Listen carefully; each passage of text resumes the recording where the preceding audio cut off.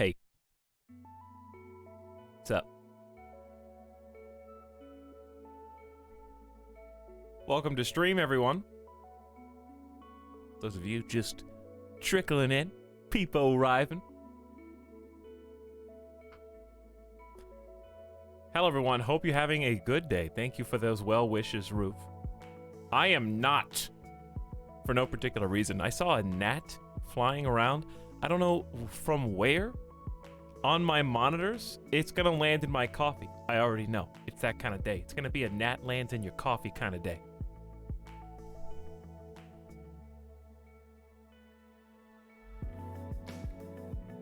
This is the sub sound. I don't understand where they come from. There's no food here. I take every cup and clean it. There's one dirty dish. I'm the gnat. Well, I think I may have swatted you, but I don't know. Is your window open or unsealed? No? Nope. The only time that the house even unseals itself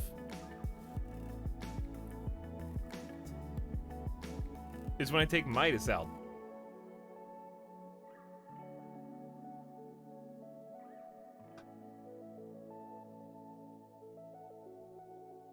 And then I close the door right afterwards. I hope you're safe from the murder hornets. I haven't seen any wasps or bees yet, but I know they're there. I know they're out there. Someone has funky food in your house. It's just me! I don't have any funky food.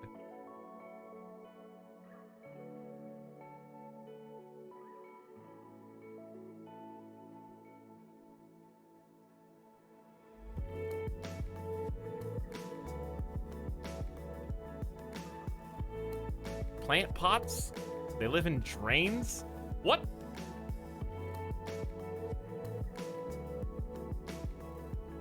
The thing is, I only see them in my office, and there's no drain in my office.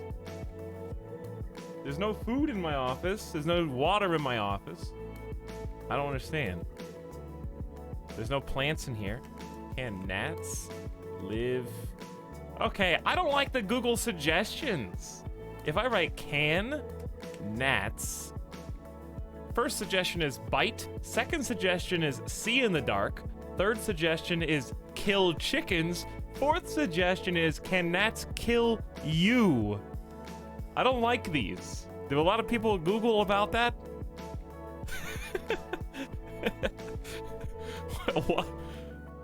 Why is this so alarmist?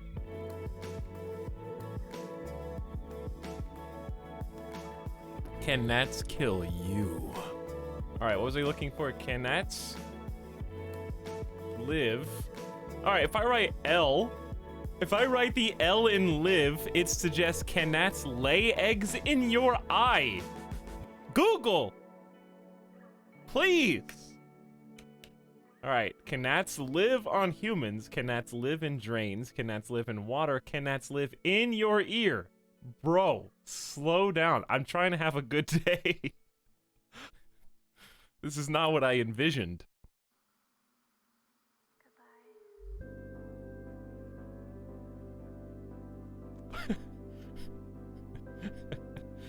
For gnats, sinks, drains, and garbage disposals may contain sweet morsels of food and sustenance that certain bugs are highly attracted to. Okay, but like, if they were coming from my garbage disposal, I would have seen a gnat or two around the sink when I'm doing dishes. Instead, oh God, hold on, shh. Was I fast enough? Did I do it? I don't know. My desk is basically the same color as the gnat.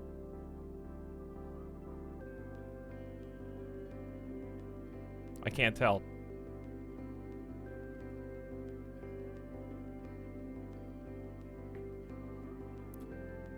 Finally from Vodland for this. For this. Stop ruining Friday. Hey, hope everyone's Friday's going good. I think I just woke up on the wrong side of the bed, so we're gonna try and straighten that up with some Crusader Kings 2. Okay? And whatever chaos craziness might entail. I'm hungry. I was promised a story.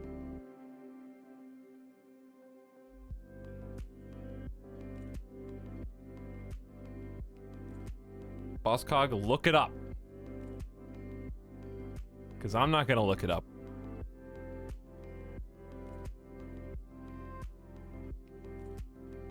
My Friday just started and I'm up at 1 a.m. Yes, it's technically Saturday. I didn't have sleep paralysis, but I had something close. And it kept me in bed for an extra hour over what I wanted. Where I didn't have like a nightmare. I just had some really vivid dream where I kind of knew that I didn't know that I was awake. It wasn't like a lucid dream, but it was just really vivid. That final hour where I was supposed to get up. For some reason, someone that looks like Strippin on Twitch was in my dream. as like an astronaut. And I've never met him before, and he's never met me. I just know of him. And I was getting ready to do like a mission because they had just done some kind of mission to a distant planet. And I don't know if it was him or the people that were with him told me that I wasn't like in shape enough to go on the next mission because the G's were too intense for this particular mission. So I didn't have enough muscles, and then he flexed. He flexed both of his guns to show like how strong he was. And then he walked out of the room. This is a real dream, by the way. And there was another one, but I can't remember the other one, so let's just stick with that one.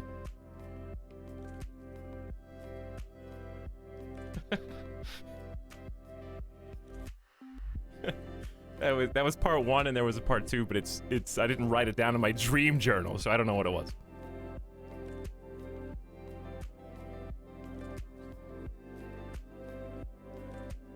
Anyways, welcome to Crusader Kings Dos. Where oh, the camera kind of just turned on, popped in. But it wasn't really a nightmare, but it was definitely something where I was fearful for some reason. I was like afraid. There wasn't like a monster.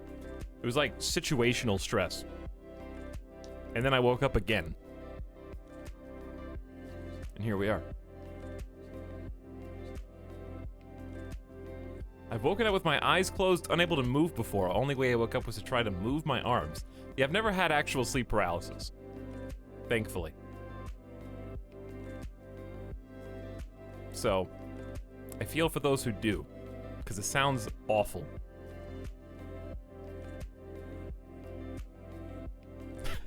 I understand why you confused it with reality. The most real dreams to me are the ones... I never do anything fantastical in my dreams. It's always in situations that could be. Like, I could be in a room where Strippin's in the room, and he tells me I'm not good enough to go on the next space mission because the gravity is too high when they have to do the maneuver to get you into trajectory for the next planet. That's, you know, I feel that. That's realistic to me. That probably would happen if I was in that office. So, good on my brain for trying to come up with situations that are so believable that they're just on the edge of reality. All right. Anyway, enough of the dream journal. Oh, before we load into this, well, we'll load into it still. King Kolbjorn of Vestergotland. Now, I think we had an issue with the saves. This is the sub sound. No, this was the right one. Subjugation War of Lille, Denmark. V. Who knows what the rest of it says? Versus some of Sweden. Oh.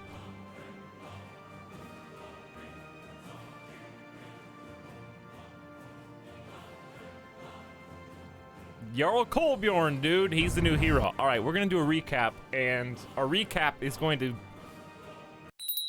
basically come to us via the community so that I can tell you guys what's going on. But I want to wait. I want to wait until some more people get in here before I want to read the story of last stream, even if we don't do the whole thing.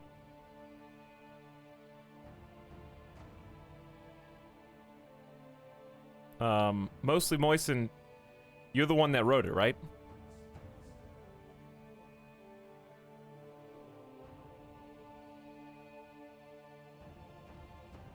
Story time. Hey, Middlebit. Sleep paralysis is weird. I had this situation after waking up where I knew I was about to become paralyzed if I stopped moving, but I fixed it by starting a random YouTube video on my laptop. That's like, shitty movie plots, you know?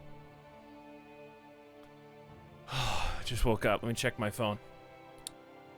Got a text message. Is the gift sub sound. Trial. If you don't watch National Treasure 2 right now, You know the scene. 45 minutes into the movie. Find it on YouTube, or else the world dies. Oh my god. You have 30 seconds.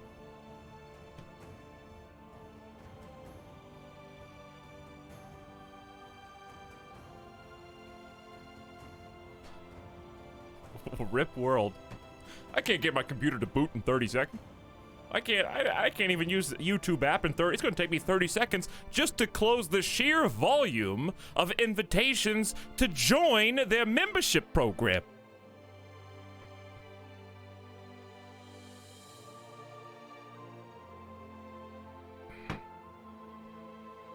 Every single time, dude. No thanks. No thanks. No, I don't want to join YouTube Red. No, no, no. Not now.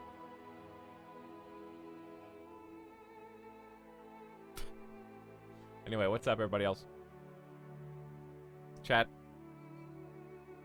Those of you who are working, I hope you're ready for the weekend. Take some time off. Kick your feet up. Relax. Those of you who are just staying home all the time, I hope you're not going too stir crazy. Whether you're an essential worker or you're just hanging out, vibing, I hope your quarantine is not taking too much of a toll on you. And thanks for being here to hang out with me to keep me company.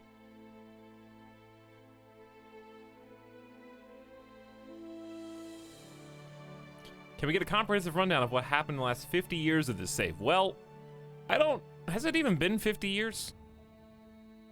I don't think it has been. All right. Mostly Moisten, can you link the story link again for me? Because I would like to see it. Snide Kerfuffle has it. All right, can I zoom in on this? Just this page. Yes.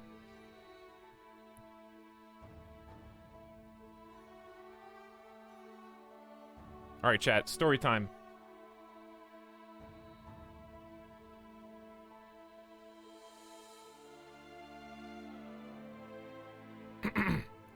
Let us read the recap of what happened previously.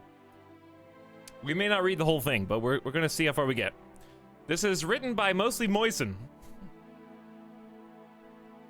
and pasted for your viewing pleasure. The Chronicle of the Line of Otter from the stream May 1st. This is last stream.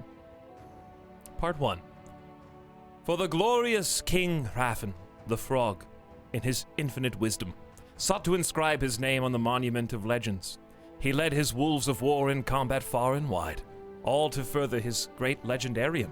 Unsatisfied with what the scribes claimed to be resting at just 97% completion at the time.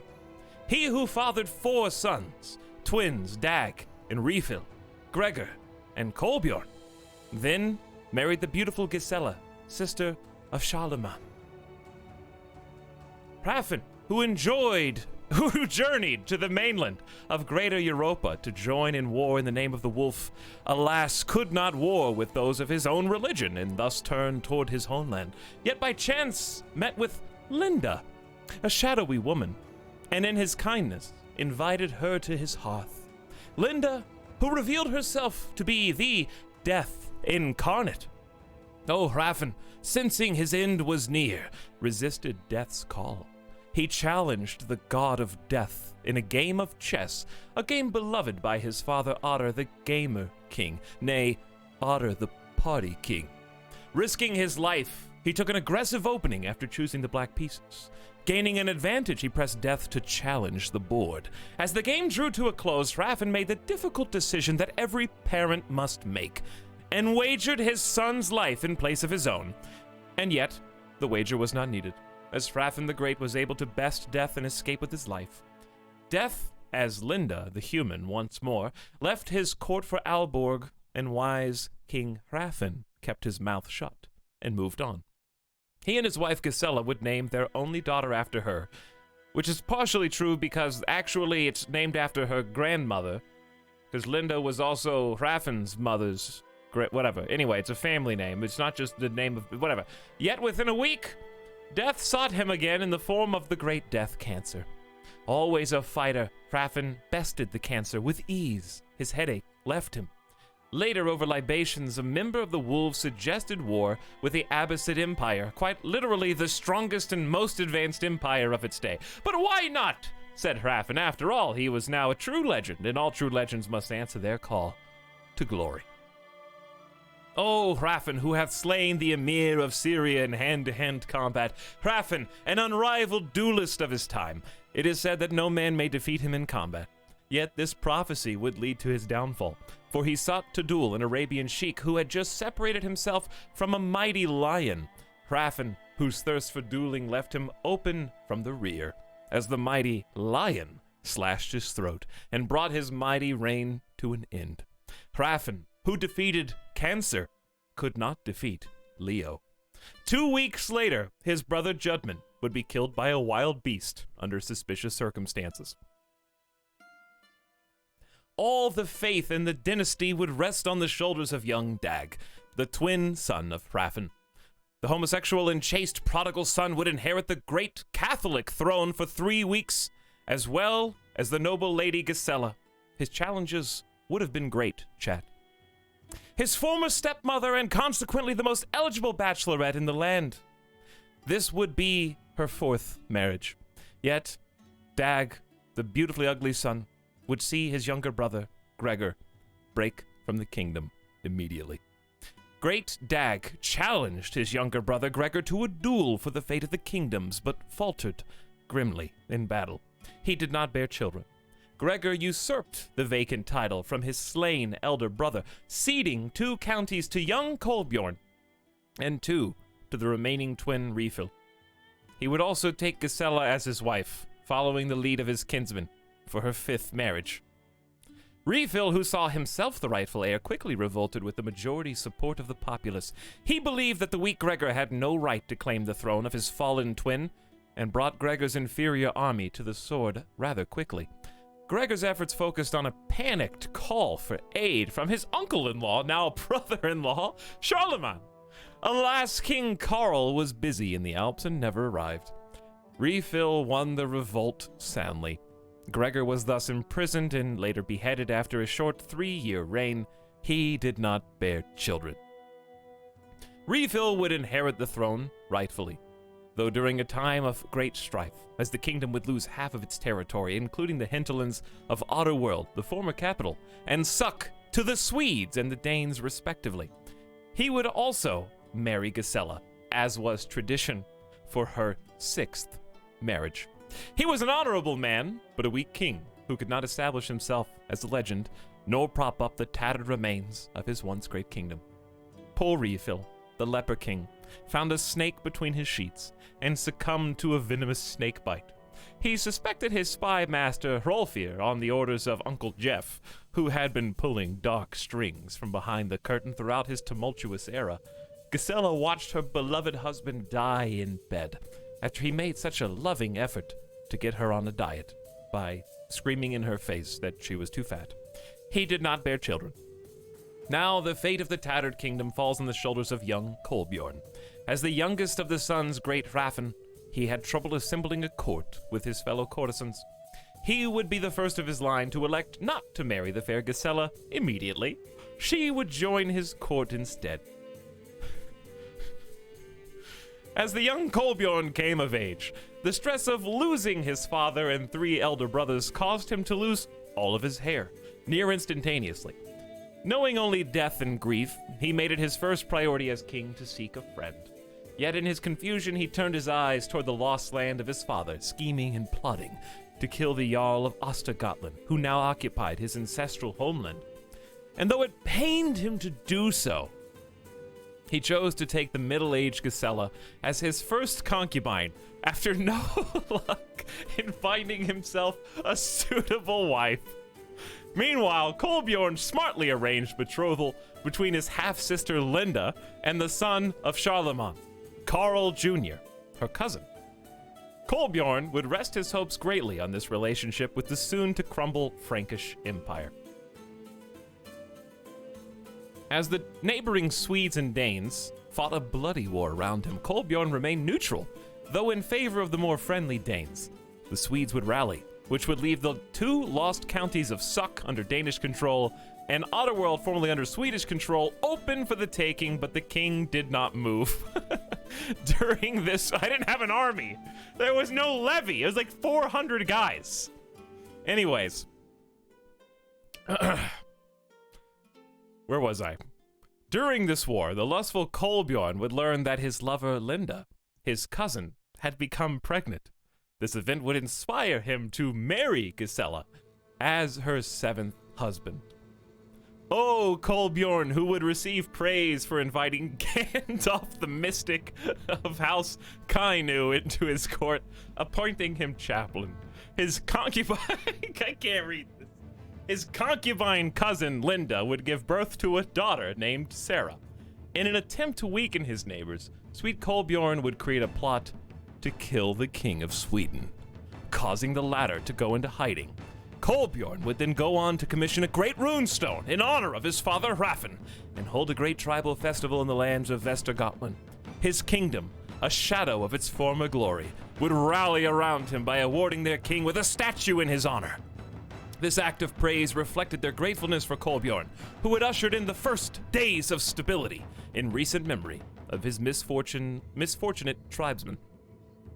As the year 800 rolled around, fair Kolbjorn began to fulfill his yearning to find a friend in King Ofig of Denmark, who saw fit to owe him a great debt. Later in the year, concubine Linda would die at age 26 after a disagreement with Emil. His lust and determination to raise an heir would cause Kolbjorn to waste no time in filling his vacant concubine position. At the dawn of the year 801, the wise King Kolbjorn swore fealty to the King of Denmark, his greatest friend, becoming his vassal, the Jarl of Västergötland, ending an era of independence. The kingdom of Otterworld was no more. Though this decision deprived him of his kingdom, it was made with the survival of his people at the forefront of his mind. His hopes now rested on the cunning and tact of his new liege lord, who still owed him a great favor. Yea, the age of minor tribes had come to a close, and to escape with one's life is fortune enough. Keeping one's title and lands in vassalage was surely a great victory. Oh, wise Kolbjorn, on the same day of his vassalage, his concubine Asa would announce her pregnancy. This was seen as a good omen and a reinforcement of his decision. Later in the year, King Ofig would appoint Kolbjorn as his trusted steward. This councilship would be remembered as yet another success in the legendarium of Peacebringer Kolbjorn. And to further his glory, Kolbjorn and his concubine Sarah welcomed a son whom they named Otter, after his paternal great-grandfather. A new heir, a new kingdom. For his child, Sarah had become bedridden. The great king considered appointing his chaplain, Gandalf, to take her into his care. But within a day, Gandalf would die due to his great stress. As the year 802 appeared, I can't believe Gandalf died of stress, dude. Imagine if that's how it happened in Lord of the Rings. He's given, like, he's trying to get the ring, you know, he's trying to give it to Frodo, and Frodo's like, I don't want to do it, dude. And Gandalf is like, you're really stressing me out here, man. And then he just dies. Oh, Gandalf just dies of stress, panicking about the fate of the ring. Take a deep breath. Whew. I can't. I knew it was gonna happen reading this. I thought I could make it through the whole thing. We were so close. All right. I would never make it on stage. If I had to do some kind of like stage performance, I would be. I can't do it. I can't just pocket that away. I'd have to practice. Anyway. As the year 802 appeared, Kolbjorn sought to cash in his favor with King Ulfig. But within seconds, he received word that King Ulfig had passed under suspicious circumstances. With Ulfig gone, the great kingdom of Denmark was split into two. Västergötland became the northeasternmost jarldom of the southern kingdom of Denmark, and Kolbjorn would remain a stalwart steward. He would also bring on a second concubine, Malmfrid, whom he had previously tutored. Okay, don't make it sound, he's just teaching people, okay? He's educated, he's the king. The rest of the tribes people don't have access to a good education, so he's tutoring them in order to teach them things. It's not that complicated. With his eyes blinded by lust, Kolbjorn did not notice the warmongering Swedes had assaulted his county of Dal. While they captured Dal, he moved to the hinterlands of Otterworld, though with a weak army of 420 men. Otterworld could not be sieged, however, as they remained neutral, so he moved to the enemy-held Vermeland, after hiring several new commanders. This would be peaceful Kolbjorn's first act of aggression. Meanwhile, he would father a bastard son with a mistress, though her husband would be none the wiser. The year 804 was welcomed in with violence as the subjugation war with Sweden continued, and thus our story begins. Here we are.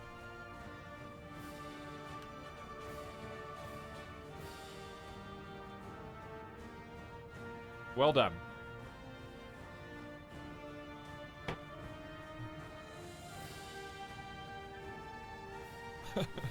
Mostly Moistened is the scribe. Greatly written. Better than Game of Thrones. Also true. So yes, there's King Jarl, former King, now Jarl Kolbjorn, who did instantly turn bald as soon as he inherited the throne, presumably from the stress of the situation. Dead parents, King Hrafn the Frog, and Gearid, of course, leading to a number of now deceased siblings. There's Gregor, Refill, and Dag.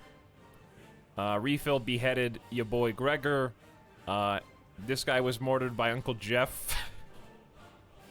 And then Dag lost in single combat to Gregor. So the cycle continues. However, sibling Linda, your half-sister, is still very much betrothed to King Carl II of West Francia.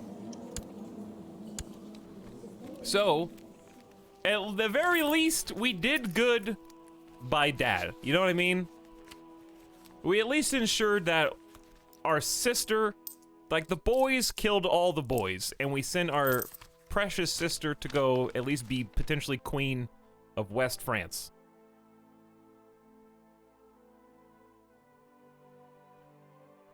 Hey, what's up, A123? How's it going, dude?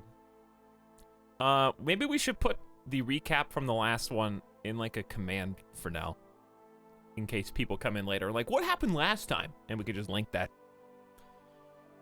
By the way, thank you for beginning a stream sub, Metalbit Zoomeep, who has a big people happy wave for 33 months. Thanks so much, Metalbit. Minkfur says, realistic that you're going on the next space mission? Psh, no, realistic that I would apply to it and be dejected and not make it. Thank you for 40 months. It's been like a dream, Minkfur. Var107 gifted a sub to Mostly Moistened. That's very nice. Thank you for the generous gift, Var. The Pie is alive says, I'm back! Welcome back, Pie. Creston Wolf says, Gandalf died of stress. Sauron is just chilling in his chair. Doesn't even have to flex a finger muscle. Excited for Crusader Kings 2 madness. Hey, me too. So there's Granddad Jarl Otter. There's Grandmother Linda. That's the original Linda, chat. This is the original Linda.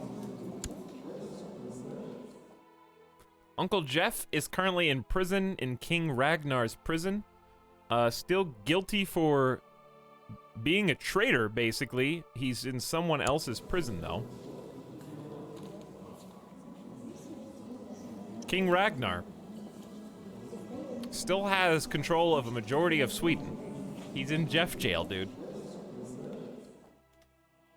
King Jeff, or not King Jeff, Uncle Jeff is in Jeff jail, yes. One sec. Let me move some windows around.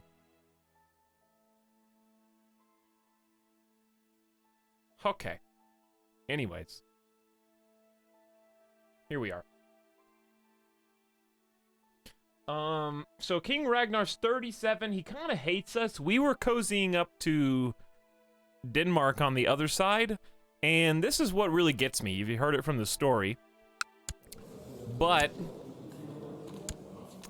we made good friends with King Ofig, who was only 26, by the way, who was pretty much a contemporary and a peer of Kolbjorn, who himself is 25. They're the same age. And then as soon as we bent the knee and declared allegiance to Denmark, that guy died of a plot. Someone murdered him and thus split Denmark into two. So now you've got Norway up here with a different king, King Magni, who's also got the same dad because we've got Gavelkind succession with these tribes. So it's split into two immediately. And I'm not really sure what the situation is. Let's look at diplomatic relations. I know that we're fighting these guys up top. I'm struggling to get back in the same mindset of what I know. We're at war with these guys, and we're gonna try and take some land, I guess. I don't think we even have the right to any of this, but we're just gonna beat them up. Why did we declare war on these guys again? Look how cold it is up here. We were invited to join the plot to kill the Danish king. Yeah, but I declined. They declared on you. Okay, that makes more sense then. And we're at 81% war score victory. So I think we were holding them off, and now allies have showed up. We got 17 hundo from Denmark, who have basically arrived to back us up. So, on the one hand, bending the knee and becoming a vassal is probably what's going to save us from this particular war. And we're not at war with all of Sweden. We're technically at war with Jarl Birger, who is the son of Red Cheeks. And he is 23 years old as well and just doesn't like us. So we're not at war with all the blue, we're just at war with the red outline. So that makes things a little easier. Okay, so what do we got? 1 weak claim can be pressed on County of Bar. How do I see where a specific county is? Can I click on this? Oh, yeah, we're not gonna declare war on Austrasia. That's okay. Successor nomination. You should nominate successors for these titles. Jarldom of Vestergotland, Kingdom of Denmark. Well, Jarl Kolbjorn does have 2 children. Unfortunately, Sarah cannot inherit, I'm pretty sure. My current law is agnatic elective Gavelkind, and there's nothing I can really do to get out of that yet. Only males can inherit, and it'll automatically split it up. I think she only inherits if there's no other dudes around. But since there is, our son Otter is currently the next in line, and that's who would be nominated by default. And you know what? He's gonna be a good choice. Child of Concubine is good in this particular environment because they're legitimate children. They're not considered bastards, or, you know, they have the same claim as a regular husband-wife birth. So he is totally legit as far as legitimacy goes. So I'm gonna say, yes, I will nominate my son. I will give him the vote so that we do have... Basically, I made my will just now. By clicking that button, I just made a will and said, if I die, this is who I vote to be next in line in succession. So that's pretty important. We should also nominate successors for these titles. Kingdom of Denmark. How do I do that? What? Is it because I'm a Jarl I can vote? How do I change who I am? Ah, here we go. So we got 2 different tabs. I didn't know there were tabs up here because we've never been the vassal before. So we're learning. Okay, so the 2 options are Magni or Eskald. And obviously, those are the 2 children. Since we are technically part of Thorolf, Who is... I know who Magni is, but who's this guy? His heir is Eskild as well. Eskild's parent is King Cole of Denmark, who is dead of severe illness. I think that's a reasonable heir. Should I go ahead and vote, or should I withhold my vote? We got three votes already for Eskild, so I don't know if my vote even matters, because it looks like he's already the successor. Why would I vote for Magni in a different kingdom? So we'll put our support behind Eskild, who is King Cole's son. Your liege's council is discontent. Yeah, I could guess that. I am on the council, Steward Kolbjorn. Despite my lack of stewardship, I do have 7, which is better than martial or intrigue, but I would be much better as a diplomat. But yes, everybody is discontent because the king that they all loved now is dead. And it's just this kid with a steward, or with a regent instead.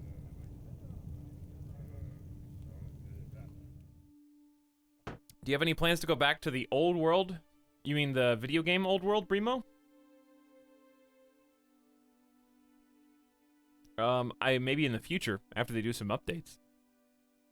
Right now, I don't feel like doing a campaign is something that would make a lot of sense in its current state. I think it needs a little bit more time to get some of the core mechanics down. I just didn't really enjoy, I think, the warring and the combat aspects yet, but I think that with some fine-tuning, they could become really good. You think I'm gonna read a block of text just because you made it purple? Yeah, right.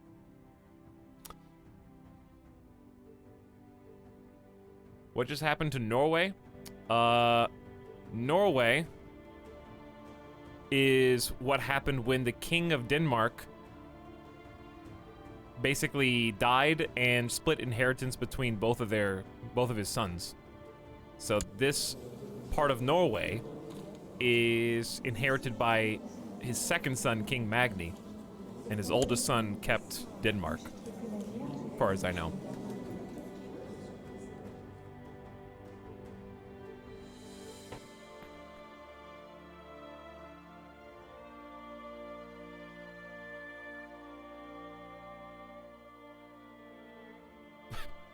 You get mad at me for writing incomplete sentences, so when I write out a full thought, you still get mad at me. I'm not mad. All right, I'll read it. I'll be mad if I read it and I don't learn something important. That's when I'll be mad.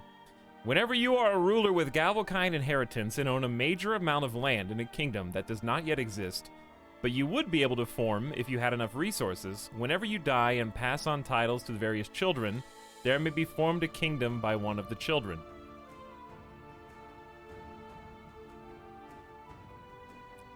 Actually, that didn't say anything to me.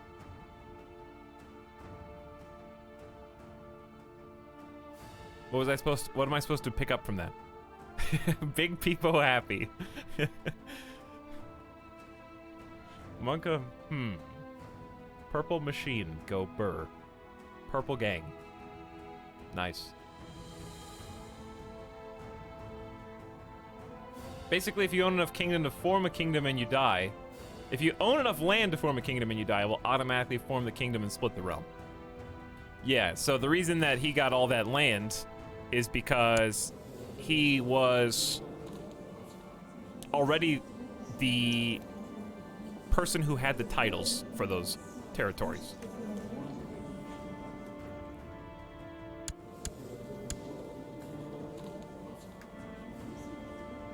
Right?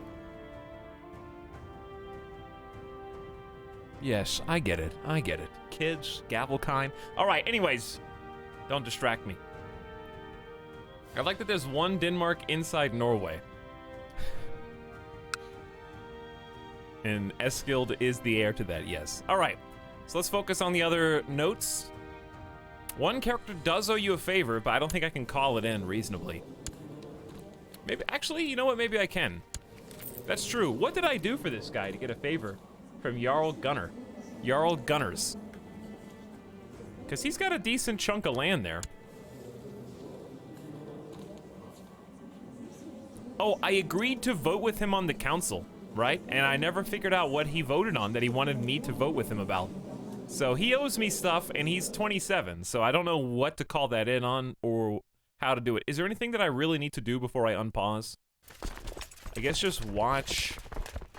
I'm gonna go slow for now so that I don't end up getting my troops killed. I don't think I have anything outstanding that I really needed to do except just make sure we don't die.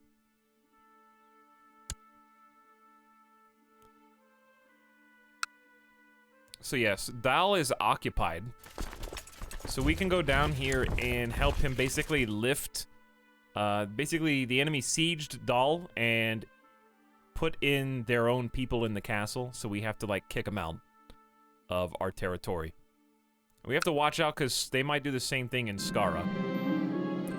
My concubine Malmfrid tells me she's pregnant, but that can't be right. Can it?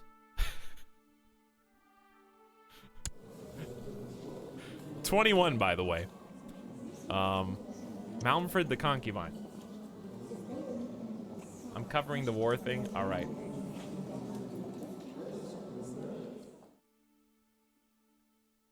We're at 81% right now.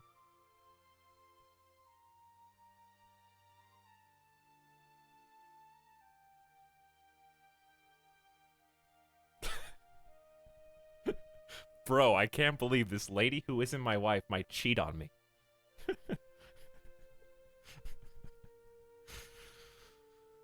Bro, please. Alright, so Malmfrid, yes, was tutored by King Kolbjorn, Jarl Kolbjorn. It's gonna take a little while to adjust to saying that. But, chat, there's only a 4-year difference. She's 21. Okay, come on. Ileana, Avarde, and Styrbjorn. I remember specifically Styrbjorn was the bro of my dad, right? Liege of Refill, but he was good buds with King Otter, right? He died a natural death at 60.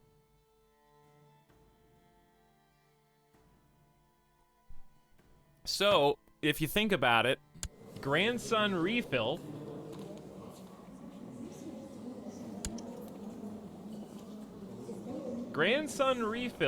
hooked up with granddad's best friend's daughter, who's actually still younger than grandson. I don't know, it's mind-boggling. Anyways. Doubt besets me. What do I do with my liege's discontent council?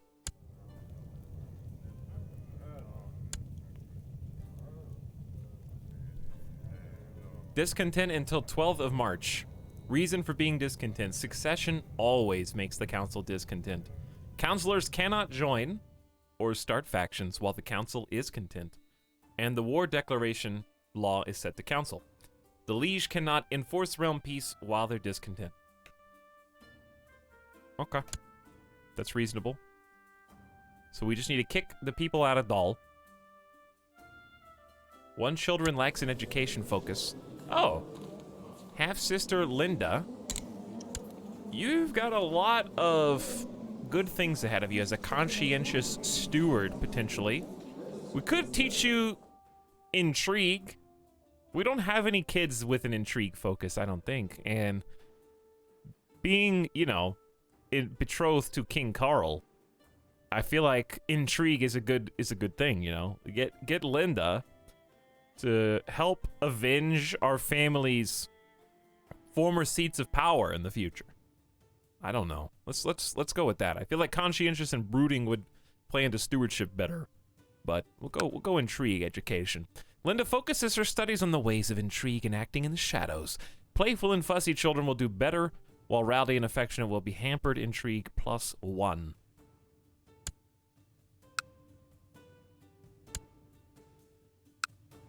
So there are what, 20? They're losing 25% morale every 12 days.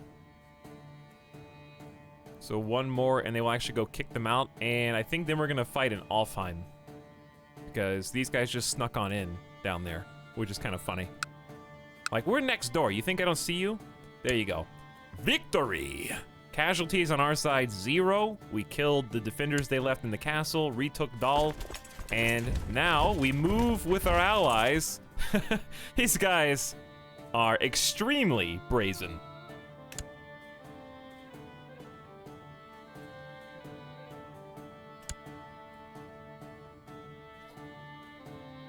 Ruve, every single stream that word has been said differently because someone else in chat writes it phonetically differently each time. So what I'm understanding is there is no way to, you don't actually say it, you just look at it. Am I right? So you say Suithioth. And then the other people who claim to know what's going on say it's Svithbiat. So, listen, it's kind of like Arkansas, yeah? But except it's actually Arkansas, not Arkansas. But some people, doesn't stop people from saying Arkansas, even though they're wrong.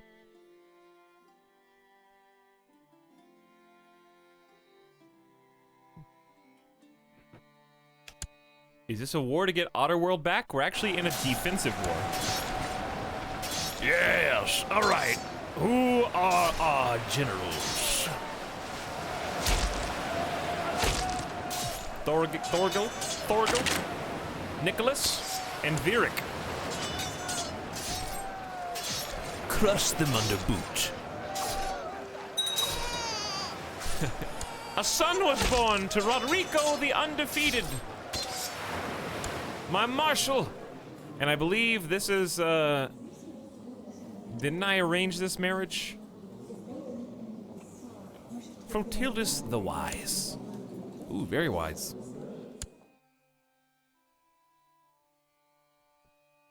We only lost 16 troops? That seems extremely generous. Okay, so we kicked their butt, pushed them out. We got 100%. The Wermelandian Danish subjugation war has ended. King Thorolf of Denmark has won.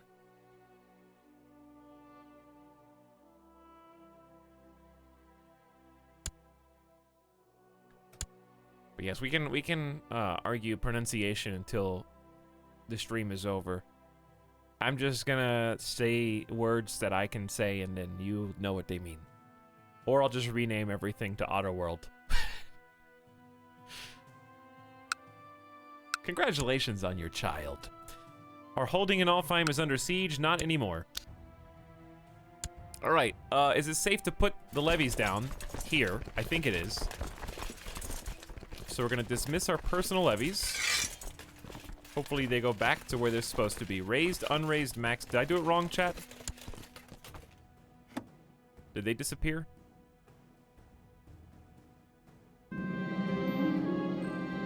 My wife Gisela has really been letting herself go as of late. What was once a graceful and delicate woman has slowly become an undignified, hefty glutton, only excited about her next great feast.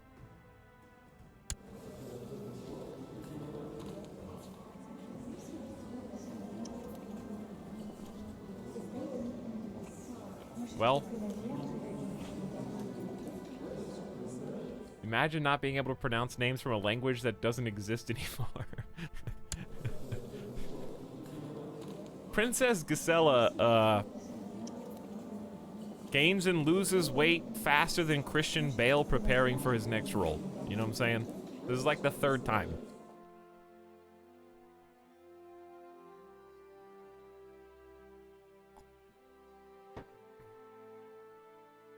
I need to warn her as politely as I can. That's nice, because I actually have diplomacy skill. Use that diplomacy skill. Use all your tact to inform Gisela that she has a problem and should stop eating so much. History repeats itself. What's up, Kairatobi? I would stress eat too if I had 4 different husbands. Only 4, Brimo?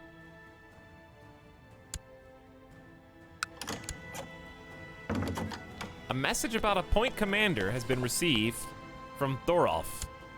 To the Honorable Jarl Kolbjorn, your wisdom and mercy are legendary. We've decided this is like the third time they've offered me the position of commander. With my 2 martial and negative 12 personal combat skills, I will respectfully decline.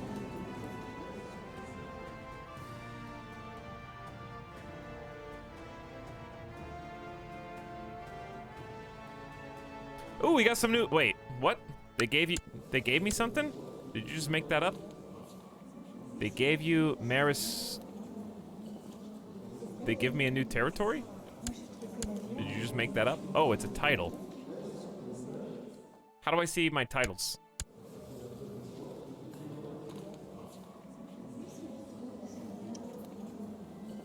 How do I see, like, my court titles? He is trying to get you killed. Oh, I can tell. Hover over your name. Mercus Madir of Denmark. I don't know what that is. Should I be honored, chat?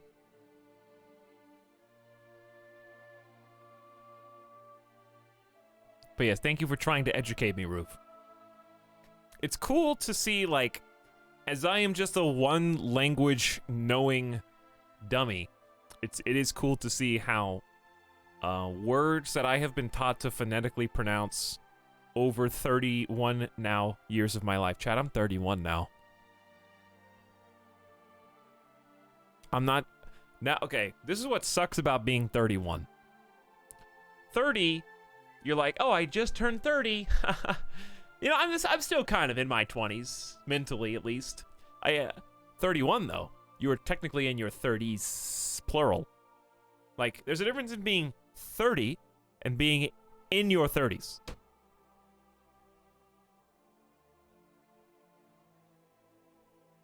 One foot in the grave, dude.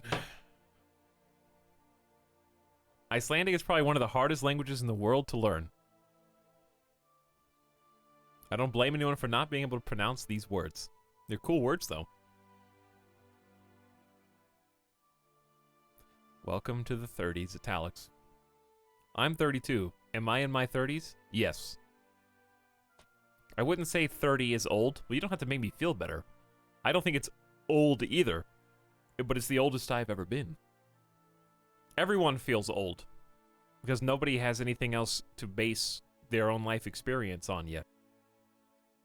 You can only look at age objectively in hindsight, and even then it's subjective, because anything that's younger than you are now feels like a newborn baby by comparison, because it's in the past.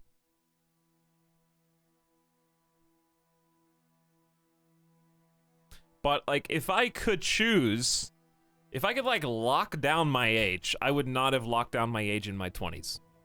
I think I would stop at 30, like 30. I don't think I would stop before 28. Definitely not. Like 28, 29, 30, somewhere in there. That's where I would be like, throw on the brakes. Let's hold it right there, guys. We'll just stay there forever.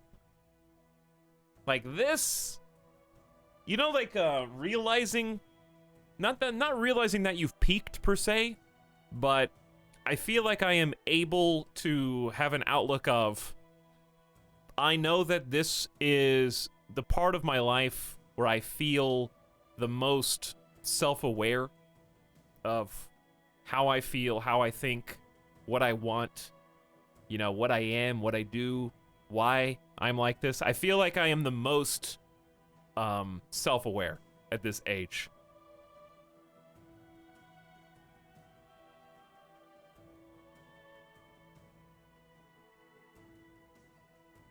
Not too cynical yet. That's what I'm worried about. I'm worried about like 10, 20, 30 years from now, not because of like health and age reasons, but because this is the age where everyone that's younger than you is stupid and everyone that's older than you is ignorant. Like, we are the cockiest mofos in our 30s.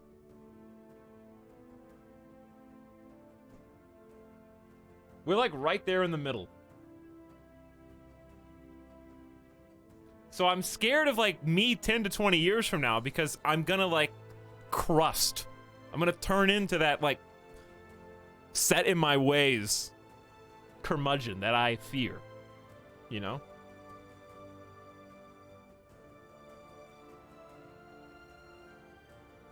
It's like, I can't think of a less nerdy reference than Game of Thrones. But I feel like Bloodraven, dude.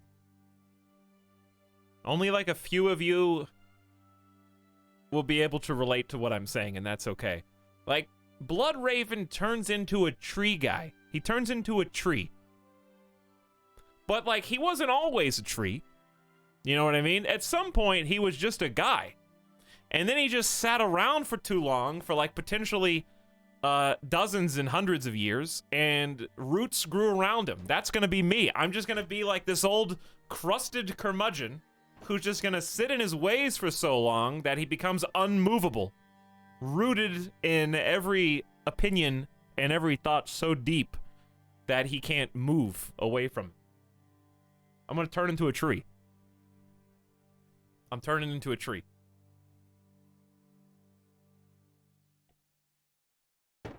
Actually, a great metaphor. Thank you. Thank you. 20 to 25-ish is discovering how much you don't know, and 25 to 30 is discovering how much everyone else doesn't know. True. That's fair. Anyway. Imagine if we slowly turn into trees as we age. At least, air quality and oxygen wouldn't be a problem. I was relieved to see that my words did not go unheard. Gisela thanked me for my concern and promised me that she will start dieting immediately. Chat, it's for her own health, okay? It's not because I have an ideal picture in my mind, okay? She might die of gout. I don't know. I've seen gout take my family before. I can't let it strike again. I was very delicate. See, compared to Refill, wasn't it Refill who yelled and was like, "You're too fat, stop it. You fat, ugly, Gisela, 7th husband, by the way." Very mean statement. Jarl Kolbjorn is very nuanced and nice. Was that Gregor? They were only married for like a year or two, so I get them confused a little bit. Anyway, she's 47 years old, so you gotta be a little delicate. We basically remarried her not for kids, but, well, you know. She's kind of got an important situation. By the way, one of her kids is being imprisoned. That's mean.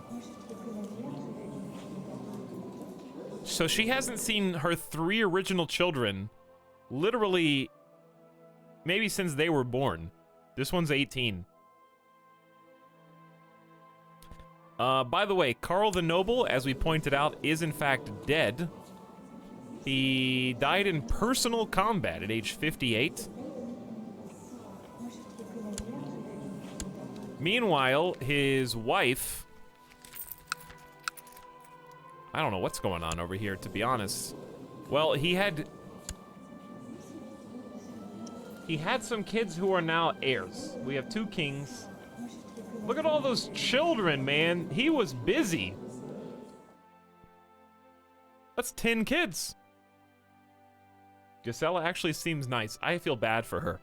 Well, yes, she has had a very tumultuous life. However, you can do worse than Jarl Kolbjorn taking care of you, despite the messed up family tree. By the way, where's, Snide, did you make a family tree? Where's that family tree? Like, at least she is ending up with Jarl Kolbjorn, who is, despite being a little uncouth, very patient, very trusting, very kind, a little lustful, but gregarious. I mean, this is a tribal situation. You could definitely have come over into one of my meaner brothers. All right, here's the family tree. So yes, there's where we started. King Otter and Queen Linda had Raffen, Judmund, and Jeff. We always forget about Jeff, but he's there in the shadows, pulling the strings. And then you can see Gisela. So 4 marriages in our family. Wait, and Gisela, 5. There's 5 marriages in our family. So, yeah, she married Hrafn after Geirrid died, and they produced Linda. But Geirrid and Hrafn produced Dag, Refill, Gregor, and Kolbjorn, and then Gisela ended up, you know, don't ask too many questions, basically. And there's Linda the Second, Linda the Third. Yeah, Judmund and Vezhaz named their kid Linda. Where is she? Where is she right now? And then Karen. What? The family tree is getting larger and harder to keep up with. A wise choice. Jarl Kolbjorn's opinion of Princess Gisela changed by 10 for 5 years. So, family-wise,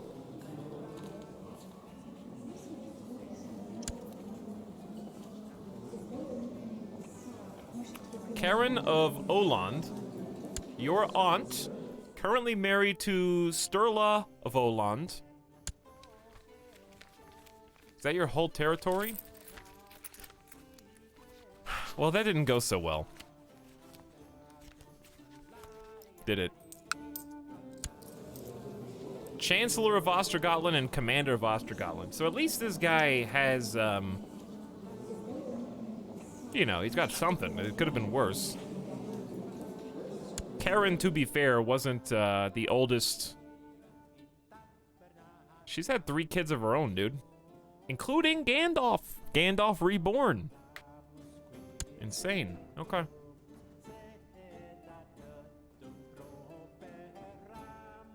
Right next to the Otterworld theme park. We want to take that back. I don't know how. Do we have any plots or anything going on right now? Yep. We got a plot to kill King Ragnar of Lodbrok. We're trying to kill him for basically all the bad things he's done.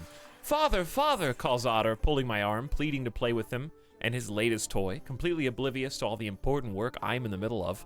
Yet, how could I say no to such sweet, innocent exuberance? All right, Otter. What is it? Neglect your responsibilities for Otter's sake. Jarl Kolbjorn's opinion of Otter changes by 70 for 10 years. Fatherly love. 20% chance of him gaining either 1 point in diplomacy, martial, stewardship, intrigue, or learning. 30% chance of gaining 25 piety.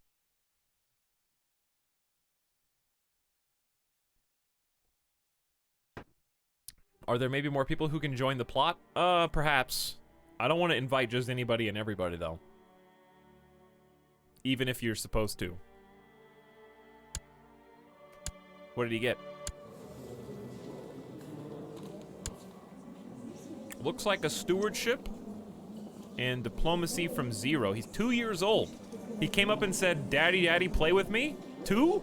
Wow, what a genius son. Exclusive plot membership system, yeah. What's up, Professor Durg?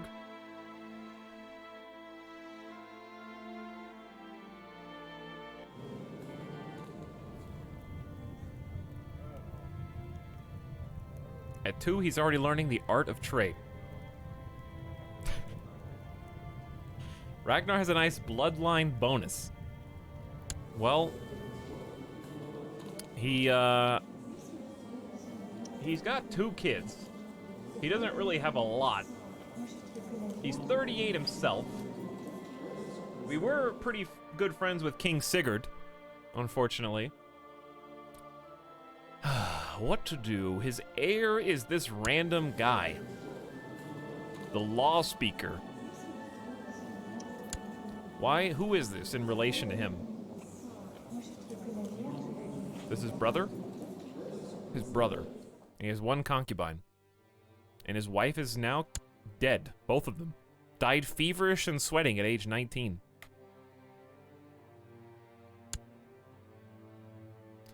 Okay, then. Actually, before we unpause more, we've been unpaused, but I want to look at my own council, make sure everyone's happy. Make sure we got some positive opinions. Maybe check and see what they're doing. We're improving diplomatic relations in Shelland, which makes sense. Probably not as much anymore. I was doing this for a particular reason. Why was I trying to make this guy like me? I was trying to make the other king like me. I don't really care about this kid anymore. So who should I be weaseling up to? Oh, he is Germanic. Interesting. He is a Germanic pagan.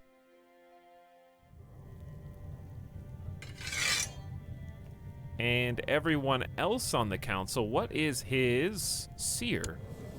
Also Germanic pagan. Ooh. Chat, is all of Denmark normally Germanic pagan?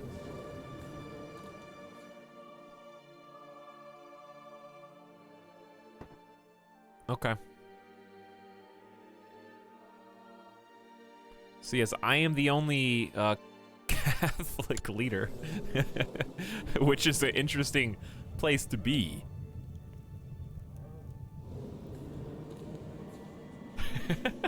All right, let's take a look again in our council position. Who should I be improving diplomatic relations with, or should I be? Do I have claims on Otterworld? Yeah. So do I need to fabricate claims on Nuraiki anymore? Or anywhere else?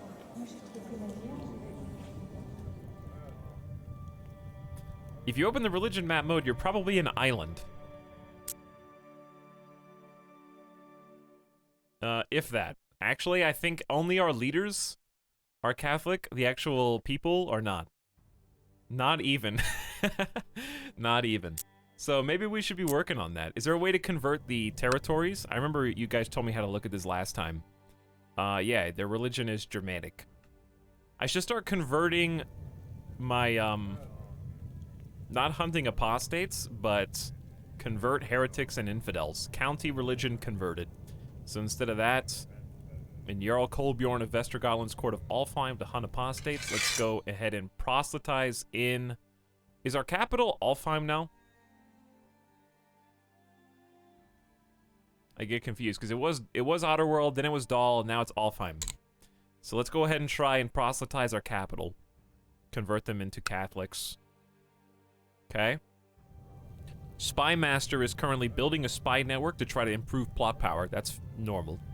Administer the realm. I don't think I want to change that. Marshal is training troops, which seems reasonable because we have a max of 641, but only 153, I think. And he's in Dahl, where the levy is very light. So yeah, let him keep training the troops. And I don't know where I want to move the Chancellor, so if I don't know where I want to move him, maybe we should just leave him where he is. And make good with our Liege Lord, because that's where we're stuck in right now. But what kind of options do we have with... We can plot to kill. Does he already have a plan to get married? I guess he does not. But we don't have anybody who would even fit the bill, do we?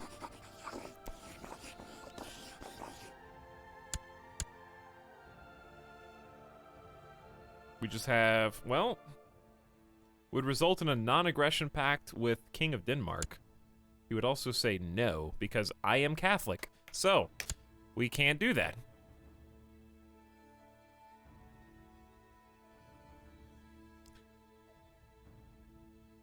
Instead, let's just fast forward the clock. I'm already your vassal, though. And I'm on your council, so if you really, like, hated infidels that much, you know what I'm saying? Maybe you should start somewhere else.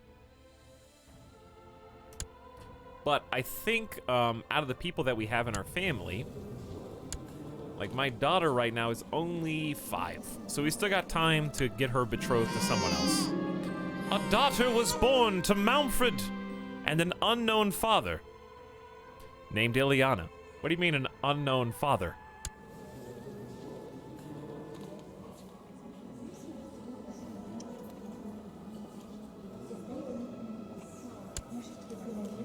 So what you're saying is, I know it's not my kid.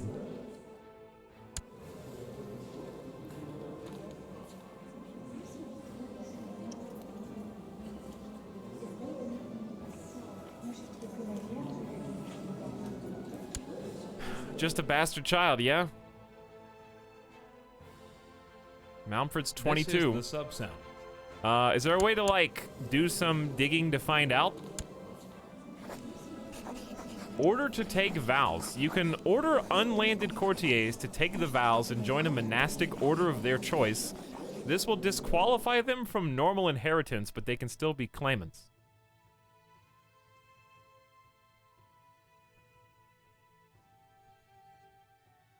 Concubines enjoy no special rights and can simply be set aside when no longer pleasing. Requirement must not be pregnant. Well, funny you should mention that. It just so happens that Malmfred is not not pregnant anymore.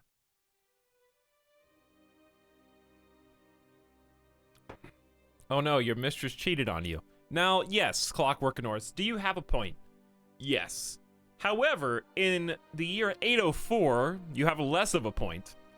Because if Malmfred could convince me that that was my child, she, through her child that isn't even mine, could actually split the kingdom into two through succession laws, because mistresses in these tribalistic times were still considered legitimate. So even though I can set her aside, if we had a child together, that child would become an heir to the kingdom. So if it's an unknown father, it is an issue.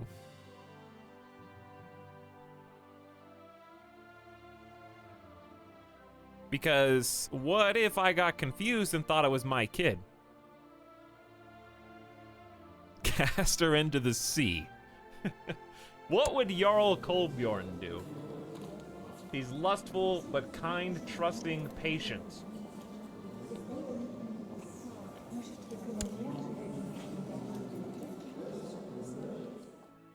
Asa gave me an heir, but Malmfred is not giving me the time of day.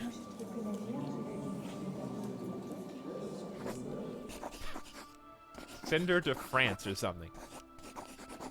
By the way, Sky King is back for 36 months. Hey, Sky King. Happy 3 years. Thanks for hanging out for so long. Welcome back. Hope you're having a good Friday. And thank you for supporting the stream for so very long. Plot to kill your concubine. What if we just order to take vows?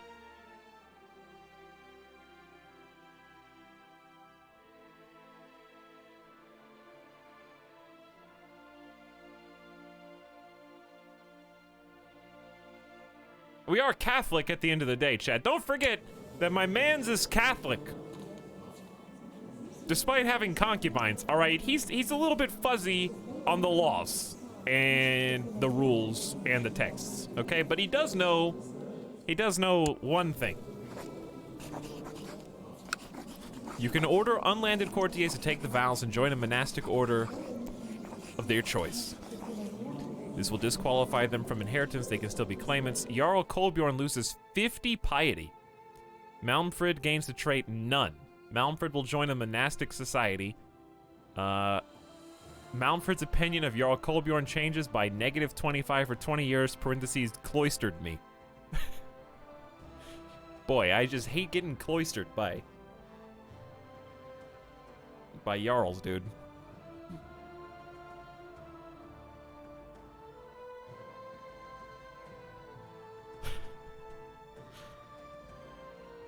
Anyone and their mother could declare an opinion to be Catholic at that point. There's zero moral authority. That's true. They were still interpreting it.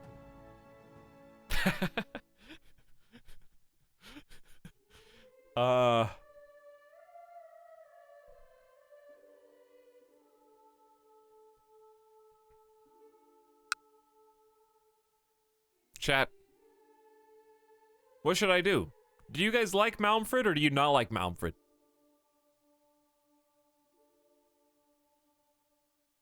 Her father was my grandfather's best bud.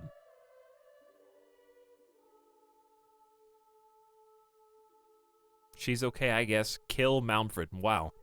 Really wearing your opinion on your sleeve there. Send her to the dungeon. Leave her be. Why are we cloistering her? Cloister without mercy.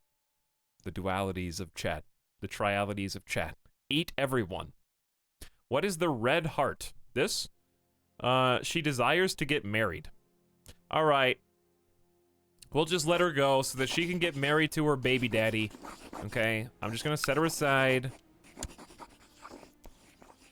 Because she is Granddad's best friend's daughter. And she clearly loves someone else more. So you gotta let her go, Chad. Plus, don't forget, we do still have Asa Hammer, which is a name. That is a name. Opinion of me, 29. My opinion of Asa, -10. And she's the one who gave King Otter the heir to the throne. Alright, but do we have any more? Do we have any more concubine options? 51 years old, dude, and looks like a nun. Member of the Dominican Order. What is that? Oh, we should join an order. We got what is the Dominican Order? The Dominican Order are able to listen to the confessions of any Christian.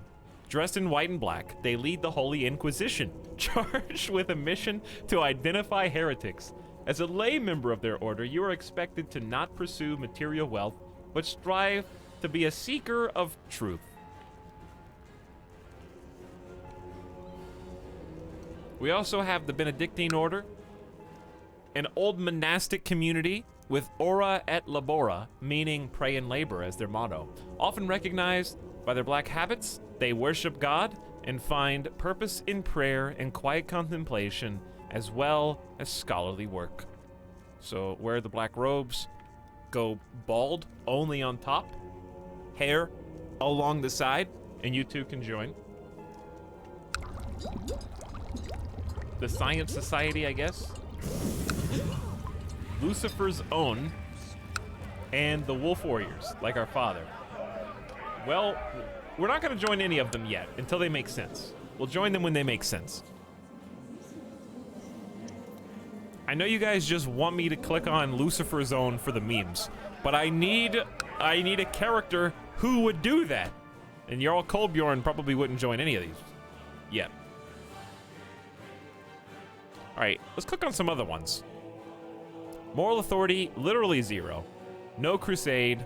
We got Pope Honorius II. No, wait. Pope Nicholas, but this is the heir pope, I guess. No saints. 0 saints. Catholicism's pretty dire in 804. No factions, though I think factions may form in our Liege Lord's kingdom. That's a rival pope. Oh, is it?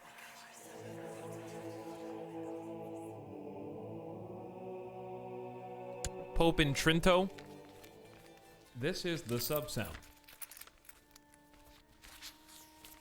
He's got a lot of duel experience, this pope.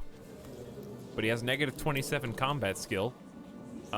He's 58 years old. Court chaplain of Lombardy. Has a favor from Duke Amfrith the Cruel. He's friends with Sicko Sicard. Got some interesting friends.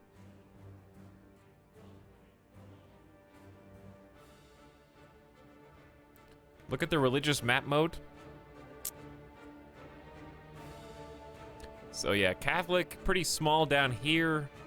Also up and around the UK. Big Tingri. By the way, I saw some screenshots from Crusader Kings 3, and it looks like it's shaping up really nice.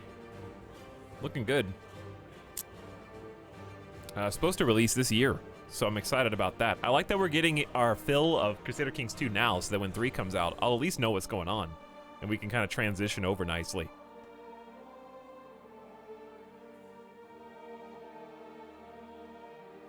Hopefully.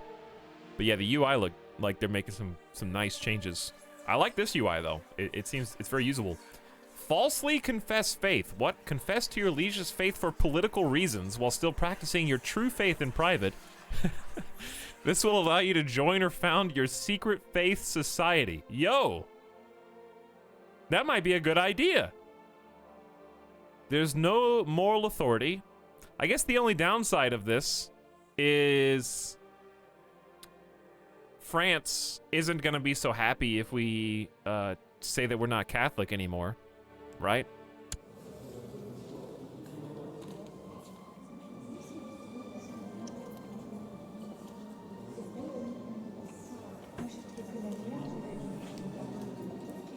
I always wanted to waste 8.5k points. Lord Cosma, can you do me a favor? Lord Cosma, if you click on channel points, okay? Then click on ask a question. And then I want you to read what it says in text under ask a question. I'll give you a minute to read it, and then let me know your thoughts. Read out loud for the class.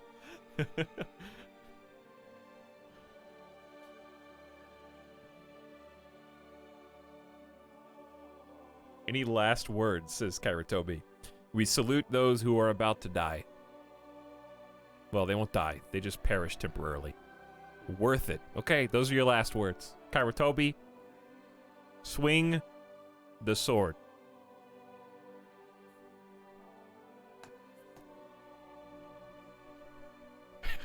my headsman. collecting the heretics' heads.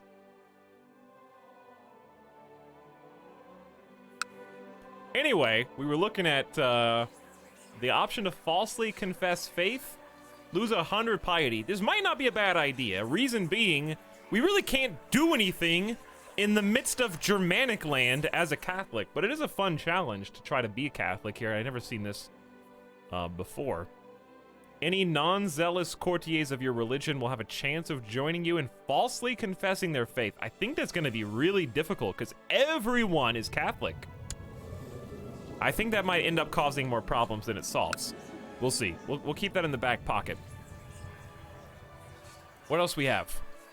Compose a book. You can choose to compose a work of literature. Since I have some knowledge of the world for 50 gold. No, that's okay. Borrow 300 gold, search for blacksmith, buy indulgence. I don't need to do that. Expel people if you don't want to pay your dues. If you don't want to pay, and I bet there's tons of repercussions. I mean, 50 gold to write a book is a lot. 50 gold will buy you basically a small army. You can do what? Basically in this time, you can invite Jews to your court to borrow 300 gold from them. 300 gold is a historical number. And if you can't afford to pay back, you can basically be evil and tell them to get lost. But 300 gold is enough to buy you a runestone in this time, which will last for generations and make everyone love you. It's a ton of money.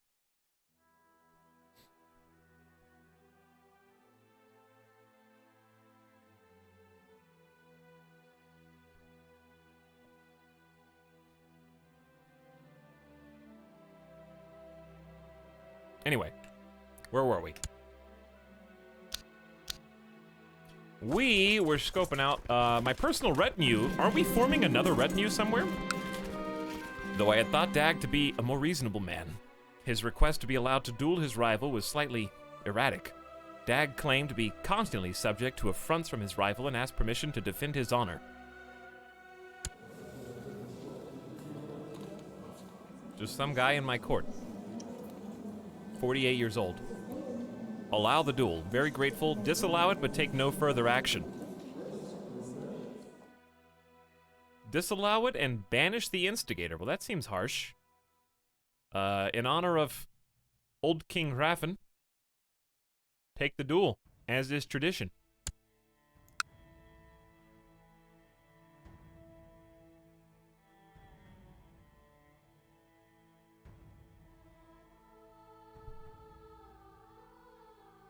Banish them. Banish them.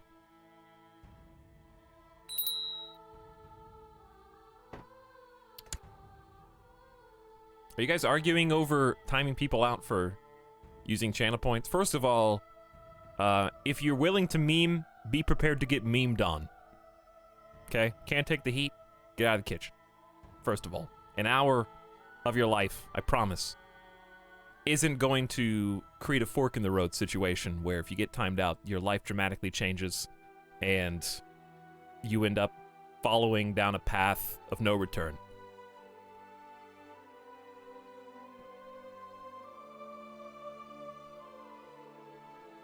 The meme goes both ways. But yeah, don't...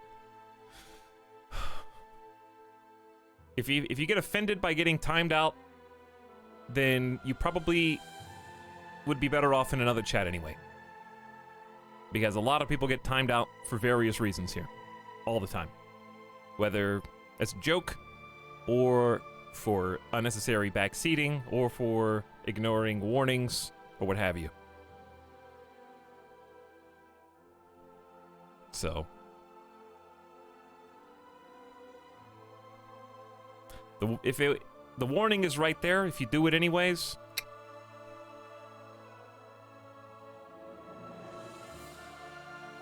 I can't save you. But also, you might be missing the picture that it creates, sometimes it creates a funny event in chat. So, by getting timed out for an hour, you got what you wanted. You got your 15 seconds in the spotlight. Everyone in chat salutes you and types F in the chat on your behalf, and then you disappear into the ether for an hour. You know? It's a different form of entertainment. Time at Etalyx. You can try. Other channels have ban yourself for an hour, costing upwards of 60k points instead. Oh yeah, didn't I say I was going to add something like that? Did somebody say gout? Also, alright, I think there's really no basis for demanding anything of the Ask a Question redemption, considering you can highlight messages for way cheaper. Under half. The difference being that Ask a Question guarantees that at some point during the stream, it'll be addressed in some way, even if I decline to answer, depending on what the question is. Have you ever thought of playing any of the Stalker games? I have. And I plan on playing at least one of them. Sooner or later. But I gotta do some research on whether or not I need mods, or how to get it in the spot that it needs to be in. The person below this has goat. Guys, he said highlight a message. We have to do it now by law. 4,000 points to say I got the Scandies. No, not the Scandies. My daughter lacks a focus. Well, she honestly doesn't have any preference. She is like, she's 6 and doesn't have any good traits. She's club-footed. Well, we're gonna practice your faith then. Okay. Purple chat is online. How are you guys gonna give me 50,000 channel point deletion energy if you keep wasting them on highlighting a message? Chat, did we get declared war on while I wasn't looking? This may be an important question. Defending against King Ragnar Lodbrok in Swedish-Danish, I think there should be a louder noise when a war is declared against you. I just saw these armies rolling in. My steward Ingvar has been hard at work in Alfheim, increasing infrastructure and motivating the local people to work even harder. On low priority messages,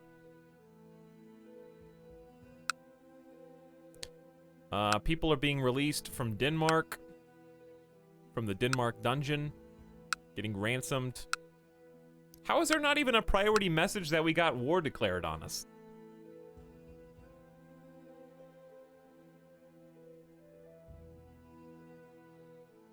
I think it's your liege's war. But they're at war with me. I am under my liege, so you guys can't throw a technicality in there. Well, technically, he's at war with your king. Yeah, but like, I am fighting, thus I am in the war, thus they are at war with me.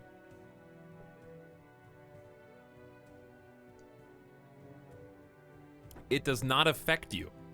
You're telling me all these red armies marching into my territory doesn't affect me? Is that what you're saying?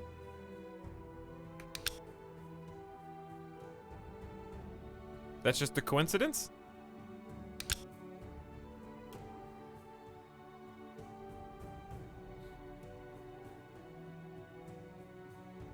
They're just visiting. They just want to come over and have a tea party. Surprise, not a war, by the way, according to chat.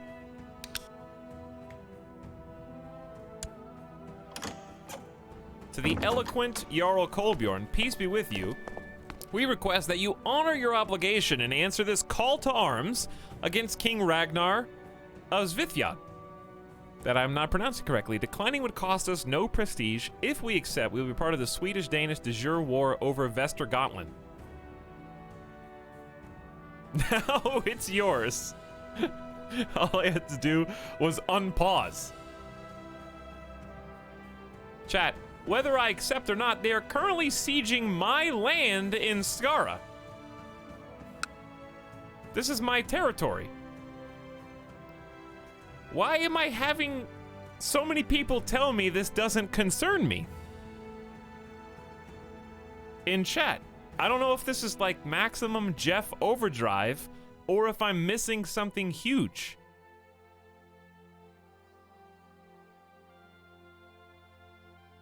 Oh yeah, this war is to directly take you away from Denmark.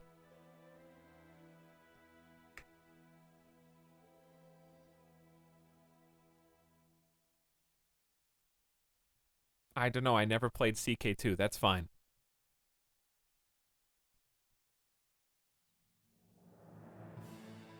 Västergotland is this territory.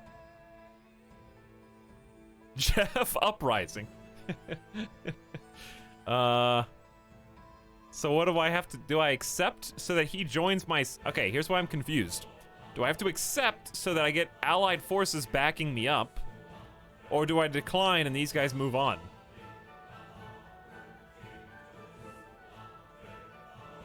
I'm not 100% sure, but I think if you lose, you just change who your liege is. This kind of war would usually just make you a vassal of the other guy. Though being Catholic, I don't know. They'd fight with you regardless, but accept. Okay.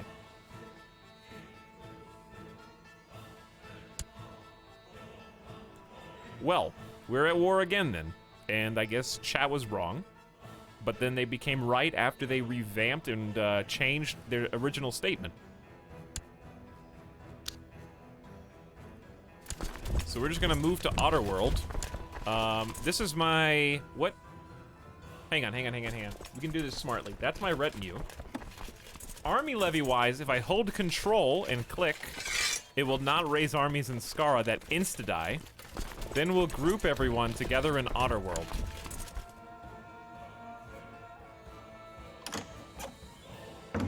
A message about a sign guardian. To the affable Jarl Kolbjorn, peace be with you, we propose that Virik Unwanson become the guardian and mentor of Linda Gotsk so she can be raised as a proper Norse Germanic. Absolutely not.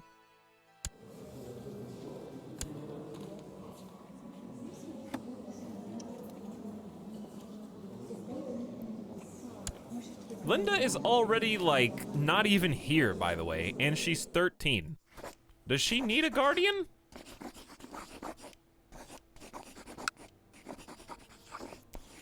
She's already got one, right? Break betrothal, assign guardian. Is this guy already assigned? Linda is Frankish. Yeah, she became, Frankish last stream. Which is good, because she's gonna be the queen.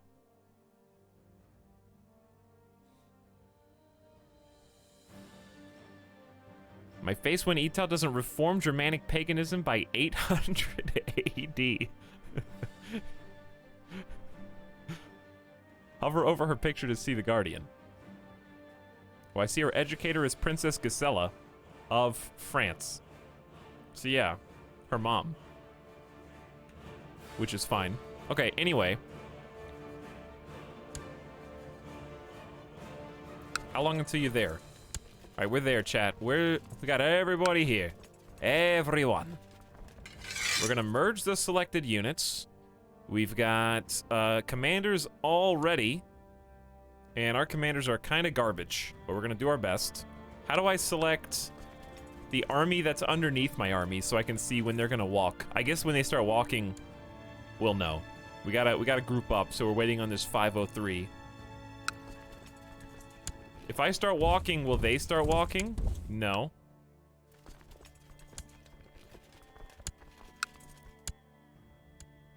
Yo, chill. Hey, group up.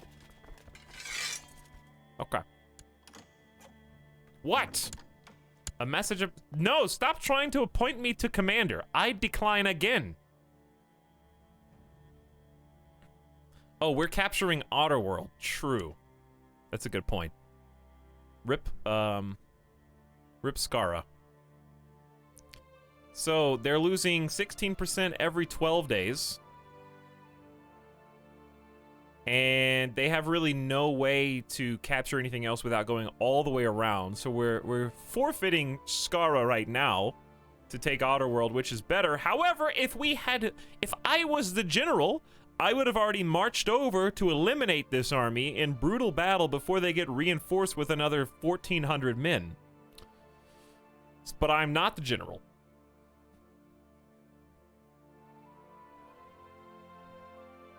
Is there not a way to attach your army to the AI? There is, but it didn't work last time, and everyone in chat was like, it's so weird how it doesn't work. I don't understand. So I just kind of been doing it on my own lately.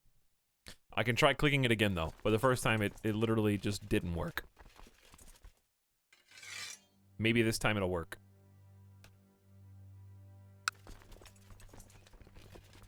We got 3,100 men right there, according to this. Could go crush them easily before these guys show up, but I can't make them do that. We're kind of just subject to the whims of the AI. My lover Amalfrida just broke up with me. Apparently, her jealous husband confronted her about our affair. It changed color this time, at least. It did, yes. Well, Amalfrida, didn't we have a kid together?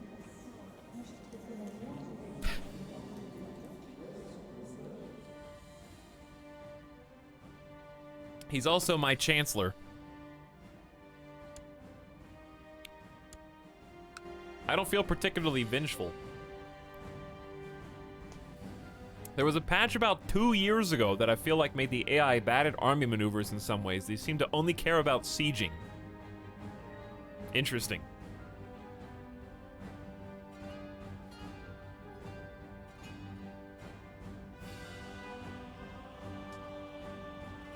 Maritanapa says, good playing streamer, keep up work. Go local sports team. When are you taking Skane? What do you mean, when am I taking Skane? First of all, it's not even possible for me to take it because it belongs to my liege lord. And second of all, I got a little problem here called losing what territory I've got left in the war where my king doesn't want to win. So I think we just unpause because I can't move these guys because we gotta stay linked up because they have the bigger force. Honestly, here's what they should do. If I was the AI, I would give up Otterworld now that they've grouped up. I would go to Offheim. I would wait for them to chase me into Offheim. They would have to cross the river. We would have the advantage. They would have a big debuff, and we would just duke it out with our 3,100 versus them over the river and hope for the best. That would be my strategy. Siege of Skara, rip, and here they come, chat. 37 versus 31 hundo. There's nothing I can do.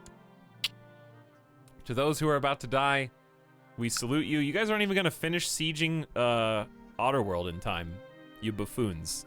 Here goes the battle. Whoops. Well, on the, I guess the plus side, their attackers don't have any commanders. All right, hang on. I'm gonna mute the game for a moment, so in peace and quiet, I can analyze the screen to try to understand it. I just want to look at the numbers and mouse over stuff to figure out what's what. So I can see that they have 3,600 remaining troops, and why do we have 3,735? Why do we have so many? Who just joined in? Reinforcements popped in from the south. Oh, that's nice. So I can see their total number of light infantry versus ours. I can see their total archers. We have more archers. We have 80 more heavy infantry. They have slightly more light cav. Then we've got remaining troops in the flank and how many losses happened yesterday. Okay. We can see this dude is a god of, is that a 30 martial skill? But he has no other commanders. And some idiot with a 6 is on this one. So that's great. We can see that it is Archer v. Archer right now. What do these numbers mean? Final damage values, 25 damage, 25 morale damage. So this is how much damage we're inflicting. So they're inflicting a ton of damage in the middle flank, which is obviously bad.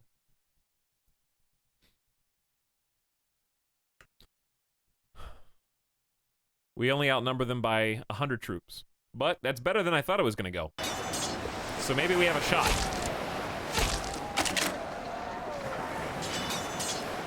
So as we unfold, kind of watch the battle, you can see that gap extends to 200 troops. And the green is the morale. So when their morale breaks, I guess they rout. All right, so I saw that we advanced to close quarters combat, I guess. Middle flank is about to rout. Pursue tactic, pursue tactic. Yeah, we gave up, and they're chasing us down. But we're close.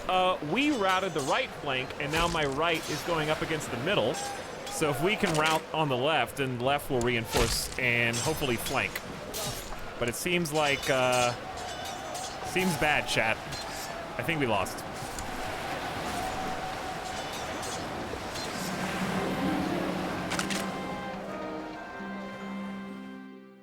"30 Marshal OP.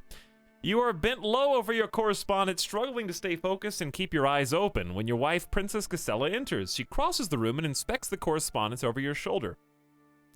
Perhaps a fresh pair of eyes might prove helpful, dear husband. Perhaps you are right, Gisela. You don't think I can handle this on my own?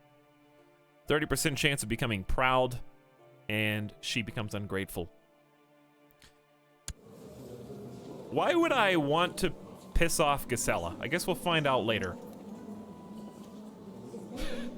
Your family and their wartime letter god. I mean, he is kind, trusting, and patient, so why not?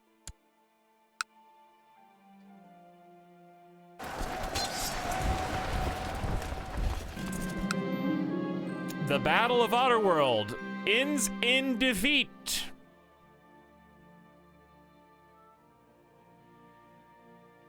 We lost 1,097 men. They lost 811. They did have 300 additional men than we did. That's pretty big losses, like, for a combined battle in this time period. Like 2,000 casualties almost. That's a big battle. Your wife has received an education in diplomacy like yourself, so she quickly grasped the nuance of the problem as you explain it. The two of you set to work discussing and comparing phrasings. Gisela is a most competent diplomat. Within the hour, you've laid the groundwork for a promising solution. A brilliant idea, Gisela. Have you any additional suggestions? Let us retire to the bedchamber, my dear. It really turns me on to read your penmanship.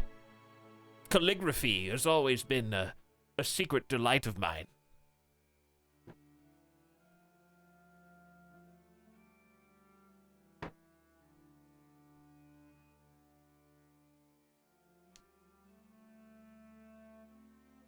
Oh my god, how lucky is Etalyx that I've made 3 days in a row? What, you came to 3 streams in a row?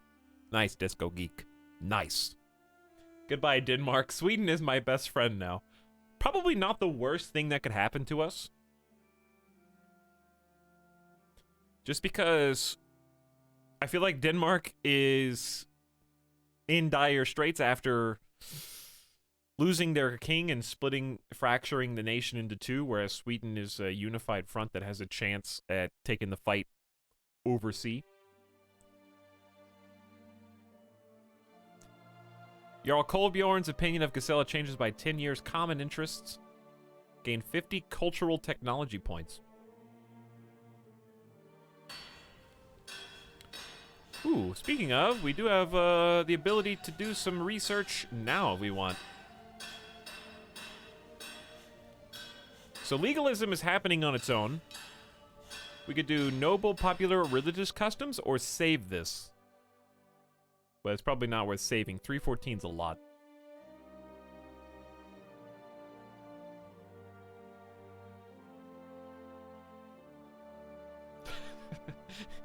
Your cursed family will shatter Sweden in the first year.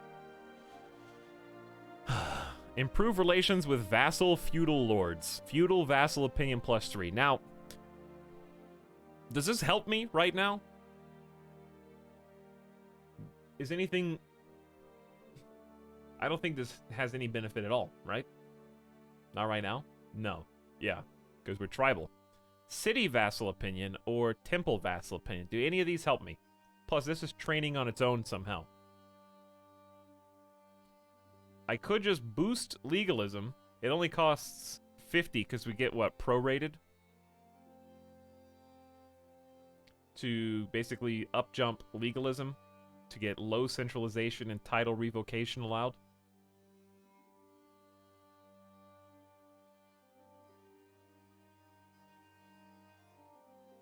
Temple's the only one that can do anything, but not by much.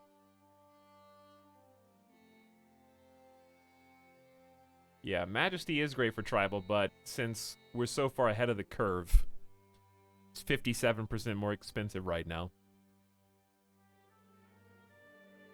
Because that was one of the first ones we did.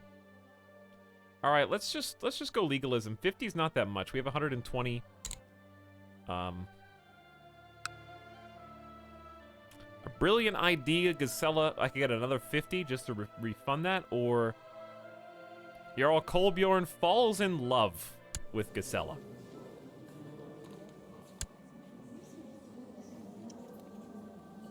He is lustful. Let us retire to the bedchamber, my dear. Lust doesn't mean love, but he would want to go to the bedchamber. Know what I'm saying? All right, now, how bad is this going down here? Good question. Lots of red, dude. Skara has fallen. Suck is next, maybe, by the looks of things. We're still linked up, I think, with... These guys are still waving the white flag. Shattered retreat, not good, as you might expect.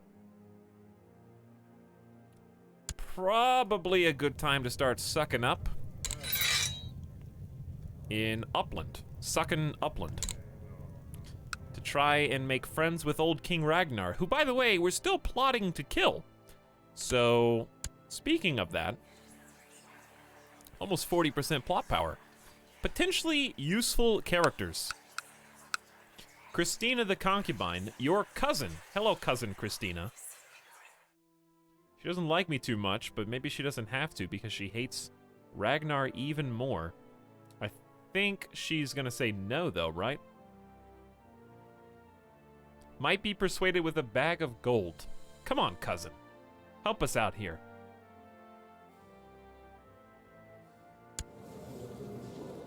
Wait a second. Are you the concubine of King Ragnar? Parents. Oh, of Aalborg. She... Okay. So basically, this dude had our grandma, And also Christina's father. That's how we're cousins. We're related through original mom, Girid.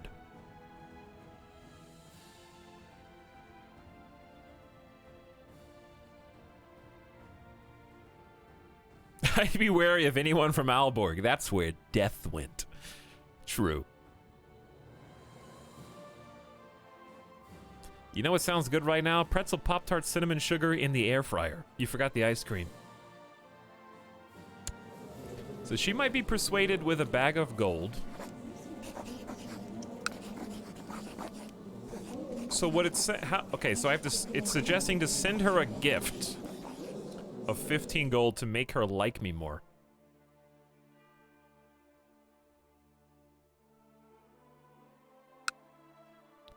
$54. Yeah, so since she doesn't like me, this might be enough. This is a good experiment. We've never done this before. So let's just see what happens. So now she likes me 36. And if I want to invite her to the plot, now since her base reluctance is only 3, but she hates King Ragnar and likes me for sending the gift, bam, that becomes a yes. A little bribe to join the plot, perhaps, from the concubine of the king.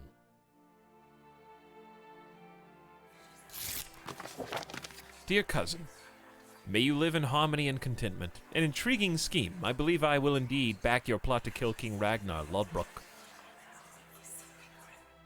Okay. Wouldn't it be a thing if we managed to assassinate the king in the midst of his war to change our territory over to his territory? Well, it'd still be ours, but we would have a different liege. Wouldn't that be something? 50.8% plot power is pretty good, dude. That is one heck of a scheme. Rip Vol. I guess we're marching all the way back. Okay, what are you doing? We'll arrive in Alfheim. These guys are already locked. Why can't you... Can he go in here and then through to Alfheim? That can't be the fastest way, or the most efficient way.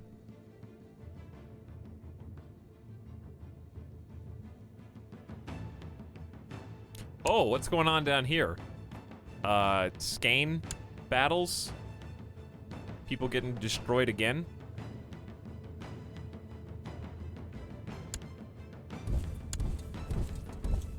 Yeah, this isn't going so well, chat.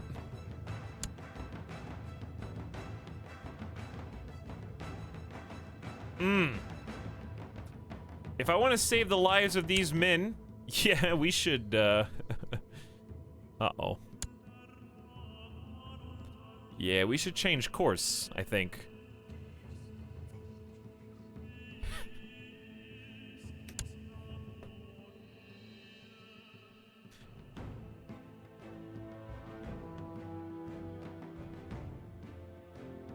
Time to backpedal. I gotta clear up some misconceptions in the chat.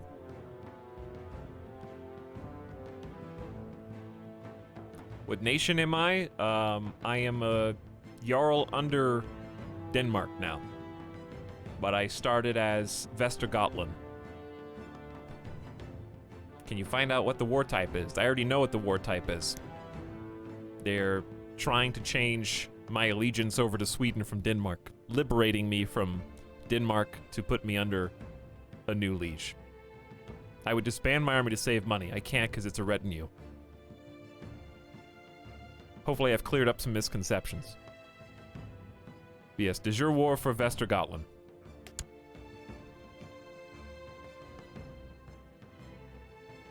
Thank you for delaying the enemy so I can get out of here. That was very nice. And I'm just gonna keep on backpedaling.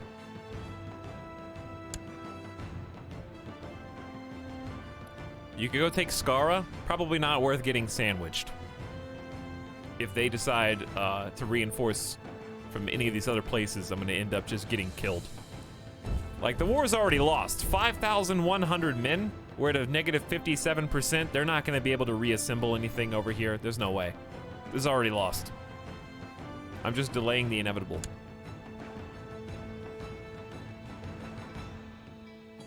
If only I was the general. Actually, yeah, let's just stay here for a sec. Wait for them to move, because they might change directions and intercept me somehow. Wait till they lock it in. There they go, locked. Spooky. Is there an Elder Scrolls mod for this game? Actually, yes, there is. Jarl Kettle of Ostergotland is trying to usurp my title. His Chancellor Sturla of Olund is supposedly traveling around Dal trying to find both documents and supporters to help him legitimize a claim on the title. I need to do something about this. Are you serious right now? My aunt, Karen of Olund, is his wife. This is the sub-sound.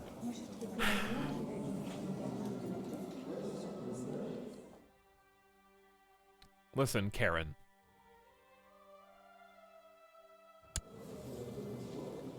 You're supposed to be temperate, honest, ambitious, gregarious, and charitable, but you're a little depressed. I can see why. How do I see what her opinion is? I can see what Sturla's opinion of Karen is, but I can't see what... Oh, negative. She hates Sturla.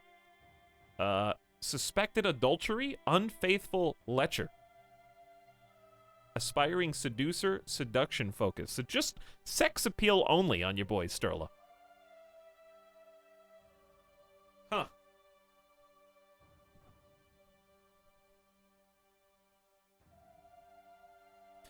Lose 10 piety, one of two options. 50% chance of Sturla. An attempt on his life is made. 50% chance the assassination attempt fails.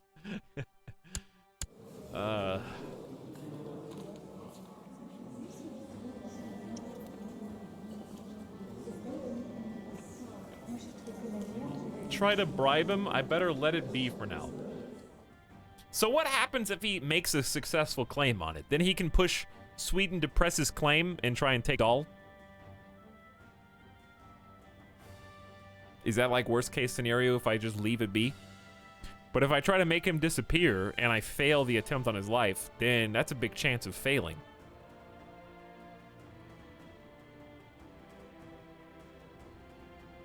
Well, Karen, I'm about to do you a solid.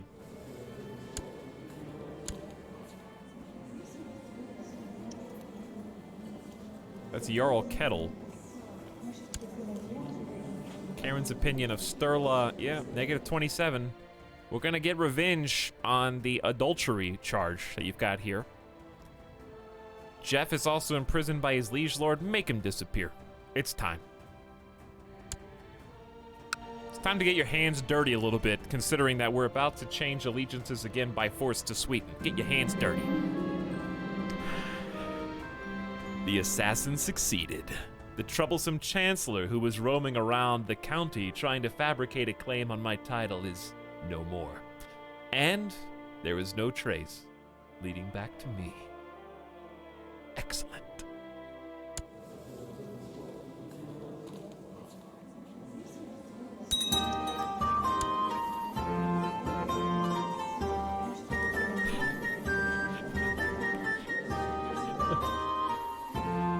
I forgot about that.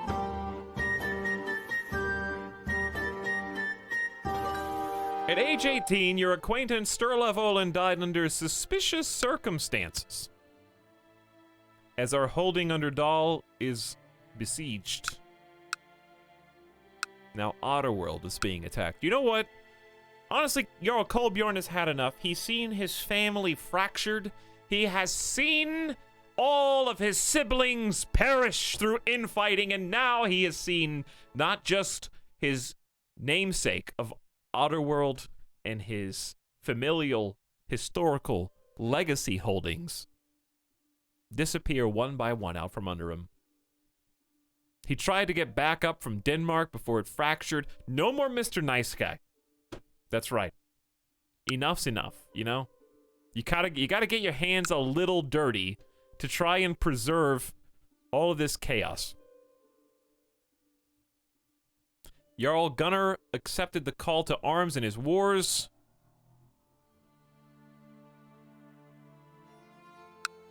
Our holding is under siege. Okay. Well, we still got a different plot against the King.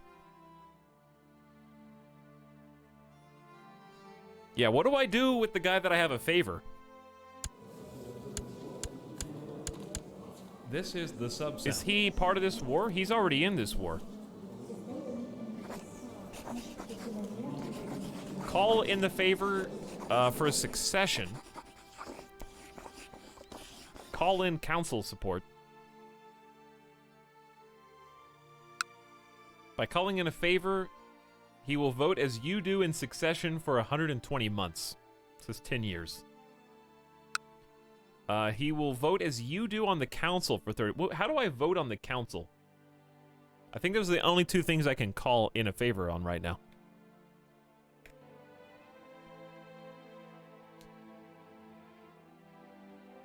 By the way, Mardu Court says, I offer this sub to join the satanic cult. Not yet. Maybe after we sacrifice some more nobles. But thank you, Mardu Corp. Sorry I missed you earlier. Hope you're still out there. Thank you for sub.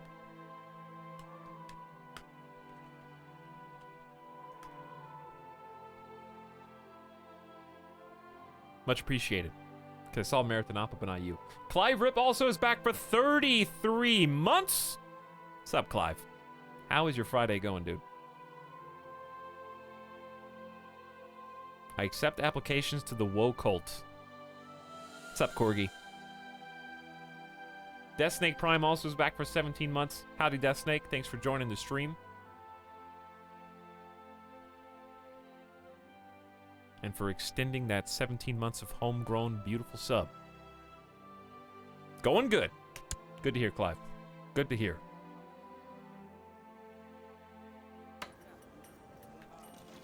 Does not relate to us, but that's okay.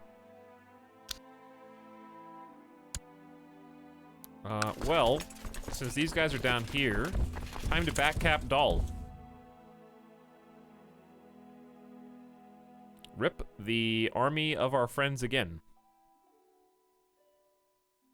Well, that was fast. Oh god.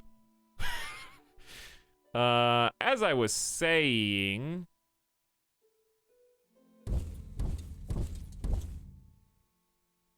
If I just stay here... Oh yeah, minus 100%. We just hit 100% war score? Okay. The end is nigh, chat. The end is nigh. Prepare to see change.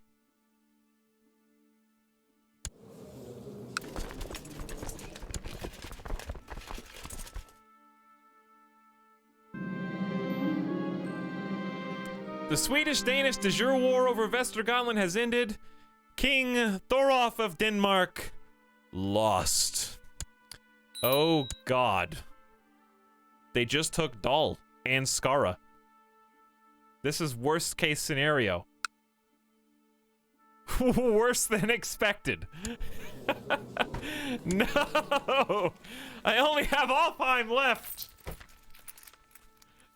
Just a baby count now. I thought we were gonna become Swedish. He just took my land only.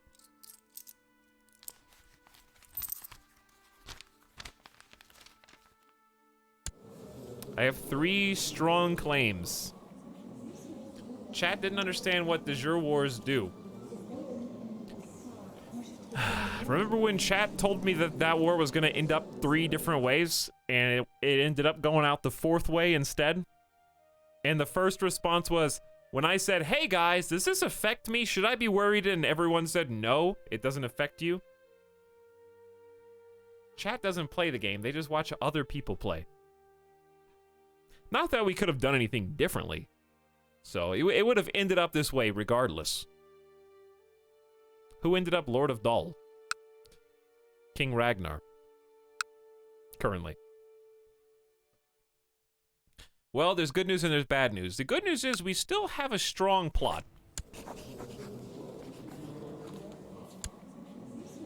We do still have a strong plot to hopefully split this up. If we can crack Sweden wide open, we might get back in the saddle. So let's take a look at intrigue and see if we can boost this anymore. She just doesn't like us enough. Base reluctance of 3, but is amoral. That might help.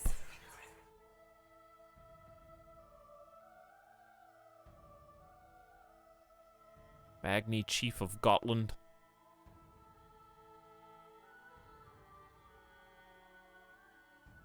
So, what's the new war? Defending against Olaf of Vingelsmark in the Akirian-Danish subjugation war.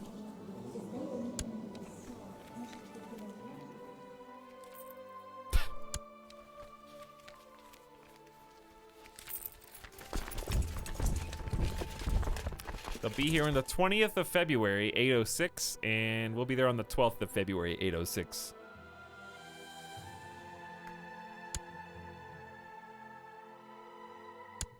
So, this guy is acting alone. He's got 5 kids. Good old Vingelsmark. I remember when Vingelsmark was independent. You gonna fight me like this?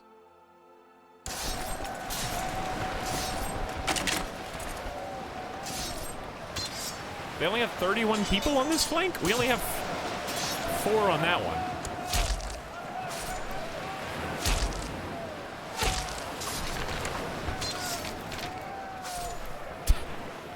The tribes of Austria have been converted to the iconoclast faith. Bro, please, it's my only county, bro. A group of priests sent by Basilius of the Byzantine Empire have performed a great ritual during which they have converted the entire population of Austria, alongside High Chief Silos and many of his vassals. With this act, the people of Austria have once and for all forsaken their old pagan gods. Interesting. Basilius the monk. Let's see if we got anybody else we can add last second. I don't think, chat, I don't think I got anybody. I think they're all there. That's my whole levy of, 26 raised people.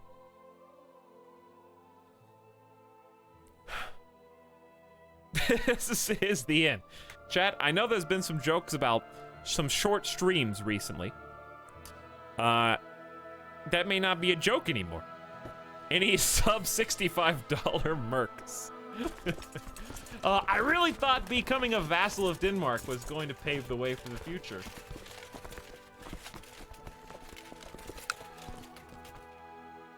Borrow money, then hire mercs. It may be the only way. Borrow 300 gold from Jewish merchants and moneylenders in the realm. I will owe them 350 gold to be paid back at my convenience. Temple vassals hate it.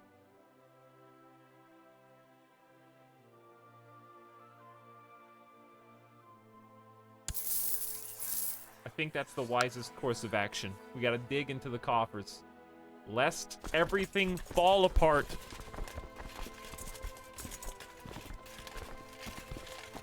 Alright, so mercenaries, what should I sort by?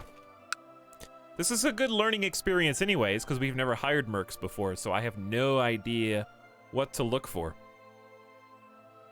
If you die, you don't have to pay it back. Exactly.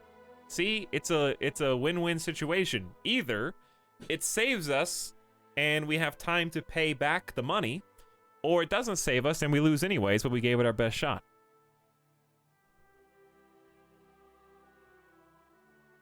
I feel like hiring someone that's cheap, but that would still turn the tide in our favor is our best bet. So these are 140 boys. This is the sub-sound. How far away do they spawn, though? Is there a locational issue? These guys have 1,000 heavy infantry. Isn't that really good for only 135? Or am I misunderstanding what heavy infantry is good for? Oh, they're up. Yeah, that's why their monthly cost is 13. True. These guys are only 4.8, which is still way more than we can afford, but we only need them to, you know, win the war, and then that's it. I think that's the cheapest monthly cost that is available, chat, on the whole board. Those guys are the Byzantine elite guards. Oh, that's pretty cool. Heavy infantry are generally the best all-round unit. That's what I thought.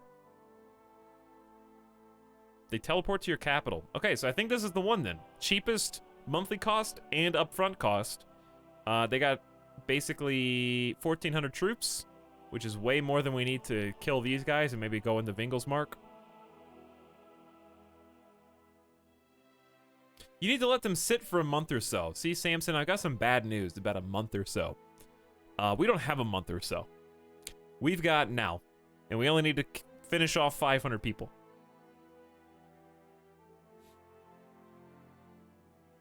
So I'm gonna go ahead and hire them. Now, who's idle? Oh, because the place that you were handling isn't, that's not a thing anymore. Oh god, they're in Estonia. Why are they over there? Chat, I don't know. People in chat said they would teleport to my capital. Where are they? Why are they in Estonia, dude?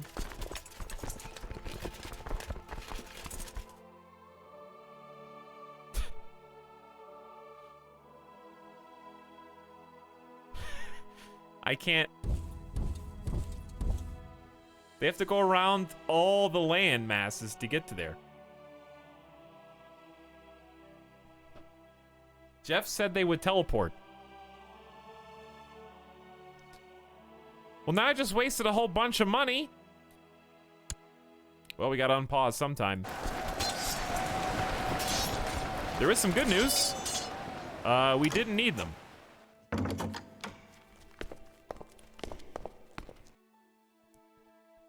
Asha did this. You're the one that told me to take out the loan and hire the mercenaries. We were gonna win this little battle anyways.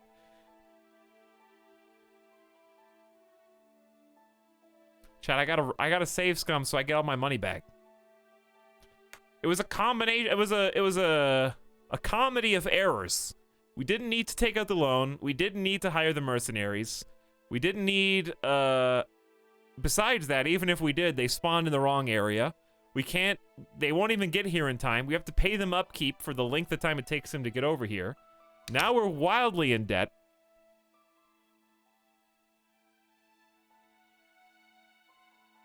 All right, the only reason I want to save scum is because they spawned in Estonia. And it's a little ridiculous to just spend all that money for no reason.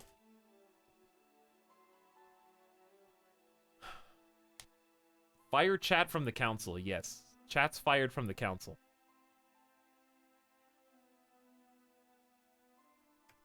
I'm gonna see where the last save scum is. Let's save the game just in case.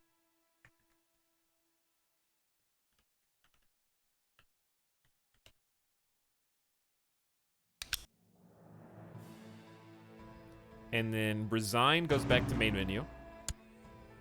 I think they couldn't spawn in the capital because there was a war already. I mean, there was already a battle happening in the capital, so they had to spawn somewhere else. Which is weird because you can raise levies, and they automatically join the fight. If there is one, I think.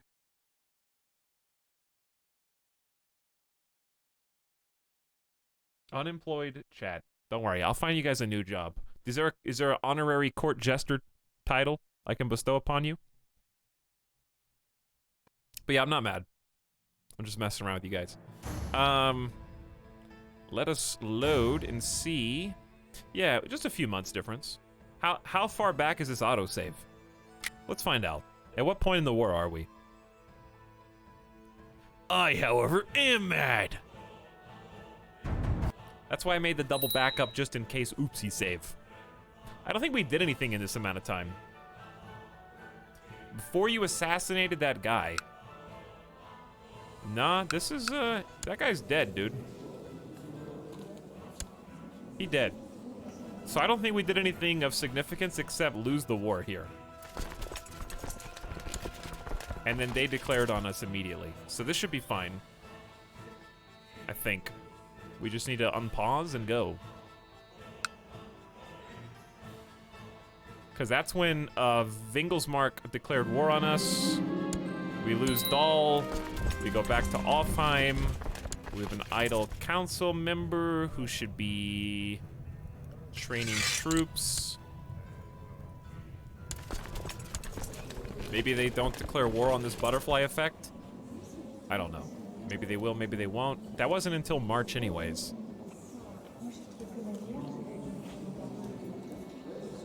I do wish when I got declared on, it made like a loud declaration so I could keep up with it. Because the only reason I even noticed is because chat. My liege, I am pleased to report that our errant subject, Egil, has converted to Catholicism. Praise the Lord. Your humble seer. My subject, Egil. I don't know who that is.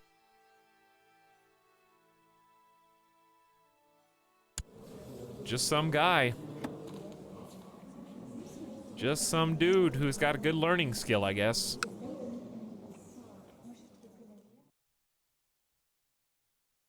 Anyway, they haven't declared war yet. They may yet still. No, I don't want to be a commander. Your Marshal Rodrigo has infiltrated or initiated a massive recruitment drive in Alfheim. That's very nice. Cardinal of Metz was given a seat in the College of Cardinals. We should dismiss my personal levies and not pay their taxes anymore.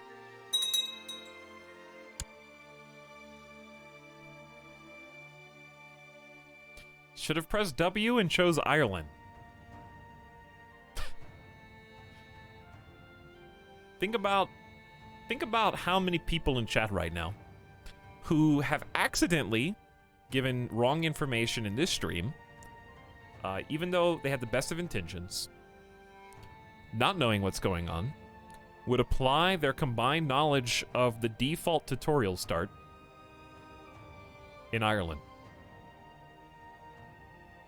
And this is a start they may have never seen before. You know what I'm saying? You filling in the gap there? That's why I didn't pick Ireland. I made the right call. No. No. Mr. Kavist with the Etal Jeff in the chat for 36 months. Thank you for 3 years. A lot of 3-year anniversaries today. Happy anniversary, Mr. Kavist. Welcome from 2017 into 2020. Your start inspired me to do a reformed pagan run. I think that was honestly one of my favorite twists. Because without randomly converting to Catholicism, was it Raffin that randomly converted? We wouldn't have had that interesting alliance with Charlemagne. And as a result, would never have met Gisela. And honestly, Gisela's storyline has been the thread uniting the entire story from start to finish. For better or worse. It's certainly part of what's made it so memorable. Well, we're in the 18th of June and they decided not to declare war in this butterfly effect world, chat. So, do you guys have any suggestions on what we should do now that I just sit in Alfheim? I guess I could check to see if this dude's at war. King Thorolf. He's good.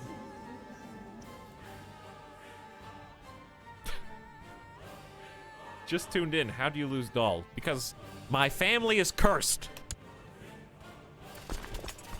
Rub salt in the wound. Gisela really is the true protagonist of the game.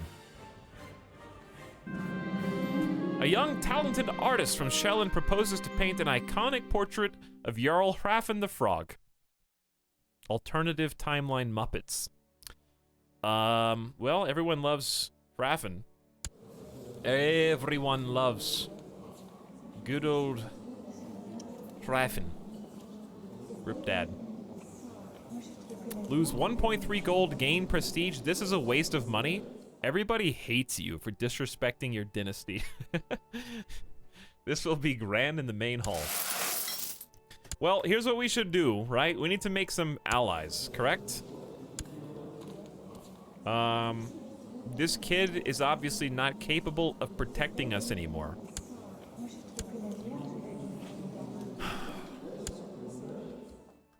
What is your max levy? 764, that's it? Potential vassal, 4,000. Okay, what about you? 500 with a potential ally of 854. All right, we're starting, time to make friends with the true king, King Magni. Begin swaying Magni, requirements is an adult. All right, so the regent, how many decisions does this guy actually, he's 50.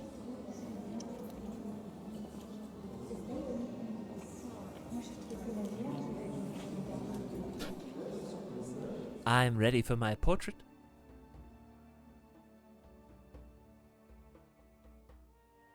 Wow, Scripps, how could you say that? Find a way to renounce Denmark and maybe join Sweden. Well, Sweden is the biggest and the baddest, but we're still trying to kill the king, and so the same thing is going to happen, which is Sweden is going to splinter. It is. It's just a matter of time. Whether we succeed or whether he dies of old age, one or the other will come to pass. Wait, you can vote for Magni to become the next heir on your king's title, right? That is true. We could cause a total rift. We could just do a little bit of this and a little bit of that. So, Jarl Gunnar owes me a favor. What if I just called in his support on succession for 10 years? The problem is it's only 10 years. And how long do we think it's going to take this kid to randomly die? But I could call in succession support, then go to laws, then vote for a different guy. I could vote for Magni.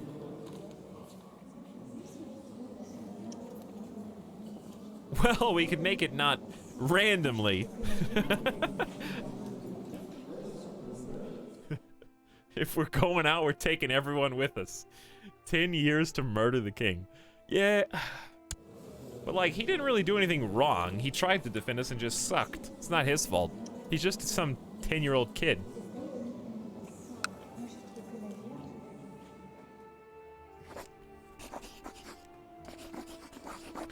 Resign from council, declare war. Yeah, that seems like a bad idea.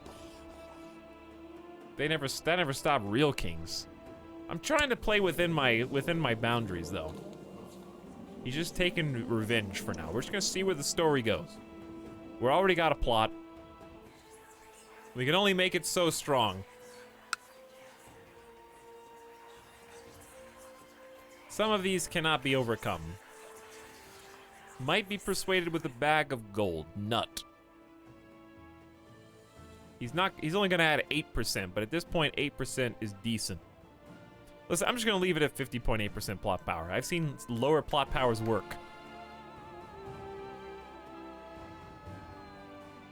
I think it's like a yearly check. I don't know for sure.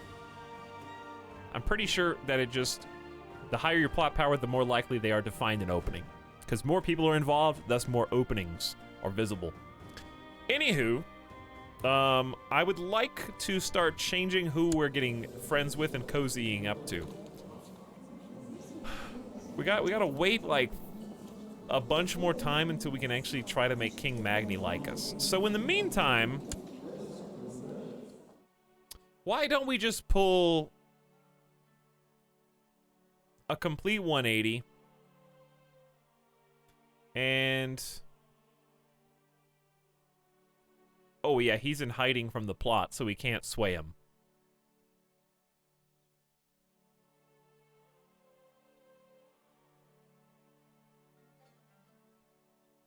Hey, what's up, Wild Omelet? How's it going?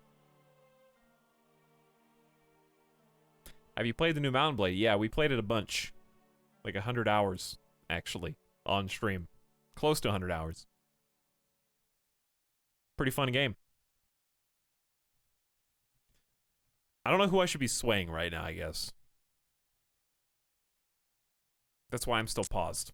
Because I would like to choose someone else who might become our ally. Maybe, hold on. We love each other, dude. We love each other. It was meant to be. All right, let me just take things back here, yeah? Gisela, all your siblings are dead, okay? But you do have some kids. The Countess of Sins. It's probably not great. Listen, King Carl, can you just grow up?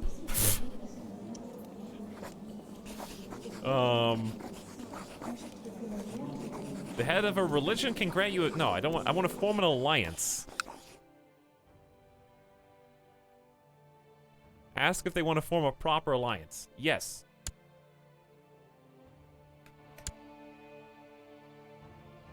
Who's Carl betrothed to? My daughter. I mean, my half-sister. I forget who I am. It was my daughter when I was King Hrafn. Now it's my half-sister as Kolbjorn.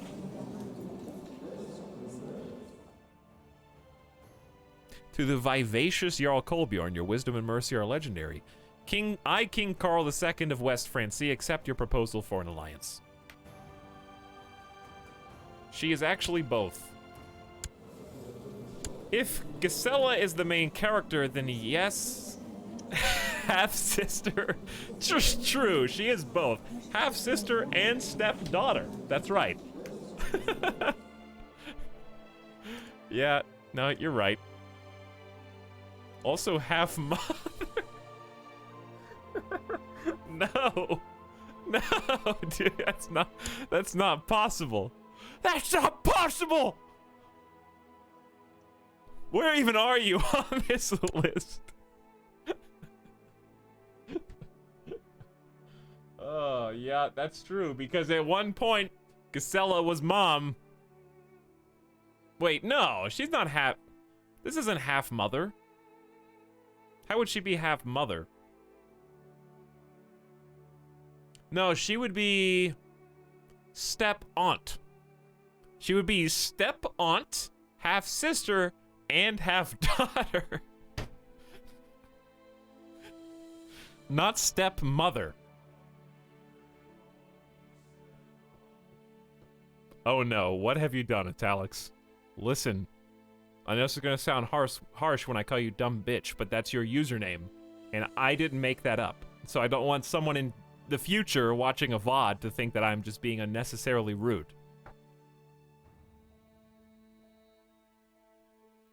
Cue the D faces.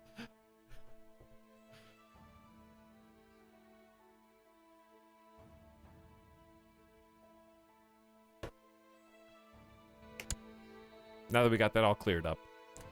You guys never answered my question. We did get an alliance, so I guess that helps, but I was trying to see who I wanted to improve relations with. I guess we'll just stay where we are.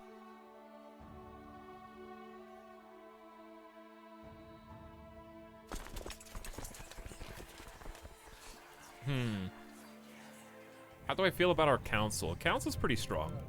Spymaster's not as good as he could be, I guess.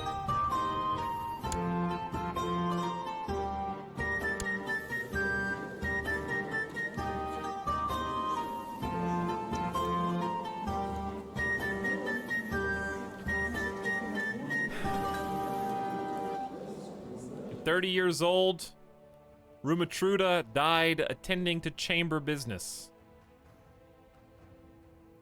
She was married to Count Pepin of Sins. Is the... I believe this is just Gisela's daughter. Gisela, I got some bad news about your oldest child. They died on the toilet. And your second oldest is in prison in King Munichi's court. Linda is really your only hope. Man, Gisela really can't catch a break, outliving her oldest child.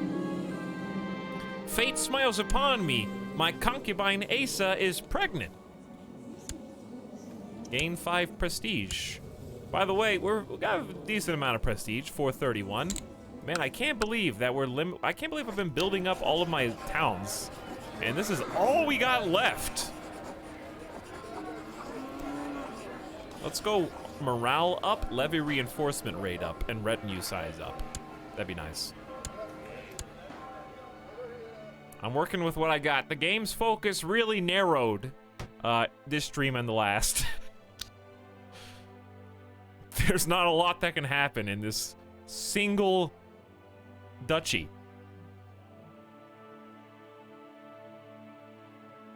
We still are owed a favor. I have no idea how to cash in. I mean, I know how, but I don't know what.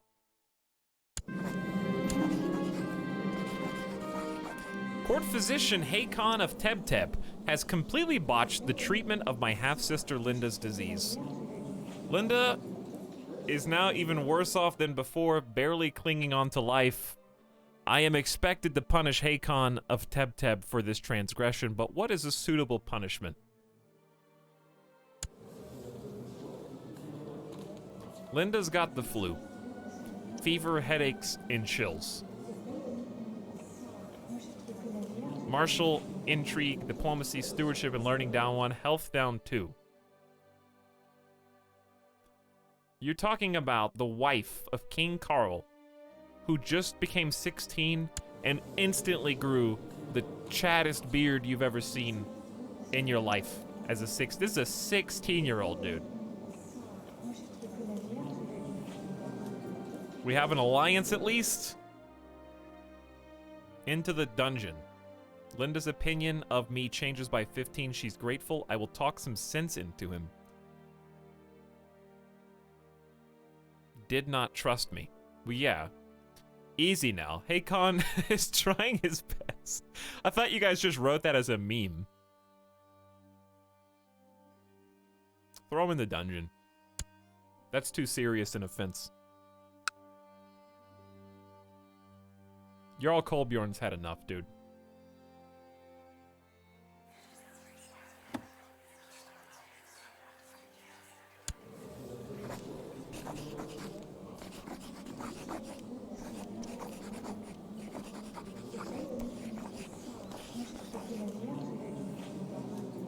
Lots of good options here. Let's just leave him in there for a minute. It's almost like medieval medicine is completely ineffective. You know what? That didn't stop King Hrafn from defeating death in the flesh, okay? A large merchant caravan from distant lands has arrived at the gates of your stronghold. Their leader, a jovial man of massive girth, pleads with you in a strange accent to grant them shelter from the elements for the night. Why do I feel like this is a trick, dude? The merchant caravan spends the night inside your walls. No, these peddlers may sleep in a ditch for all I care.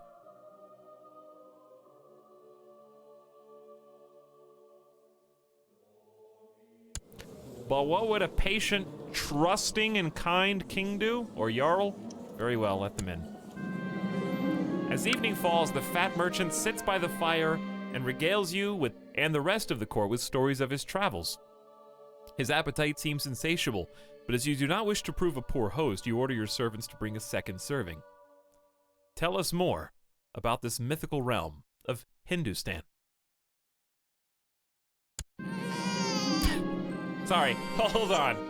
If you could just put a little bookmark in that story, I've got a new son. In the midst of your tale, dude.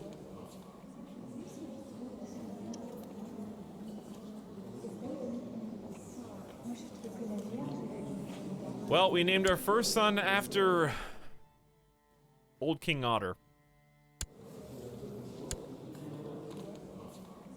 So, who should we name the next one? I kind of like Snorri. That was a random one. Snorri's a good name. It's a very memorable name. Dawn breaks and the caravan prepares to move. The merchant insists on leaving you a gift, as thanks for your great hospitality. He shouts a terse command in a foreign language, and a young man comes forward. This eunuch will serve you well, the merchant says. His loyalty to you, his new master, shall be beyond reproach. That is very kind. I accept your gift. No, you may keep your servant. A eunuch named Murad arrives at court. He's a level 21 in martial. What a god. He's a brilliant strategist with a preternatural understanding of all things martial, having the perfect makings of a martial or military tutor. He's a holy warrior, fights best against heathens and infidels. Wait, you come from Hindustan and you're a Catholic? I'm a little confused. He hesitates in battle against those of the same faith. Plus 30% damage against religious enemies, which is everyone. This guy will single-handedly win the war against Sweden.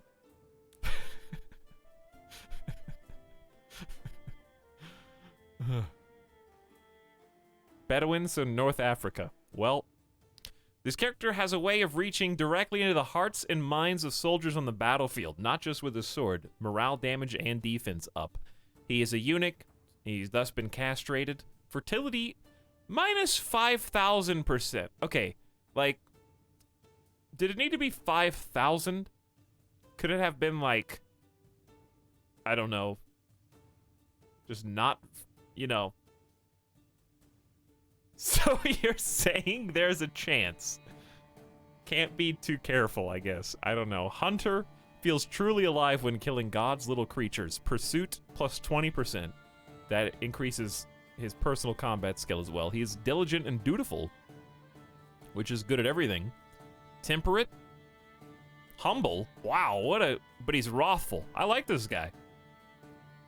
Murad, you are going to be my new marshal. I accept. What a wonderful guy. So, Marshal Rodrigo, we're gonna have some issues. You remember how I found you a great match? And I know you love me a lot. But we gotta do a little rearrangement here. I'm sorry about this. Luckily, you like me so much that maybe it won't matter that I appoint someone else. Likely council position, loyalist. I like it. Okay. Excellent. So, what happened to the guy that let's just unpause for a sec so I can go to my court. Rodrigo took a little dive. Fired from the council, minus 15. But I think you're still, how do I check my court characters and sort by, well, I guess I could do this. Hold on. Choose a commander. Can I make Rodrigo a commander? Or do I have to promote him? Also, I need to promote this guy. Assemble mercenary company. Gather some men under his command and make them available for anyone to hire. You will gain part of the income that the company brings in when hired by another party. I didn't know you could do that. That sounds really cool. Maybe not for us.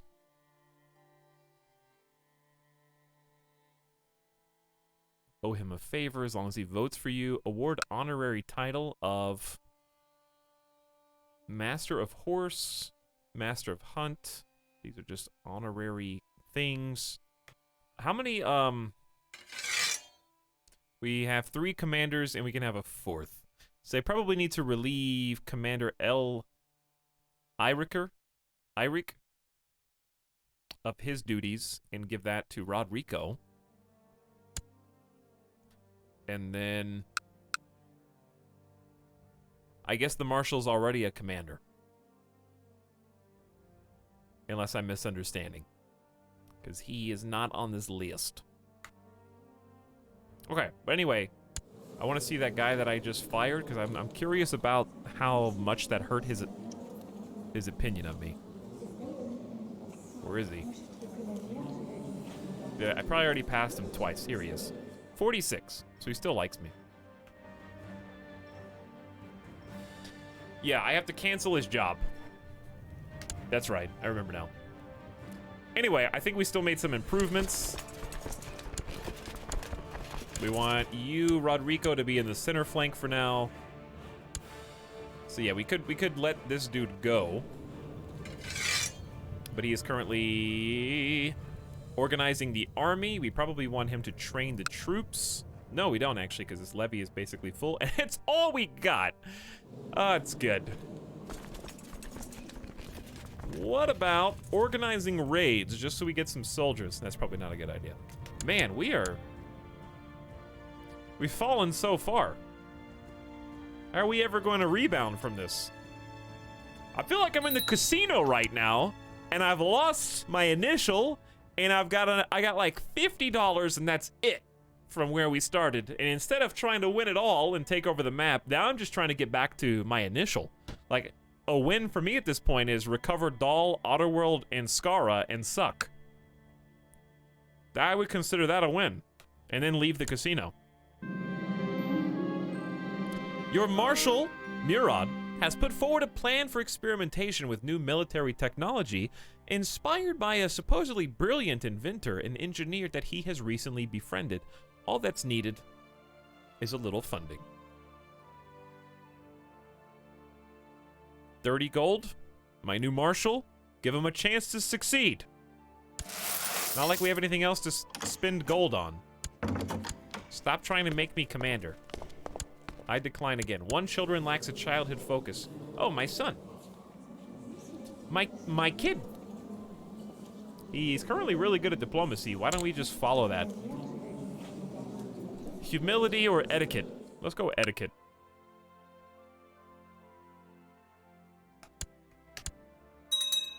My steward Ingvar has been hard at work in Alfheim, increasing infrastructure and motivating the locals to work even harder. Hakon of Tebteb has been imprisoned. Oh yeah, by me. I did that. I did do that. I command you to stop asking me to be commander.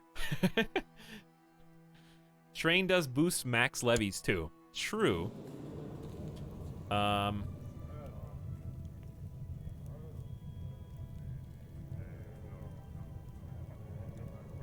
Levy reinforcements. Wait. Yeah, levy size plus 52% and levy reinforcement plus 105%. That's true. We'll do that. Young Sarah has finished her education in the ways of war. It is evident that she has excelled in her studies. Wow! 16 martial skill and you just turned 16, cousin Sarah? Judman Otterson's dead and Chiefess Vezhaz is imprisoned by Kagon, so your mom's in jail. How did your mom get jailed over here? I don't even know how this happened, cousin Sarah. Very confused by this. We don't know, but we'll help you out. Yes, potential commander as well. She gains the trait Skilled Tactician. Oh, okay, what? My liege, my mission to Upland has so far been a success. During my visit to court, King Ragnar seems to have managed to make him understand how benevolent and peaceful you are. He likes us by an extra 20 for some time. All right, time out. Time out. Let's focus on the task at hand. She's 16. She would make a brilliant general. We do need to arrange a marriage, and I don't know what choices we will have. This is all Vestergotland.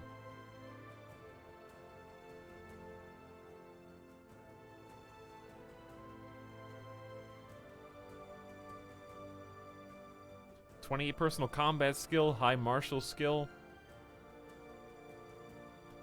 Skilled tactician, strong, blessed with powerful physique, +1 health. Just, good sense of justice, a little stubborn, but chaste and diligent.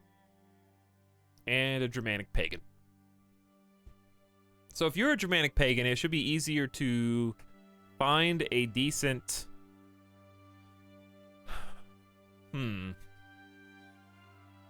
alliance, maybe. Who can we have an alliance with? You're 10. you're not gonna accept this proposal. I already know, but I just want to look and see what the reason is. Yeah, there's not even an option here.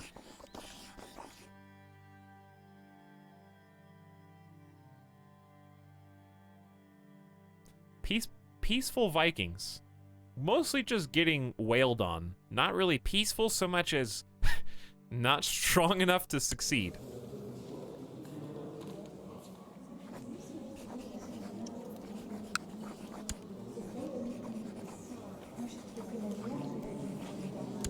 How old are you? 11? That's what I thought. Will not consider offers from infidels. Yeah, but she is the same as you, my dude. Okay, well, any more Catholics? I mean, we don't have to marry cousin off to a Catholic in a different country. We could just say you can have... How do you find cousin again? It was Otter, Judmund, and then Sarah. Rip Linda II, who died with the meal disagreement.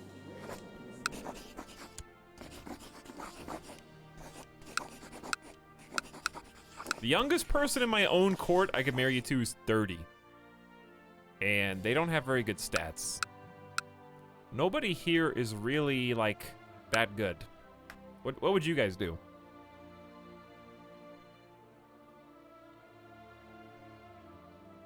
Yeah, I may have clicked on arranged marriage instead of arranged betrothal, but I think he's still going to say no because of the infidel thing. Unfortunately. Yeah. So, you're right, but we still can't do it.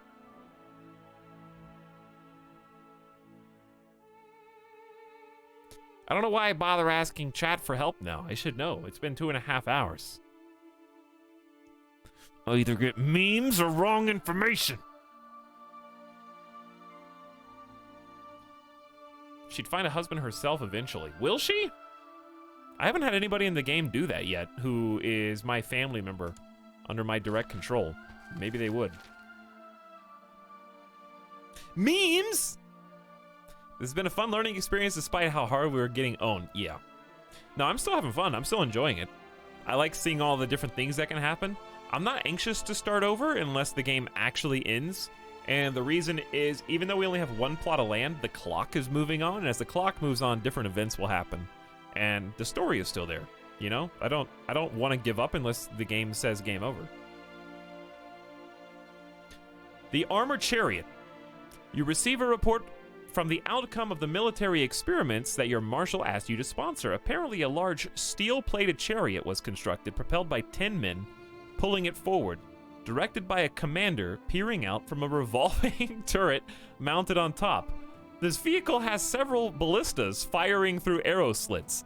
Unfortunately, its weight caused a wooden bridge to collapse when crossing, and the invention was lost in the river, also killing the engineer. The marshal himself barely escaped with his life. Accidentally made a ballista tank, and all evidence of it was lost in the river. Lose 10 military technology points.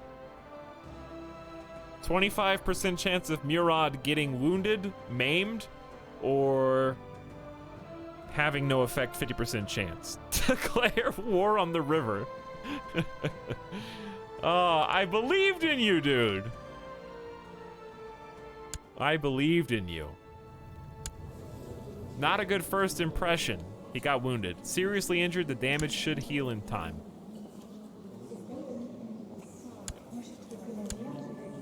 Unbelievable. All right, Sarah, with your 28 combat skill, can I invite her to join? Can I get anyone else to join societies, or can only the character I control join societies? How does that work? A weaponsmith has been built in Alfheim's tribe. Okay, let's keep that ball rolling. At least we can improve what little we have left. Let's get the heavy infantry with more prestige. We got 328 left. We get 6 per month, so we should get over 72 a year. Betrothed can now marry. King Carl and Linda. How wonderful.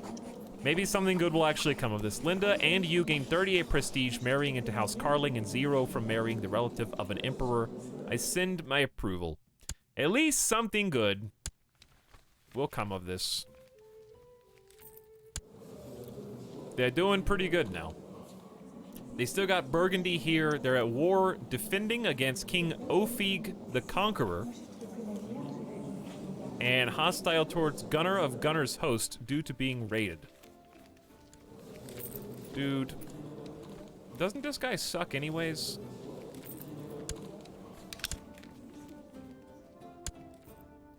But yes, let the marriage happen. To the eloquent wit Kolbjorn, peace be with you. I accept your suggestion that Linda and King Carl get married. How nice. You made it. You made it. Heir King Imnakar of Burgundy.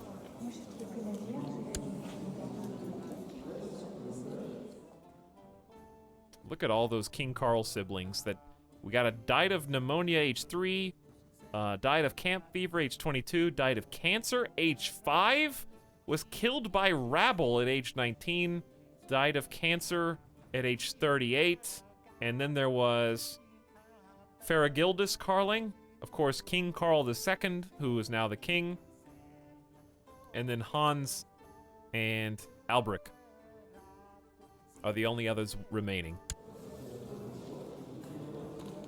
Heir to the kingdom of East Francia, which is now Burgundy?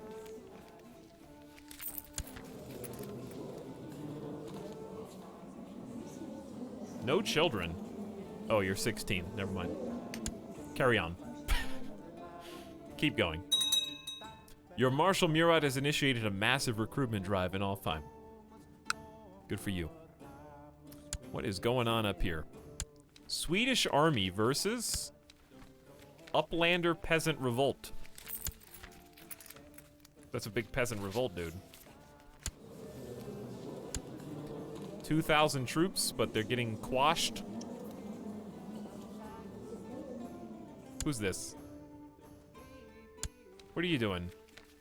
Chat, there's 110 ships on our door. That's a lot of ships. For reference, that could carry as many as 11,000 people. How do I go and see who is this? Like, where do you operate out of? Leader of Eilif's host. He's just a host, so it's fine. Different Hrafen. 2 different Hrafens. Malmfrid of Finland. Didn't we arrange this marriage? It's like a bandit group. They have no land. Click on his claims to see who he's going to war with. Strong claim on chiefdom of Hordaland. Well, too bad that's not in Sweden. We are zooming by now. 808, nearly 809, climbing up on 810 and beyond. My steward is increasing infrastructure. Yeah, we can kind of just go. Wow, that's too fast. Neum, the date goes. All right, let's finish this up. Try and make this one little spot as strong as it can possibly be. Should I, or could I, do I even have enough to raise another personal retinue? No. What do I need to do it?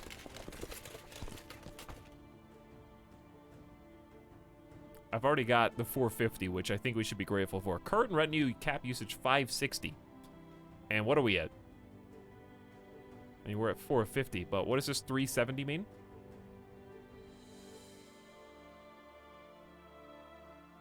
You're over the cap. Is that costing me a lot of money? We're making 0.76 positive balance. Gamer Deathbot! So 370 is my max, but we actually are over cap. I got you. That makes sense. Linda Gotsk has left your court for the Kingdom of West Francia. I thought she was already over there. Recently, I've noticed the pitiful state of my son Snorri. I have just been informed that he has fatigue from the flu.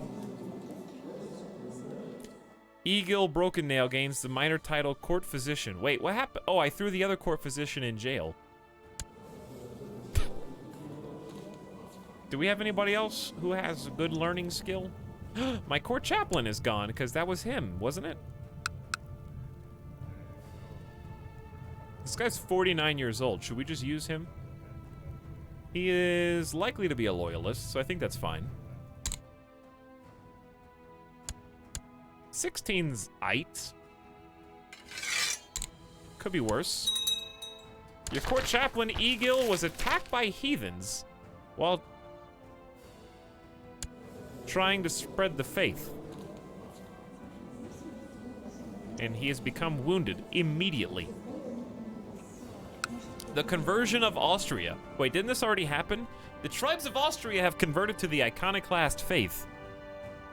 A group of priests sent by the Byzantine Empire have performed great ritual and converted the entire population of Austria alongside High Chief Silos and many of his vassals. With this act, the people of Austria have once and for all forsaken the old pagan gods. Yeah, did this happen in this timeline? Dude, the butterfly effect has broken everything.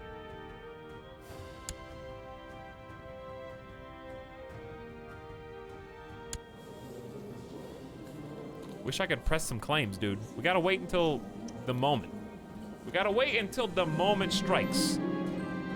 My investigations have unearthed proof that the region of Denmark, Eskild, has been embezzling money.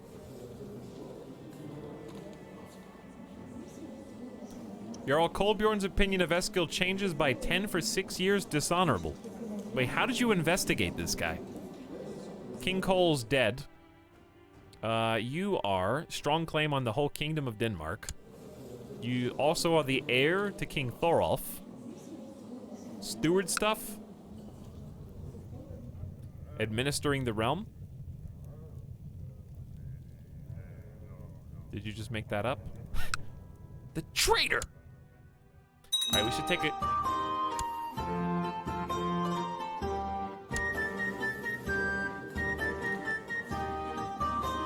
It's good every time.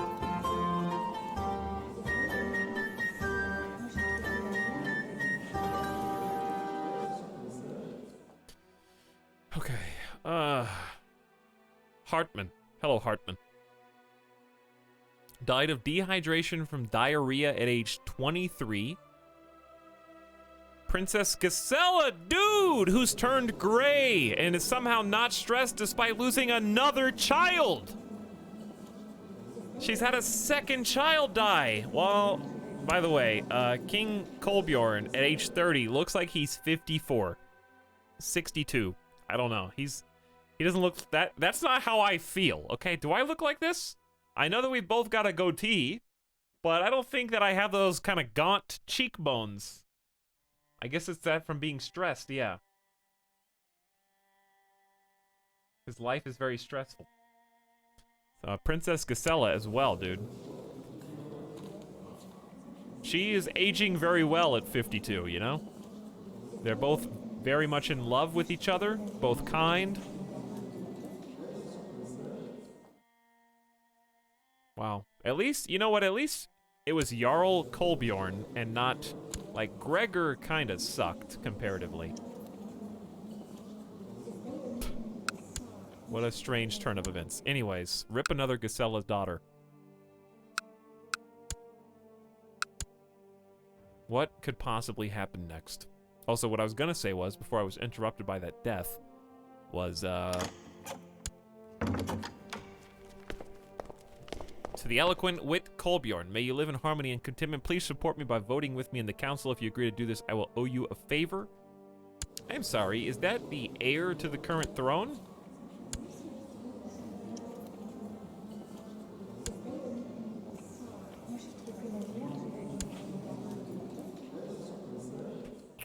Huh. Huh.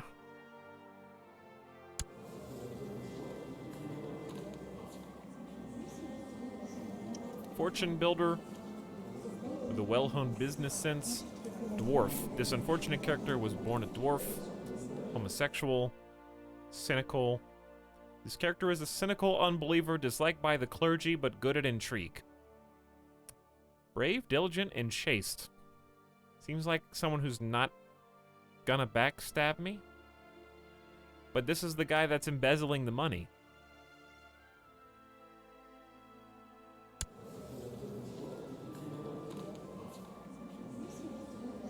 This is the guy.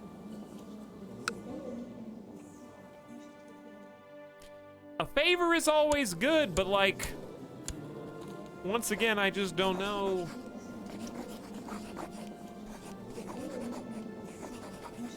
I have to vote with him for 10 years. Let's say decline this time, because I still have an outstanding favor that I can't call in. Today I was approached by my wife, Gisela. Apparently she's concerned about my health and thinks I am becoming too frail and thin. If I keep eating so little, she says, I will soon no longer be able to wield a sword, pleasure a woman, or even just go out riding.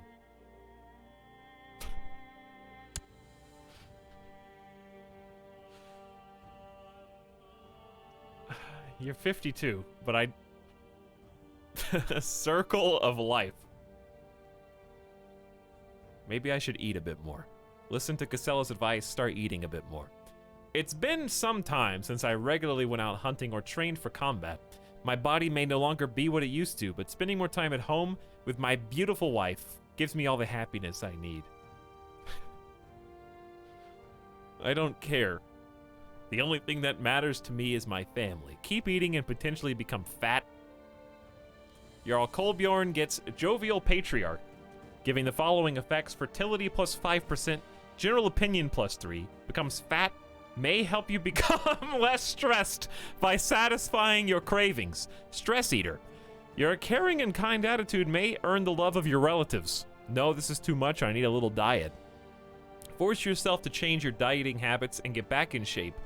You get -2 martial, diplomacy, and stewardship, but you do get 0.25 health. Let's go all in on fat, fertility, general opinion. His cheeks.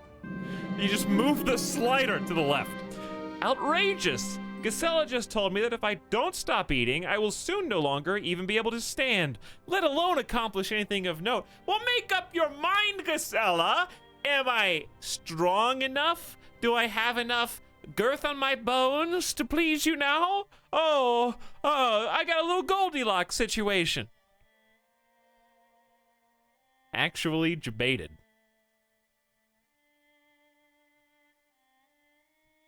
She has a point. Start dieting to get back in shape. Jovial Patriarch will be removed.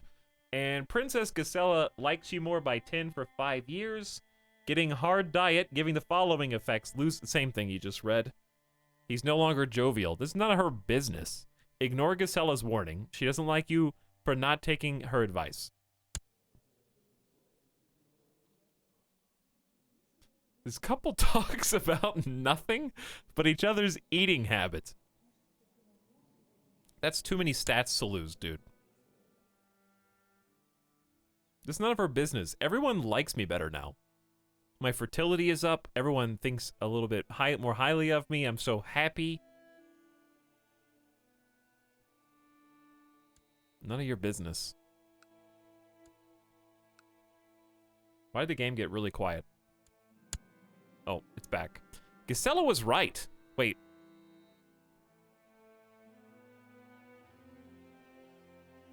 Yes, if you play both sides of the fence and hedge your bets, saying that I'm too skinny and then I'm too fat back to back, then you're gonna be right eventually.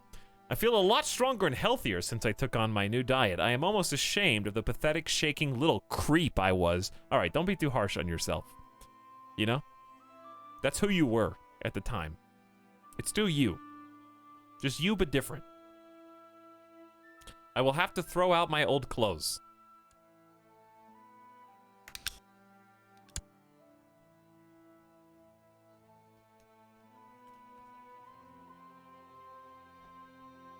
Let's take a Gamer Deathbot break real quick. Get a drink, get a refreshment, get some fat snacks of my own, you know? King Kolbjorn has inspired me. How does Midas know exactly what I'm gonna do before I do it? Yes, he's the healthy. He's good. He's fine. Don't worry about him. What, Midas? Can I help you? Do you just come over here to beg? Did you just come here to beg? He's puffing his cheeks out. He's trying to talk to me. All right, I'm gonna take him out, let him have a bathroom break, give him a snack. We'll be back and maybe finish the tale today. This looks like we are coming up on the conclusion of Vestergotland, but it might be a bombastic finale. We'll see. Anything could happen. Let's stick through. We've come back from worse. We'll just wait for our opportunity to strike. Okay, be back in just a minute. Thanks for waiting.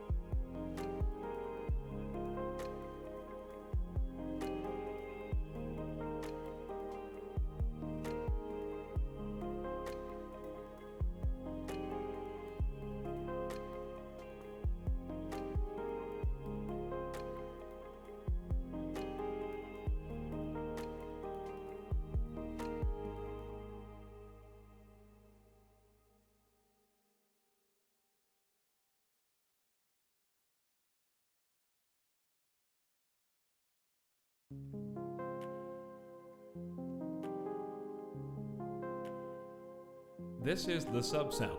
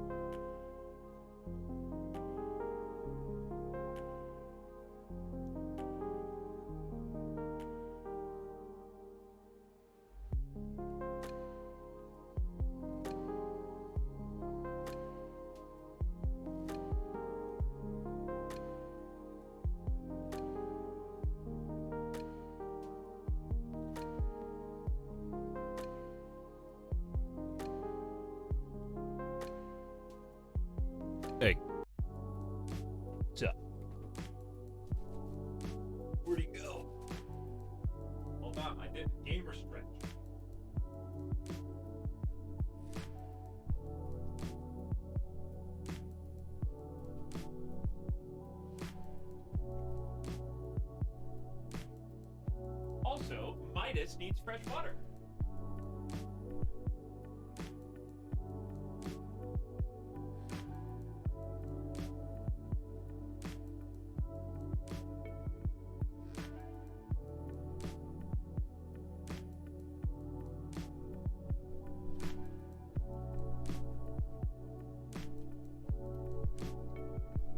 Okay.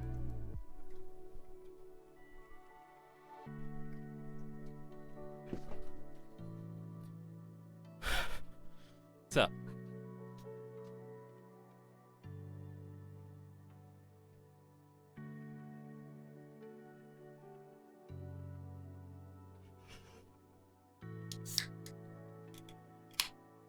How's it going, guys?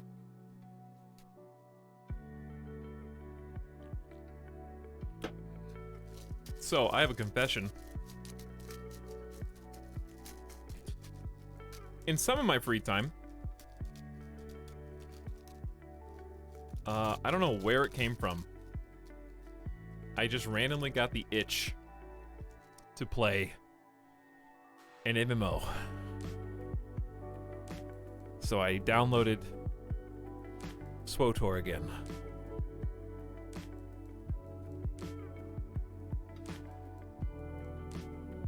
Which I played in 2011. Peepo, leave. Oh, please. Acting like you guys playing Animal Crossing isn't actually playing an MMO. Etalyx, it's not massively multiplayer. Oh, really? Let me know what your turnip prices in your Facebook group are today, okay? And tell me you're not just playing an MMO.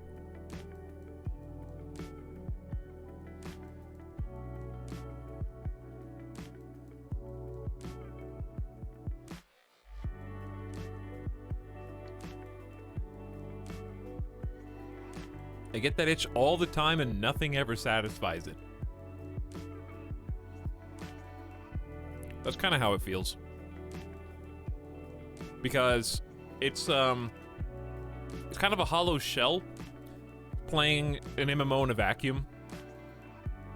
This is the sub sound. Like, the joy that I get from MMOs is when they launch. That initial wonder as everyone tries to figure out what's going on, going to every area and zone for the first time, you know, leveling up that... I was never the kind of MMO player. I played WoW. I played City of Heroes. I played Champions Online. I played WildStar, and I played SWTOR. I never maxed more than one character's level. Never once. Never more than once. I was not the kind of gamer who played one MMO until the wheels fell off and filled all of your character slots with one max level of every class.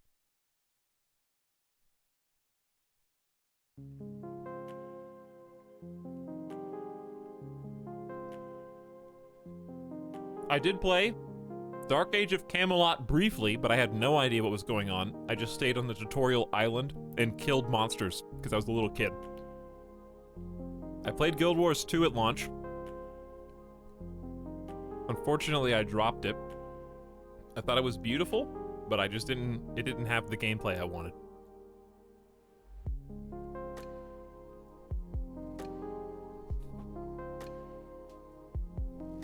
However, segue. I have this temptation. As I mentioned, it doesn't scratch the itch in a vacuum because I don't have any friends that play. I don't actually want to commit my life. I just kind of want to run around in the world, you know, and just be. That's what I miss from MMOs. Especially playing WildStar, and sometimes in SWTOR as well. I would just exist.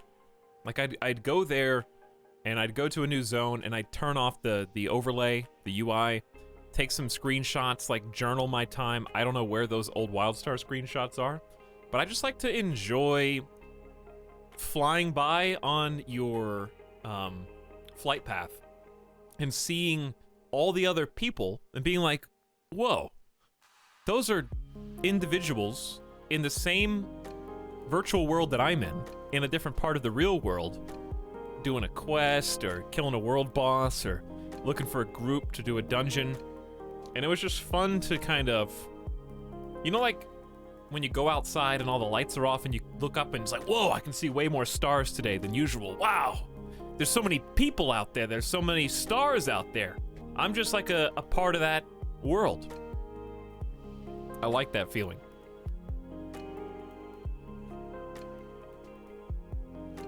I love that about Black Desert Online, jumping on my horse and running one end of the world to the other. I never played Black Desert Online.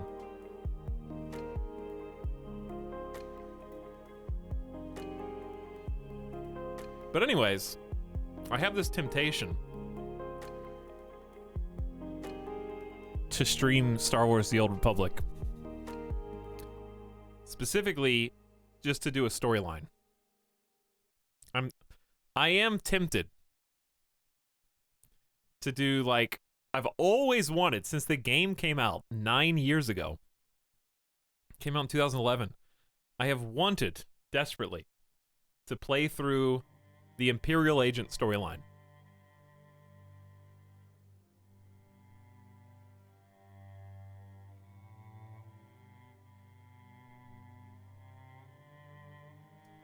And with all the changes that have happened to the game over the years, it would pretty much just, the whole stream would just be only doing story missions and as few side quests as possible. Does the game look good now? Absolutely not. It looks like a 9-year-old game. From the textures to the animations to the graphics, all of it looks super dated and old. But we're talking about BioWare circa 2011. And it's entirely voice acted.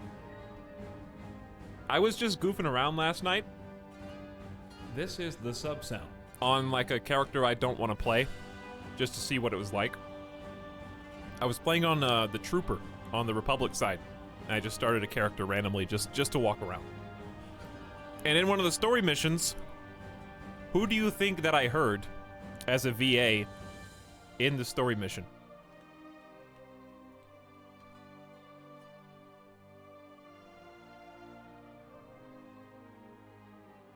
Who do you think, chat? You already know. You know who it is. Steve Blum. I was just like, whoa! That's Steve Blum. They have like an all-star cast.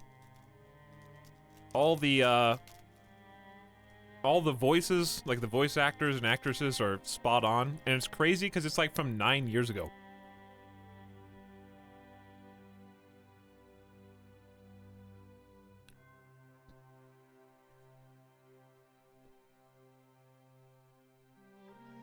Are we in a dark age of MMOs, or are there good new ones?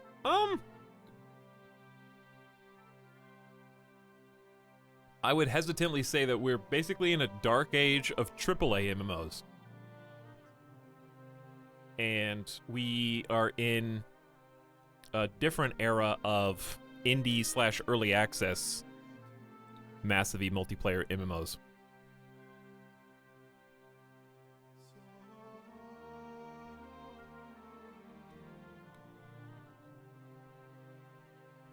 But yeah.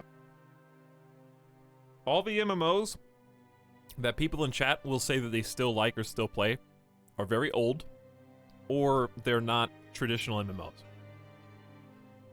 So in that sense, we are in a dark age.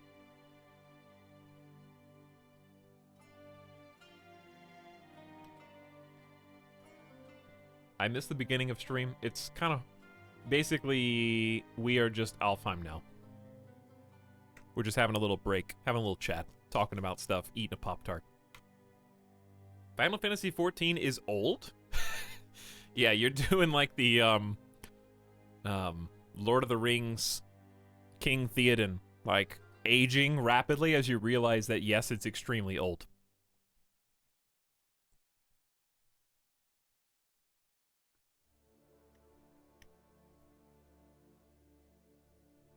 What was up,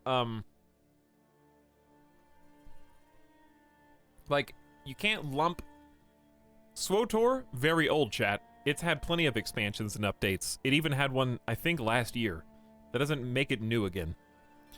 Just because you like Final Fantasy doesn't mean it's not old, but being old doesn't mean it's not fun. It can still be old. Old is not inherently bad, it's just... We are in a dark age because there's no new MMOs AAA being worked on that I even know of. That I could even name off the top of my head. There are some smaller ones, like we looked at a trailer for that space game the other day that is apparently going to be an MMO. But that's not really what I'm thinking of.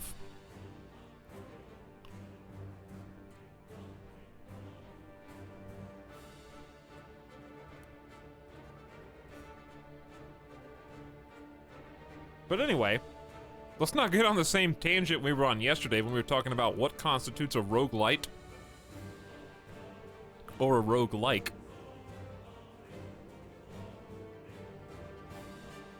There's still plenty of MMOs that are servers are still on that are a lot of fun. But what I was saying was, I am tempted to try I wonder how long it would really take to go through the entire class storyline in Star Wars and just only do the class story and only do the world storyline of each zone and skip all the side quests.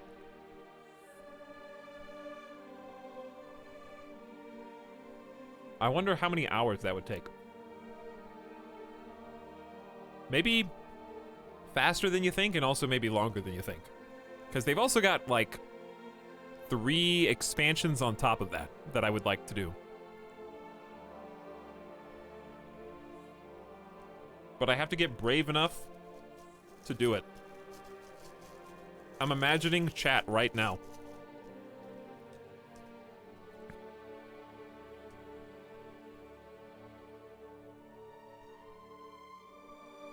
It would be insane.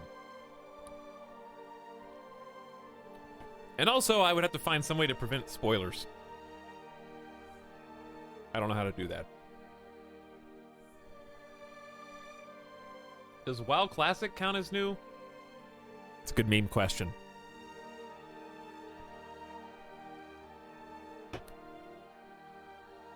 Classic WoW is overrated.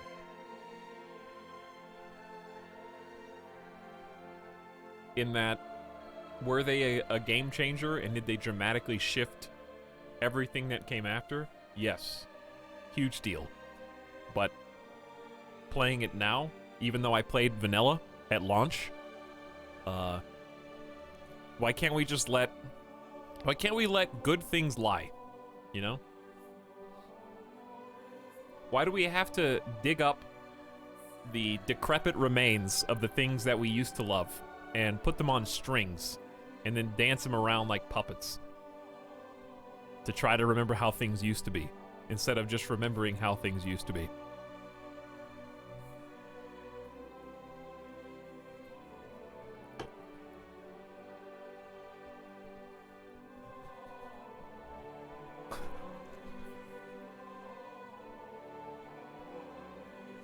The Old Republic looks interesting to me. The gameplay is super dated, but the storylines are still cool. They streamlined it to an insane degree. We're talking, I loaded up a new character out of curiosity, and I only did the main glowing quests, no side quests, and I think I leveled up from level 1 to level 8 in less than 15 minutes. It was like bam, bam, bam, bam.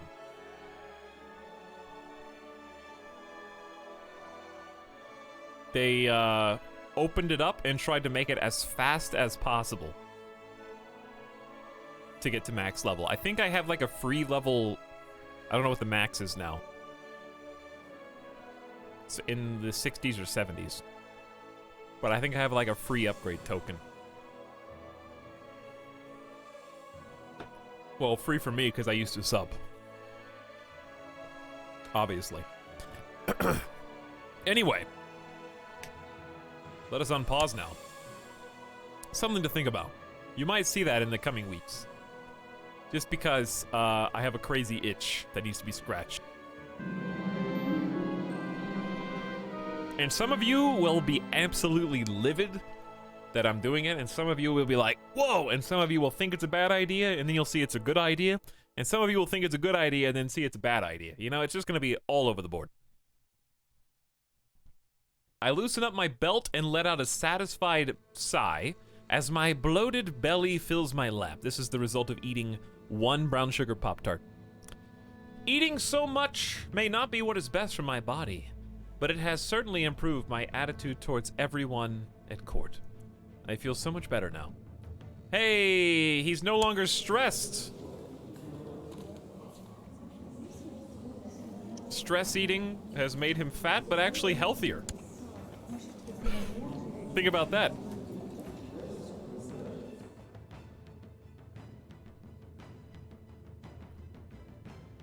While passing judgment onto criminals from the safety of your throne, a young noble is brought before you. You quickly come to the conclusion that the man is indeed guilty. Condemning him might not be the wisest choice, as he is of noble birth. If you were to pardon the man, he might prove useful, and would be in your debt. Release him. Do not forget what I did for you. Being of noble birth means nothing to the dungeons with you. We have 385 prestige. A man named Magni appears in court. No way. That can't just... That's gotta be someone else. It can't be this 12-year-old kid. That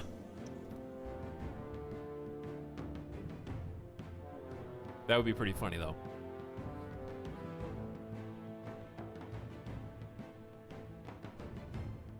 Hi, chat. What's up, False Lobster?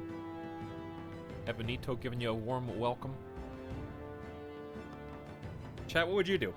Actually, don't... Who cares what you would do? What would King Kolbjorn do? He is kind, trusting, and patient. He'd probably let him go. Now, who is it? How do you tell who you have a favor from?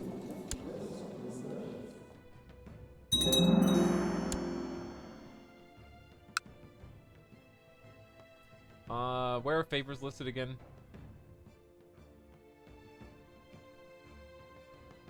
Groom and heir.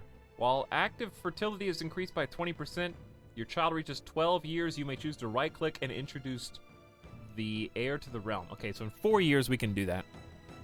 Pop of screen to hands. Oh, yeah. It's Magni of Lemposnia.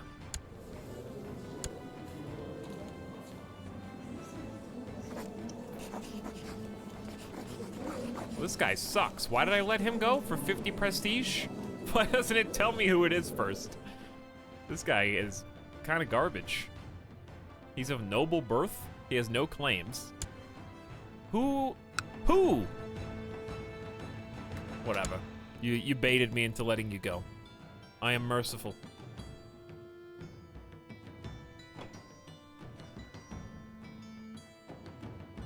Imagine being the Jarl of Vestergotland, but not even being in charge of Vestergotland.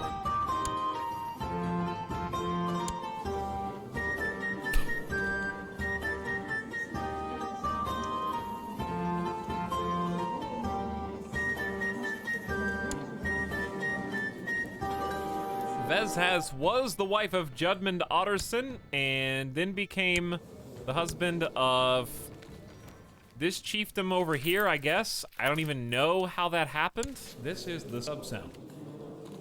She is survived by children not Linda, Sarah, and Gallia. So cousin Sarah is the martial expert that we just talked about earlier. Rip, I guess. Stop asking me. I'm not going to be your commander. France isn't looking so hot. They're fine. Queen Linda, looking majestic as I hope of my half-sister. I wish you the best with King Carl. Good luck in taking over West France. We have an alliance. That might be the only thing that keeps us alive. Your marshal has a massive recruitment. Good enough for me. All right. How's our plot looking? 48%. A bird has arrived in the muse, and a new book on the art of writing poetry is in the library. I should read the book. I should take her out for a hunt. 45% chance of disastrous falconry, 55% chance of fortunate falconry.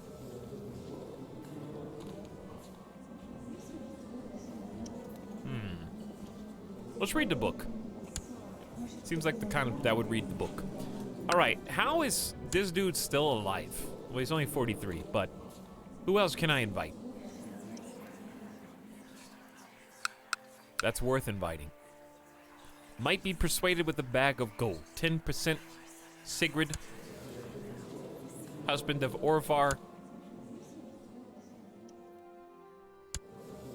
One child to your name, no claims. He's got a weak claim on the kingdom of Svidyad. Svidyad. Parent King Sigurd. Oh, I see. You're one of the children. Wow, we're getting King Ragnar's sister-in-law in on the action. Everybody dislikes King Ragnar. All right, I'm willing to pay the bag of gold. 15 gold. It is a lot of money, but now she will do it. And it's also amoral, so that helps.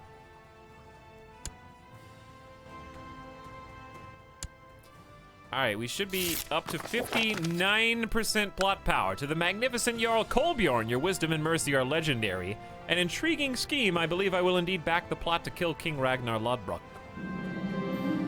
Oh, this poetry book is really inspiring. I can feel creativity bursting through my body. Diplomacy +1. A woman accused of witchcraft in Little Offheim has been dragged before your court. Several witnesses have seen her performing dark rituals in her secluded hut, possibly related to recent crop failures. She claims innocent, and it falls on you to determine her fate.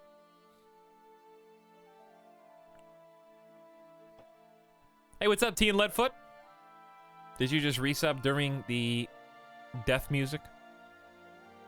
54 months? I don't even know how much time that is. Approaching 5 years. Craziness. Thanks for your fresh sub to Dwight Boy as well, who has a beautiful new Baby Prime sub. Sub, Dwight Boy. Thank you for subscribing.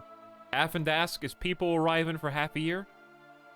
Hope your Friday is going well, Affendask. And then Mike82140 is back for month 2 as well. Some 20 minutes ago. What's up, Mike?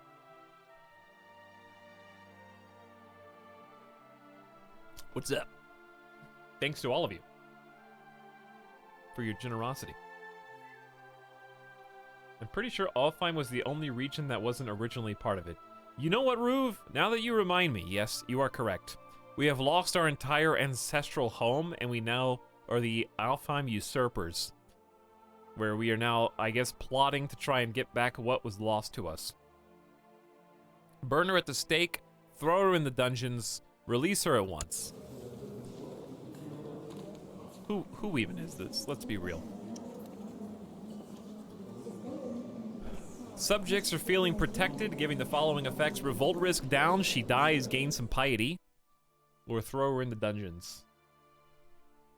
Well, he is a jovial, fat, kind, and patient king, so let's just throw her in the dungeons for now. Chat, I lost a prisoner. Did he die in prison? The other guy that I had in prison?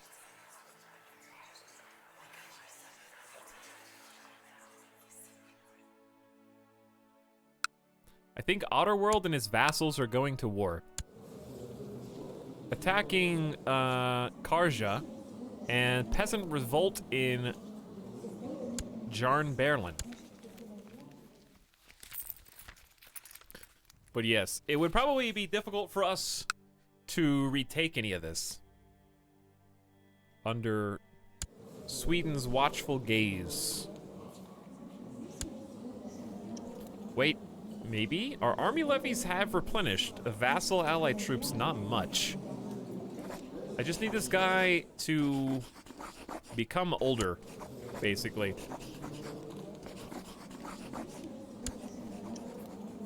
Who is, how old are you? 14? He's close. He's close to being an actual character in the game. My modest attempt to write poetry was never meant to be published, but wherever I go, bards and minstrels recite or sing my poems. Fame and fortune awaits. Maybe just become a poet? Become the jovial poet. What was that ding-dong? Poet. This character likes to write and declaim poetry. Diplomacy +1, same trade opinion, another one. Another one.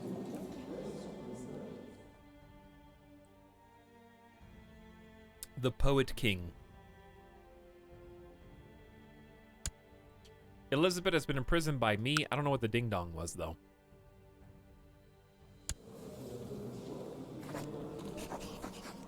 So for me to declare war, he has to be independent.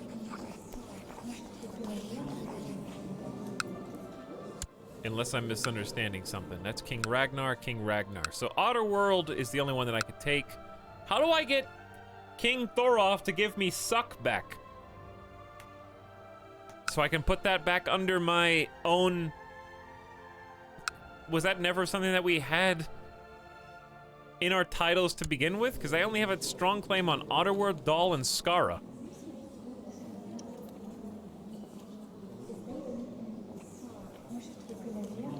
Is that Omega Lol Kairatopes?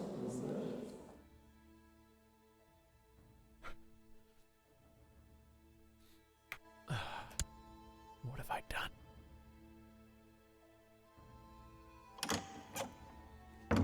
A message about request council support has been received from Eskald. Will you support me in this quest? I will owe you a favor.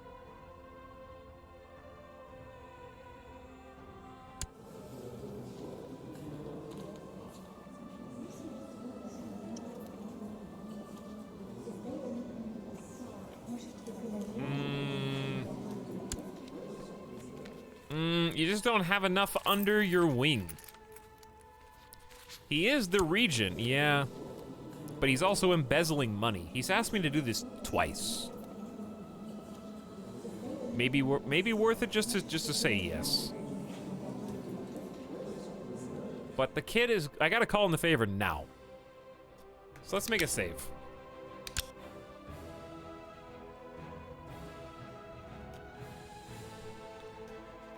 Just so I can see how this works. Okay, so I accept. Call in favor. I can only call it in for succession or for council. How can I invite him to help me? I can't even declare war. Because Dyer has to be independent. So Chad, how do I even press my claim on anything? Your Marshal Murad has come to you with a suggestion. My lord, it is my opinion that Eric would make an excellent military commander. I suggest we make use of his talents for the good of the realm. Oh, really? Absolutely not. This guy's... Murad, I thought you were gonna be awesome, dude.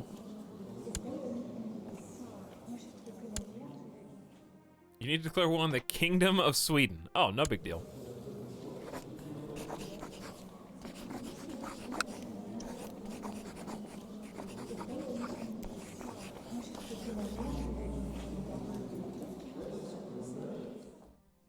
Border disputes?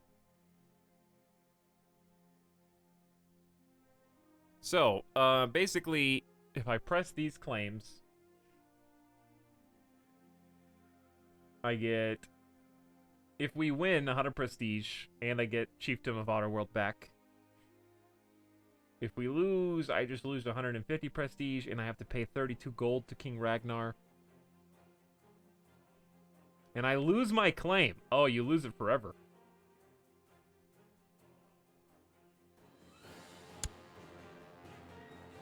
So, I guess pressing your claim one at a time is nice, so you don't spread yourself too thin. But then I would declare war and then summon the regent in. And hopefully, I guess the goal would be take advantage of the fact... Uh-oh. I can't do this for 6 more years, Chad. He's got a truce. So I can't even summon him, right?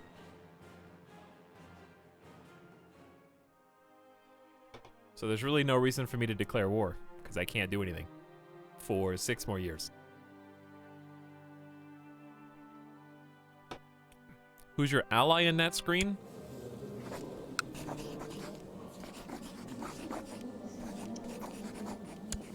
What do you mean, who's my ally on that screen?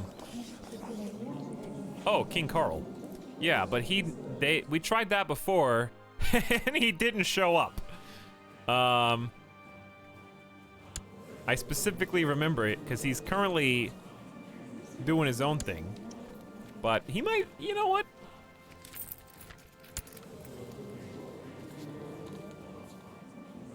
He's got some maneuvers. He's defending against a uprising right now. That may be the hardest part.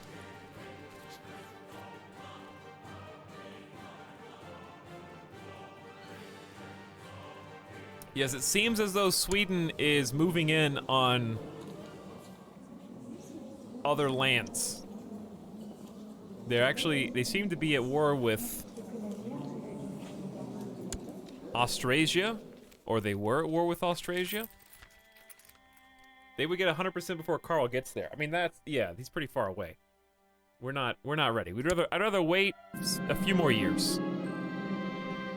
The problem is the guy I have a favor with isn't gonna wait that long. We've received news that Toast of Finland has chosen to go into hiding to try to foil a plot against his life. The cupbearer? Am I trying to assassinate this guy? Why do I care?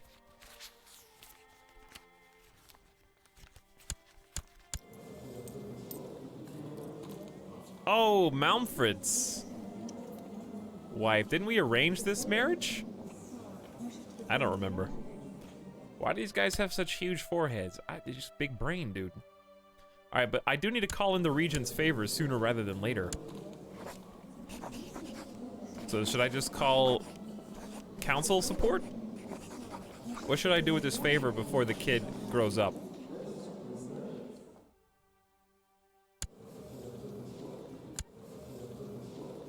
He's only got 2 more years or less. Do you have anything you want to push on the council? I don't really understand how to push anything on the council. We're currently content. Is there anything I can do?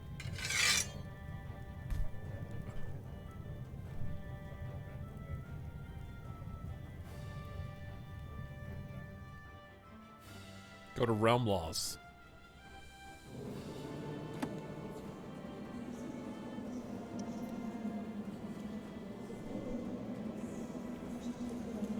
So tribal organization or allow title revocation.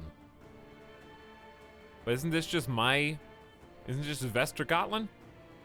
Oh yeah, I have to go to Denmark. So I go to Denmark. Unreformed pagan tribal vassal opinion -5. Enables low centralization laws for dukes and above. So once we get that, we can go to low centralization.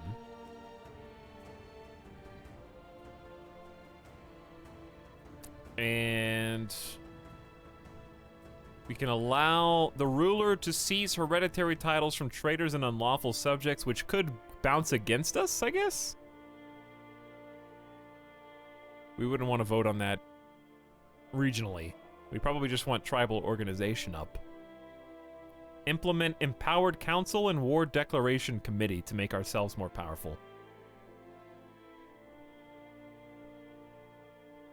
We don't really need a bigger domain or vassal because I can't do anything like that anyways. You may not suggest a law change while under a favor.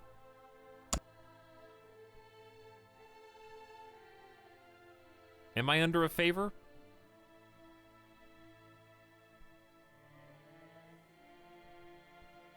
Is this bad? Chat, you're awfully quiet right now while I'm on this screen. Are you guys as confused as I am? Is that the problem?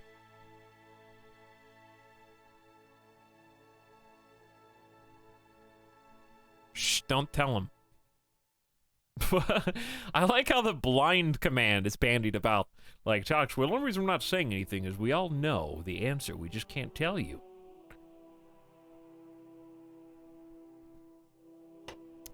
Yeah, right. Don't tell him it's a trick. The Lords of Vestergalen have approved the institution of title revocation. Okay. And then, for Denmark...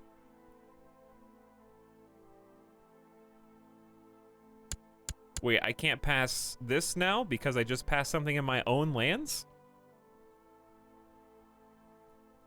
For 10 years. I didn't know these were not mutually exclusive.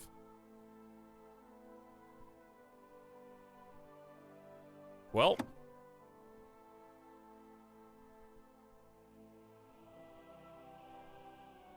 Clearly a Jeff trap.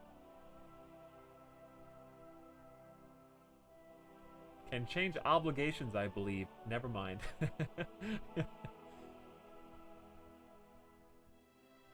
I cannot. Alright, whatever. We're just gonna fast forward. Just go. Let's see what happens.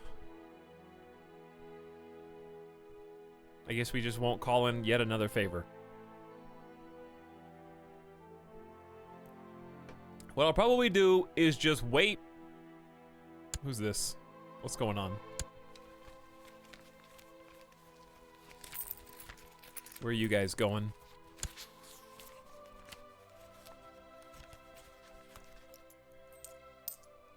Hey, we are still alive! Only barely. Another day at court and another endless procession of matters that you are required to pass judgment on. As yet another peasant drones on about his sickly pigs and the neighbor he believes that poisoned them. You feel a profound emptiness. This isn't the life you had imagined. By the Lord, will you shut up about your pigs? Gain the trait depressed. Food wasn't the answer. -1 to all stats, fertility and health down.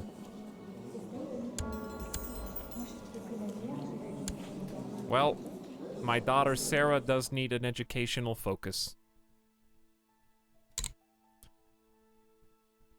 You do have some potential to be good and bad at things. Might just focus you on learning and just being very smart.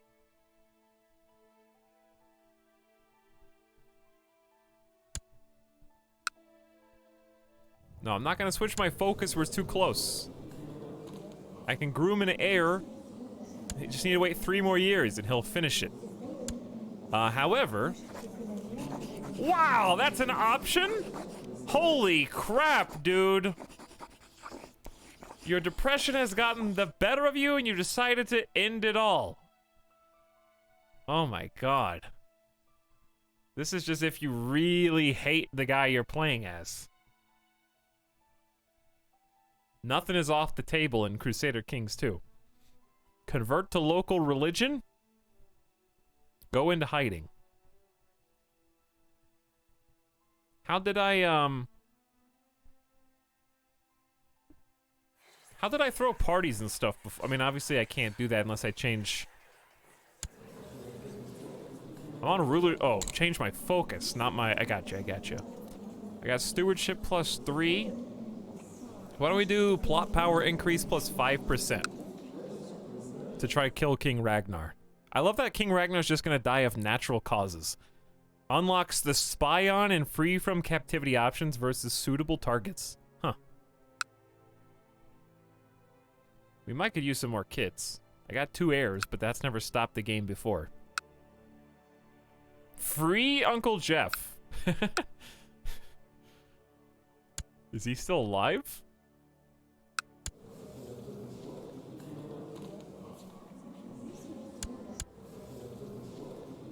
Where is Uncle Jeff?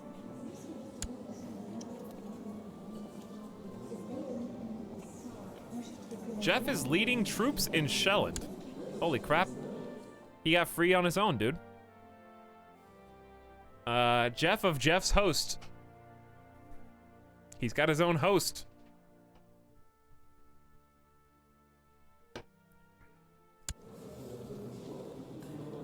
King Ragnar's got a lot going on. He's been wounded and seriously injured. He's also depressed. Slothful, greedy. Tribal kinslayer. Who?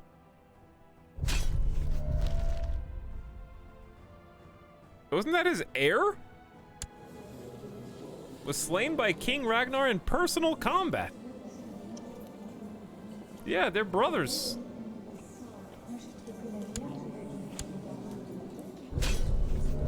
Died in the dungeons. Died in the dungeons.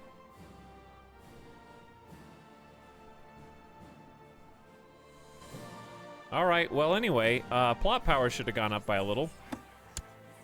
Why'd it go down? Someone leave? Back up to 50.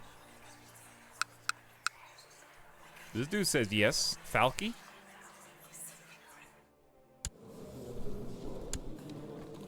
He's like pissed. This guy's pissed. Says no, says gold, says yes. Burger! What's up, my dude Burger? Remember when you declared war on me? And we kicked your ass back and I still lost Dal anyway? Remember that? Well, guess what? Time to make amends. Stepping this into overdrive. To the vivacious wit Kolbjorn, your wisdom and mercy are legendary. I believe I will join your plot to kill King Ragnar. To the great poet, of course I will join your scheme. Chat, we're at 82.9% plot power. Good. Good. Checkbox, please. Nah, it's okay. Just let the AI do it, Etalyx. Gudfrid Rifilson has arrived at your court. I want to know who is twisting the knife, so that I know to fear them in the future. If you're willing to help me kill a king, you may be willing to help the king kill me.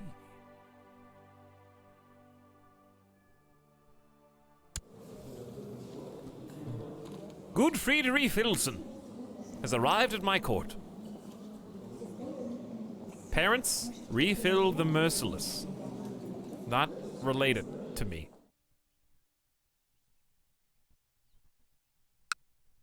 Well, hello, both of you.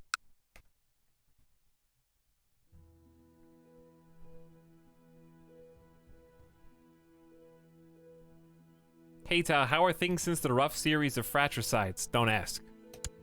Erdimius. This looks neat. Alfred, you have no idea.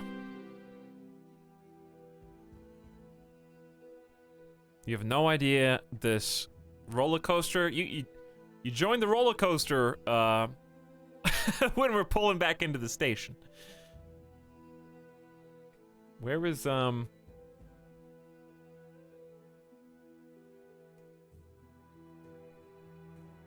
CK2 is my most played game on Steam. Still have almost no clue what I'm doing when I play it. Hey, that's good. Me neither. Young Sarah seems to be quick to praise the deeds of others around her while neglecting her own physical activity and development. Daughter Sarah, should you help others instead, or say, what a lovely child? She loses the trait Idolizer and gains the trait Frail. Why would I want that? Do you want to hurt kids that you just hate because you don't want them to inherit some things?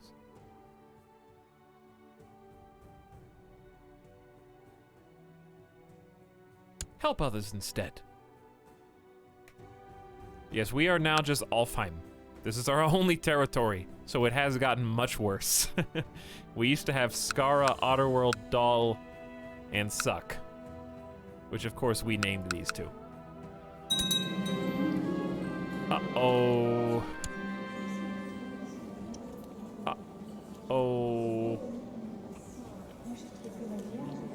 The Alliance and Non-Aggression Pact between King Karl II and Kolbjorn has dissolved as they no longer have any marriage ties.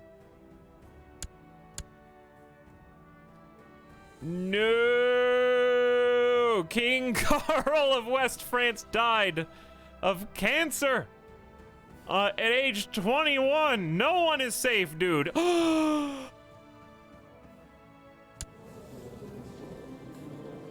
Burgundy is now the artist formerly known as West Francia. Burgundy Big! Aren't you guys glad we didn't declare war to try to get King Carl to come help us? He would have died in the middle of the war. That would have been super embarrassing. This is still so embarrassing, dude.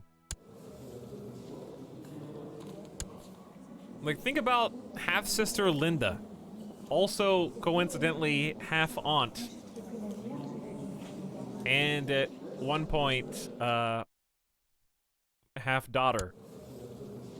Yeah, don't ask. West Europe is a mess. Question marks. Hey, read the summary, Alfred. It's a good story. You gotta do your homework before you can pass this class.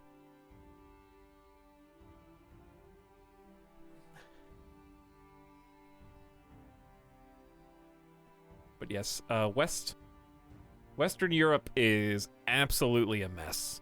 So the hope right now, our short-term goals, is to take Sweden, hopefully kill the king before he dies of old age, and his faction will also splinter into a bunch of pieces which we can then capitalize on. That's what we're trying to do. Where is the summary? Snide linked it earlier.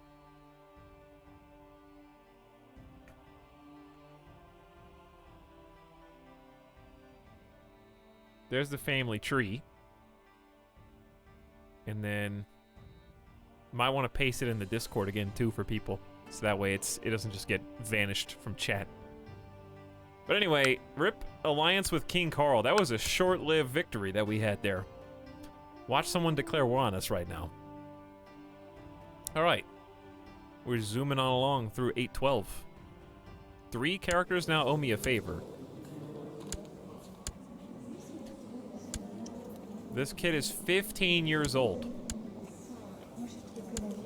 So this dude's not going to be regent for long. I guess I'm just going to call in my favor on council support.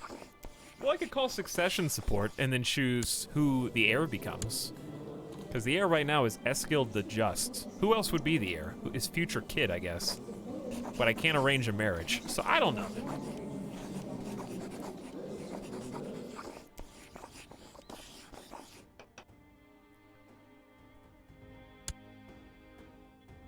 Hey, what's up, Kishuna? How's it going? Welcome to the stream. The Lords of Denmark have approved the institution of the Low Tribal Organization Law. First of all, aren't they supposed to be able to vote on that? How did that just... That was what I was gonna do anyway.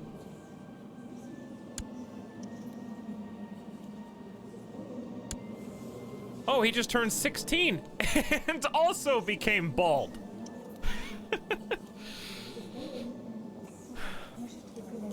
Instantaneously. It must be a ritual in these parts. You just shave your head. But yeah, isn't that what we were gonna do? Okay, now that he's 16, he's an adult, and we can sway him to make him like us more, because right now, he doesn't like us very much. So let's go ahead and sway. And I believe we can take our Chancellor, who was... Wow. Chad, I have a negative 80 opinion for him being, quote, cuckolded. End quote.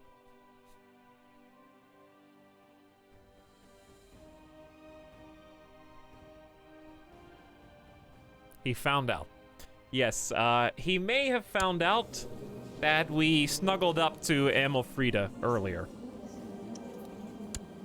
And I believe one of these kids is technically mine, but he doesn't know that.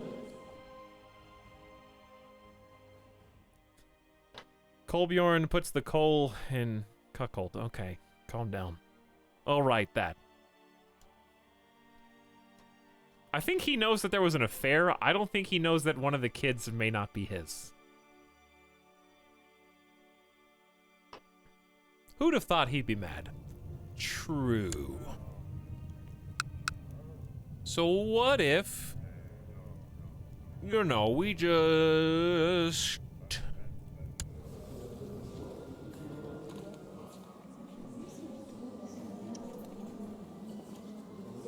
Is it time for the heel turn? Is it time for the now fat, now jovial, now depressed and lustful king or former king, now Jarl Kolbjorn, to do the heel turn?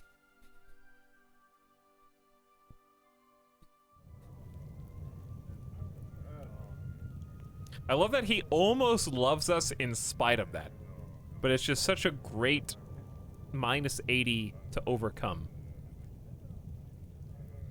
Yes, I need some juicy drama for the Chronicles.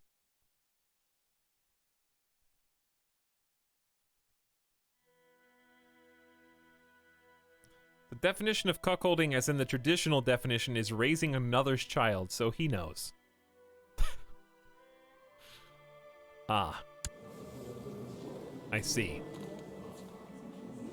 Well. We have 500. I don't know where we're getting all this prestige from. Build legend .4, the Fingers of St. John relic, diplomacy skill, Steward of Denmark is a bunch. We have a title. That's helpful.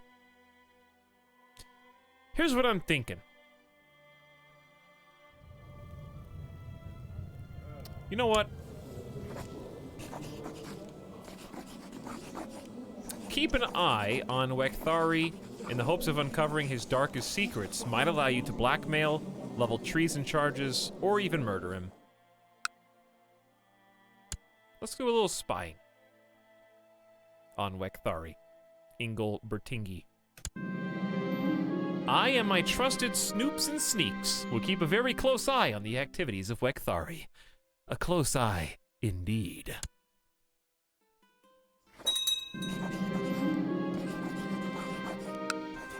King Thorolf of Denmark has declared the Danish-Swedish subjugation war on King Ragnar. Whoa! Can I press any claims during this?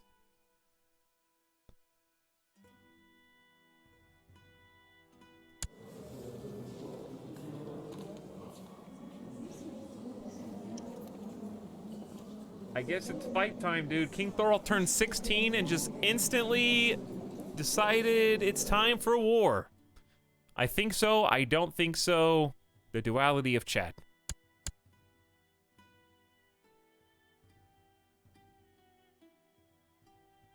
So, is there any way to...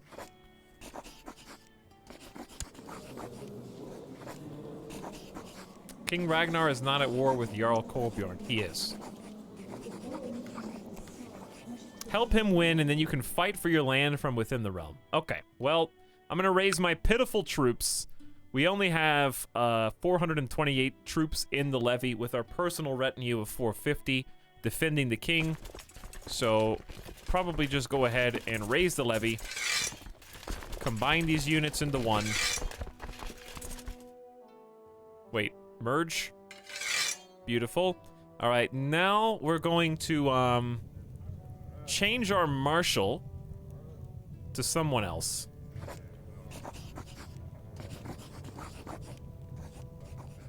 He is currently not forbidden to lead armies. Click to recall. Okay, so let's just recall him. And then we're gonna put him in the center because he has the highest martial skill of 21. And then the biggest flank is this 564, so we're gonna put the Roderico. He is level 15, and then level 13 doesn't matter. Because that guy doesn't really have anything anyway. Use prestige to build and land for more troops. We've kind of been doing that. There's really only one left, but I'll go ahead and do it. Practice range will get us 15 extra archers. Better than nothing. So we really maxed this out. And also, yeah, it does take a year. You can also not raise them to make your holding more defensive, but in this case, it may not make much difference. We'll see.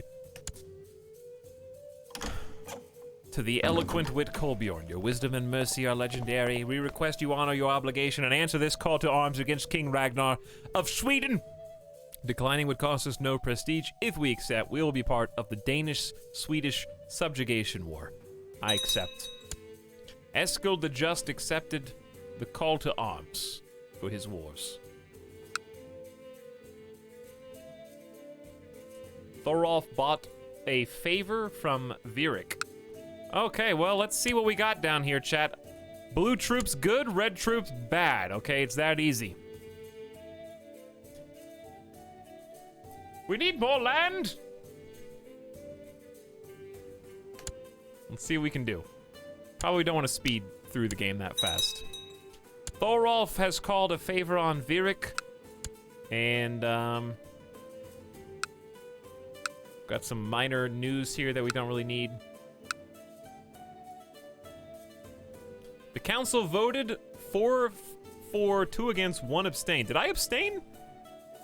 Jarl Kolbjorn voted against the war. What? How did that vote happen without me actually voting?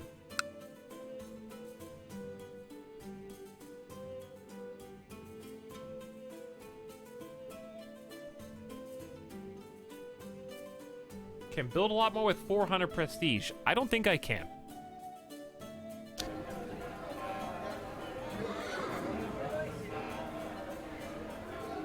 I'm pretty sure you can't build higher tier buildings until you have better tech. You just count it as an abstain. Your personality that you select in the council determines how you vote. Oh. So we got the Bannerlord problems. That should definitely be a pop-up on your screen. You know, do you want to go to war? Yes or no? Hopefully it will be in Crusader Kings 3.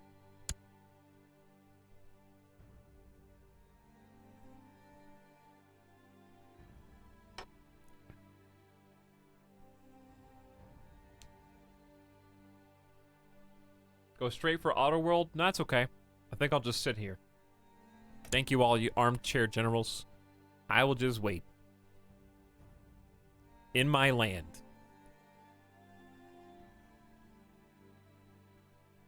So I don't get squished by big army that I can't see.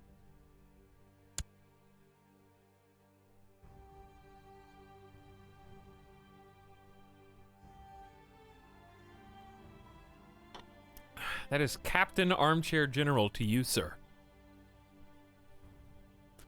I wouldn't mind going over here and just joining up, because these guys are going to do the same thing. They're already locked in to going to Skane. So I may take this opportunity. Ooh.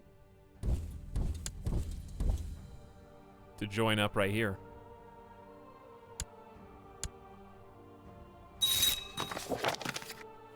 I have decided to institute the medium tribal organization law. All that is needed is support of yourself. See, I get a pop-up for organization, but not for going to war.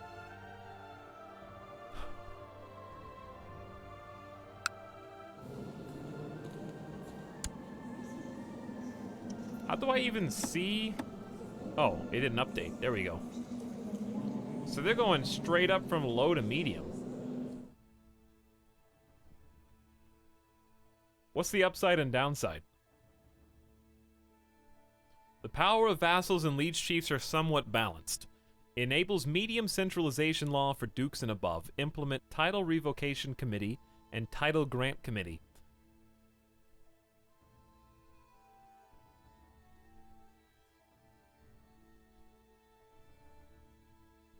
Supporters. And 4 opponents. So, who is this? King Thorolf? Why did he vote on this if he opposes it? As a vassal, you want it to be lower. As a liege, you want it to be higher, in general. Okay. Chiefs are gaining power over their vassals. Chiefs have control over their... I got you.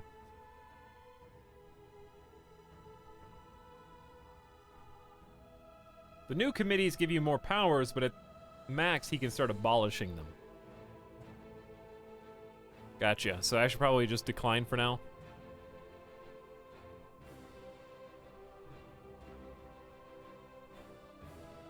Because they might, if they don't like me, he might vote to revoke my titles or something like that. We'll just decline for now. All right, anyway. The Lords of Denmark have approved. What do you mean you've approved it? Well, returning the favor to King Thor. I thought King Thorolf voted against it. All right, we're gonna link up here. Your vote didn't matter. Why are we just letting our capital, the capital, go down? Just so he can siege this? What is going on? Can I just say King Dumb? Why? Okay, here's the thing. It's not like all the AI is dumb. It seems like the enemy AI is just way smarter than my ally AI. That's all it seems. I am not having much luck spying on Wekthari. Perhaps I should refocus my efforts elsewhere. No, I am sure he is up to something. See, like, oh my, you see what you did, dummy? You let their huge force amass in your capital. And you declared war.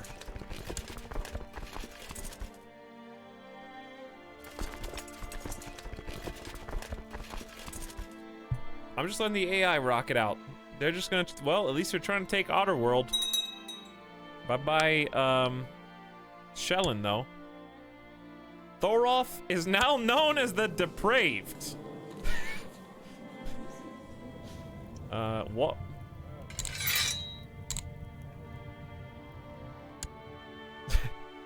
Okay, what did he do?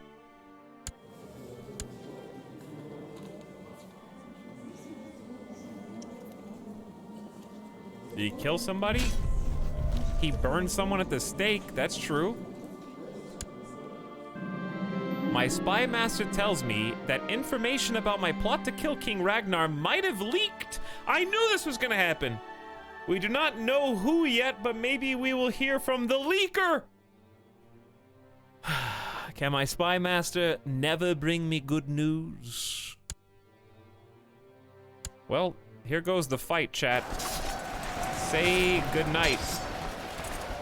If you want the good news, well, never mind. There is no good news.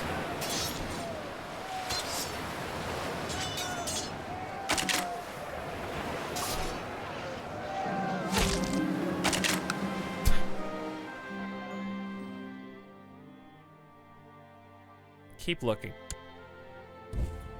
The good news is it will be over quickly.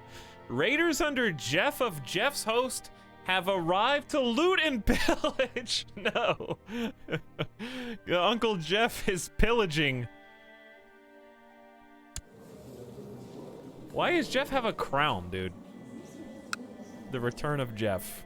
By the way, we lost 1,600 men. Well, it's over. Dude, it's over.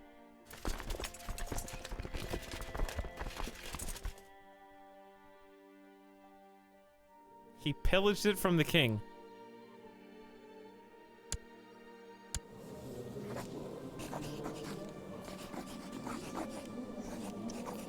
You can't just decide not to be a vassal anymore, unfortunately.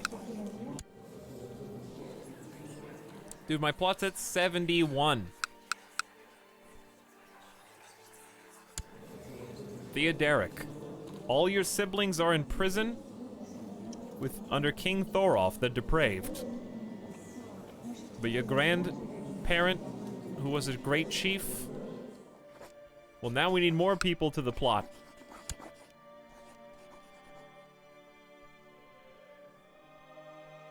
You're only gonna give me 7, okay, 7%'s fine. Of Ostergotland, nice.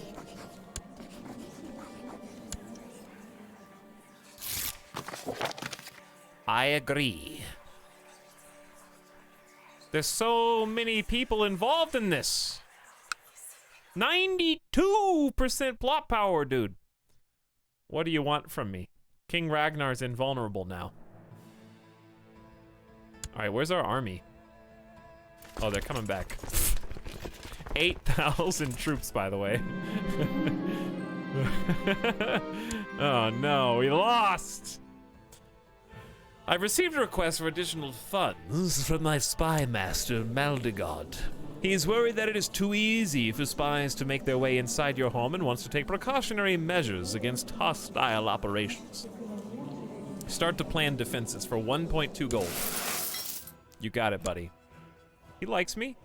He thinks I'm pretty cool. Yeah, you turned 16, 17, and instantly became useless, dude. How old are you? 17? I wish I could tell you from a I guess I could try not being an infidel. All right.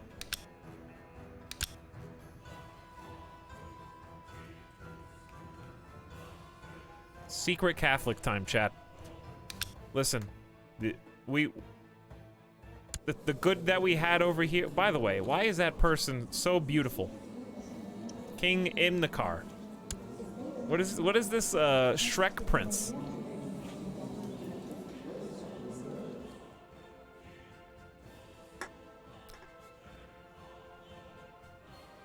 Age 21. Actually Prince Charming.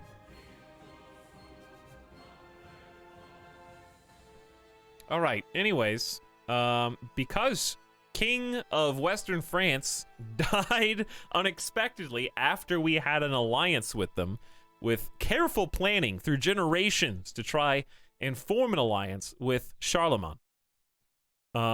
We are now going to get a little crazy and falsely confess that we're actually Germanic pagans, not Catholics anymore, because long ago, thanks to old King Hrafn, who was converted to Catholicism in the midst of pagan lands by his errant chaplain, we are the only Catholics in this entire northern region. So, we are going to falsely confess that we are actually Germanic pagans, forfeiting 100 piety.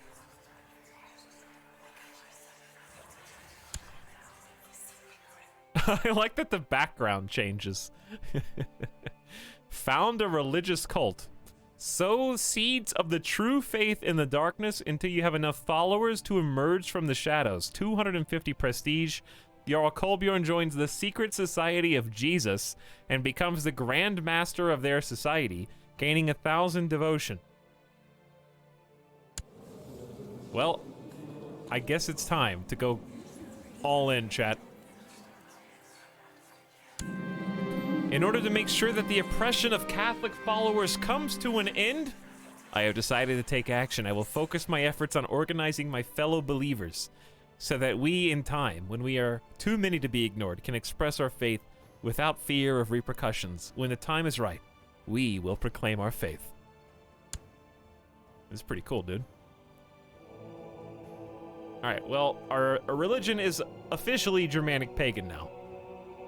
And we founded the Society of Jesus, where I am currently the Herald Leader. So people can now join us if they want. I don't know if anyone will. This is the, okay, you have 1,000 devotion. This is the currency which you can spend on various powers. Unlock being a member of the Society of Jesus. Chat, join my secret society now, and you too could receive these powers. You gain devotion by completing missions as well as on a monthly basis. The monthly gain depends on your stats and traits associated with the Society of Jesus. So we go straight to the top, right? I get diplomacy +3. Do I get the other powers or just this one? Power openly adopt faith enables you to openly adopt your true faith. The other secretly religious characters and counties of your true faith will convert with you. This power is available in the intrigue screen. You get all of them. Preacher, power, prepare ground. Enables you to spread your true religion secretly among the inhabitants of a county in your realm by right-clicking its shield in the county view. If you openly adopt, these counties will convert as well. So we get, is this stacking diplomacy, or is this a total of +3, or is it +3, +2, +1? Anyway, adherent. Induct into the Catholic faith. Secretly induct characters into your true religion by right-clicking their portraits. And then faithful. Induct the child into the Catholic faith. Induct the children. So we're going from the crib, chat. We're trying to make them Catholics from the crib. We're gonna give them a little baptism and then invite them to the secret society of Jesus. Evoke the sympathy of characters in other religious groups other than your true religion by right-clicking their portraits. Okay, so we try to get sympathy for us. I see. So, for example, you probably want to do this to people that actually like you.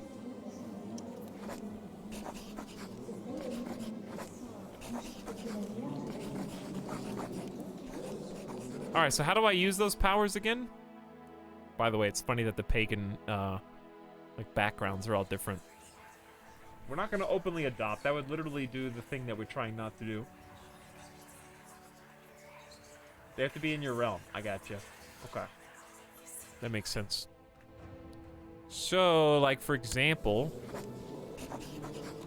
Gacella's already Catholic.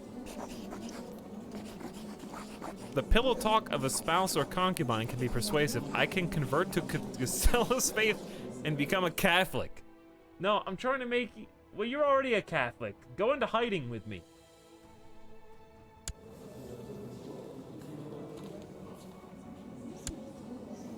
Chat, Princess Gacella is zealous and thus hates that I just renounced Catholicism. Uh-oh, our true love is dissipating in our old age. Convince the king. I am the king.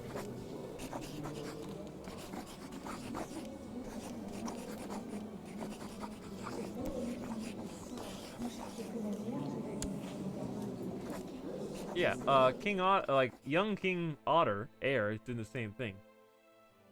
You are the Jarl. Okay, yeah. I see what you're saying. So we start by evoking sympathy for Christians. Jarl Kolbjorn loses 50 devotion, attempts to find a way to approach King Thorolf and talk about Christians. If successful, he may help convert the realm. But first, let's wait till the war's over. Oh wait, the war is over. Even though I am now publicly proclaiming the greatness of Odin, I will still hold Catholic ideals in my heart. Praise God. Okay. So yes. Let's see what we can do, chat. I am not having much luck spying on Wekthari. Perhaps I should focus my efforts elsewhere. Okay, this is pointless. What if we spy on our king? That's probably fine. I and my trusted snoops and sneaks will keep a very close eye on the activities of the King of Denmark. What secrets could he be hiding? After some careful planning, I am seated next to King Thorolf at a formal dinner. I have planned to tell him about a family of Christians that was attacked and driven from their home in Alfheim in an attempt to rouse his sympathies. What angles should I employ? I am sure that 17-year-old tribal, Germanic, pagan, warmonger, cynical, chaste, and paranoid guy is really going to embrace Catholicism. He's actively voting against his own interests, okay? As a Germanic, pagan, homosexual, I would basically be converting him to act against his own interests.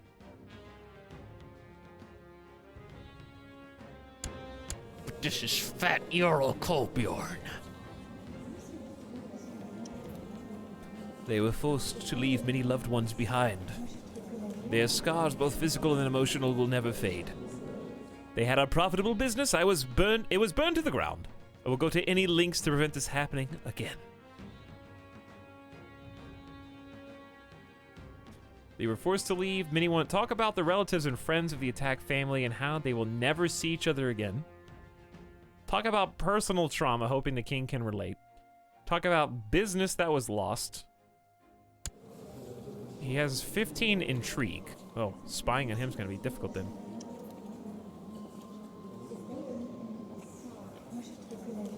Paranoid? He is paranoid.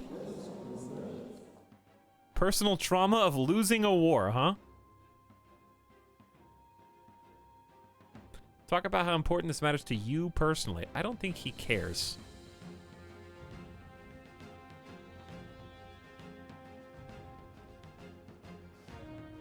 Refused offer of guardianship. He's still pissed about that, huh? Tribal view on fat, but he likes that I'm jovial. Give me a break. Yeah, stewardship is decent. Let's go for the money. Hoping King Thorolf will realize how the prosperity of the capital was affected. Let's see. King Thorolf was visibly moved by the story about the poor family. After our conversation, he became very quiet and responded in short, half-hearted sentences when spoken to. Just before our departure, Thorolf pulled me aside and thanked me for opening his eyes. Sympathy for Christian religions, +5. I knew we would find an ally in King Thorolf. So it begins. Think about the money, man. Think about how much money I lost. Ah, those poor Christian souls. So, does his opinion not change? Okay, since I listened to your story, will you accept becoming my commander with -17 personal combat and 1 martial skill? No!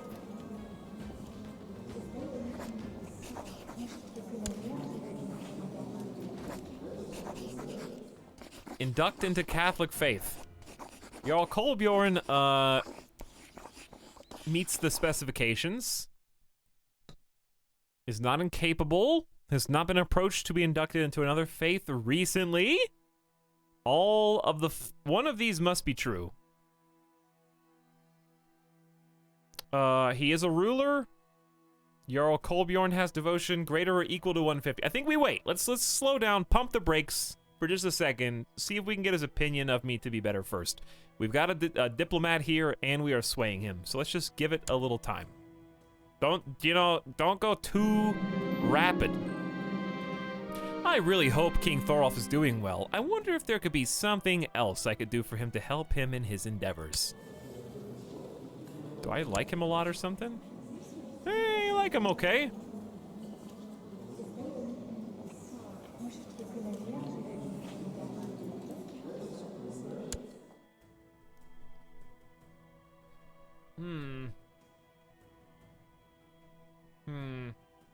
Okay, chat.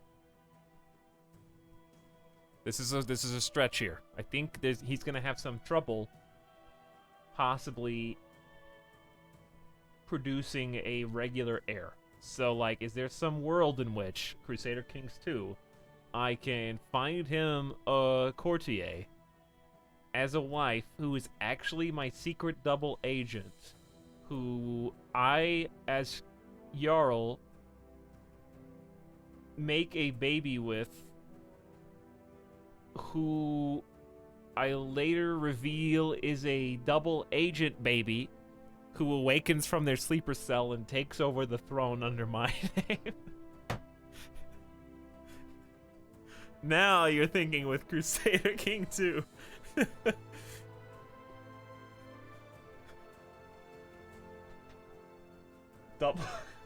Double agent baby, dude.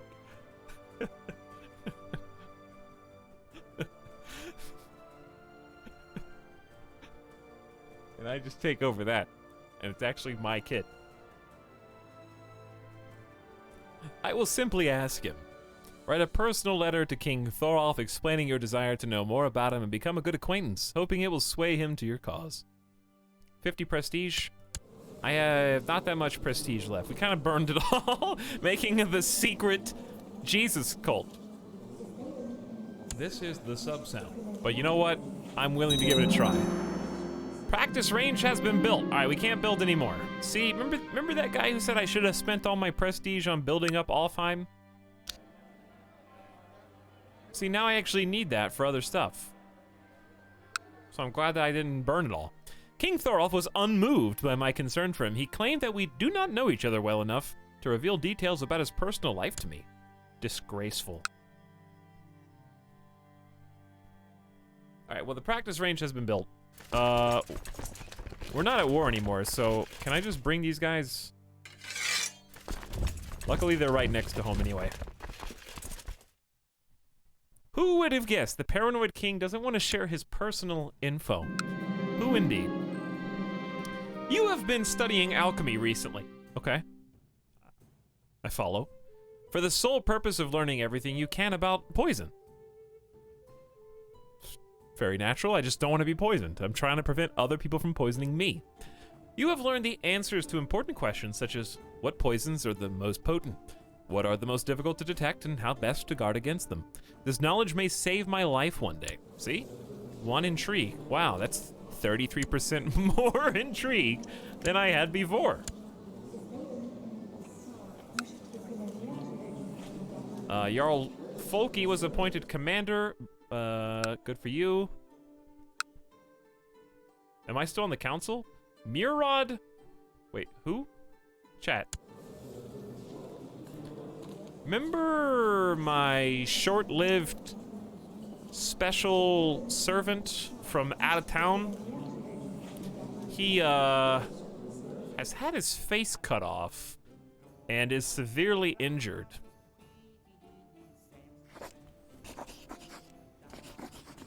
This is the guy that invented the Viking tank and then rolled it off a bridge. Pouring out my goblet for Murad. He was already a eunuch. And now his face is gone.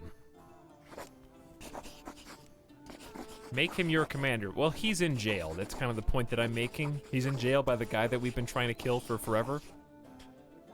Characters imprisoned abroad can be ransomed for a sufficient amount of gold. How do you do the free from captivity option? Do I have to select King Ragnar? No. But that's the only prisoner he's got. He would do it for 10 gold.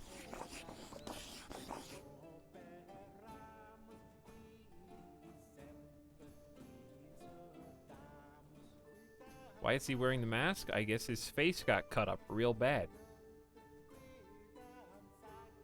I'm surprised he isn't dead yet. He might be dead soon.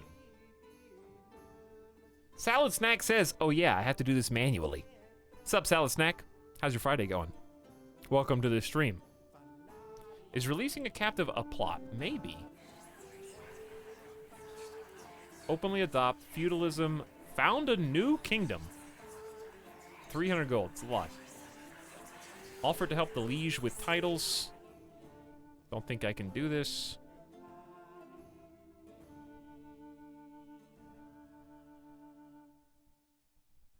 Oh, because I can only have one plot at a time. Chat, this plot's at 95% power level, though. We're doing the best we can.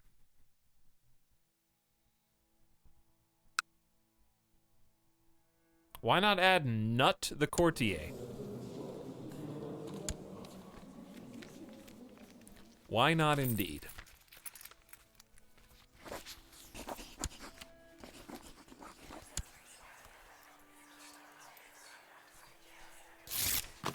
To the great Jarl Kolbjorn, your wisdom and mercy are legendary. An intriguing scheme. I think I will agree. He hates King Ragnar. A tyrant! King Ragnar is wounded, depressed, deceitful. The Impaler. He likes to spend nights in the dungeon inventing new ways to torture unfortunate victims. I think I understand what happened to Murad. Should I rescue my boy? He is my boy. He did fight for us. But if I wait until this guy gets assassinated, maybe this will be easier. He could be in there for a minute. I don't know, dude. I'm doing my best. We're at 104% plot power now. Your son, Snorri Kolbjornsson, lacks a childhood focus. All right, Snorri, you're not the heir, but one day you may be.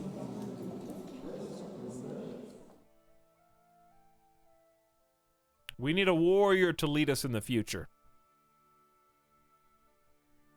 Snorri is very loosely tutored, chiefly being left to his own devices, competing with other children. Common traits are rowdy and willful. Tutored by counselors and noblemen, groomed for rulership. No, we've already got someone being groomed. Do the fist. Might become rowdy or willful. Stubborn and strong-willed, or loud and lively, pursuing physical activity.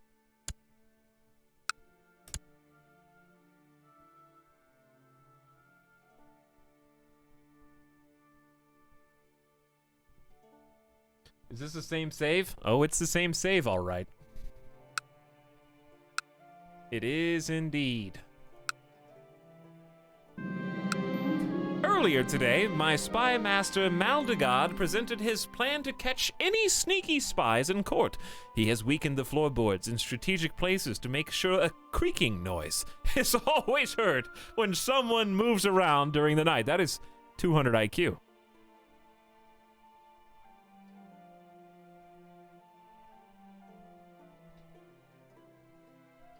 Now, if only I could get rid of this terrible headache.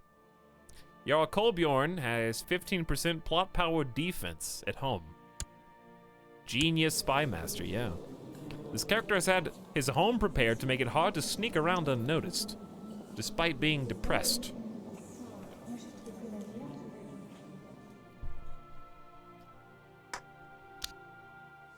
We can speed this up a little bit. We might want to save.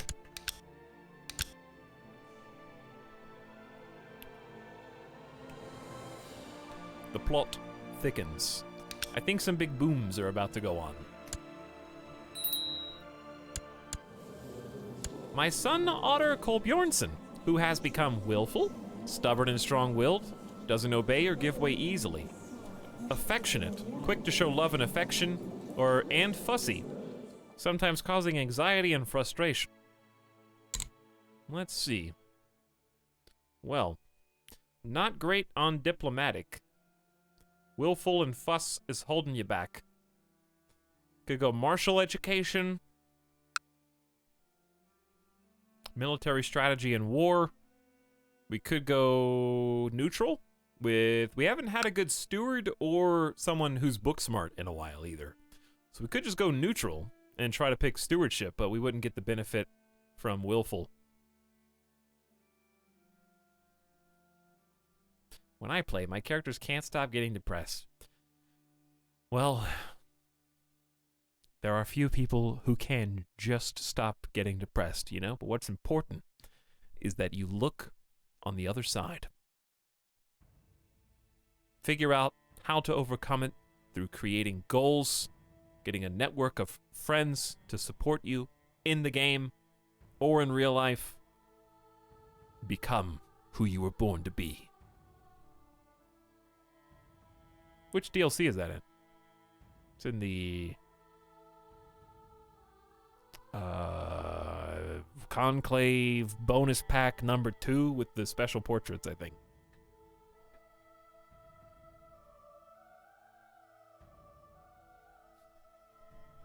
How much do friends go for? Well, you can get someone to join your plot to assassinate a king for less than 15 gold.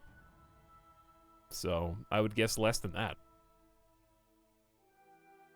If you openly profess Norse, does that mean you can raid Catholics now? Probably, but the problem is by this point, everyone is 10 times stronger than us. So there's really no reason to even go raid them.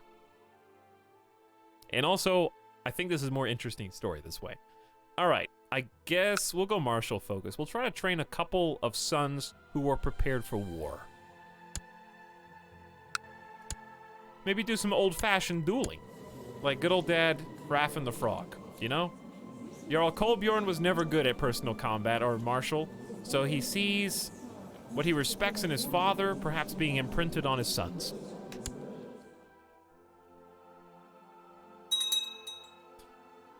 We are hard at work increasing infrastructure, motivating the locals to work even harder. I am not having much luck spying on King Thorolf. Maybe I should focus my... We're not doing real good at the spying thing. Some days, I think I'm going insane. It's probably all in my head. Sometimes I notice people staring at me. When my courtiers whisper it is impossible to shake the suspicion, it may be about me. Being one of the Society of Jesus always felt worth the risk, but I'm not so sure anymore. He's become stressed. Time to invite some more people.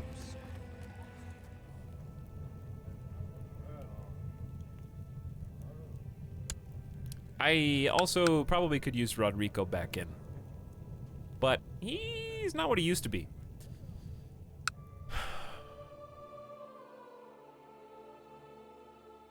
They might catch on to his secret society of one person. Just don't tell anyone. There's no leaks. No one else is even in the society. It's just you. As long as you don't tell anybody about it, they'll never catch you. Oh. Fine, I will ransom Murad. I don't really like him that much, but I owe him. I need to get him out of there.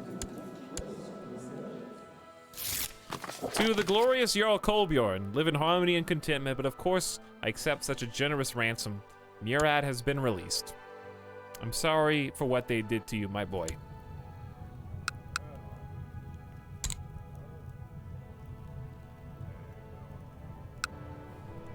Our levy is empty because I'm dumb and it's just been sitting here, but we didn't really fast forward that long.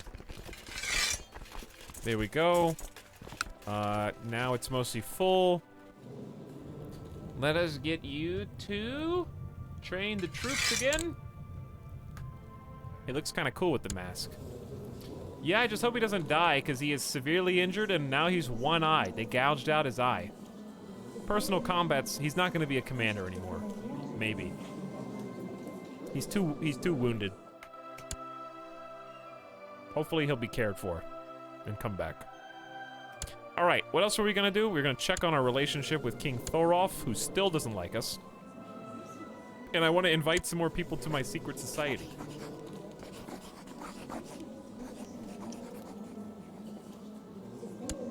She's not even pretending. She's like, screw you, I'm gonna keep being a Catholic.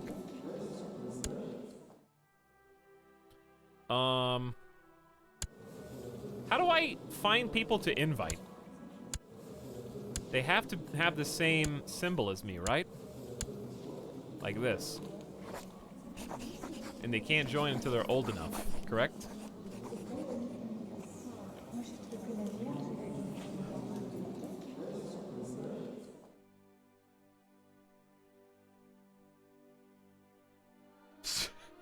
Super villain origin story. What? Murad?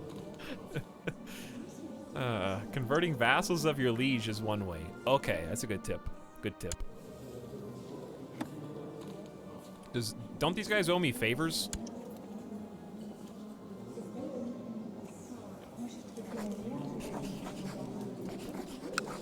Cost me 50 devotion, but it's probably worth it. This guy used to owe me a favor. He does. I just don't know what to call it in for. Yeah, let's talk to him. After some careful planning, I am seated next to Eskild at a formal dinner. I have planned to tell him about a family of Christians that was attacked and driven from their home. This is my go-to strategy. What angle should I employ? Well, he is kind, just, chaste, diligent, and brave, though a bit cynical. Fortune builder, dwarf, homosexual. Yeah, I think we're gonna say hope to pull on his heartstrings. Probably not personal trauma. He does have an insane stewardship score, so is that gonna be better for profitable business then? I will go to any lengths to prevent this happening again, hoping he cares enough about your opinion.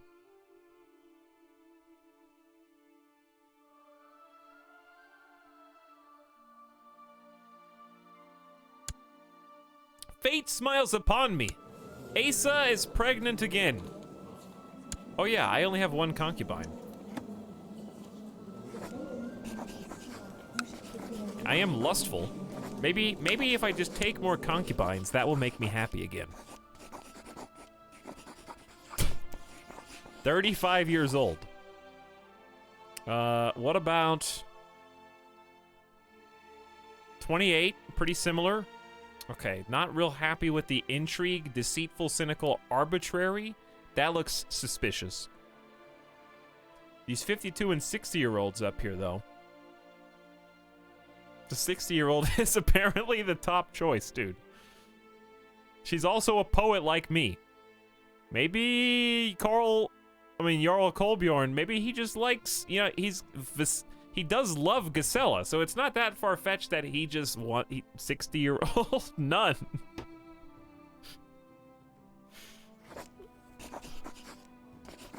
Someone that can understand him. Kind, zealous. Oh, zealous is not good, though. Why does the word concubine sound so weird? Because...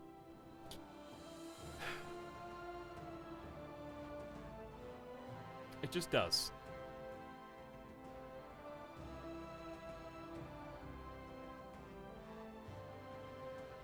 It's basically a sex slave. Yes, but also no.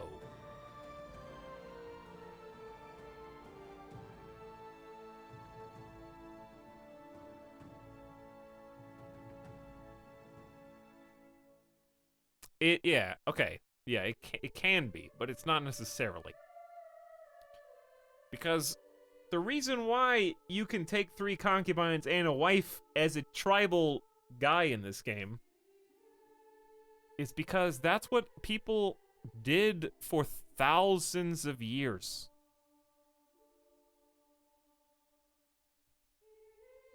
And it was the fact that they can produce an heir that inherits the entire kingdom. It's, in this case, it's basically just second, third, and fourth wife. Concubines where their child cannot inherit due to the laws of the land and just create basically bastard children. That's closer in line with the negative connotations that you're thinking of. But like, Asa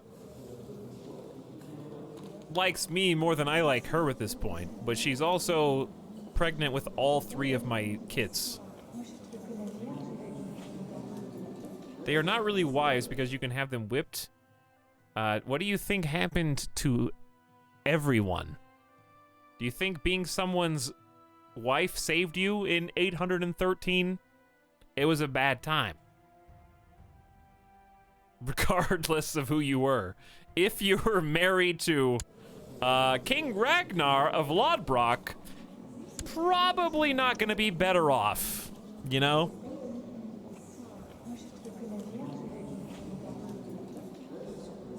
Probably don't want to be his wife or concubine, for that matter.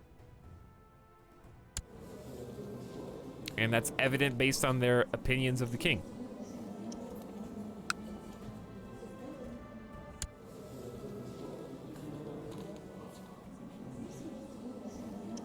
But also, like, it really, there is no catch-all. There is no catch-all. But in the video game that we're playing right now, the benefits are pretty vast. If you're talking about being a concubine in 800, especially if you were just a courtier and the king is like, by the way, your every whim is now paid for. All of your kids are going to be supported from our coffers for forever, and they're going to be king when they grow up. And you're going to be taken care of with our highest court physicians. It's a pretty good deal. For like, all my kids are dying of cancer time and the flu.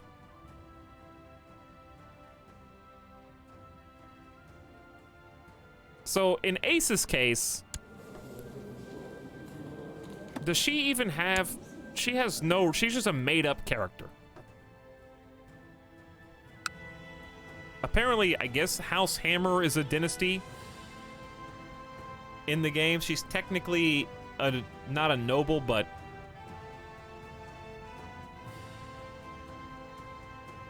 hello everyone, what's up, Moonfixer? Asa Hammer, first of her name. These are all made-up characters? They're not all made-up characters. That's not true. A lot of them are made up, though.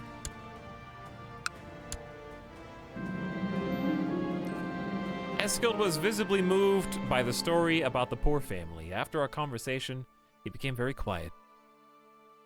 I knew we would find an ally in Eskild. Sympathy for other religions. He thinks history is real.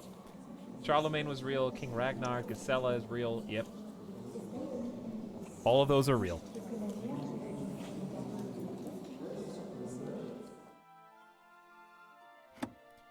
Oh, right, how much, I still have 1,100 devotion. How much do we get per month?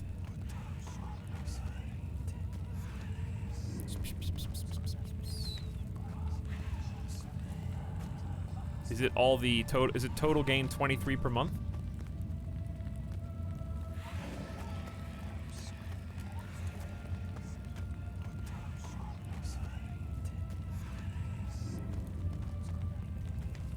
Imagine thinking video game characters are real.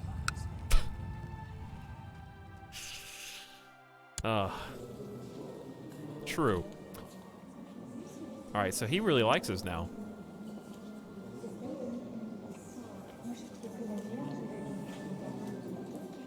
Oh, hang on.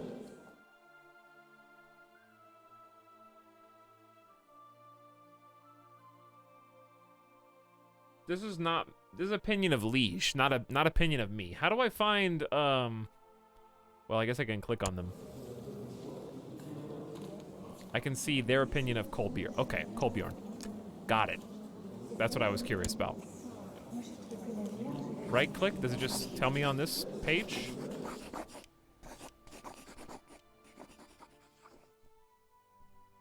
Imagine thinking streamers are real. I am just some, you guys ever see those stupid, like, 3D cartoons that imprint themselves over someone else's likeness? And the mouth moves perfectly when I move my mouth? That's what I am. I'm just like a puppet in the background. I dance when you tell me to dance. I'm just a really highly advanced 3D render of a streamer. Everything that I say is AI driven.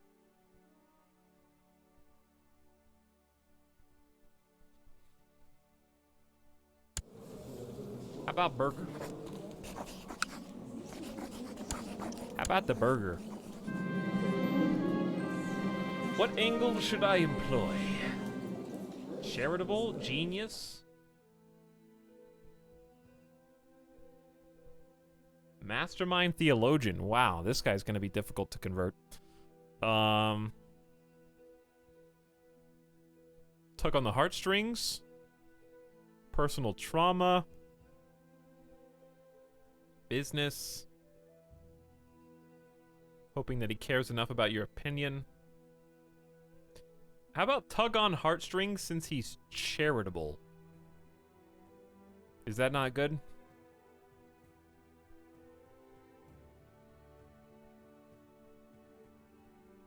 Do those two line up? That's what I would pick. Let's see.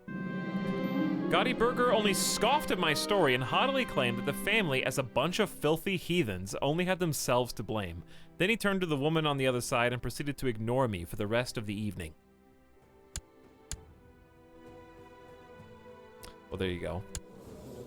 Can't win them all, chat. What about Folky? Opinion 0. We can change that.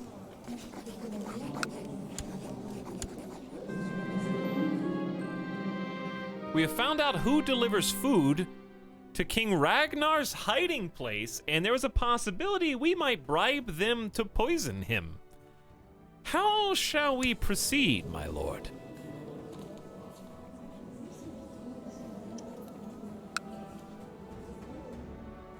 All right, let's zoom out to like here and take a nice little screenshot.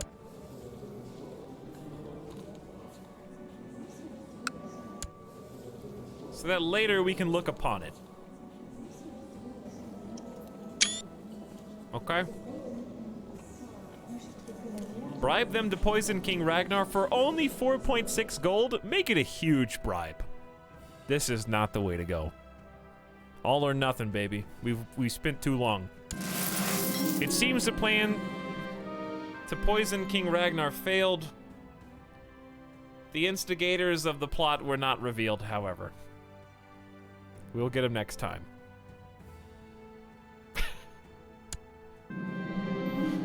After some careful planning. Man, so many suffering, hidden, secret Christian families here. All right, Jarl Folky. Wounded, wroth, shy, zealous, chaste, diligent, homosexual, uncouth, child of concubine, dutiful cleric. I don't think there's gonna be any converting him. Business doesn't make any sense. Personal trauma, he is wounded. Go. Their scars, physical and emotional, will never fade. He was visibly moved by the story about the poor family. He became very quiet and only responded in short sentences. He pulled me aside at the end of the dinner and thanked me for opening his eyes. I knew we would find an ally in you.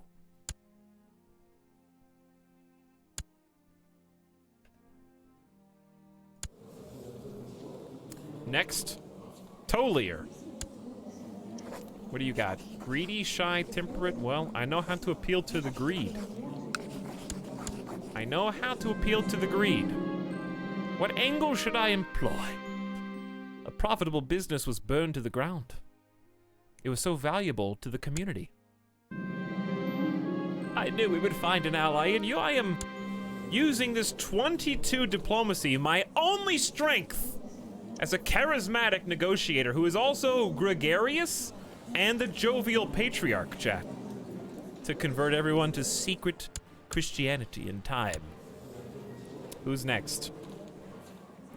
Actually, I think that's everybody except Kolbjorn himself, who I am hesitant.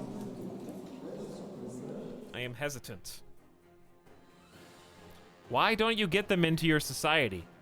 I guess Ricto is what I'm trying to do, dude. This is what I'm trying to convince them all to like me for. Just put them in your society, Forehead. Come on. What are you waiting for?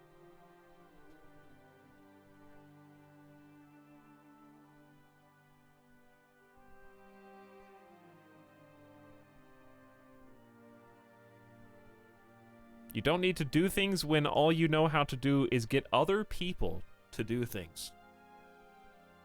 True. Very true.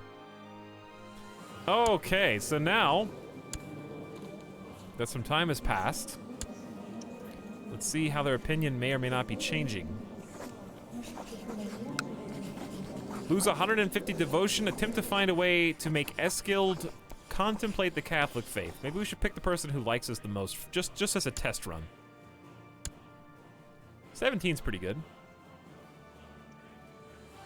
54 years old. Not, you know, it's not gonna be around. Oh wait, is this the guy that declined? Is this the guy I screwed it up on? That sucks. 0? 22. There we go. Induct into the Catholic faith. All right, 150 devotion. He likes me, plus 22 for my state diplomacy. We're both kind. I'm a jovial patriarch, and some piety. I have arranged for one of my spies to leave a tome of the Bible with an anonymous note in the tent of gaudy Talir. It says, if you can read, please open this book. I know that it is written in a language you've never seen. I like how we just have a copy of the Bible that we can leave spare, and he'll just stumble upon it, okay? If the tome is left open on a passage which Talir finds relevant, I am hopeful he will find the truth in the holy words, but what might catch his eye? I hope you can read Latin. Also convert, please. The Norse Bible. What year was the Bible first assembled as we know it today? Oh, actually, longer ago than I thought.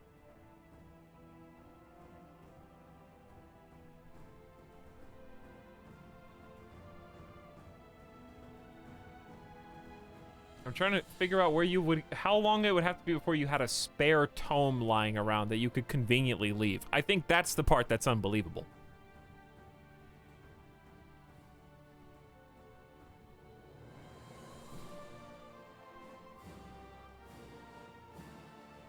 That's a super complicated question. It's really not. Because, I don't know if you guys knew this, but it wasn't always called the Bible. Okay, so if it's saying that I left a tome of the capital Bible, that's not the same thing as leaving some Old Testament scriptures. Or some New Testament scriptures. They didn't just call it, I got the Bible here.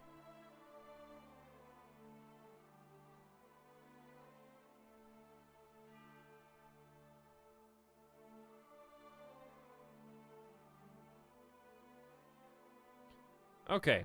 The Muratorian canon, believed to date to 200 AD, is the earliest compilation of canonical texts resembling the New Testament. It was not until 5th century that all the different Christian churches came to a basic agreement on biblical canon. The books that eventually were considered canon reflect the times they were embraced as much the times of the events they portray. And then during the Protestant Reformation in the 16th century, which is far beyond the scope of our game right now, books originally not written in Hebrew but Greek, such as Judith and Maccabees, excluded from the Old Testament, were known as the Apocrypha, included still in the Catholic Bible.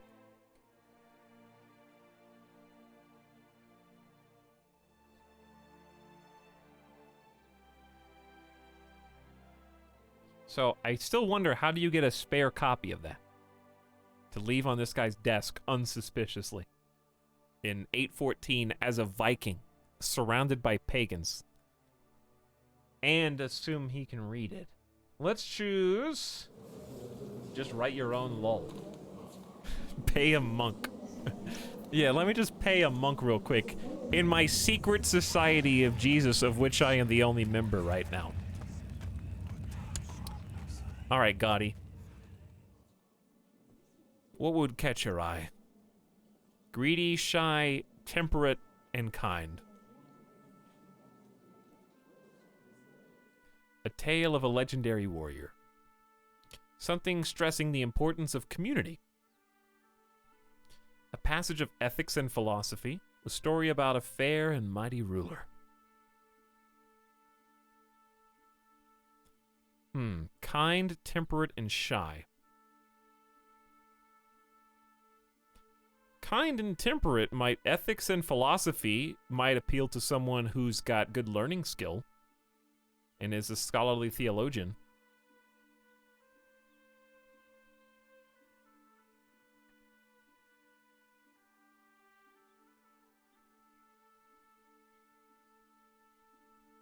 So are we secretly loving Jesus because he's Nordic and shouldn't do that? No, it's because we can't arrange any marriages with pagans. We can't raid anybody else. We can't really do anything. We kind of just succumb. Who knew chat knew so much about Bibles? They know a lot about everything.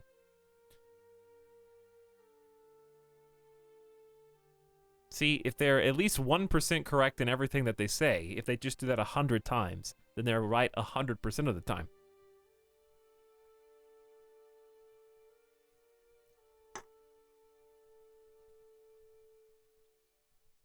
I'm gonna try ethics and philosophy.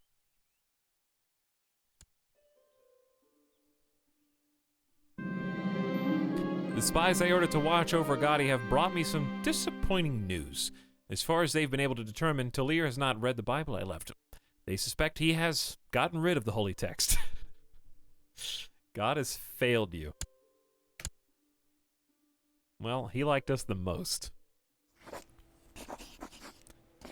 So do I have to wait X number of time? Has not been approached recently. Don't worry, he's gonna die. It'll be fine.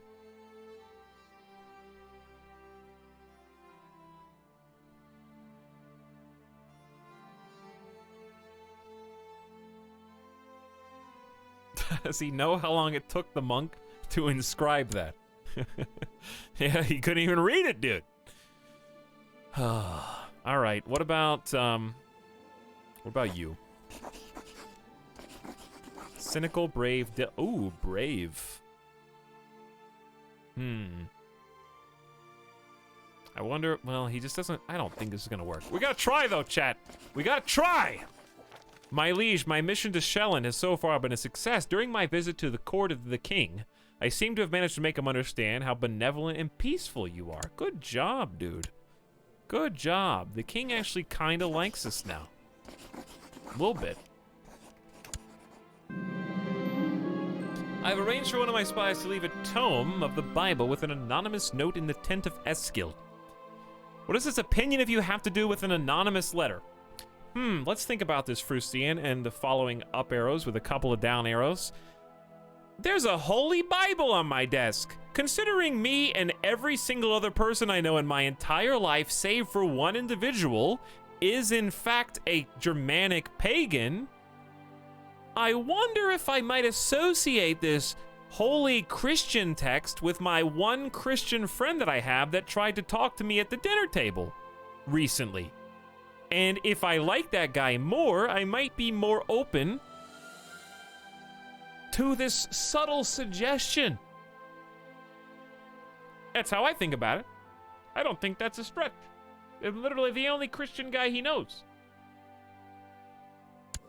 All right, Eskild the Just. Your name is the Just. Are you really? How about this fair and mighty ruler? My cousin Sarah keeps asking me to press her claim on Skara for the glory of our dynasty. Shut up, Sarah. I'm not declaring war on Sweden. Refuse such outrageous demands. Lose 10 prestige and Sarah dislikes you. Sarah, get a grip. I'm not gonna find you a husband if you're gonna be like this.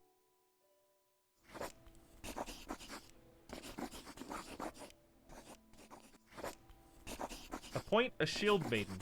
As a woman of remarkable bravery and strength, she may be made a commander. It's not a bad idea. I refuse, but I'll give you the honorary title of shield maiden.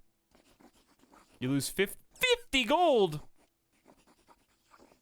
Sorry, shield maidens are really kind of expensive.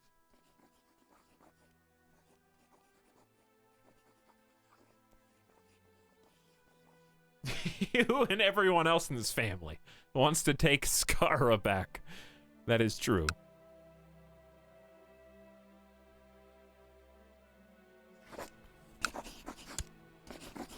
All right, I will find you a suitable husband. 22. The youngest dude here is Magni. He's 25. I'm gonna find you a nice Christian husband, okay? So I can only arrange her marriage with a Christian. Wait, no. Chad, how can I find eligible bachelors? I go to find character. Men, single. Join court. What does that mean? Does that mean they're willing to join my court? Wow, that really narrows the options down. This is the sub sound. How about any? And then my religion, which is a bit... has secret religion. Is it a secret if Character Finder knows that it's a secret? And they're all from my court.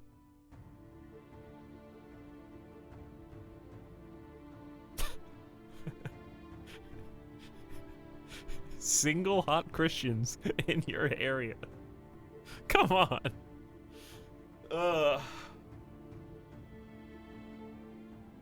You're focused on your realm. Okay, I see. I gotcha. This character is Catholic in secret. Okay, hold on. That's the same guy, Magni. What about Murad's not a candidate? Murad is quite disfigured. But he is, you know, he's a eunuch. Harold wants to get married. Harold, my courtier. He's envious, diligent, paranoid, gregarious, honest, a duelist, and a leader. I think Harold might be the guy.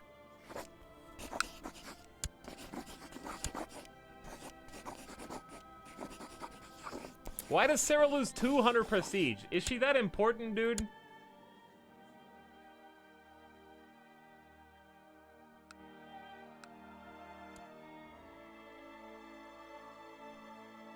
Like, is she that significant? How do I even find her again? Wait, where is she? Crap. Is it Gisella's daughter? No, that's Linda. How do I find her? I forgot. Who was I just talking about? Cousin Sarah.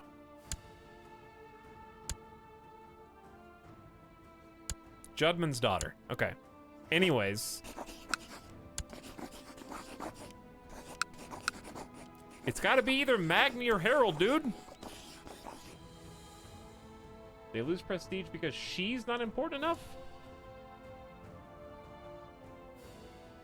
No, Sarah's the one who loses prestige from marrying someone not important enough. How about the King of Denmark? He won't accept offers from infidels, but I'm not technically an infidel anymore. Desire's a better non-aggression pact, but it's not because I'm an infidel anymore.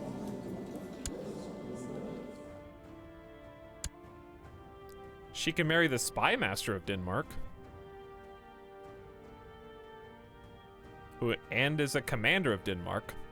I don't really like him that much, but he's there. He's a stark raving mad, has the great pox. Bro. But anyway, set it to matrilineal. That's not gonna work.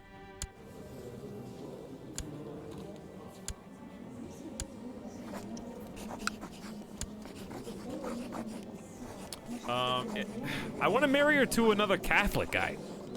Because otherwise, what's the point? Alright, chat, you're distracting me. Don't distract me. Let's just do what we know. Do what we know. Men not married, secret religion, or... my religion group? What does that mean? I don't like these, just list the religions. It's not that hard. Because my religion's not actually Germanic. Not my religion. But see, that's just everything else. Which doesn't make this easier.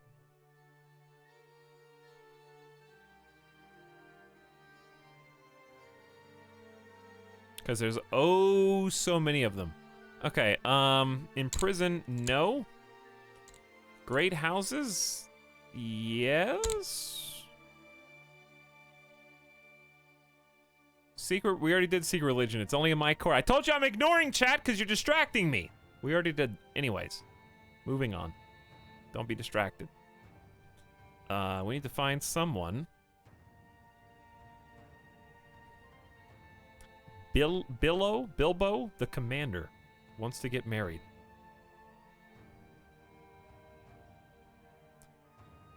We want to see someone who's got a thumbs up.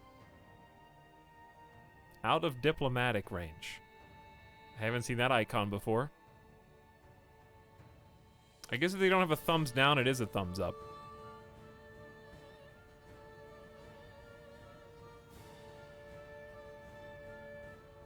This guy's in jail. Can I do not in jail? Wait. He's in seclusion. That's not jail. Not the same thing.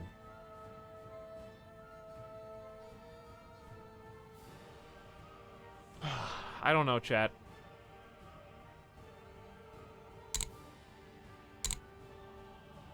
Secret religion.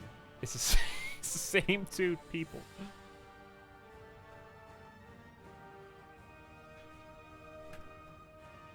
Emote only chat incoming.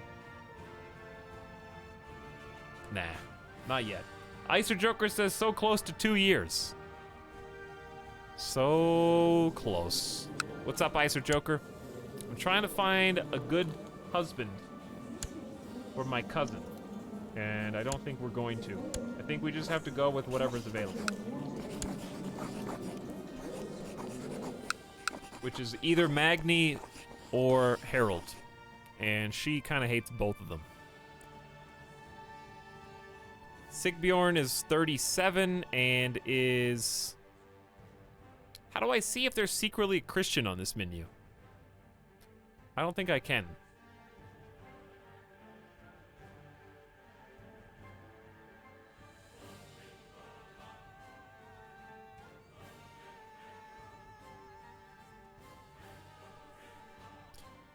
Reading chat is not helping me right now. Gandalf is a true pagan. Just fast forward and see what happens. AKA just go.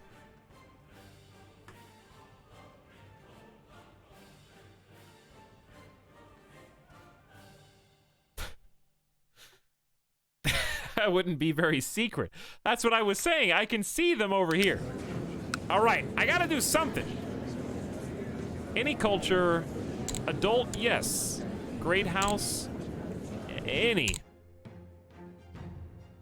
But if they're not a, what does a great house even mean, dude? There's no tooltip. My dynasty, not my dynasty. Diplo range, duh. Join court, whatever. Married, no. Imprisoned, yeah. All these are right. These are all my people. This screen shows me secret Catholics. The Bishop of Grayers. Who is this? What is Waldensian?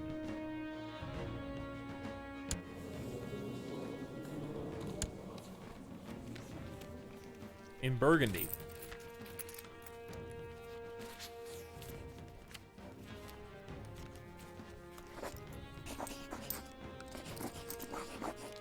Chat, help me out here. Can he get married as a bishop? I don't think he can. Why is it showing me this person? I'm not here. Good, Syntax. We haven't done anything in 15 minutes because I can't figure out what to do. I guess I will just fast forward and not do anything. I want to make her shield maid, but it costs so much cash. All that wasted time. My spies have brought me some outstanding news. Apparently, Eskild reads the Bible every night and now seems to worship God like we do in secret. My plan succeeded. It is time for Eskild to join us. Approach and attempt to recruit him to the Society of Jesus.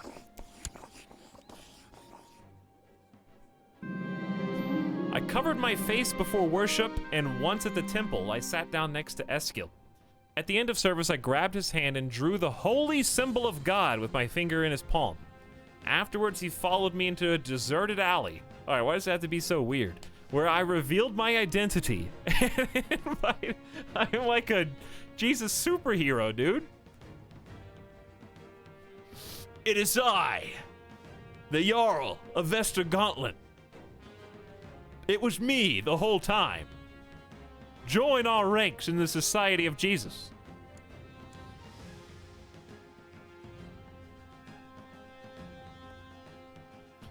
All right, chat, we're not alone anymore, dude.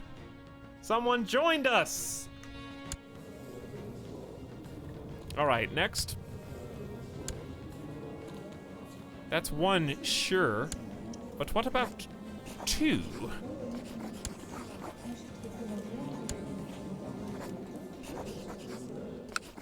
He doesn't like us as much. He doesn't like us as much. I have to use my diplomacy. I hope King Thorolf is doing well. I wonder if there's something I could do to help him in his endeavors. Nah, not this time. We tried that. All right, Jarl Folky. You are wounded, wroth, diligent, sympathy for Christian religions.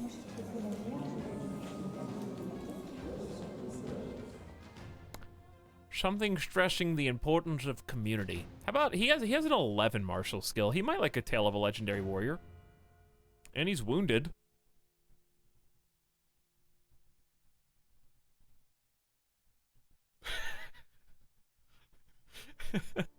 Imagine if this fat Jarl will become the Pope of the North.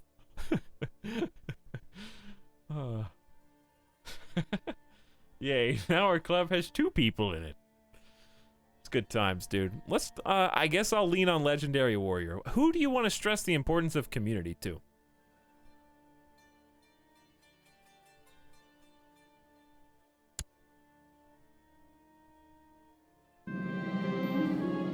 Apparently, Eurofolky reads the Bible every night after we left it on that badass passage.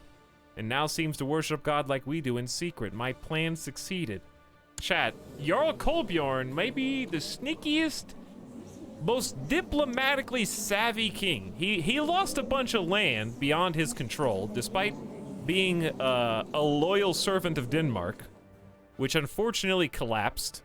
You know what? This is all because we chose wrong. Honestly, though, who could have known that Denmark was going to collapse into 2? Denmark was the right choice, but that king that died right after we bent the knee ruined everything and made us lose all of our land. If we had just joined Sweden, but I couldn't predict the future. And also, Ragnar sucks. How have we still not killed him? But anyways, I will recruit Jarl Folky of Yelland. Of Shelland. What is this? No. It's Yelland. I don't know. Whatever. Then there were 3, right? I covered my face before worship, and once at the temple, I sat down next to Folky at the end of service. I grabbed his hand, drew the holy symbol of God with my face. It's my trademark. That's like leaving the ace at the scene of the crime. Folky said that he would join us.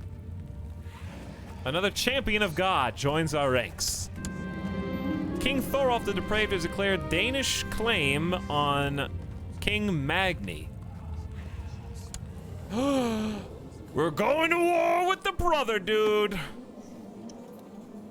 Thorolf versus King Magni. Speaking of, I guess it's time to raise those levies again.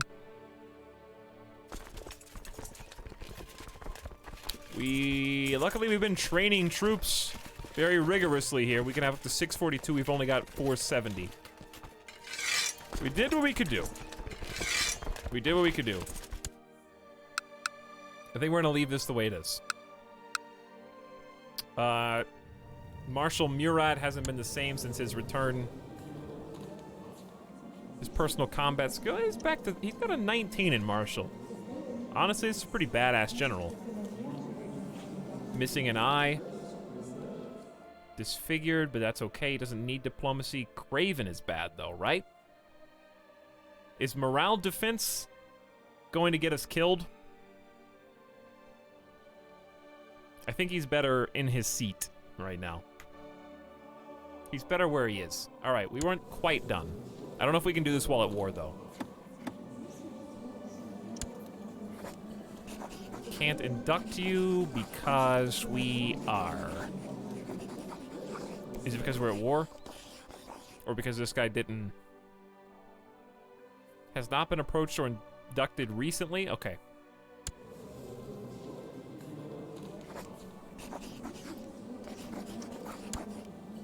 Wait, that's me. That's me. Induct into the Catholic faith. He's just so cynical. I think... Wait a little longer. We're going under him. We're going around him. We're getting all the vassals in line first. Anyone else at court?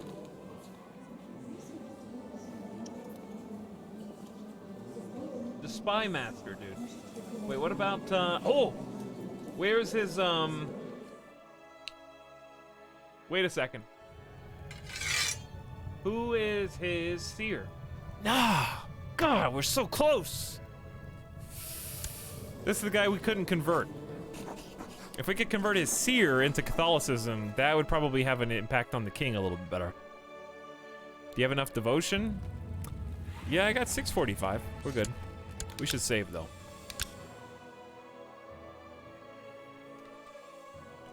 Evangelist Viking. That's me. The Evangelist Viking. Alright, we don't want to fast forward too fast. A son was born to Jarl Kolbjorn. Princess Giselle is 57, by the way. And Asa Hammer has been the mother of all of our children, except Linda Judd's. Wait, what?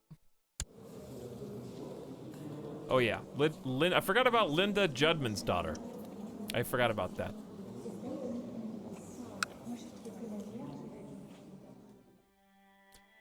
We could name this dude Hraffen, second of his name.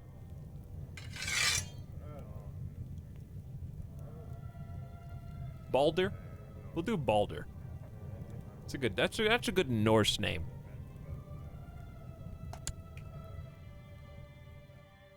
Balder. All right, you declared war. Are you gonna invite me? Because I'm technically at war with these dudes. Chat, do I have to ask the king to go to war? Offer to join war.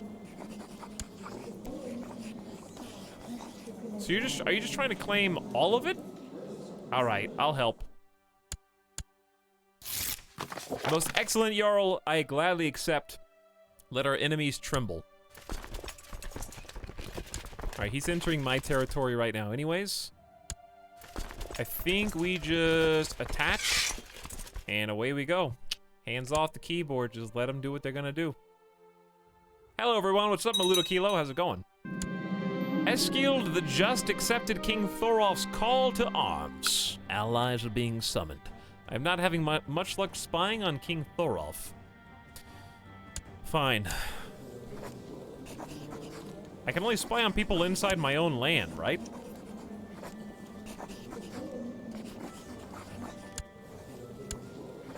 I thought we already stopped spying.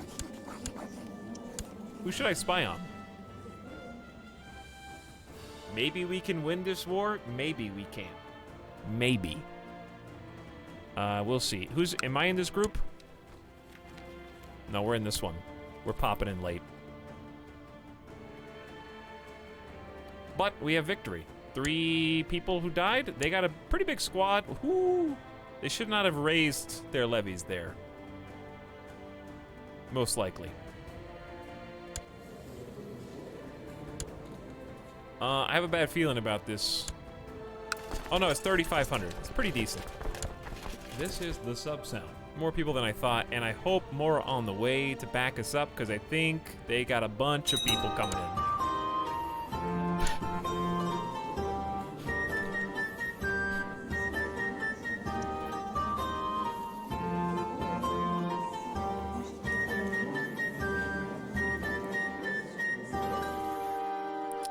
I don't know who this is, I'll be honest with you. Arnie the Hideous, married to Oda. I have no idea who that even is.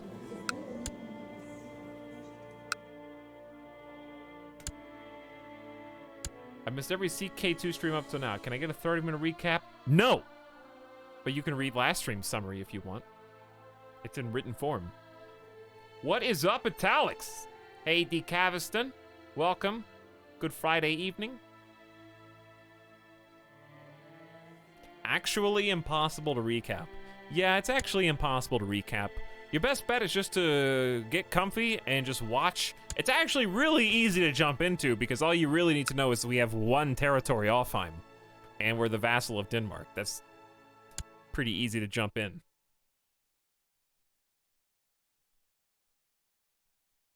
And right now, we are anticipating a huge battle. I guess the good news is we're going to be fighting it defensively.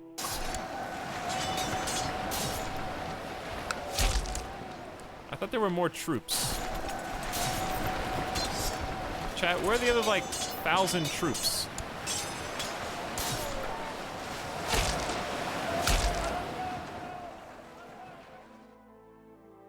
I think they were neutral. Oh. How come,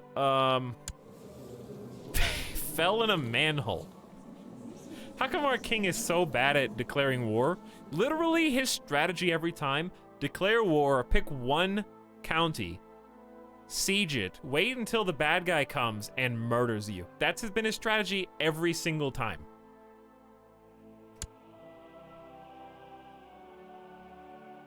He could run away. He could retreat. He could strike back. Maybe get a strategically advantageous position across the river. No. That being said, nah, we lose. My efforts at building the My efforts at building the legend of King Thorolf have met with great success. Bands of warriors have converged at Shellen, lusting for power. I didn't do this. Who did this?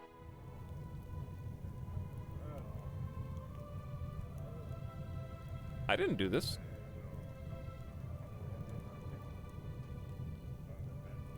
Oh, he made me do it because I'm in his council. Oh.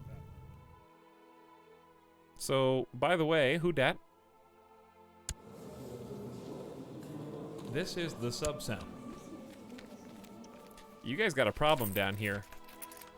King Thorolf. How could you? Alright, well, Harold, my commander, and my courtier versus Bag. Igafilki. I don't know how to say that. Good luck to you. I know you got 6% morale and you lose, but you tried your best. You gave it your best shot. Reinforcements were too late. I love how 8 soldiers are currently sieging the entire county up here.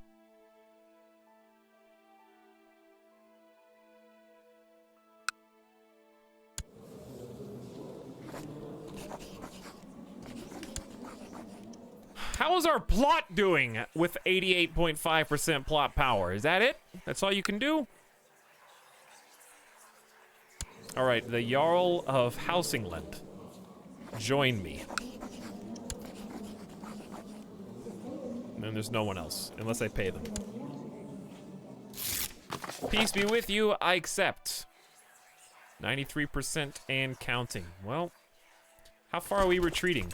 All the way back. I can't control them, that's just where they're going.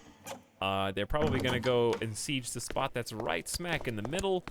To the Honorable Jarl Kolbjorn, blessings on your house. Please support me by voting with me in the council. That's okay, Ilva. Cole's daughter. I don't know why you want me to vote with you. Well, I guess as long as they're down here, if you guys would chill, you could, yeah. Stop letting your capital get sieged. That would be my #1 advice, okay? #1. I don't think we're asking too much. Young Sarah has finished her education in the ways of faith and learning. I notice with pride that she has attained nothing less than a masterful level of knowledge as a mastermind theologian. Good job, Sarah. Most excellent indeed. And you're 16 years old now. Well, we were having some trouble finding a good husband match for your cousin as well. I don't think this is going to be any easier because everyone is old. Very old.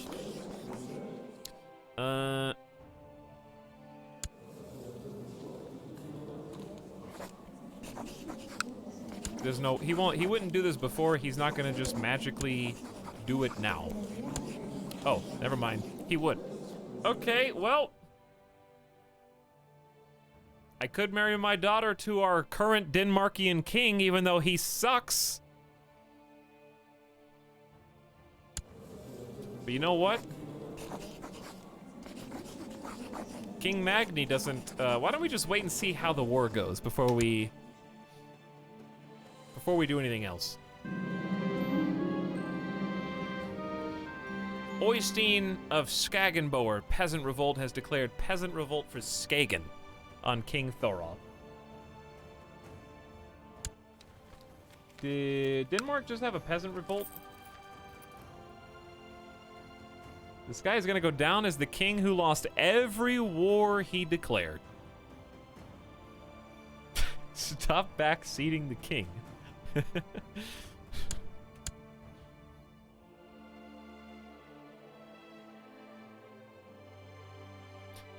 My army, I think, is just trying to... I don't know why they're so much slower than these guys.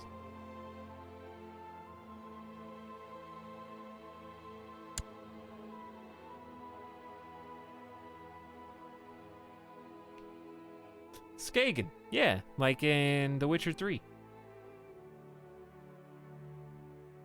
Etalyx, are you pumped for CK3?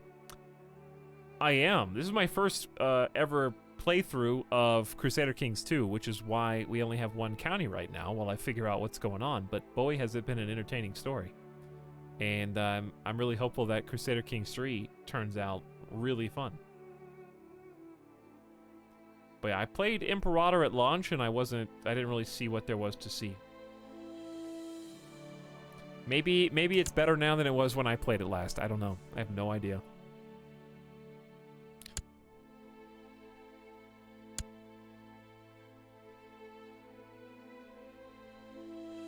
Well, we've rejoined. I guess best case scenario, if these guys join up and these guys join up, we might have a force here. We might. Meanwhile,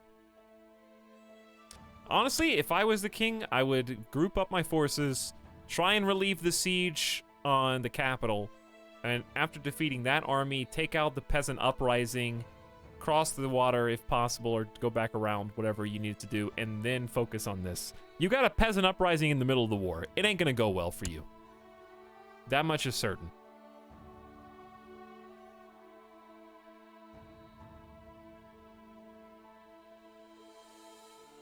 Especially when they're 1,700 strong.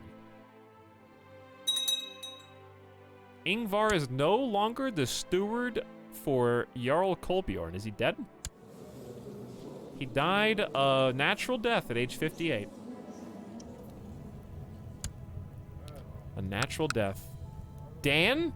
Hey Dan, what have you been hiding with this 22 stewardship skill this entire time? Even though you are deceitful, a little stubborn, but temperate, trusting, and erudite. Midas touched. Good Catholic, like our Jarl. Even though you're, I don't know, you're not practicing it in secret, I guess. But go for it. By the way, does everyone hate me more now that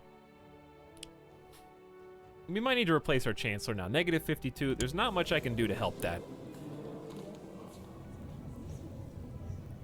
I wonder why he doesn't like me. Oof. What if I invite... Okay, which person do I have to invite for good diplomacy skill? Your court is feeling very crowded. With a small monetary encouragement, some of the less influential courtiers could be encouraged to leave. Is that bad or good?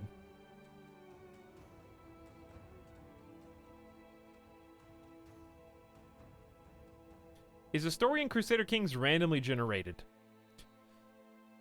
The story is yes. I think the simple answer to your question is yes.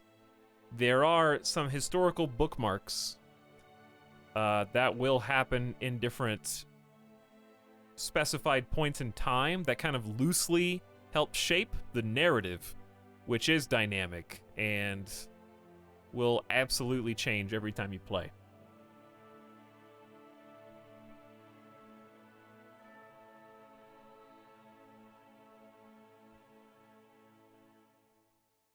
But anyway, do you guys know if there's a way to invite someone who's good at diplomacy into the court without... I know you can do the character finder, but I want some fresh faces. Because we're in a bit of a pickle with our current situation. I don't want... Inviting people is tough because I have to either invite people who are openly Catholic or openly pagan, and we're kind of in like a secret society.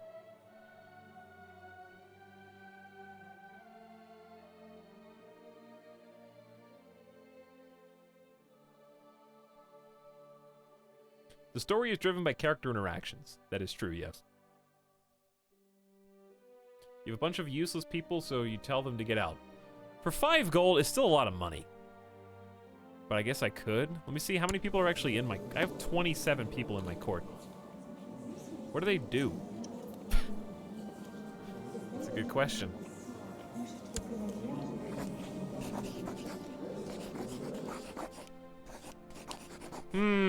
What do I want to do with Wekthari? I definitely want to remove him from the council.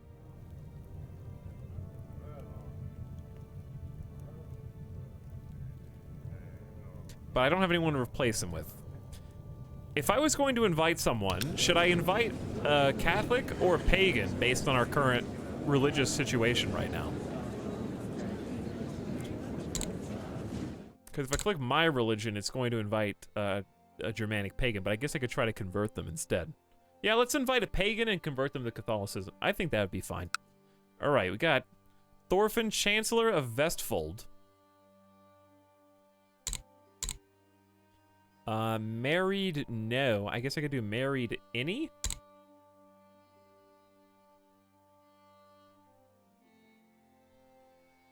Okay.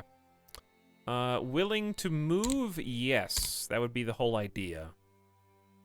Svein Courtier in Aalborg. Hey, remember Aalborg? It all comes back around. This guy is Grey Eminence, the epitome of statesmanship, fully mastering the art of diplomacy. Uncouth like us, an adventurer. They might be somewhat more ambitious than others. He is ambitious, erudite, gregarious. He wants to groom an heir. How are you gonna do that?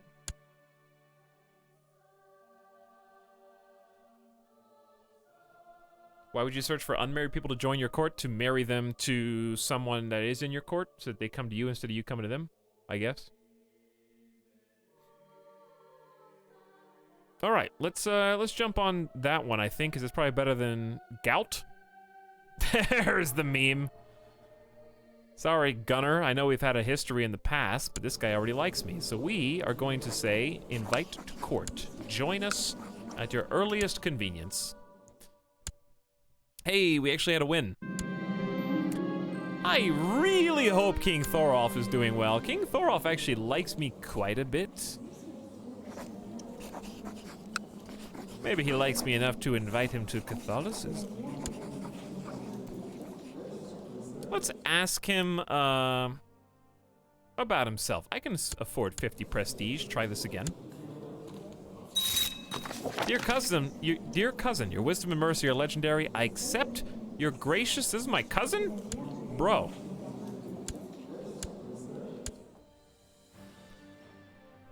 I was gonna make a comment on your wife, but then I saw her name was Grima, and the comment made itself.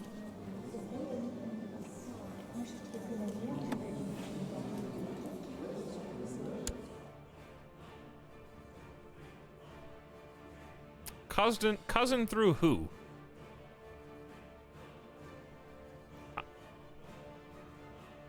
These are all my cousins.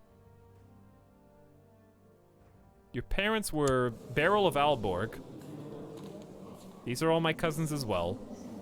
And your dad was this. Oh, yeah, Girid.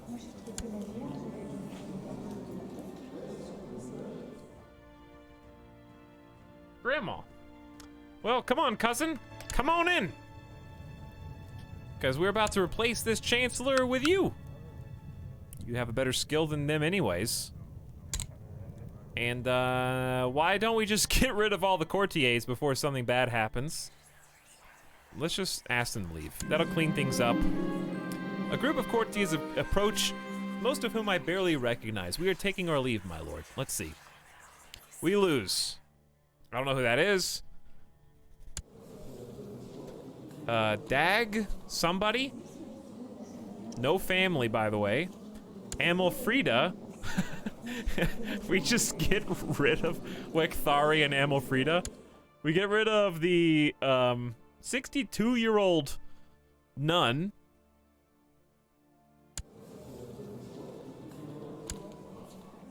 And Wekthari's kid.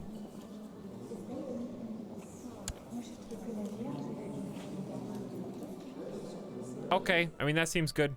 Bye. Thank you all. There was a small part of me that wanted to take one more concubine.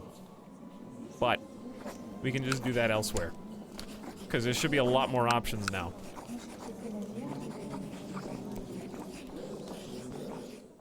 Sarah is just my... She's already in my family.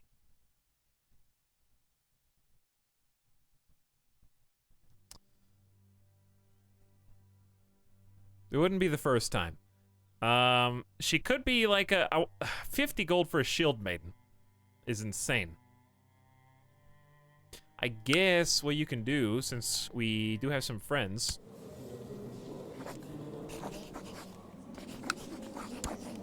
Look in other people's courts?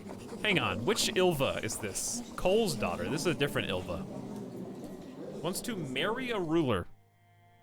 16 learning skill. Wow. 9 stewardship. Dull. Not the sharpest knife in the drawer. Proud, paranoid. But a mastermind theologian. And then we got Radagund. Dutiful cleric. Got a lot of things going on, including already pregnant. Why don't we just wait till we're not at war? Everything will change when we're not at war anymore.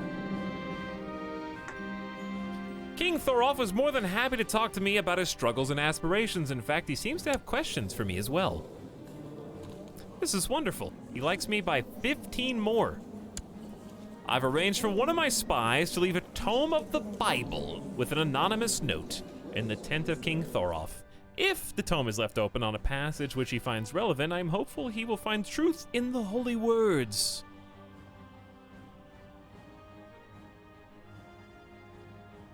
You've got only a 6 personal combat skill and 6 martial, so I'm gonna say probably not a legendary warrior. The importance of community, I don't know when to pick this, but I feel like a king would understand that. Ethics and philosophy. Learning is only a 5. A fair and mighty ruler. I mean, I feel like that would appeal to a king, right? Already pregnant equals guaranteed heir. I've already got an heir. I think a fair and mighty ruler to suck up and appeal to good old King Thorolf.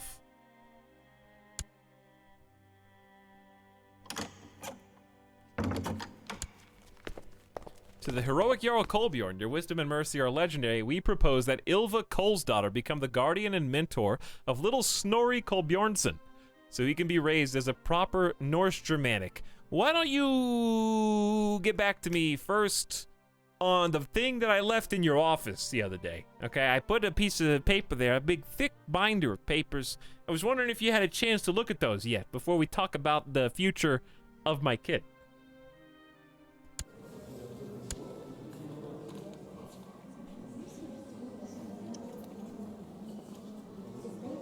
You have a lot of learning skill, but that's about it.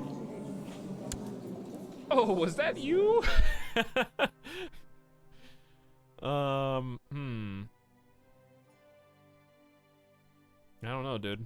Should we go for it?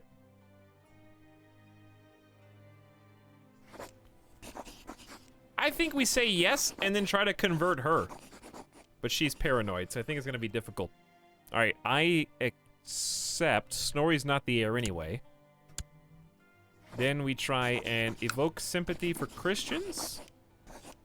And also spy on her. I and my trusted snoops will keep a close eye on Ylva. A close eye indeed. To the Honorable Jarl, your wisdom and mercy are legendary. Please support me by voting with me. Spy Master of Denmark. When did you become the Spy Master of Denmark?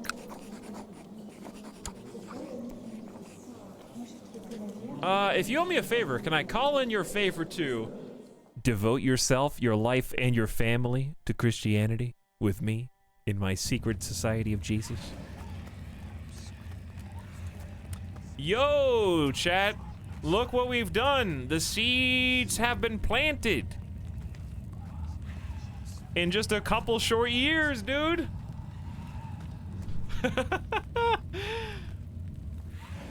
My courtier, my Asa concubine, another courtier, the commander Nicholas, the Jarl, another chief. When did Asa join? 29th of April, 8:15, so literally a couple months ago. All right, Virik.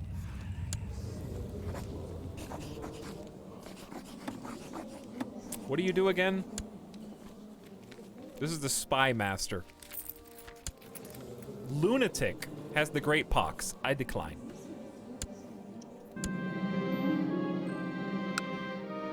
Ilva and Karen Sveinsdottir have arrived at your court. Because he just became the chancellor and saw his families here.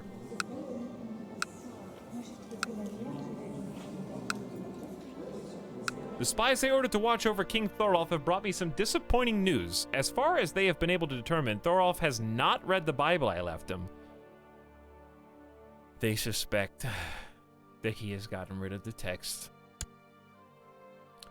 But after some careful planning, I am seated next to Ilva at a formal dinner. I have planned to tell her about the family of Christians that was attacked and driven from their homes in Alfheim.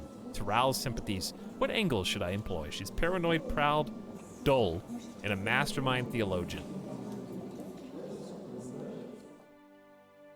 She does have a 9 in stewardship. Those Bibles are in limited supply. Oh, they keep disappearing. Let's try the business angle again.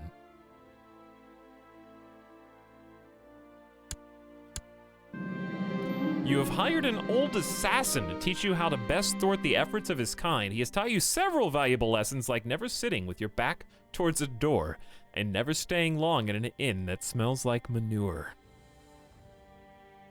Every time someone converts, you ask for the Bible back. Gain 1 prestige. Well, 1's a lot when you only have 4, I guess. After careful planning, I am seated next to Virik. Dude, I got so many dinner plans! Lunatic with the great pox, proud, stubborn, zealous, malnourished, scarred. Their scars, both physical and emotional, will never fade. P.S. How is our army's about to get squish again, huh? I can see it now. Army's about to get squish again. Ilva was visibly moved by the story about the poor family.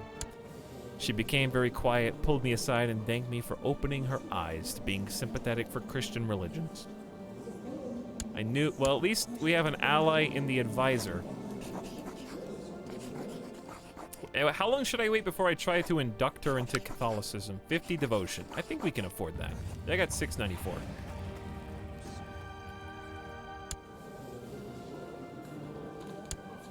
How do you see Snorri's tutor? Quickly. How do I, like, click on that person again?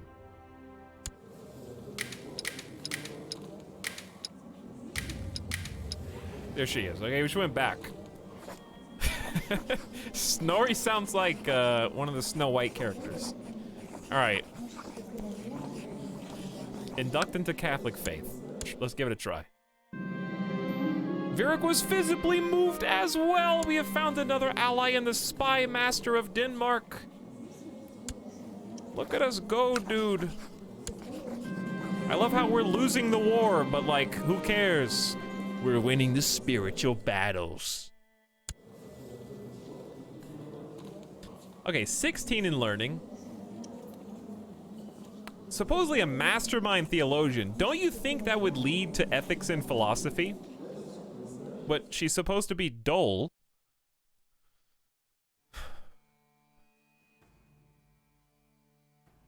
Legendary warrior would have no impact. Win the war for their souls. A passage on ethics and philosophy. Give it a try. I've arranged some of my spies to leave a tome of the Bible with an anonymous note in the tent of Virik. He has a 13 personal combat skill, 8 martial, proud and stubborn. Let's go, legendary warrior. Roll the dice. Where is our army going, dude? Why are you going all the way? What? This is some... Oops, I right-clicked in RimWorld, somewhere where my pawns could not get to, so they go around the entire map to get to the spot you want them to go to. I think we're gonna detach. And... well, we can't go anywhere. We kind of just have to stay attached. Because these guys are gonna intercept us. We lose again! Huh. Where have I seen this before, chat? The spies I ordered to watch over Ilva have brought me disappointing news. It failed. But we still have a chance with the spy master. My plan succeeded! The spy master of Denmark is being converted.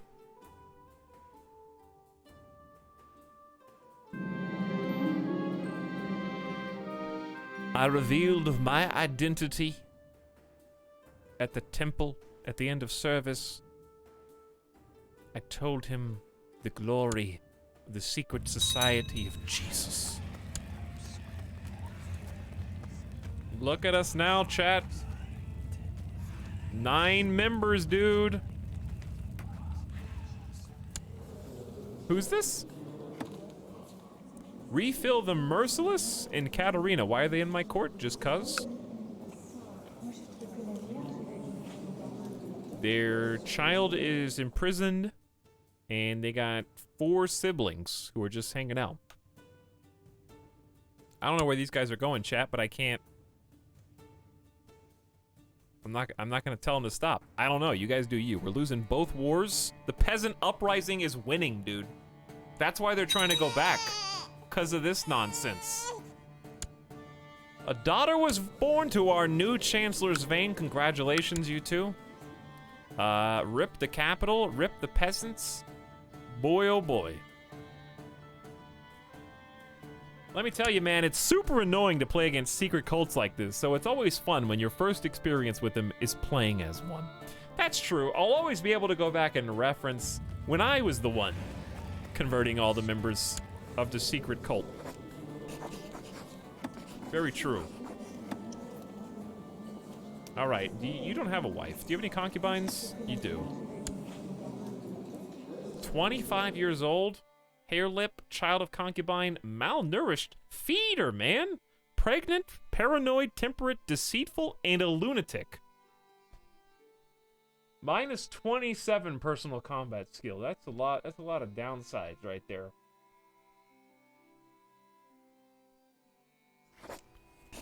Monka S.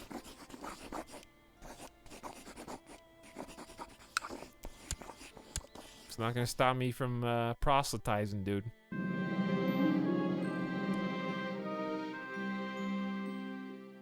Nine stewardship. There was this family had a profitable business, but they were run out of town. And I gotta tell you, listen, I've told everybody this 100 times. This one always works. They had a great thing going there, okay? And one day, they were harassed so bad that the whole business closed down. They burned down the shop of these poor Christians. It gets them every time.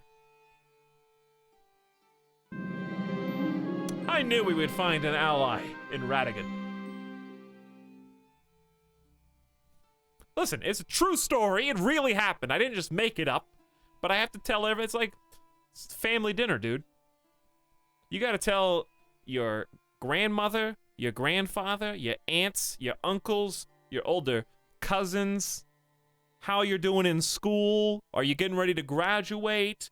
What are you gonna do for the summer? You gotta tell them that same story over and over again, okay? That's just what I'm doing. It's a true story. You're not lying. You're not making it up. But you gotta tell each one in turn.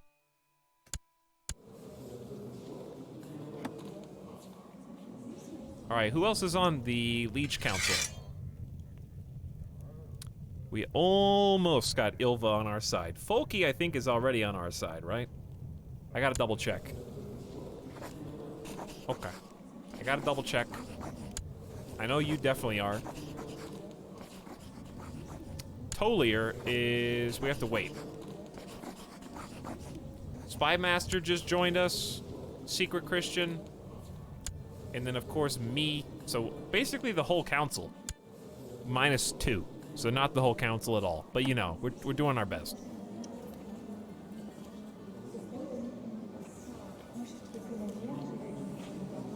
Snorri is in Denmark now to learn. I think we've done everything we can for now. Now we just sit back and watch the war get lost. My snoops overheard Ilva as she told shocking lies about her rightful liege. How should I use this information?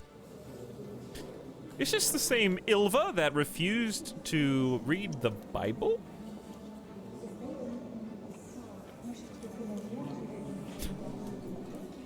who's supposed to be teaching my child? That's why I was spying on you.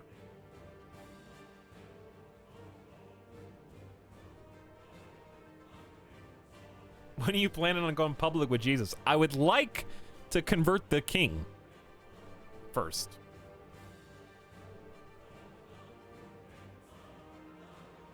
To be fair, she's not great. She is paranoid, proud, even though you have a sympathy for Christian religions. We're gonna have to wait too long. Let's talk to the liege. Maybe get someone else to whisper into his ear. King Thorolf of Denmark was grateful and upset about the evidence I provided about Ylva. She has been publicly denounced and humiliated.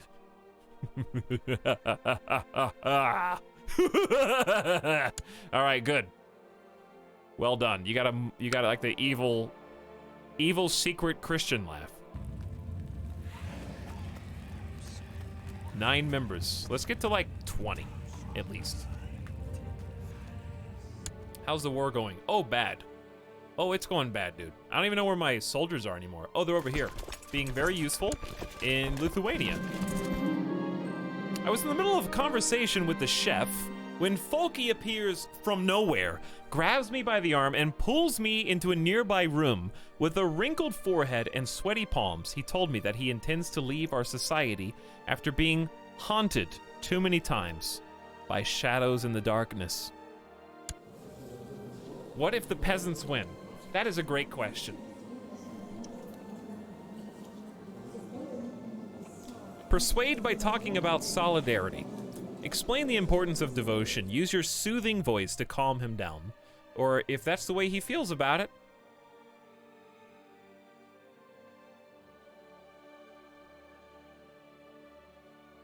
But you gotta go with the gold and gregarious trait, right? You gotta go with that one, I think. I don't know when these other ones are better. You gotta lean on your strengths. I am not having much luck spying on Ylva. Alright, well, we already caught her telling some lies. We don't have to spy on her anymore. After getting Folky seated and listening to his worried feelings, I managed to calm him down. After having ventilated most of his thoughts, Folky was determined that our community and cause is worth fighting for. Hey, Jarl Folky is no longer stressed. This is the sub-sound. The power of faith. He's got something to believe in and fight for.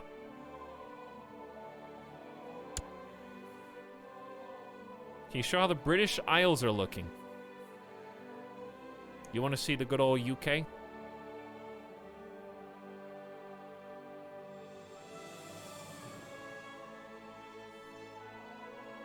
It is 8:16.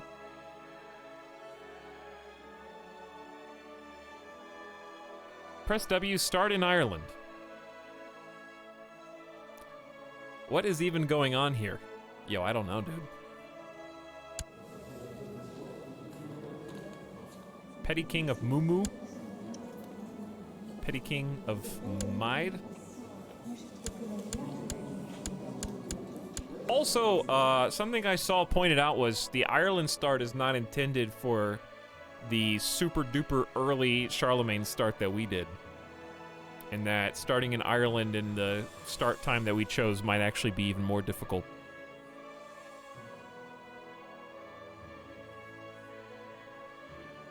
So I don't know if that's true. But can be more difficult than this. But honestly, I like this challenge. Your Marshal Murad has infiltrated or initiated a massive recruitment drive. You're a I gotta make sure all of my own people. Oh yeah, you're pagan. Forgot about that. Not for long, buddy. You're Catholic Christian, good. You're Christian, good. You're Christian, good.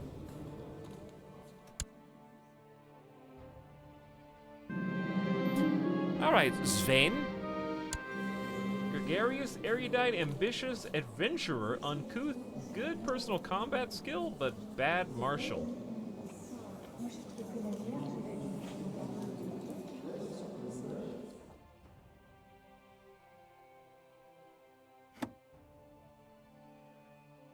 Honestly, you have so many children. We haven't clicked this one, ever. They don't have any scars. He doesn't have much stewardship. Hoping he likes you enough to care about your opinion. 36. Is that considered generally high?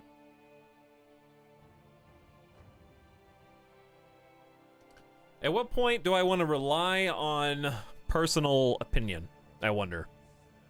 It's either this or don't leave your loved ones behind.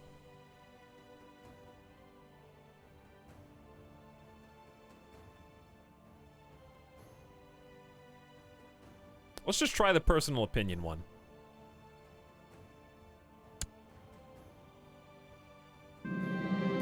He was visibly moved. Yeah. He thanked me for opening his eyes.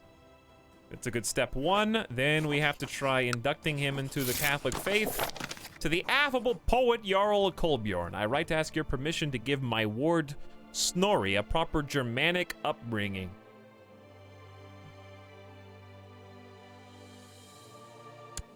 Are you trying to convert my son? And I'm trying to convert you? Who's gonna convert who first?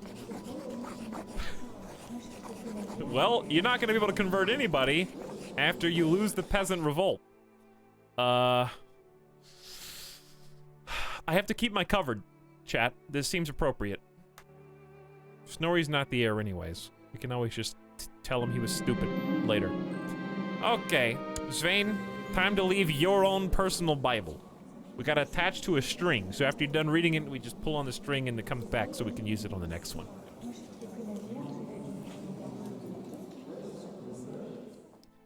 Let's go. Ethics and philosophy. Bookish disposition. I feel like that's erudite. And Gray Eminence also has some learning. I don't know. It's either philosophy or community. We haven't had importance of community in a long time. I don't know if we've even tried this. Let's just bank on the learning being good with ethics and philosophy, I guess. I think it's just a guess at this stage. And probably a roll of the dice. Where are my troops? Chat, where? What? This unit's been out of supplies for 217 days. Are you kidding me? This is what I get for following the AI. Is it better to just make them walk all the way back, or just lower the levy and cry?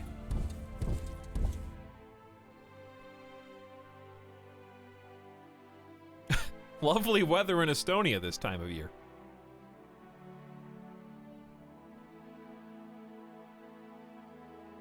I don't know which is better, chat.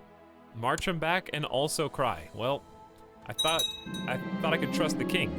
Apparently, Svein reads the Bible every night and now seems to worship God like we do in secret.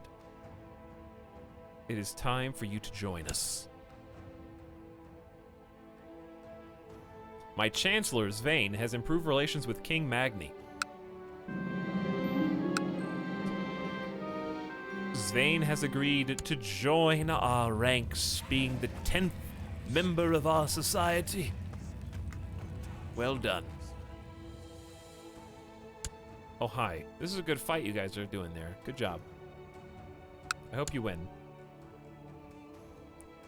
GG Denmark, dude. GG Denmark. We're at 84% on the Magni War and 51% on the Peasant Revolt.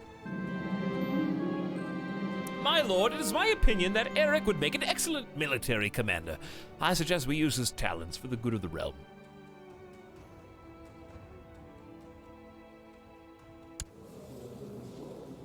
He's really not that good. Murad has had some terrible suggestions. Remember when I rescued you from prison? Remember that?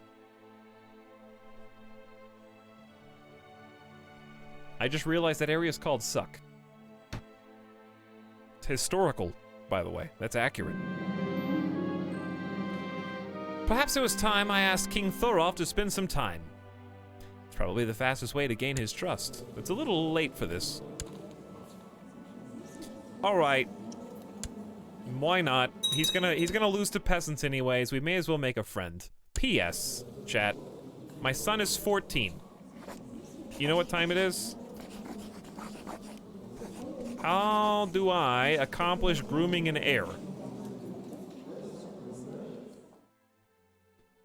He has to be 12 years old. He's already 14. Right-click their portrait. Introduce heir to the realm.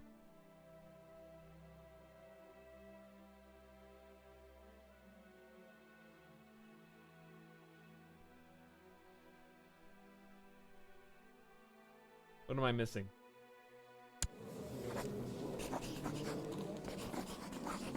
It's not an honorary title, is it?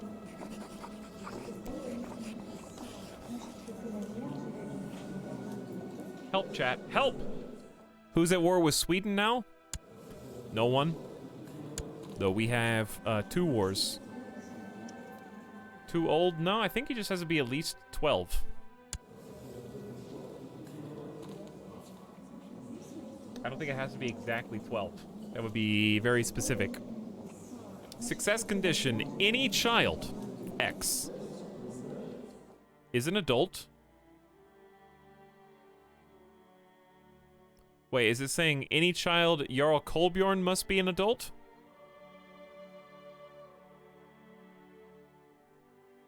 I've had it not show before. Google says you also need to have at least 7 vassals. Oh, is that so? Well, never mind then, I guess. That was a waste of time. Maybe we can try and make a friend at the very last second and invite King Thorolf before he is usurped by peasants and maybe make a friend that way. With age comes wisdom, they say, or at least it may change the questions we ask. You mutter to yourself. You've had trouble sleeping lately, more often than not. While the rest of your court is sound asleep, you find yourself staring at the ceiling. You are getting older, each day closer to leaving this plane of existence. Emote only? Wow, chat. Is that big of a deal, huh? You've had trouble sleeping more often than not, while the rest of your court is sound asleep. You find yourself staring at the ceiling.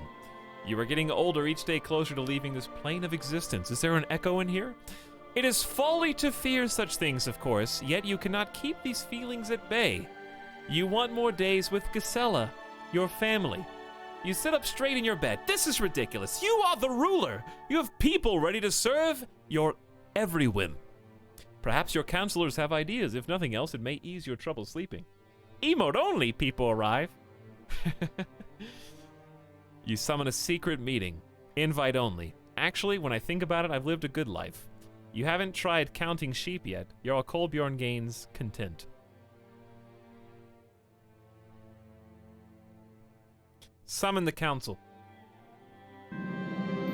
Thorolf was happy to oblige. Now that I have some time to spend with him, I'm confident that I can convince him of how alike we are, and that he stands only to gain from our friendship.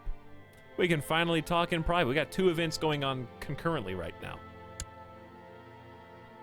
Hey, my army's almost back. I think these days have really helped me getting Thorolf to know and appreciate me better. We have spent most of our time visiting my domain, discussing the most disparate of topics. It was truly an honor to have you here for a while. Kolbjorn likes us due to our high diplomacy. Patience was glad to host you. I hope the visit was to your liking. He actually doesn't like me because he's provoked. Try to influence Thorolf into adopting one of your personality traits. What?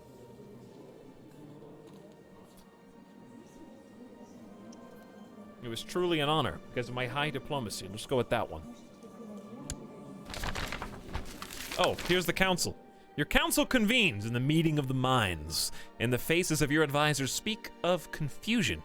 Why are we here, my lord? It comes with a hint of concern. You sit down and the suspense is almost tangible as you leave the question hanging in the air. Finally, you speak, and without disclosing much of your current nightly restlessness, you convey the message eloquently enough. I want to discuss the concept of life and death, and I want to look into everlasting life. They nod, slowly. So, what do you think? The spirit rises in the room as your counselors start to talk. some hesitantly, some gesturing wildly. They all have ideas.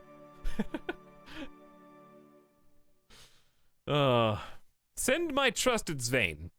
I would rather not make any decisions on my own. Perhaps this issue is best resolved by the council. They were hired for a reason, after all. This option is available due to high diplomacy, or Chancellor Svein will use his diplomatic ties and send letters to all his confidants. Eternal life is surely something of eternal life. Surely something of interest to many a noble, and somebody has to know something. Well, chat, there's some good news. This is the We do have a reason to trust Svein. He does have a 19 in diplomacy. He is also now a secret Catholic Christian in our own society, and is our chancellor. So I don't see any reason not to trust him. He seems trustworthy to me. All right, pause, because I've missed some subs a little bit ago. I can't believe we're researching eternal life right now. I guess when all else fails, when your back's up against the wall, when you're a Kolbjorn, and you've had a pretty good reign in that no one you love has died, no one's been in prison, no one's been tortured, but you've lost your family land through forces beyond your control, and your capital is actively under siege by forces who have been summoned from a rival king who is the brother of the king you accidentally swore allegiance to when you bent the knee to their father and then he perished. This is the best you got. You know, spitballing ideas here, guys. I'm getting desperate. Like, things look bad right now. What if I discovered eternal life? Have you guys thought about that before? Listen, I'm just saying, we do have a secret Jesus society, and there's a lot of mentions of eternal life with my father. That's what Jesus said. He's talking about eternal life in some capacity. Has anybody really looked into that, though? You know? Maybe he was speaking literally instead of just after death. Perhaps we should investigate how to bring eternal life onto this plane of existence.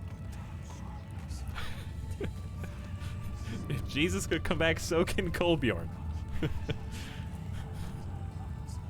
By the way, thank you for the subs. Sorry for missing a couple. PJDM, I hope you're still out there. And also Coronis. I appreciate both of you. I know that was an hour ago. Forgive me. Thank you for 10 months, PJ, who says 10 months? Wow. And waving in the chat. I know you can't type to me, but you can emote to me to let you know that the sub sound. Let me know you're still here. Karoni says 20 pog, hi chat, will sleep soon. Came here to say pee pee poo poo. Stop it.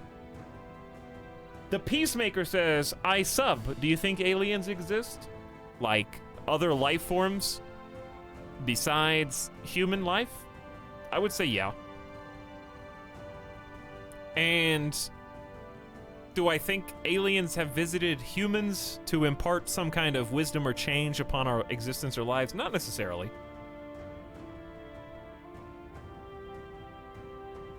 I don't know that we've necessarily been contacted. I wouldn't go that far. But I would say that alien life does exist somewhere. And I don't have a good argument, obviously. Nobody does. Nobody has a good argument for or against. Everyone's just like, whatever, what do you think? Doesn't matter. It's just a thought. But like, until we as humans can contemplate the vastness of the universe and understand how large it actually is, I really feel there's just a statistically, if you roll the dice enough times, however hard it was, to create the perfect conditions evolutionarily for us to live on Earth. I feel like there are so many other galaxies that we've only just scratched the surface of that it's statistically likely that that critical role that created those perfect conditions for life to form exists somewhere else in the vastness of the universe. It's just so big, it's incomprehensible to us.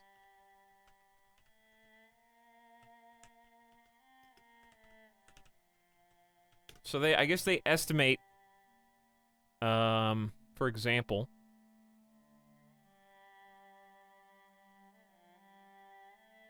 the observable universe appears to go back in time by about 13.8 billion years, for example.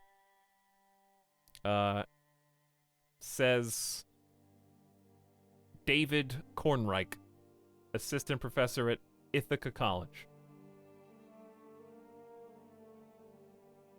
In October 2016, an article in Science, which is just the name of the publication, based on deep field images from Hubble Space Telescope, suggested that there are about 2 trillion galaxies in the observable universe, or about 10 times more galaxies than previously suggested.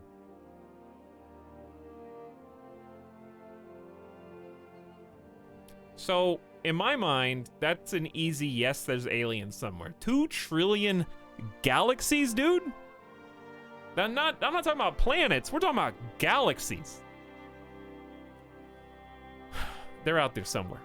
We're never gonna find them in our lifetime, but they're there somewhere.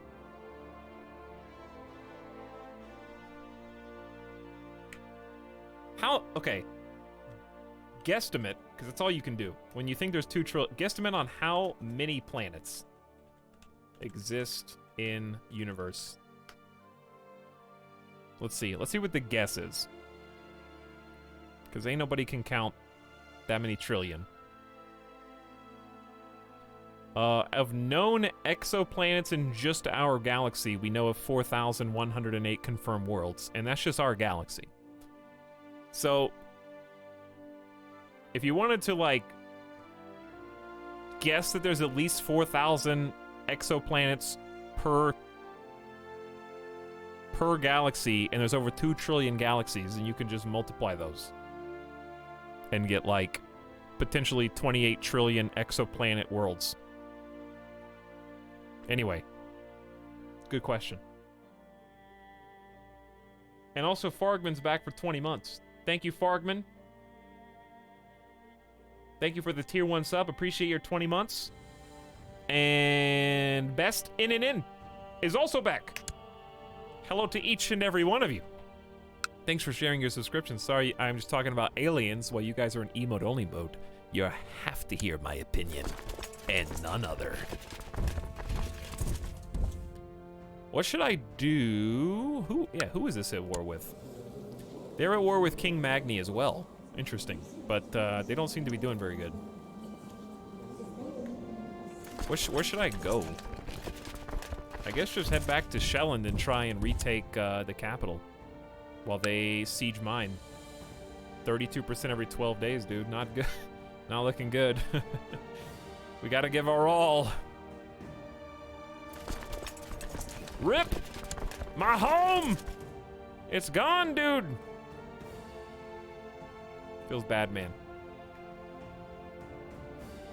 Alright, well, we gotta try and be smarter than the AI. We're not gonna beat the peasant up. That's the peasant uprising right there. So I think we just reverse siege the capital and 98% Danish claim on Norway. Ain't going their way at all. We're only getting 10% every 12 days, so it's gonna take 120 days. Uh-oh.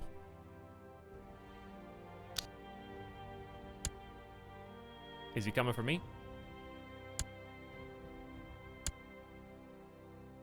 Oh, he coming, chat, he coming for me.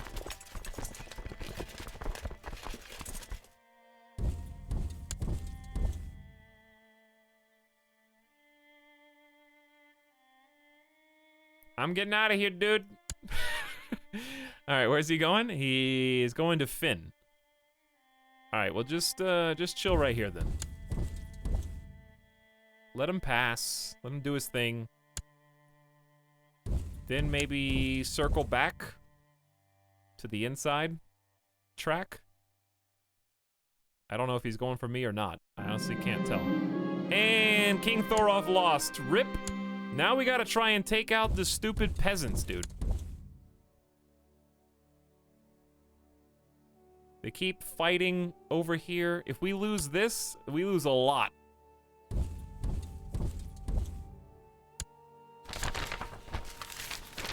As per your orders, Chancellor Svein has been corresponding with all the important scholarly nobles of the known world. Some of them have been intrigued by the inquiries put forward, but others are skeptical. Some have been outright dismissive. However, a select few have been relaying mysterious rumors from the north. Stories sounding nothing short of magic. Svein informs you that one contact in particular is worried about the repercussions if it became known that they have been entertaining these borderline heretic ideas. It pains me to say, my lord, but this sort of gossip does not come for free, he says, brows furrowed. I may be a diplomat, but I am not a hypnotist. Cousin Svein, you can't quit now. Make sure this gift reaches your contact. You think I'm running a charity here? Just use that silver tongue of yours. Here, it's 8 gold. Pursue your research.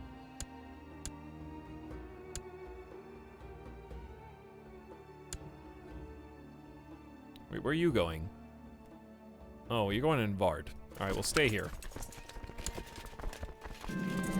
Fate smiles upon me. My concubine Asa is pregnant again. Well, how about that? Dude, King Ragnar's just gonna die of old age. This has been an infinite plot.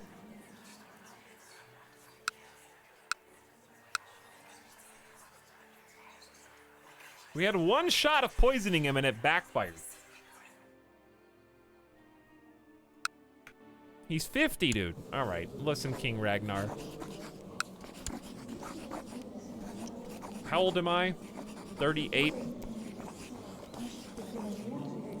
Probably don't want an intrigue level 18. Cynical's not the worst thing in the world. 43, Rodalinda. Lunatic with the great pox. Choices are not great, let's say. Possessed? Frequent violent episodes, speaking in tongues, spitting, and assaulting those nearby. Yeah, not some great choices here. The Spy Master of Denmark.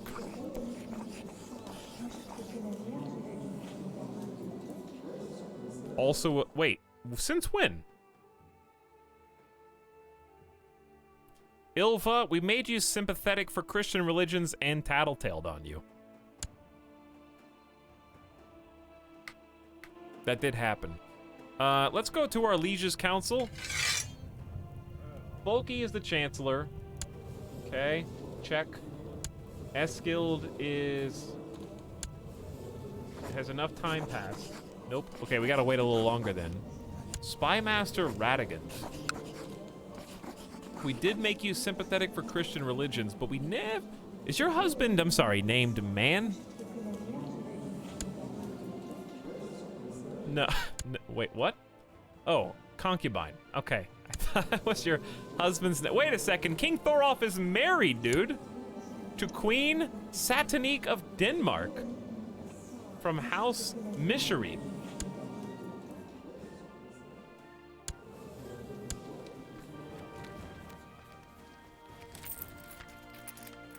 That tiny little area right there, I guess. Well, King Magni, do you... I don't know. I'm just throwing something out there. Listen, I'm just throwing something out there, but you look like you need a wife.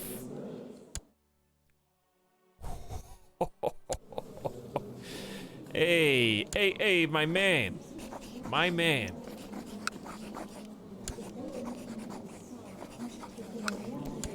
Now that I am a secret Catholic, and you're somehow still unmarried, I could marry my daughter to King Magni since he just kicked our ass in the war and play both sides of the fence. I'm a vassal to Denmark, but I have a marriage pact with good old Norway up there. That might be the best way to do it.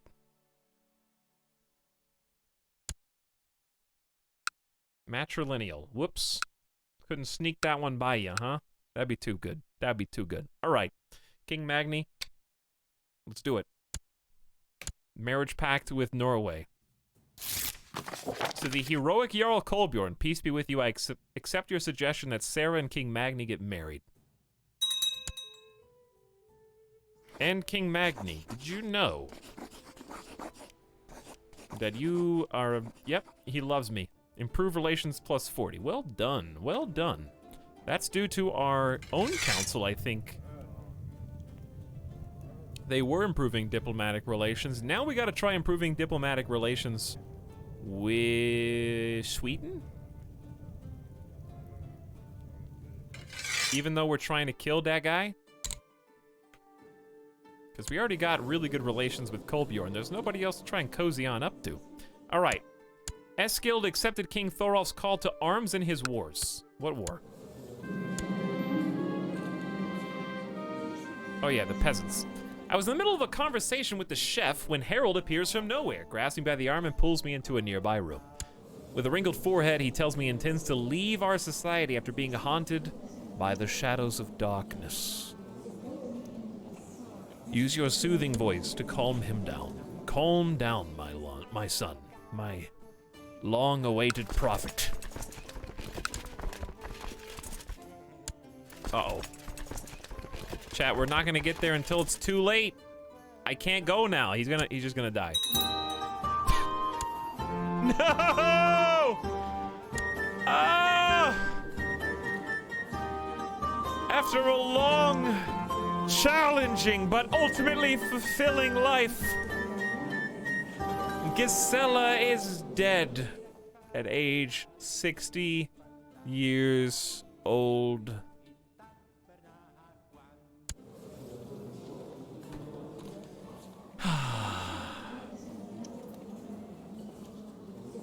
Stayed faithful until the end. Countess Linda had such a bright future ahead of her and is now relegated to just, by the way, not Burgundy anymore. In case you were curious, West Francia has apparently been united under not King Carl I or King Carl II, but in fact King Carl III. Who would have thought?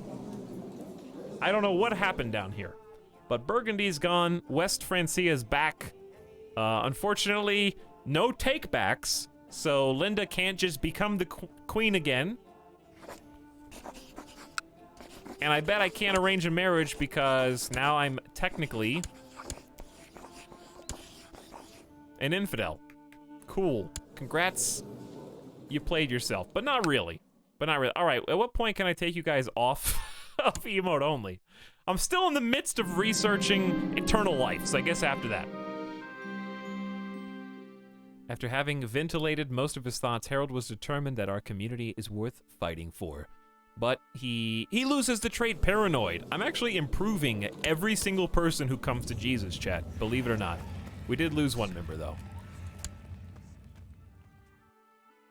We lost a member, and also we're about to lose the war against the peasants, which is quite interesting.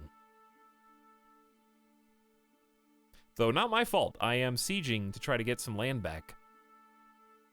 In fact, our siege was successful. Well done. Let's go try and take Skagen. We have a military success. Ruler unmarried. You should get married. No, you. What are you, my grandma? Okay.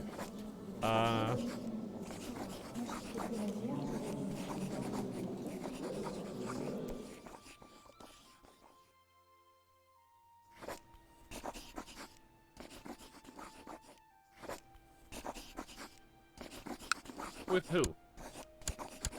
With who? Not Sarah. I already have a claim on those titles. I don't have a claim on Maria, but anyways. Oh, why don't I just marry Asa?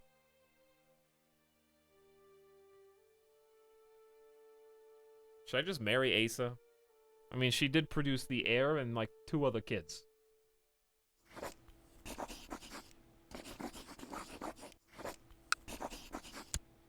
Me! Minus Jarl Kolbjorn loses 200 prestige. Oh. That's one reason why not, I guess.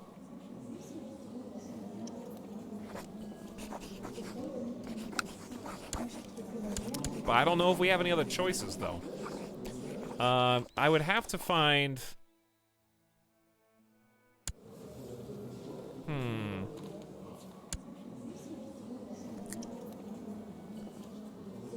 What if you happen to die?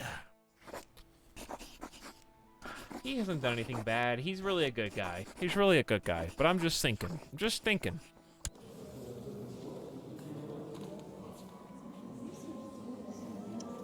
Chat.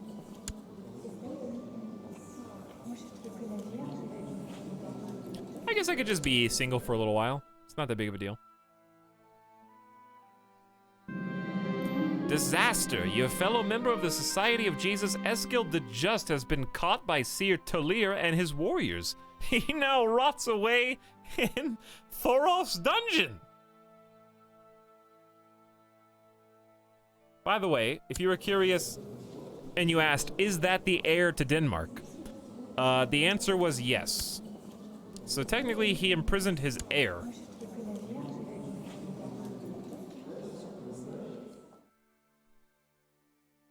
Okay, so who owes me favors? Well, just the one guy. Curses! Time to spy on Talir. Let's see if we can come up with some dirt.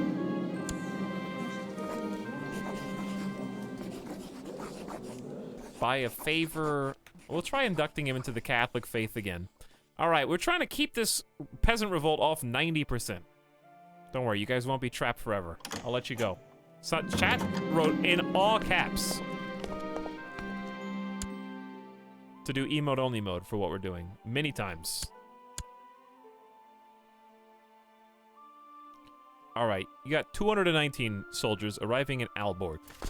So let's meet them in Aalborg. Maybe they'll group up. I got another 8 hundo right there.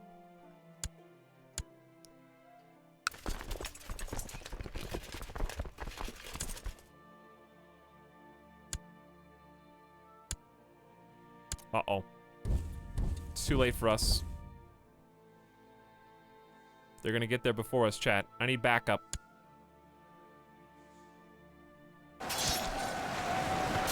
$11 hundo versus 1,000. Who would win? The good news is they don't have a god in their center rank, and I actually have 3 generals. We're on the bottom here.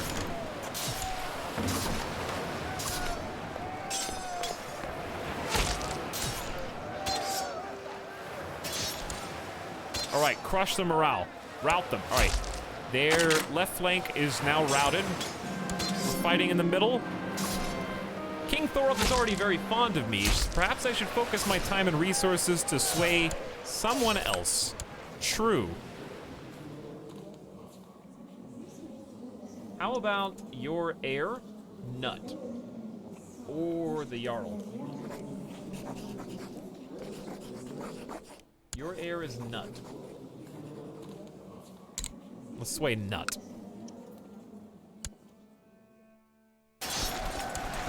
All right, I think we got him, chat.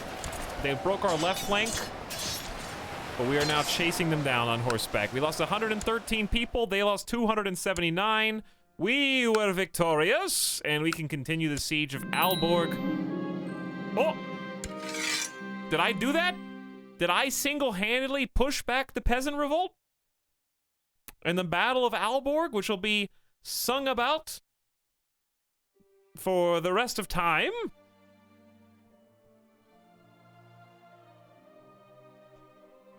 Our children and their children's children will remember this. Young Otter has finished his education in the ways of war. I notice with pride he has attained nothing less than a masterful level of knowledge.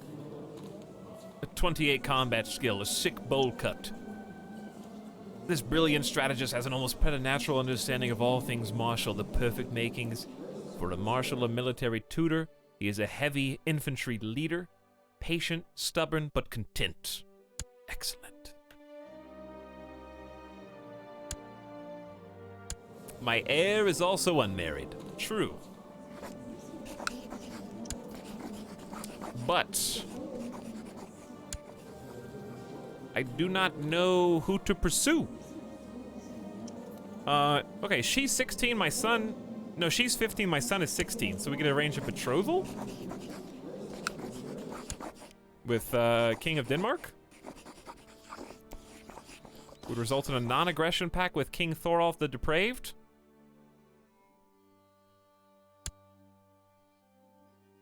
Yeah, he's 16, she's 15. I know their portraits don't make it look that way. Is this a good idea, chat? I think it is. Because we're playing both sides right here. We're trying to play with Norway, we're trying to play here. I think that makes sense. Nay. Yay. Yay or nay. To the Honorable Jarl Kolbjorn, your wisdom and mercy are legendary. I have decided to accept your suggestion of betrothal. Because the only thing that we even want from them is suck. Okay, if I thought this was a bad idea, it would mean that I thought Denmark was about to completely capitulate, and then I thought it was about to splinter, but since we just pushed back the peasant revolt, that's not going to happen.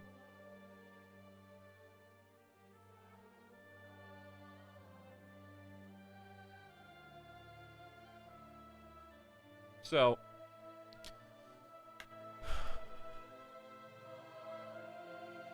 it also has to be with a Germanic pagan now. It can't be with any Catholics. So the only other people are Sweden, who's probably the last people we want a marriage alliance with. And honestly, I'm still eligible, so I could get my own marriage going. A son was born to Jarl Kolbjorn again. Gorm. Alright, Gorm. Chat, when's the thing gonna happen that everyone wanted emote-only mode for? That's the real question. The peasant uprising has been quashed. Denmark remains whole, though fractured.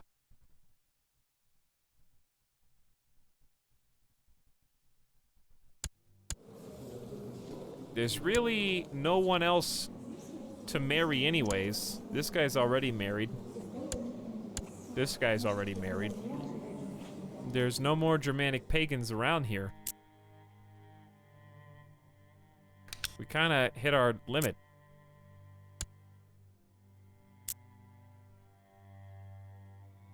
Who knows? Did you guys Jeff yourselves? That'd be pretty funny if nothing was even gonna happen. You just Jeffed yourself. I have decided to institute low tribal organization law. All that is needed is the support of yourself and my other loyal vassals. It's currently a medium. Chat, yay approve or nay decline? What do you say?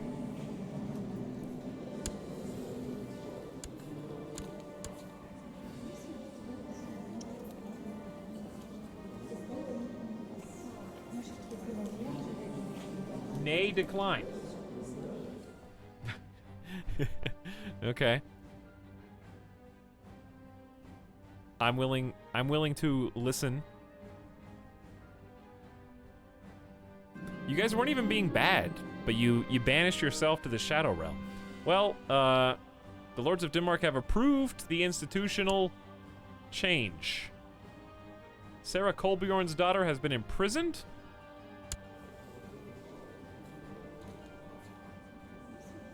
Chat, I married my daughter to King Magni, and then King Magni turned, what did he do? He turned around and let her get imprisoned.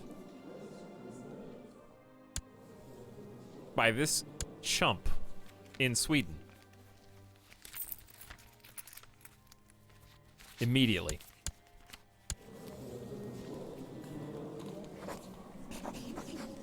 I don't think I can, well, they're on her own. They're on their own. I can't help them. The peasant revolt has ended. Denmark has won. I don't think much of this matters now. Sarah Gosk left your court for the Kingdom of Norway. Goodbye. Thanks for being imprisoned. We have some new commanders, maybe some new spymaster court members.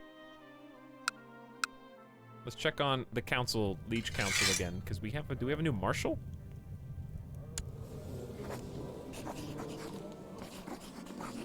Apparently it's still too recent. All right, hey. Your Chancellor's vein is beaming. You know how Chief Luxjand can be. I had to make sure that it was his son who mentioned it first, and then it was easy to make it seem like his idea in the first place. And well, I won't bore you with all the details, he says, clearly excited to have something noteworthy to tell you. When you roll your eyes for the third time, he finally pulls it together and skips to the part about a mystic woman allegedly traveling the whole world. Strange wonders following her footsteps. Oh, Master, I think you should invite her here, he urges. Let us hear the woman out. Idun appears at Jarl Kolbjorn's court.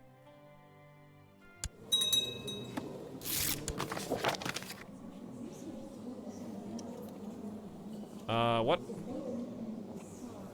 Peasant revolt against King Thorolf again, dude? What's going on over here? That's a big army. Army of Sunny. My liege, my mission to Upland has been a success. King Ragnar seems to have understood what a benevolent and peaceful ruler you are. In his old age, now that I've been trying to kill him, maybe he'll let his guard down. Well, I was gonna, like, let you guys sit for a little while, but I think we might need to help again. Where is that new courtier? Idun, right?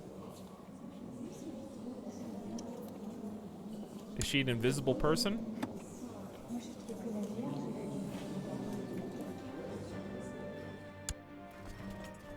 Take a look at the levies. We got 45 unraised, so just put them back.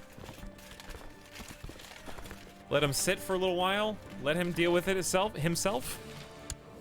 You expected a wrinkled old crone, but the alleged mystic standing before you is something entirely different. The young woman who introduces herself as Idun is a breathtaking beauty. Her voice is soft as lamb's wool, and her smile bright as a summer sun. You invite her to dine with you, and her conversation is most intriguing. She claims to hold the secret to eternal life and vitality, and offers to teach you more, if you are willing to accept her quest. While it is impossible to know if this fair maiden speaks the truth, at least she seems very experienced for her tender age. But is she immortal? 17-year-old immortal. You could have picked a better year, probably. You know, I was pretty dumb at 17. I didn't really know very much. Preposterous! You should leave. Or Jarl Kolbjorn of Vestergotland gets consorts with mystics. Temple vassal opinion -15, but Idun's opinion, sought my knowledge, goes up. Well, you've got my curiosity, and I am a bit of a lustful man. Even in my old years of 39. Stressed, depressed, gregarious, this gives him the new spark he needs. Let's find out more.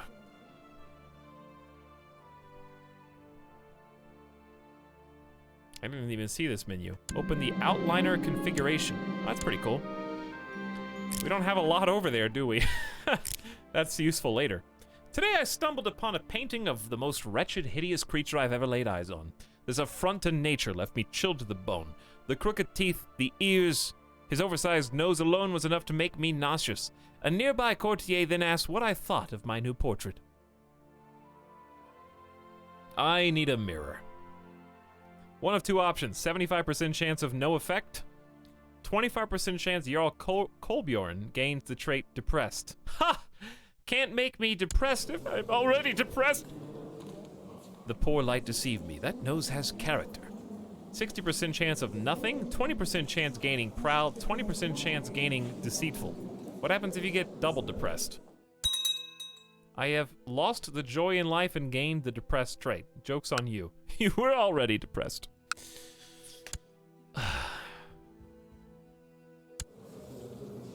Gisela, I think about you often.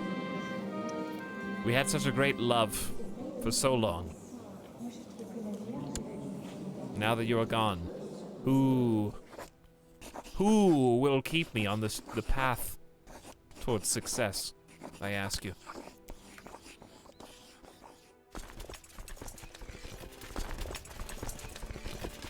Raise the levies. We ride for the capital. We must help the king in maintaining the peace. a serious concern. Otter joins you after supper one evening. He initiates a conversation on the status of trade in the realm, but you notice he seems distraught. You interrupt Otter and demand to know why he sought you out. Otter gently takes your hand and keeps his eyes lowered as he speaks. The truth is, Father, I am worried. Who is this Idun really? How can she be trusted?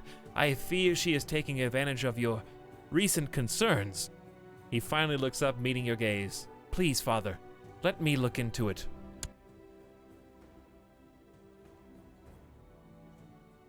Nonsense! I am sure you are overreacting. You dismiss your son's worries. It is certainly better to be safe than sorry. Idun, the courtier, is a gray eminence. Statesmanship and diplomacy master, very attractive. A poet like myself, sympathy for the Christian religions. A mystic, dealing in the occult. Gregarious, very good at talking, lustful herself, charitable, and trusting. Has anyone ever tried to take Idun, the youthful mystic, and induct her into the Catholic faith? Because, listen, I was just thinking, I know this story about this Christian family who got run out of their business. Okay, it keeps me up at night. I've been having some fitful sleeps thinking about how all their business just got burned up in the great smoke. And I just wanted to see what you thought about that.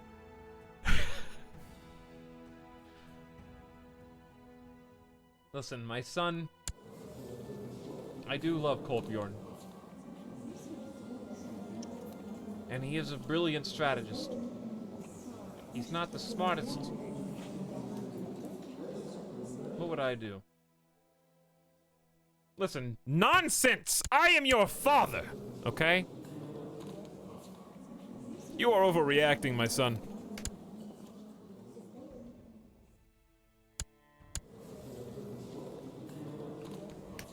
She knows what she's talking about. I've arranged one of my spies to leave a tome of the Bible with an anonymous note in the tent of Idun. If the tome is left open on a passage which she finds relevant, I'm hopeful she will turn truth to the holy words. But what may catch her eye? Certainly not the legendary warrior.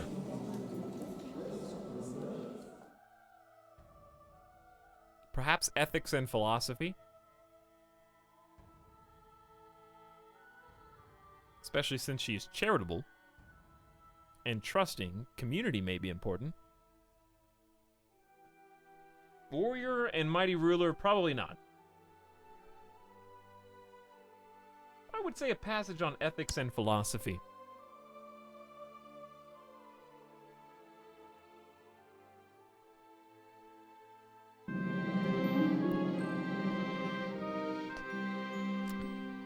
My spies have brought me outstanding news. Apparently, Idun reads the Bible every night, and now seems to worship God like we do in secret. My plan has succeeded, and the mystic who claims to know the secret of eternal life is now a secret Christian with us in our society. What a turn of events. All right, hang on, hold on. We gotta move.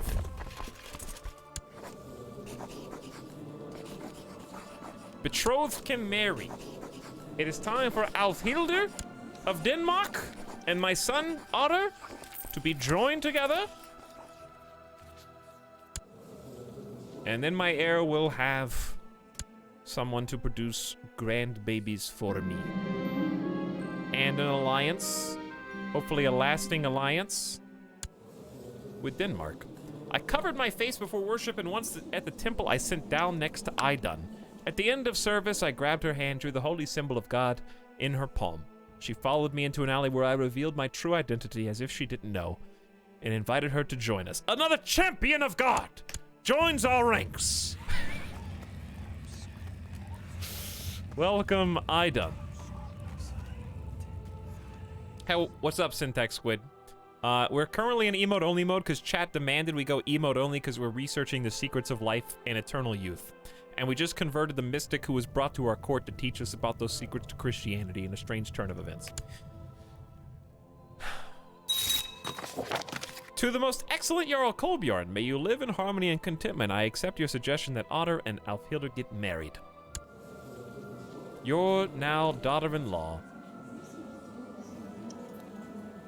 daughter of King Ofig of Denmark, our former friend, who we declared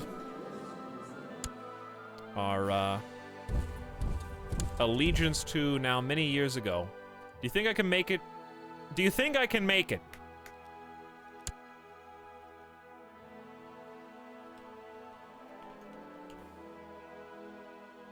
Before the battle is over, can we people run fast enough?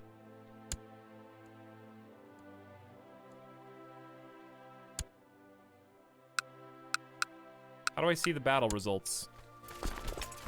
Can you not see them unless you're in the battle? I think we can make it, chat. Reinforce! Yeah, reinforce!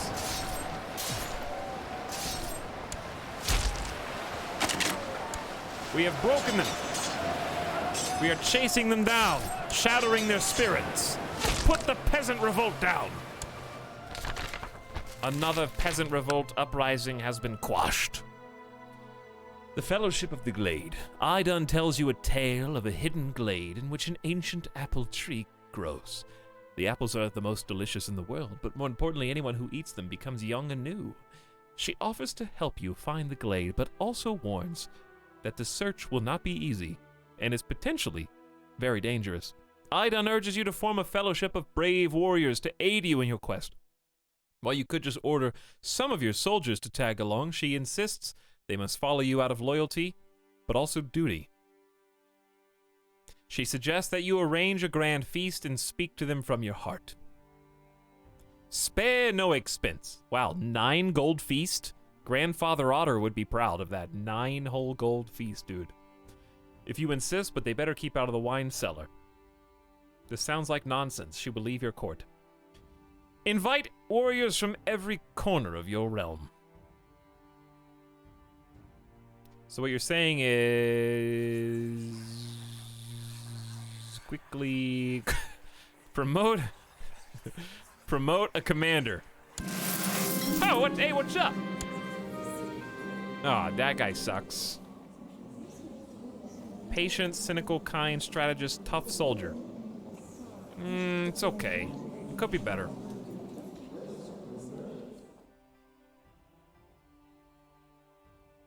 Fine, you can stay. Alright, spare no expense, 9.2 gold, and we will have your feast. Let's go back home, lower the levies, and see how this goes. King Otter, or future Jarl Otter, one day you'll understand. One day you'll understand why I had to pursue this mission, this quest, that chat told me to silence them for. It is the night of your feast. Warriors have come from far and wide. The word must have spread because there are far more guests than expected. Luckily, with Idun's help, you managed to make room for everyone. And after raiding the stores, there's enough food and wine to go around. The music is jolly, the spirits are high, and laughter echoes the hall. Halfway through the dinner, you stand up to hold your speech. At first, you are nervous, but when you see the fervor light up in the guests' eyes, your confidence rises. You deliver the best and most passionate speech of your life. By the end, the crowd stands howling and applauding. You look to your right, where Idun is seated. She beams at you. It seems like you have your fellowship. Wine for everyone! You've completed Idun's first quest. Idun's opinion changes by 15. She likes you even more. She already loves me. A plus 100, dude. Both gregarious, both a poet. She's a fellow member of our society. Wine for all!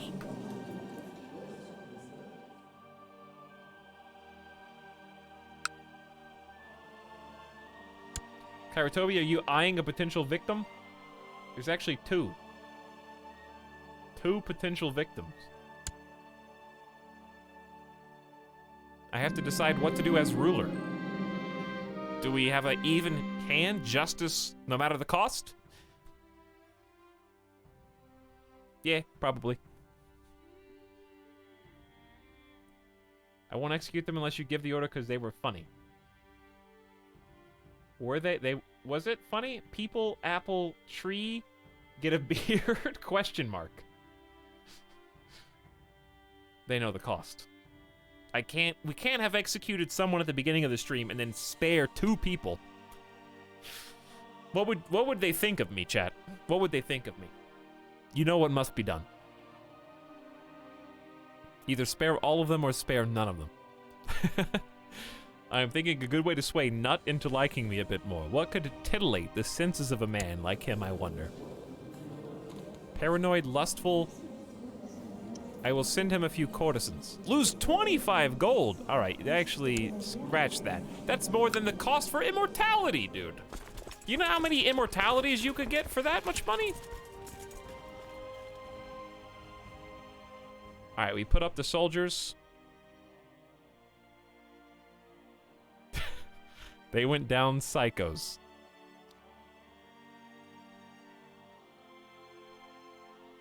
Well, I done. How's our 14 members? Our faith is growing. Hang on. I just saw something important. Yo, they converted the Queen of Denmark to be a secret Christian, dude. Who did that?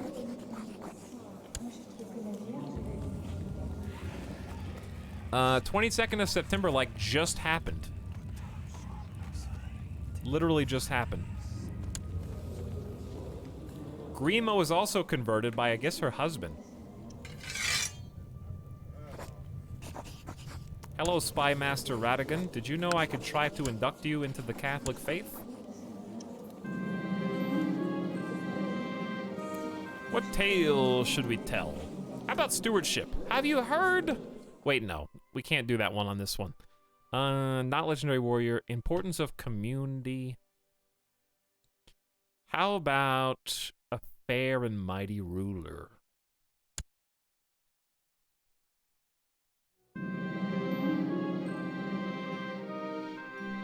I have failed you, God. I'm sorry, I tried. My liege, I am pleased to report you that your errant subject, Nicholas, has converted to the Catholic faith. Your humble seer, Egil. Hey. He's leading just one of my soldier troop guys. That's pretty cool.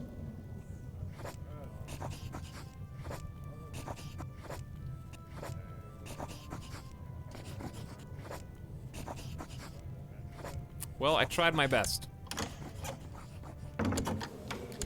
No, I don't want to be a commander, dude.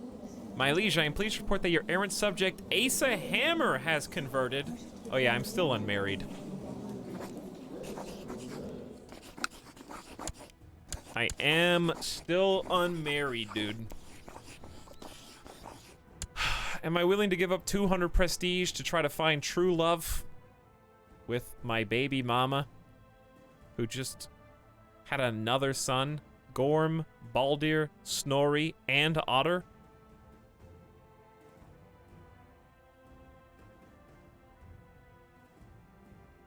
There's no one to even make an alliance with anymore.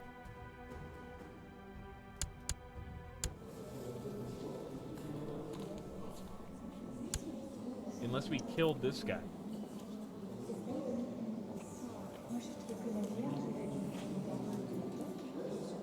But like, I'm not that evil.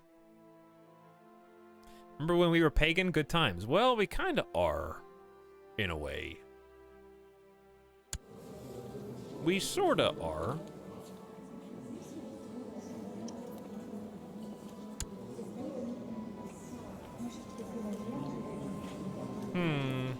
Who would I get married to, though? Okay, fine characters. Ladies, not in prison, married, no ruler? Yes? Okay, well.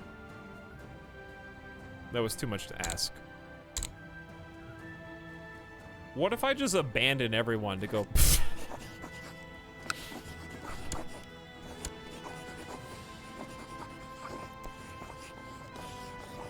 That wouldn't work. Would it? Hang on. Join court.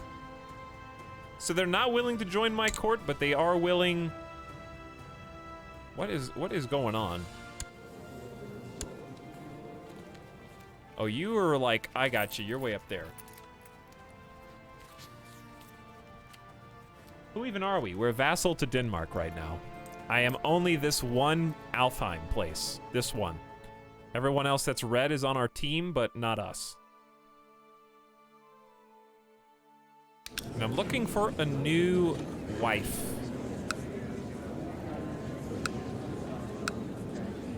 And it looks like this is not the way to do it. Are you trying to push out the Jeffs out, Gillis? Is it working?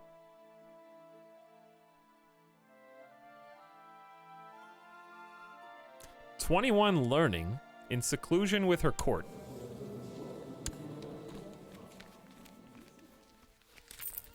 This is a person that is in Sweden. I don't know who to look for.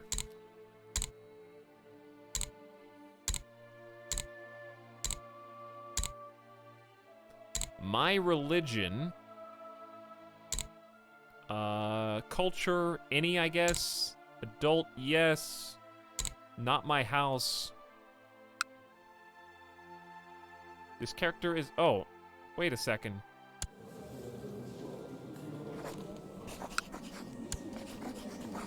Okay, if you could, if you could arrange a marriage with Idun the Mystic, I feel like he would. I feel like he definitely would, though.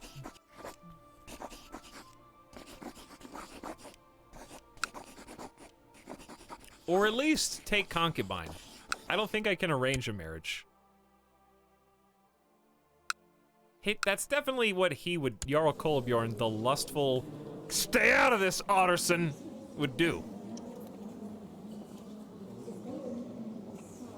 All right, well, if you can't marry, then I guess the next best thing, where is she? Oh, there she is. He would. "Your son Snorri has, through the teachings of Ilva, been studying the principles of the Germanic faith."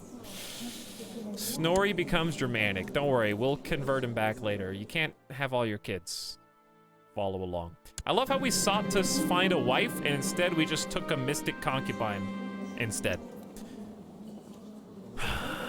All right, this is it is pointless. When do we set off on the adventure for immortality, and when can I let chat speak again? Chat, should I let you speak again now? All right, Harold, calm down, okay? Stay calm. We got more members in this society than ever before. One for all for one. You're no longer stressed. Wait, did I ask if I can let you guys speak again and you all voted nay against yourself? Am I understanding this? Dude, everybody is de-stressing.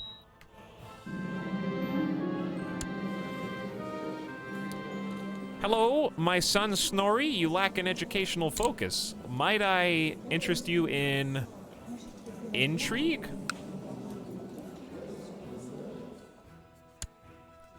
"My friend became aghast when I told him I had sent the miller's boy to a nearby city with my finest stallion. 'You will never see that horse again,' he said, utterly convinced. But he was wrong, of course. I will peepo chat for you. This is great. Peepo chat. King Thorolf has declared Danish conquest of Austrasia.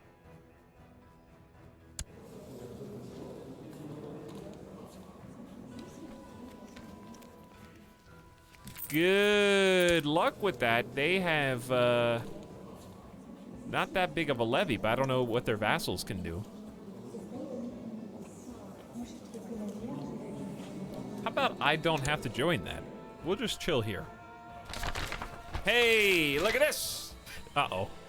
Ever since Idun announced the time for the search was nigh, you've been busy with preparations. The warriors are equipped, the provisions gathered, and the best horses procured. Yesterday, you finally set out on your quest. Idun leads the fellowship deeper and deeper into the wilderness. The trail you follow is barely visible in thick underbrush, but Idun seems certain this is the right path. The trail begins to slope upward, and within a few hours you are trudging up a narrow mountain. The trail makes a sharp turn, and as you pass, you spot an obstacle overhead. There is a rockfall, and boulders are blocking the path. Idun insists this trail is the only way forward. Pick the safer but more exhausting option. Shift the biggest boulder and the rest will fall. The most perilous but fast option. It was not meant to be. Let's go home.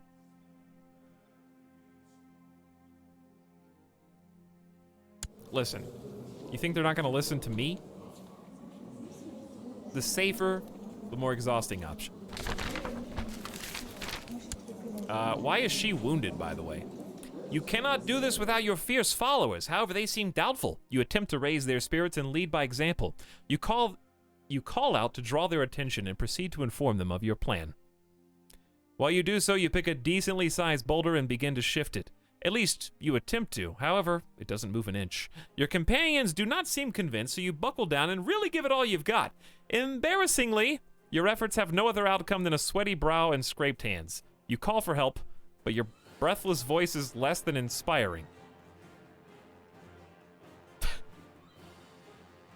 The safer but more exhausting path, aka literally no one helps you.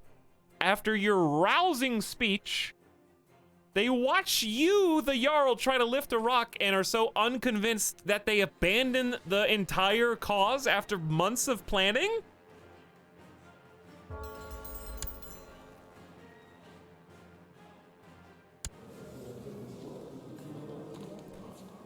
What an anticlimactic bad end to the quest. This is the reason why you... I don't even know if I can let you off of the emote-only mode, because now you're going to be like, Etalyx, if you had done this, it'd be like this instead. I don't want to hear that. No, I'm not going to save scum, chat. I'm not going to save scum. I knew I should have picked the more dangerous one, but I was also convinced that somehow my diplomacy skill and... Isn't that why I brought all the most fearsome warriors?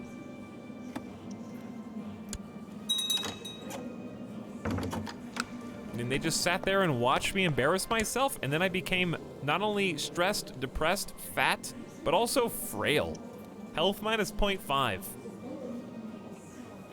To the affable Kolbjorn, your wisdom or legend are mercenary. Your wisdom and mercy are legendary. We request that you honor your obligation, answer the call to arms against King Galteri of Austrasia. Declining would cost us 75 prestige. Fine.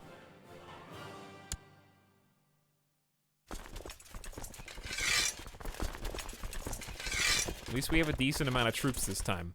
Well, I guess we didn't succeed in finding immortality because some rocks were a little heavy and no one wanted to move them. Okay.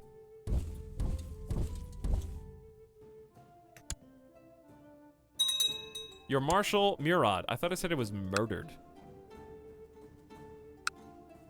Kolbjorn was supposed to be the chosen one. My liege, my mission to Upland has so far been a success. During my visit to the court of King Ragnar, I've managed to make him understand what a benevolent and peaceful ruler you really are. I feel like that's definitely not going to help with his stress or his depression. And she left the court and is no longer a concubine. Yeah, he's not having a great time right now.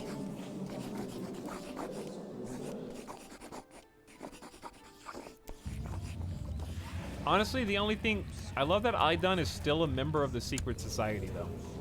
And really does love Kolbjorn, but, like... You abandoned me now, after everything that I did? Yeah, I don't think so.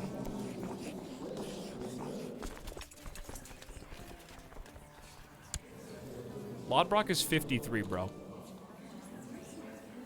I'm abandoning the plot to kill Ragnar Lodbrok, and I'm going to start a plot to get revenge on my ex-lover. This is ridiculous. He's gonna die of natural causes, dude.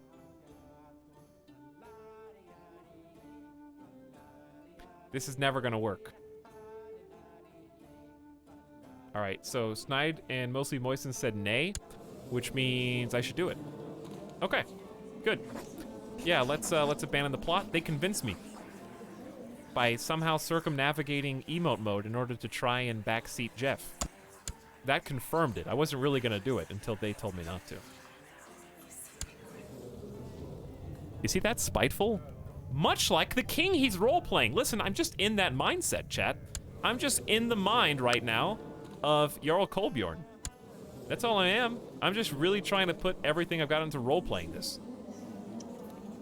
That's how spiteful he feels, too.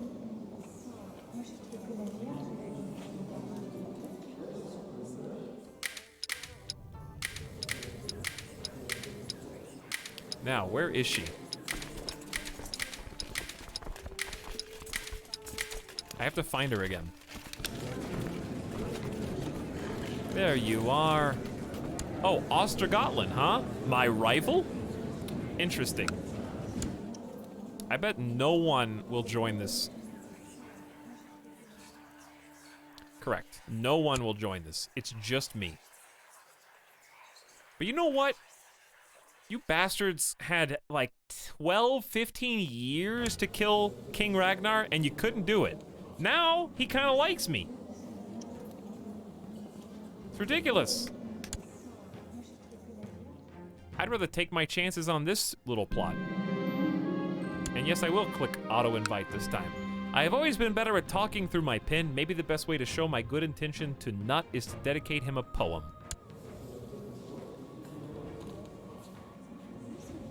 Does he like, he's paranoid, lustful, stubborn, cynical.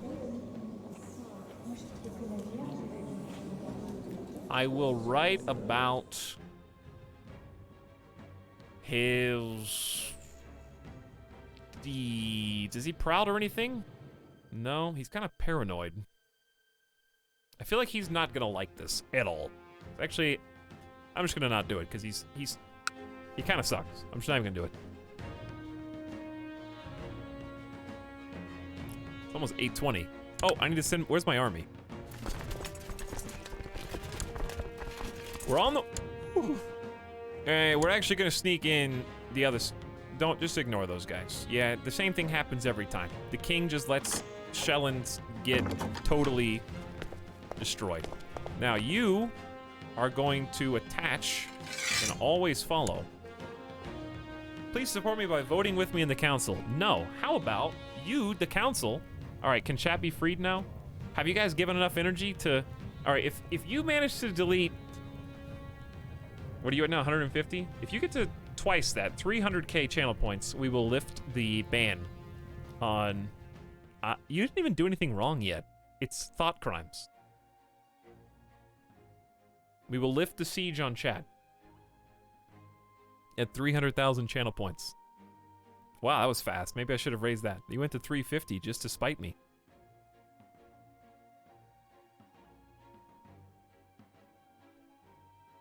Nice, Sawdust Bunnies.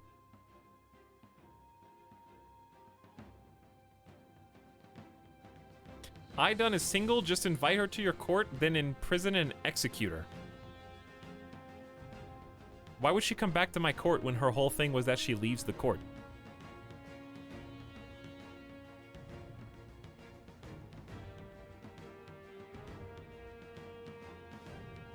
Right out of the gate. I know, right, Kyra Toby? I know, right?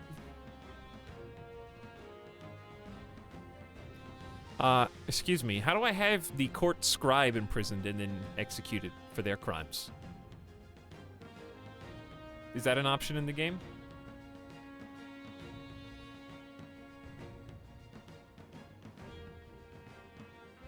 Kinda sad that didn't work out.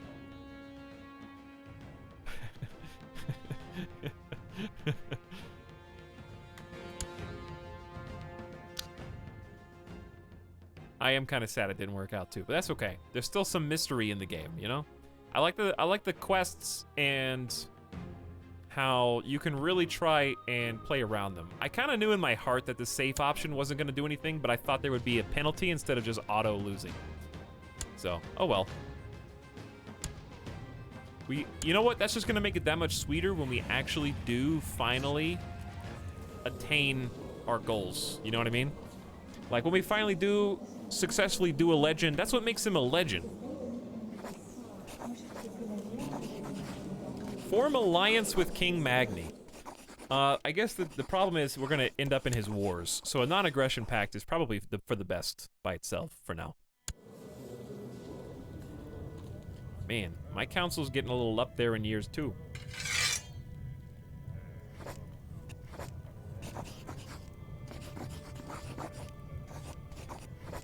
I can't. How long do you have to wait before you can try again? To get some more people in our group. Also, what happened to that guy that we were friends with?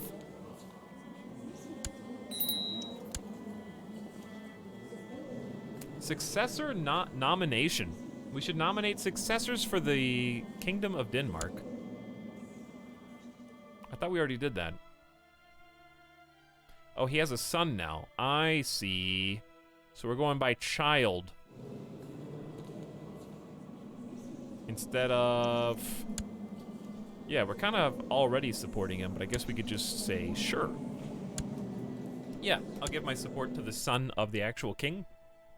Unless there's a better way to do it. So best case scenario would be arrange a betrothal. 28.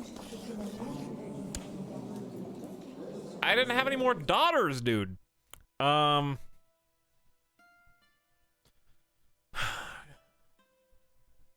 I didn't have any more daughters. So we don't really have any good options. No good matches here. But I think we took their capital. I'm just gonna let them do whatever they want.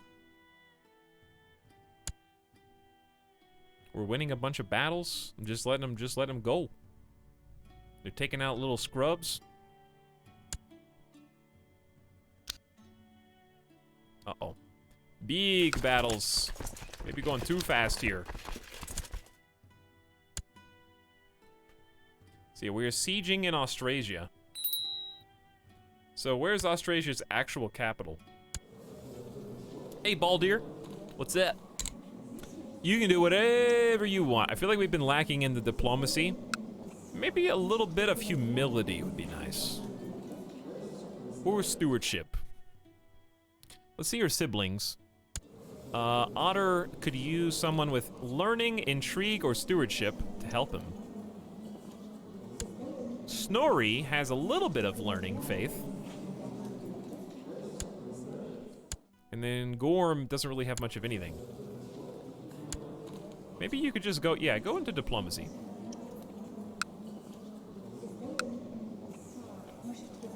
Timid and affectionate, or playful and indolent. Let's go etiquette.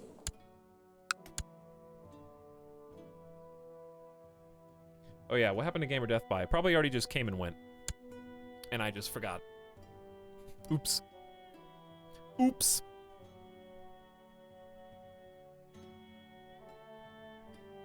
I am a little thirsty. I am a little parched. Disaster! Your fellow member of Society of Jesus, Svein, has been caught by Seer Talir and his warriors. He now rots away in King Thorolf's prison. Boy, that's... Isn't that my guy on the council? He was my chancellor.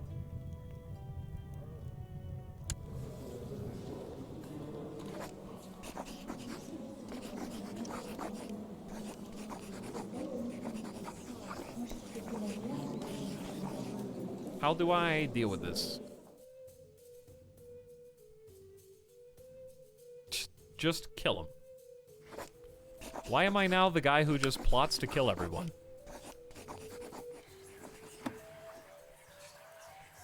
Known plot, Thorolf. Revoke the chiefdom of Gudbrand's... Who from who? From his own son? It's pretty dark.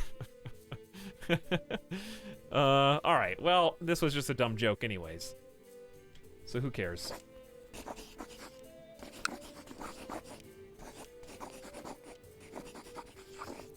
King Ragnar is not at war with Jarl Kolbjorn. She must not be a concubine or consort. See, I can't invite her home anyways.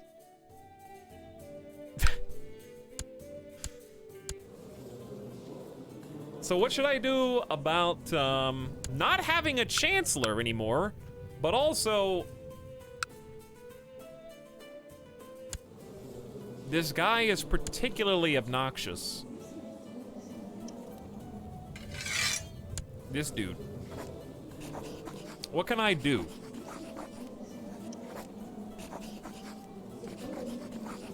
Besides outright kill him.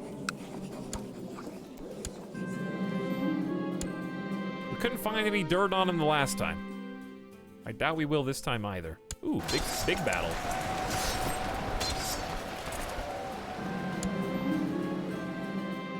Disaster, your fellow members of the Society of Jesus, Eustadiola has been caught by Seer Talir. They burned her at the stake. All right, you up the ante. You did up the ante.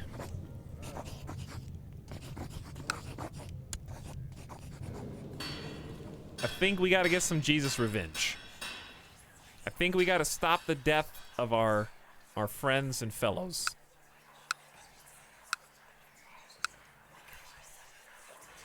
Guess who's willing to join me in the plot?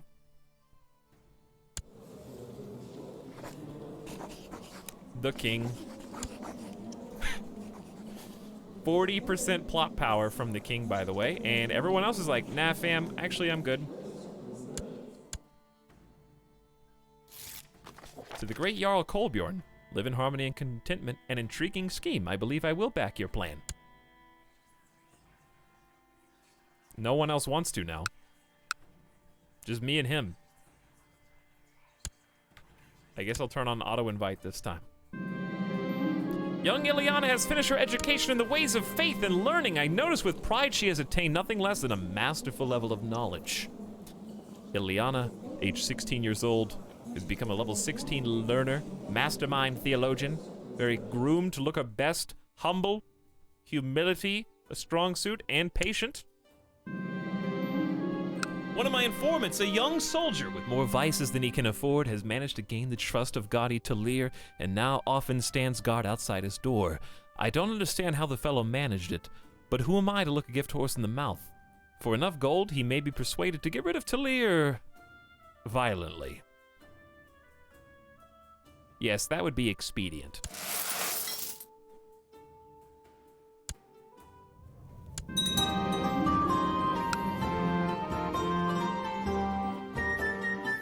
Righteous fury has been channeled.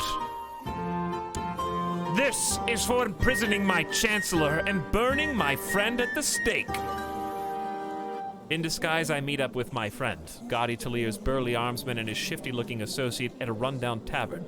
Grinning, he recounts how they stabbed God Etalyx to death in his bed. I hand them a bag of coins and leave. Outside, I order my guards to tie up the loose ends.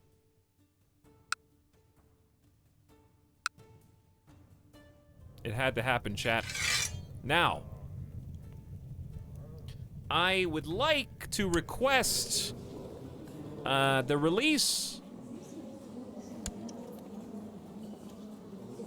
How do I see his prisoners? Dude, I gotta ransom my own guy. What? What do you mean, no? We just killed that dude together. Me and you, buddy, King Thoroff, we were together in that one. Tie up loose ends means kill everyone in the house. Nah, it's probably fine. They just looked down and saw that their shoes were undone. They didn't want to trip. So, that's all. And we prayed afterwards. No problem. But anyway, I can't even ransom my guy. I like that I paid some dude like 8 gold to murder. And then I can't even pay 10 gold, which is more, to get my chancellor back. Chat. Oh, we'll just do find a character.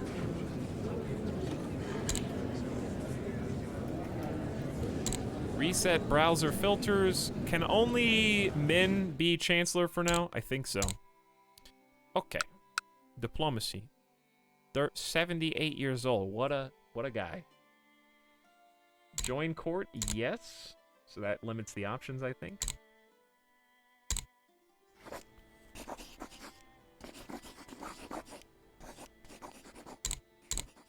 Diplo range also should be yes.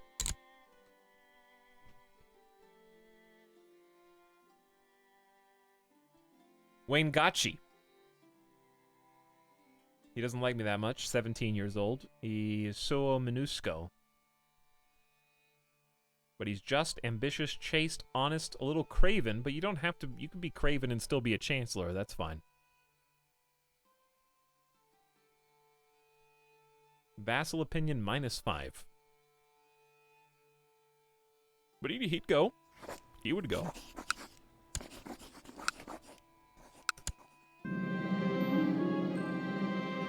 A sudden gurgling and feeling of pressure in your gut is all the warning you have before you are forced to make a dash to the privy. Jarl Kolbjorn gains the trait Diarrhea.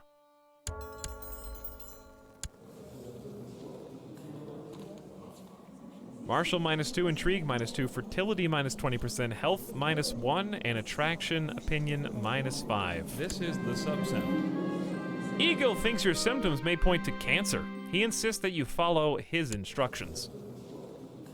He will do his best to treat your systems.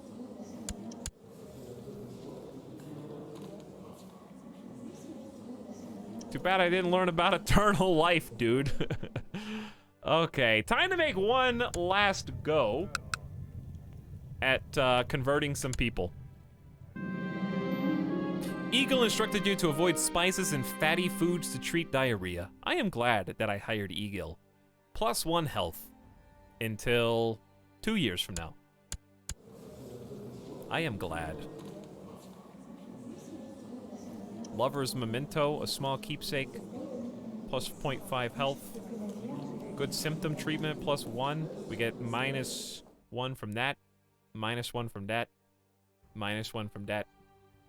Maybe more. Okay, in my own council, or actually, let's open up. Do you guys have to not be at war for this to work?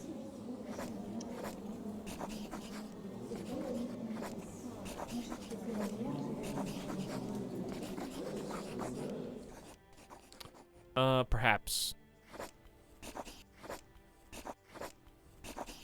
Yeah. Has not been approached. Did I?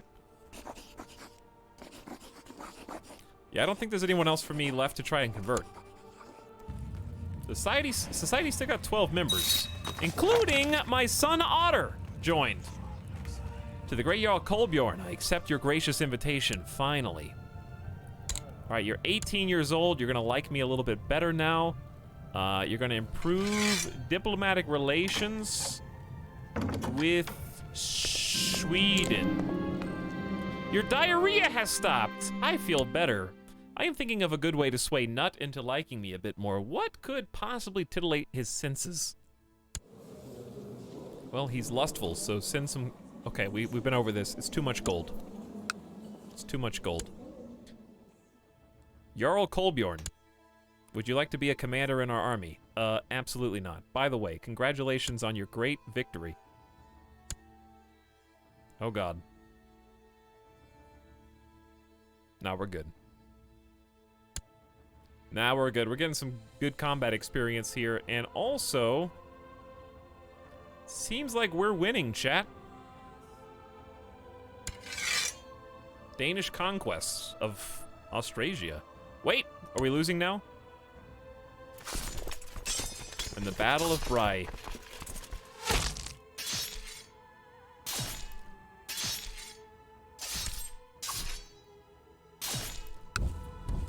Look what you've done.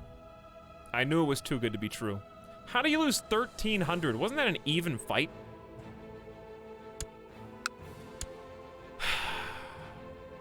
Dude. King Thorolf has lost every war he's ever declared! My liege, armed thugs attacked me while investigating the rumor of a plot in Upland. I barely escaped with my life and am now severely wounded, your humble spy master. Sinister forces at work. Well, I'm glad you're back. Spy master, I would like you to just scheme and try to uncover some plots. That would be fine for a while. Upland is the capital of Sweden. Right over here. We were originally using him to try and kill, boost our plot power to kill their king, and it just never worked, so I finally gave up and decided to make friends with him instead. He fell for it. Got him. Nothing much. How about you? As I'm spending a pleasant moment alone with the attractive cook, the wretched child Baldir comes upon us and promptly starts chiding me of my morals. I'll catch the brat. 5% chance he becomes wounded. 25% chance my son becomes stressed. 70% chance of no effect. Baldur may become haughty. It matters not. Lose 50 prestige. Honestly, we can afford to lose 50 prestige. But you know what? Don't chide me on my immortals. Do you know what I've sacrificed for the society of Jesus? Baldur, cursed tadpole, went around and told everyone lies about me as childish revenge for the deserved beating I gave him. Throw him in jail. No, don't throw him in jail. Curses! You lose 30 prestige anyway.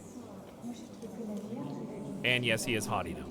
Proud and vain, convinced of their own superiority. Do you know how much I've sacrificed?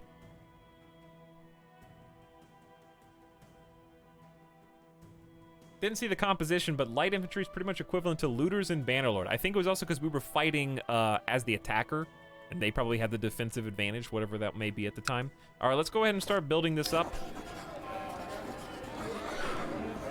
Maybe shipbuilder. It's gonna take 721 days. Get it started.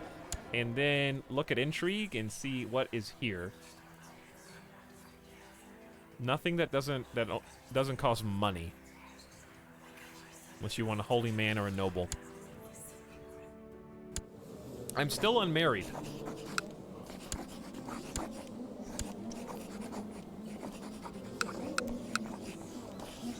Is there, you know what, screw it. I don't care if I lose prestige. Asa deserves to be my wife. Otter has come of age, 19 years old. He's the heir after me. No one else has made themselves present. Asa's been by my side since the beginning. My commander Rodrigo has been slain in the hills of Trier. Decapitated, my lord, the courier says, shuddering. 'Twas Jarl Magni from the Wolf Warriors. He continues, averting my eyes.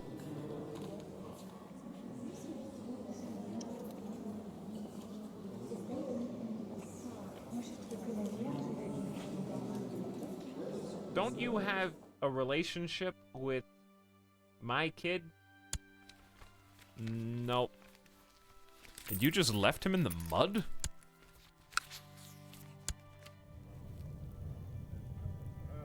Well, that sucks. One of our generals just died. My steward Dan has been hard at work in Alfheim, increasing infrastructure.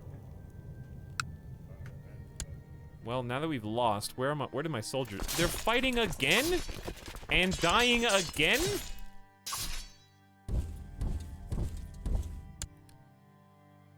I chose the wrong king, chat. Okay, well, apparently King Thorolf won? Question mark?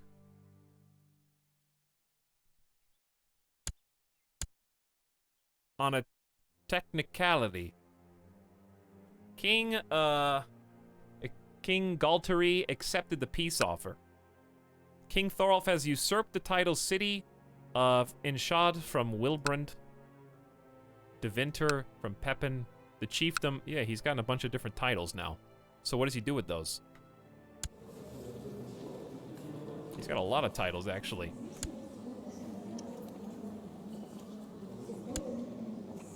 So, Denmark, what'd you get? What did he get? They got a bit of Holland.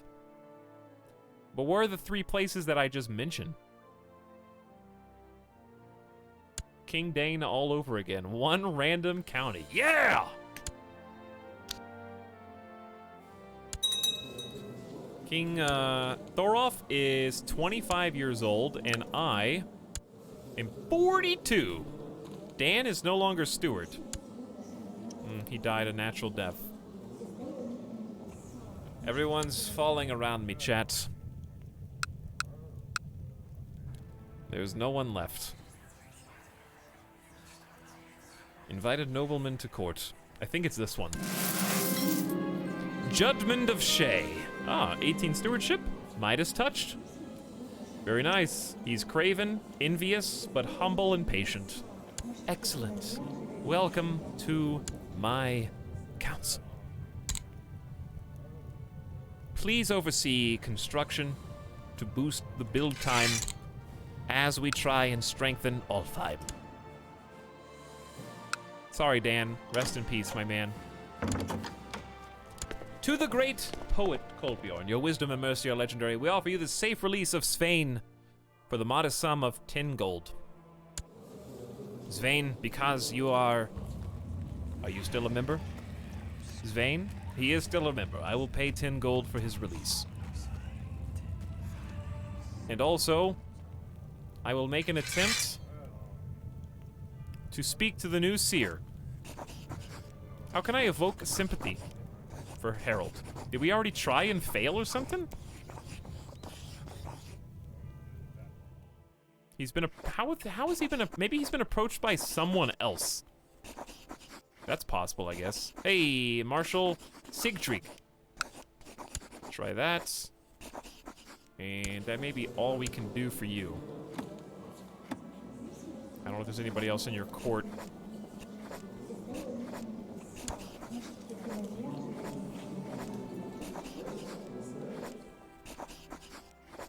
Just looking to see if the option pops up. It does not. All right, well, one's better than none. Dear Kolbjorn, I would like to invite you to join me for a small gathering of friends to dine, drink, and forget about the world outside. Please be prepared to reserve a few days in case we get truly into the spirit of the proceedings. Marshal of Denmark, of course I will come. I've arranged for one of my spies to leave a tome of the Bible on his desk. What might catch his eye? He's just, so maybe a fair and mighty ruler?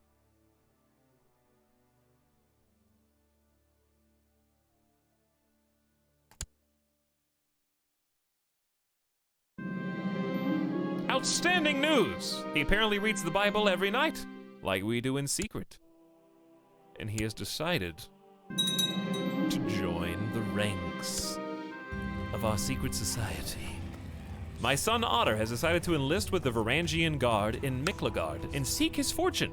Although he will no doubt gain both riches and valuable battle experience in service of the Greek king, there will be many perils that could cost him his life. He's my heir. Oh no. But what would Dad think, chat? What would Jarl Hraffen the Frog think? Make me proud, son. Make me proud. Can I have my troops back now that you've almost killed all of them?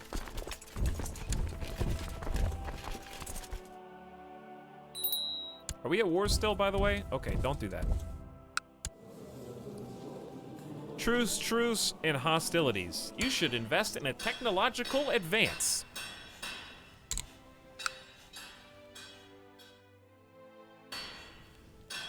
In what? Oh, everything. Why didn't you tell me? Are you winning? No. I mean, yes, but no. Yay, but nay.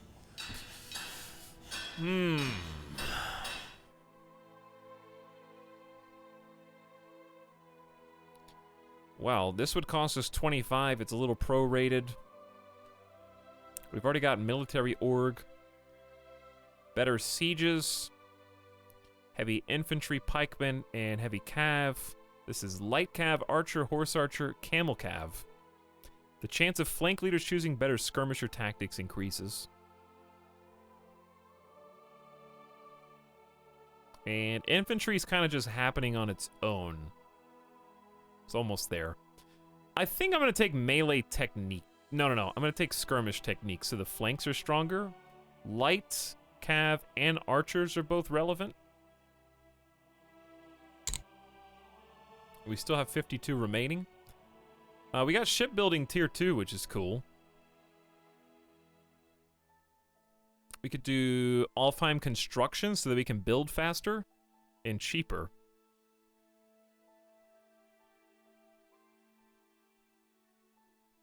Yeah, I think that one's good.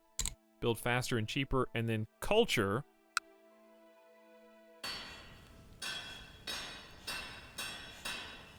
We got the ability to do legalism tier 2. So why don't we do legalism 2 so we can do medium centralization and religious control mandate. Seems like a really good idea. Then I can go to laws. Make sure I've got my own selected, and we can do agnatic, cognatic. Women can inherit, but only if there are no eligible males. That would be good if we didn't have 4 sons. However,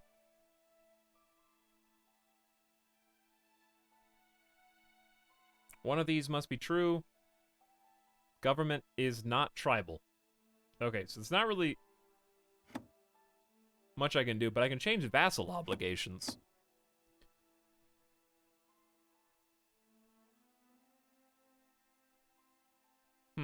Noble vassal max levy minus 40%, min levies plus 40%. Should I change any of these? While you're thinking about that, let's take a BRB. Take a little B right back. I need some water. If we're gonna continue, I need to stretch. I'm dying gamer death here, chat. So I'll just stretch, take Midas outside. First, though, thanks for your patience, by the way. Avian Samurai with 100 bits. That was an hour ago? Were those emote-only bits?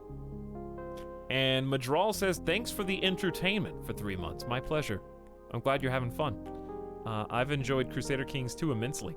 And I think we've really... There's some things that I still have to ask questions on when we get to new mechanics.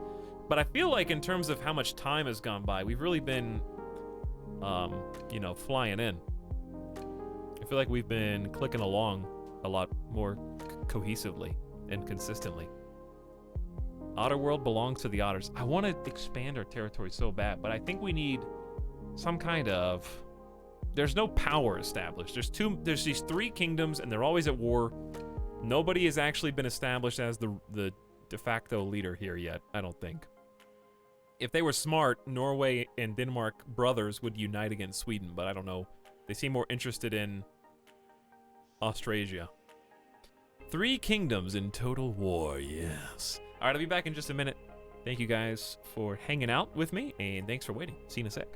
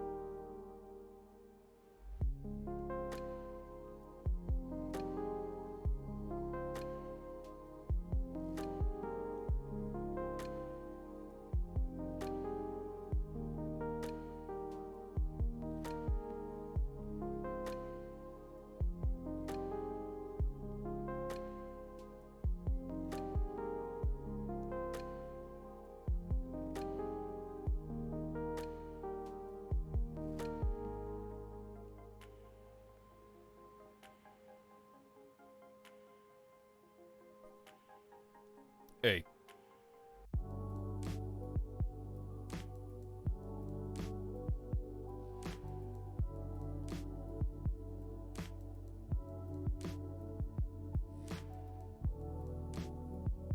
What's up?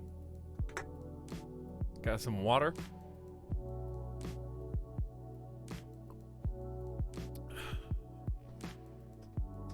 Feeling good.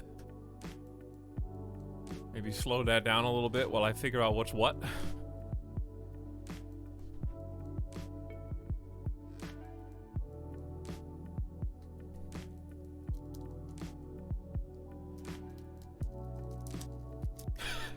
Etalyx is Walder Frey.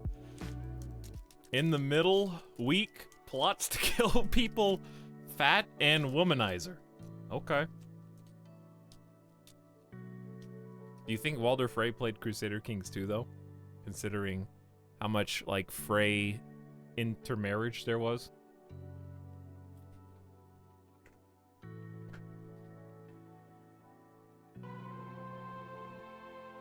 Probably. I don't like it when these boat boys are just menacingly off the shores.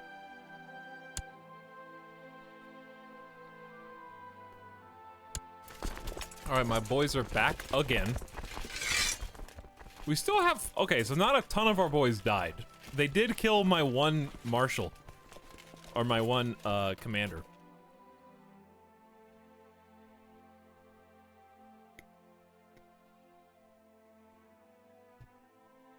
What did I inhale? Cheese crackers. Got a little snack. Oh yeah, we were going to a feast. The mood is decidedly merry. This is the guy we just converted. Let's get it started. Carousing. We got invited to someone else's feast. I have always been better at talking through my pen. Maybe the best way to show my good intention toward Nut is to dedicate a poem. I doubt it, but let's write a poem about his realm. Hang on.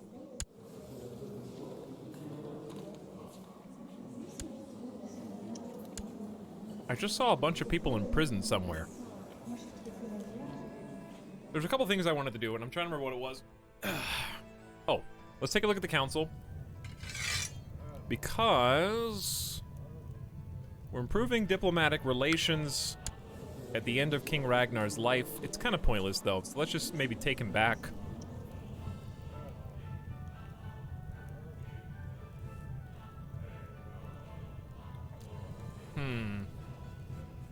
Maybe just default statecraft.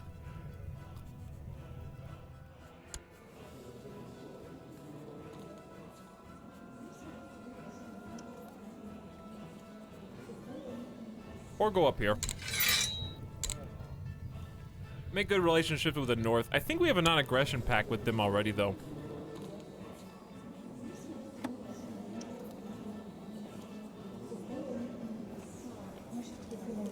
Right? Yeah. Okay. So it's not that big of a deal, but it might still be nice to be his friend.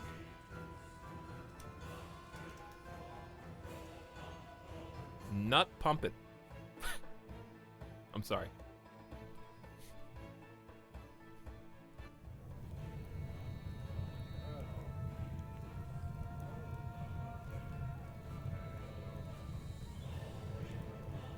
Train the troops is fine, but there's really only so much you can do. Scheme is fine, proselytize is fine.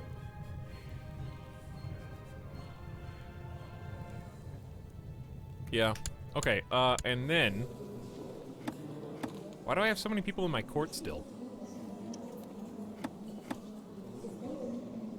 How many people are in my society? 14. Can we do better? 14 is good compared to where we started, at least. Far from liking my poem about him, Nut informed me that he was insulted. He thinks I am trying to mock him with my work. I knew it was gonna happen. I knew that was gonna happen. His liege is in prison, dude.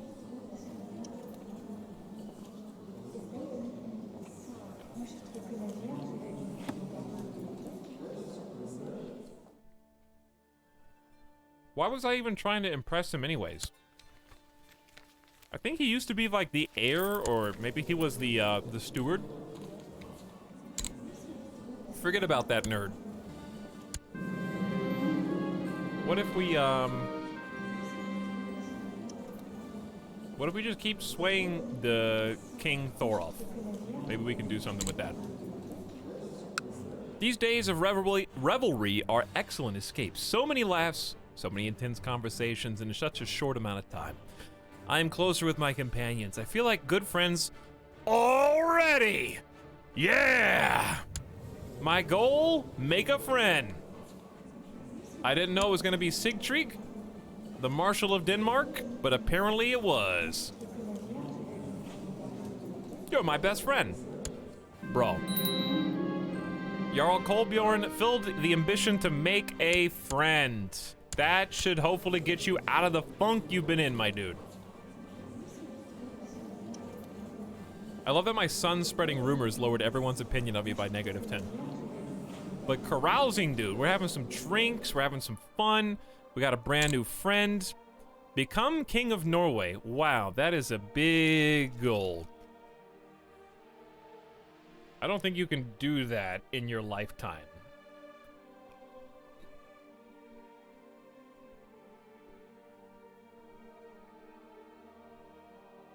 How about just get a title?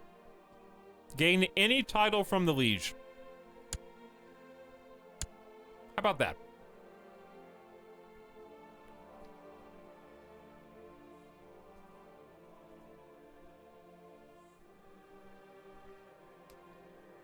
We made a friend. Big people happy. Small steps. Yeah, it's gonna have to be small steps.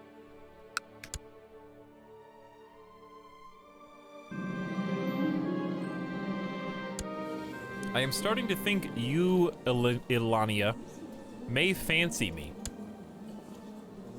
I'm sorry. Is this the daughter of Malmfred who was also... Am I thinking of the right... No, this is terminal leprosy. Long time ago. Different Malmfred. But Ileana of Varde is...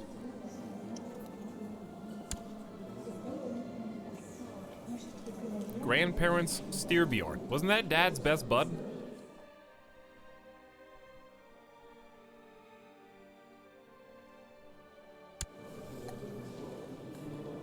Well, time to make a move, I guess. The reveling and carousing is over for now. Time to get back to real life. Well, it was fun. 30% chance we lose stressed. 30% chance of losing depressed. They're not mutually exclusive. Go! No!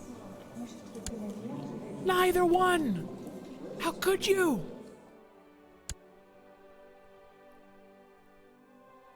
Well, time to stop being intrigue focus.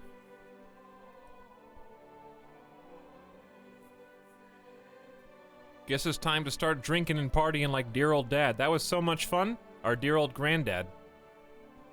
Is it time to throw a little feast of our own? Or I could focus on family. Health, fertility, and diplomacy. That might be good. I'm getting a little older. 43.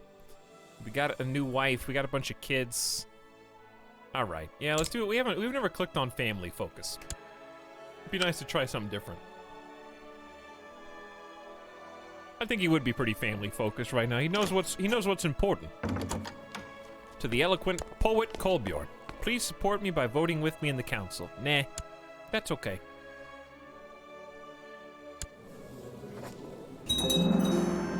A shipbuilder has been built in the Alfheim tribe. Hey, good job, everyone. King Thorolf of Denmark says he knows I'm a member of the Society of Jesus and claims to have witnesses to testify against me, but he promises to keep this to himself if I stay out of all factions.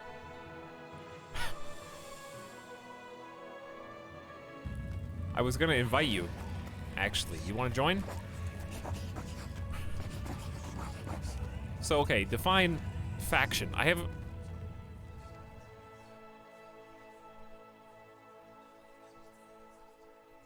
haven't, no one's joined a faction yet, yes? So I have no choice but to agree instead of make him hate me by 50.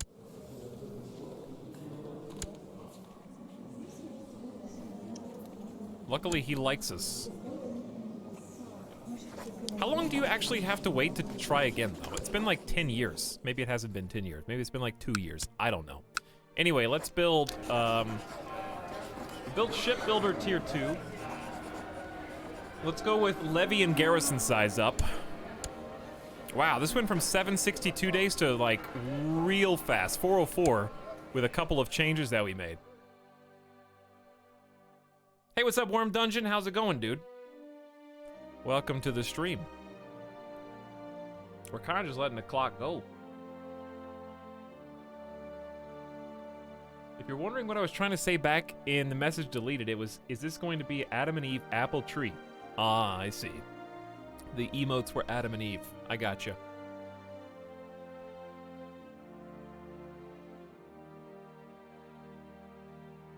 Factions like to overthrow kings or force laws.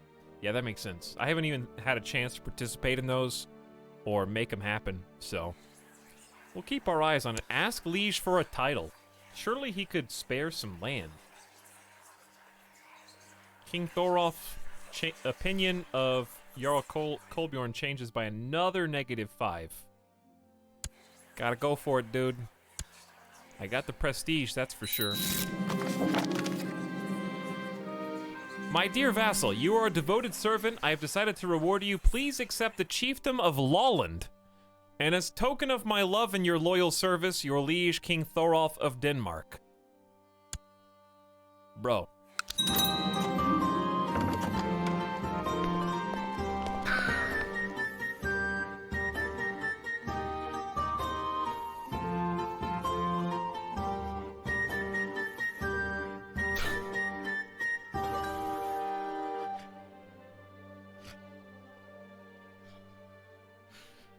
Woo! Oh, wow. We really got that one by the skin of our teeth, huh?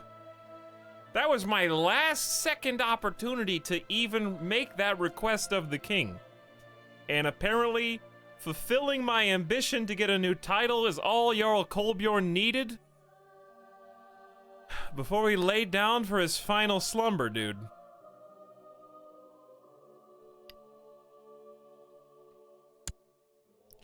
Jarl Kolbjorn feasts in Valhalla at age 43. He died of depression. Shit. Always patient, he never lost his temper. I mean, he was a godly man. Gosh darn. Kolbjorn is with the Thunderer now. Died of depression. Hey, Tal, I'm very drunk and just watched Spirited Away. What's up, gamer? Well, the guy I was playing just died of depression.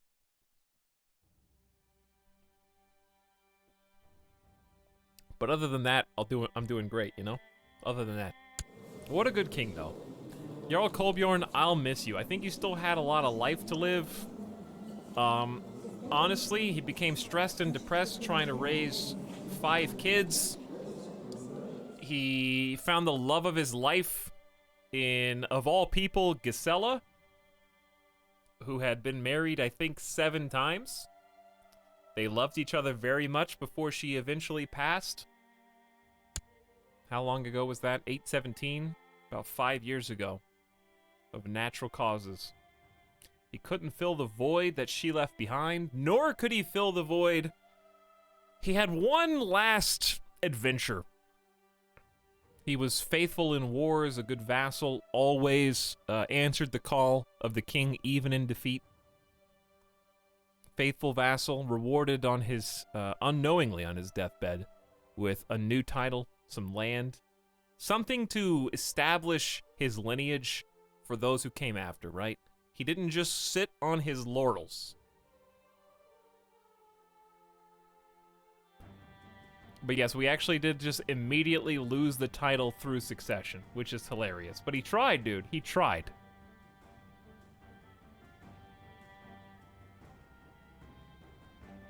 He managed to get one title before he died.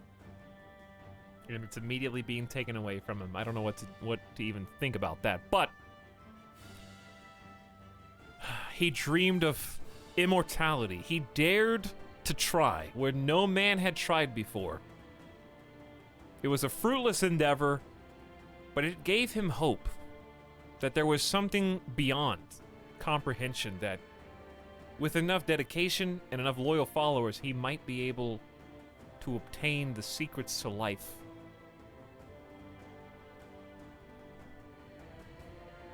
Jarl Otter II has gone off to war. He's wounded in battle as a member of some guard. What was the name of the guard? How do I tell if he's still in that? What a legacy, dude. What a story.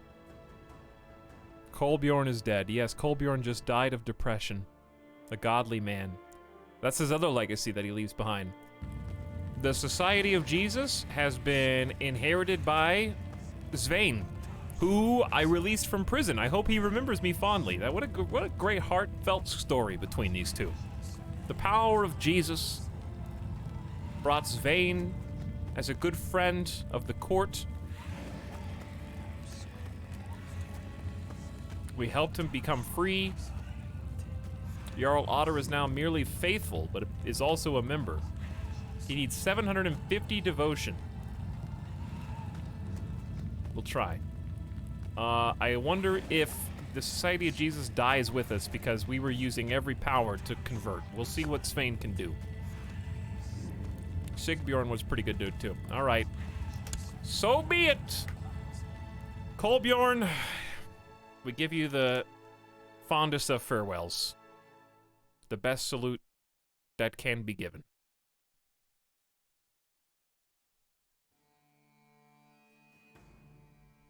Uncle Jeff? You mean Jeff that died of scurvy in 816 6 years ago? That Jeff? Fatigue, bleeding, spots on the skin, loss of teeth, fever, and eventually death.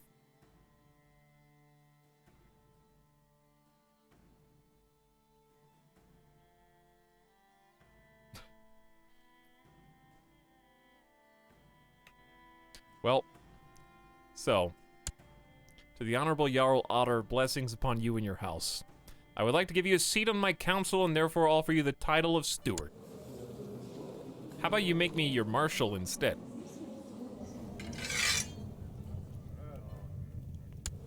This guy sucks. But also, he has a 4 in stewardship, so I guess you're just playing your coins right. I do have an 8. Could be worse. I'm in charge of the money. Either way, I accept. Oh, where are we, dude? Where are we? Jarl Otter is 20 years old. He's married to Alfhild, who herself is from House of Skildung.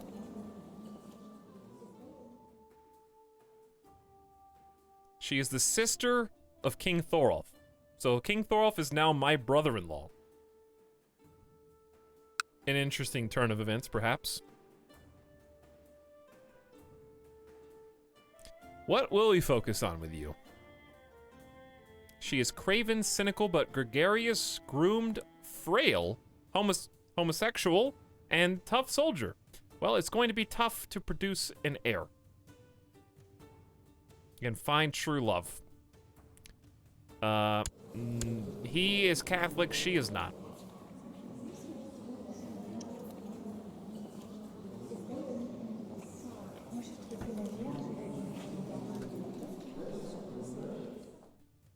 So you're a second son, not gonna get any land. I don't think he's a second son. I think he's the oldest. The only person older than him is his sister.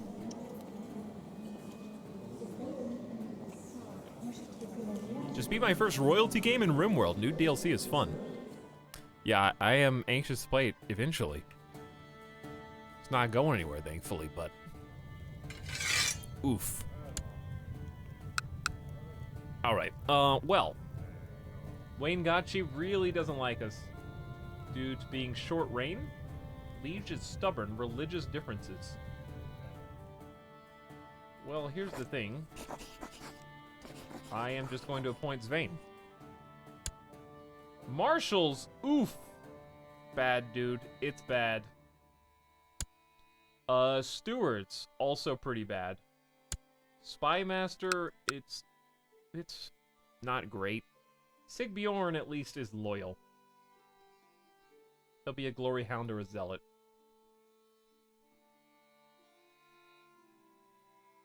And he's already got sympathy for Christian religions. And then the seer, also pretty bad. Alright, well, let's stick to what we know. We know Svein is going to be the Chancellor. He's good at what he does. And he's also the leader of our secret society. So that helps. That's extra bonus points. It'd be nice to appoint a spy master who is also sympathetic to our religions. Or rather, a seer who was sympathetic to our religions. He would vote against me. He only doesn't like me because I just became king. But their skills are still awful. Okay, so I think we need to invite some people to our court. Oops. God, I hate that that does that. I was trying to open his character page. Like that. He's a lunatic.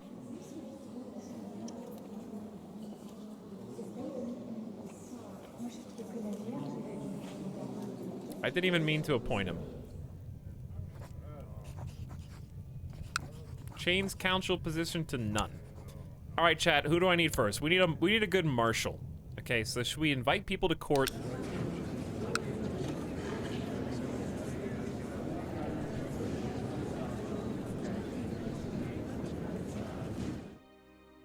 Dude, look at this guy.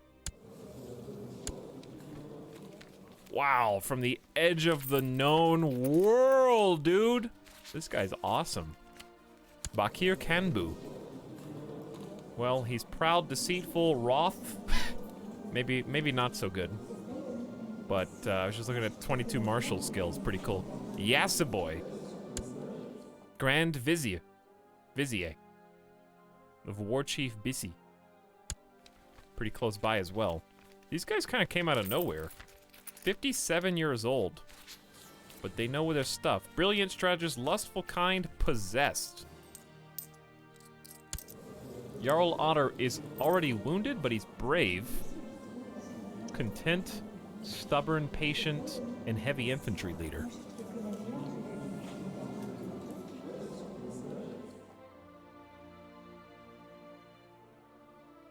All right, chat.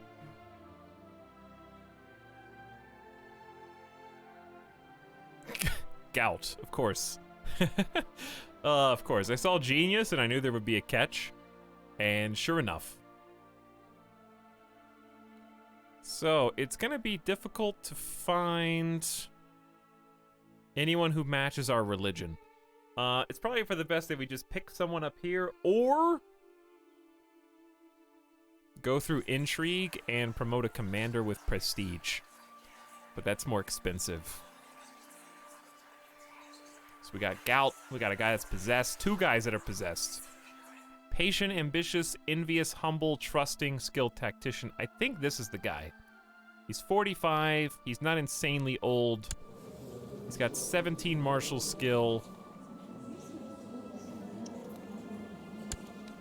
Also from the edge of the world. I'm gonna go for it, dude.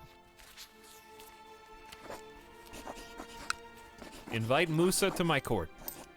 Only a 7,000 kilometer journey. Easy, dude. All right, steward-wise, we got nobody. Literally nobody. We got Russian, the commander of Rusa. Or is that Ruslan? Ruslan Nikitaovich. Nikitaovich actually sounds like a made-up Russian meme name to me.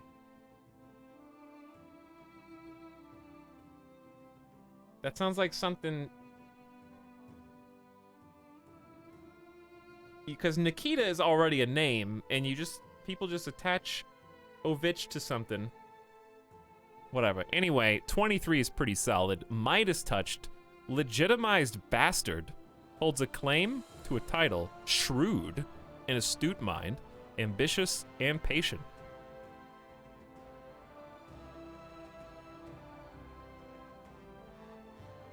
It's like Nikita's son. Well, yeah, I get it.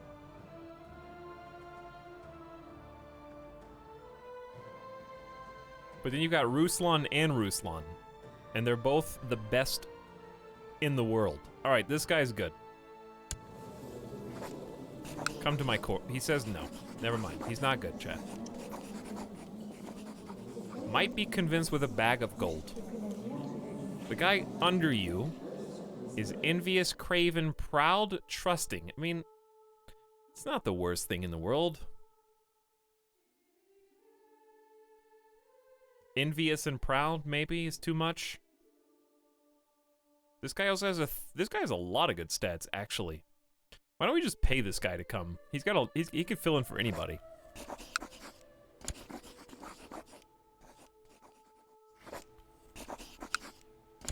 All right, you come with me.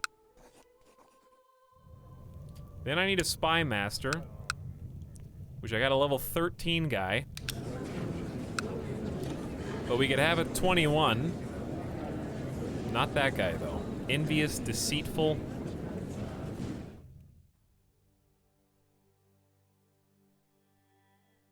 Diligent, cynical, deceitful. Yeah, those are bad stats.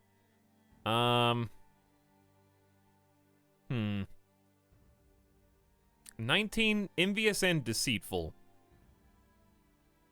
But he's not necessarily loyal.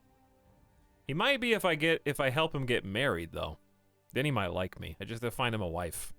If I know what you want, I can make you like me. Pavlo, 51 years old. Cruel, slothful, charitable, stubborn, malnourished. I'll take a chance. I'll take a chance. I'm a young king. I might do something like this. Come with me. All right. The death of my father, Jarl Kolbjorn, has urged me to depart Miklagard, leaving the Varangian Guard. I return home on a longship, filled with loot from our campaigns in Circland. After a long and perilous journey, my feet are now firmly planted on the soil of the land that is my birthright. The throne is mine. It is as I remember it. Wow, I got 200 gold on those campaigns. What a haul, dude. Actual riches. That is so much money. Now I can choose my ambition. Make a friend. Become a paragon of virtue. Piety is greater than 2,000. Become king of Norway. Get a title. Build a war chest. What are your titles right now?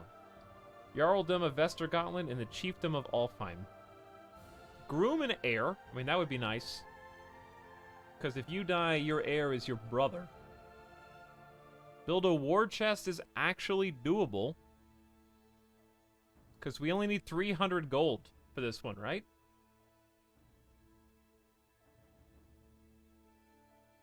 Finally returns to his father's empty throne, grieving. Wow, that's a lot of gold! It is! I'm 8 hours late. What's up, Redwoodian? Just watch someone play through all of Outer Wilds. That is a good game. That is a good game. Is there a penalty for having foreign cultures, religions on your court? I don't know. But he's a new king. He's seen the world, and he likes drawing people in from the world.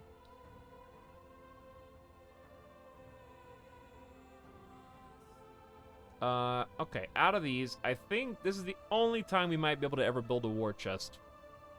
Tax modifier goes up. We're getting plus 0.91. It would take 50 months of no spending. That's doable. Let's try it.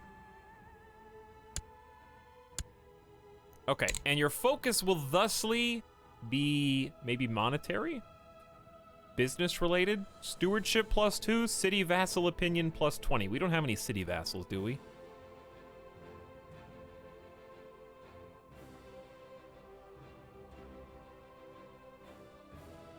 I don't know, this might have an effect outside of... What does city vassal opinion affect, chat? Did the society die? No, society is in good hands. Someone on our court, Chancellor Svane, is the new leader of the society. He was our good bud.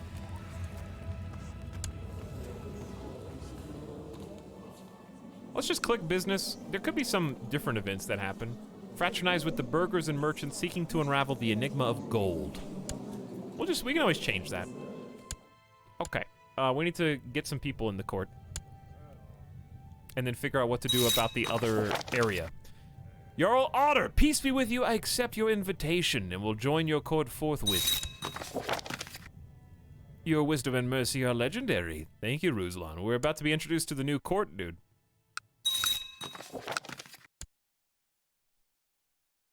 Also, we inherited the family jewels, quite literally, and figuratively, and also literally. Snorri has inherited the chiefdom of Lawland. How dare you? Snorri, you up-jumped little brat. To the brave Jarl Otter, blessings upon you and your house. I accept. All right, here's Musa. Wait, I thought he liked us. Now he doesn't like us. 79%. Because he's envious? I thought that he was a good guy. Minus 34. Well, short reign, foreigner, liege is stubborn, envious. Okay, so envious is just a bad thing to have on your council no matter what. But what are you envious of if you're the marshal? I'm just gonna do this to see what happens. He goes to minus 24 and still hates me, but guess what? 45 years old? Wow, the oldest person that we have available is 36? Why does every single character here have a hood?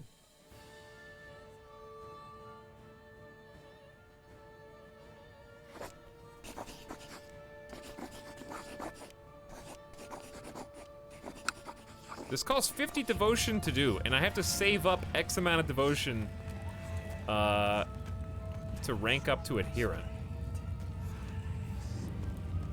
So I may as well just wait. What happened to Asa?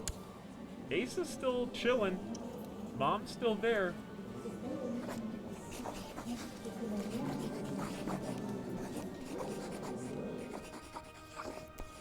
She doesn't have very good stats because she was just a, concubine. But I can award her, yeah, making her regent's probably not great.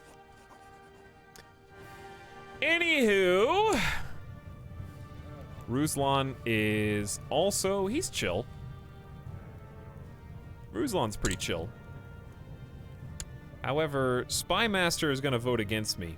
Why does he, I thought he liked me more than this. Well, time to get killed by my Spymaster, I guess, chat.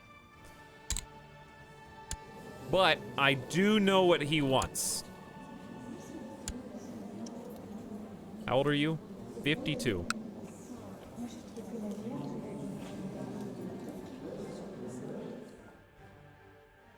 Well, it could be someone from out of town.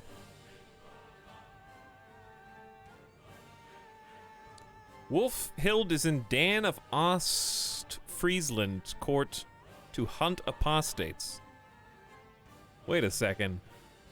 Are you the seer?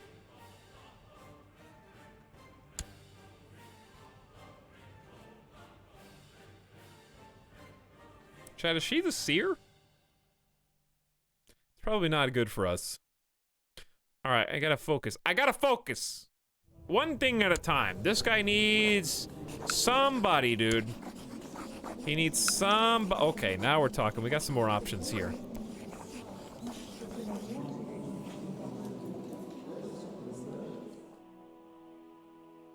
Look, you don't have to like me. Holds a claim on Orleans and is also Catholic. Festrada is too old. Well, maybe you're too picky. Possessed, gregarious, greedy. Lowborn males must marry noble women matrilineally. But she's too old. You guys are the same age. Just get over it. He didn't say... She gets 0 prestige from marrying the House Lowborn and minus 200 from marrying a courtier. All right, hold on. Chat, I just want to look at her stats. Frotildus the Wise. Who is this again? Oh my god, I can't find anybody right now. The menus, man, I can't navigate them. 2 different spouse selection menus. All right, how do I like select her to make her come up on the screen over here, chat? Is that even possible? I want this to be over here. Yes? Help me. Yeah, matrilineal would cause her to leave. You're right. That's true. You know what? I'm just gonna find some person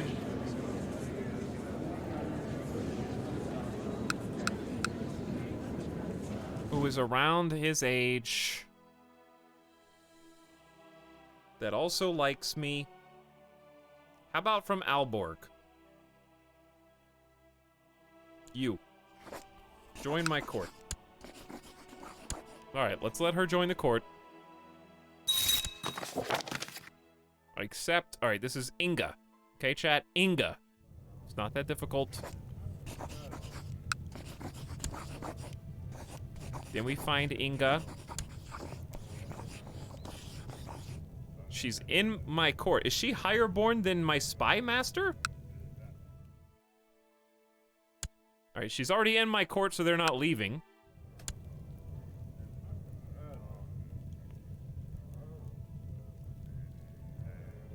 Just make the spy master happy. That's all I care about.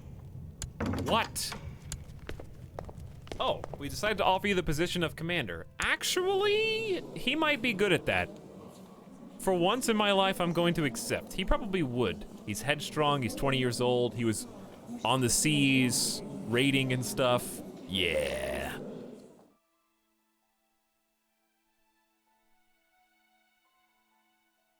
Minus 100, this reminds me of my playthrough. We're kind of backed into a corner, yeah. Imagine getting sabotaged by the guy you hired to sabotage. That is a very real possibility, yes. Alright, there's gotta be a better seer than this idiot. I am going to go the old-fashioned way and invite a holy man to court. Friedrich is a dutiful cleric, diligent, erudite, zealous, and chaste. He is the wrong religion, though. I forgot that we were pretending to be the other religion. Well, it's gonna be hard to convince a zealous Germanic pagan to do what we want. So, be gone. Alright, get out. I'll just go to the find character list.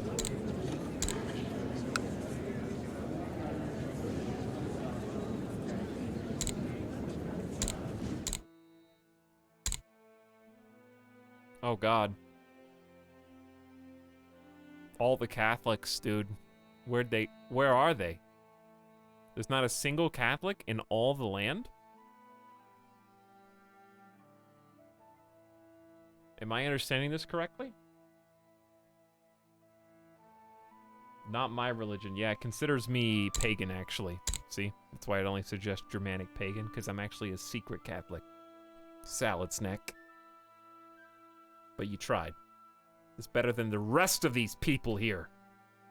All the people who know what's going on are asleep now, so Jeff's in bed, tucked away. And I can't answer any questions.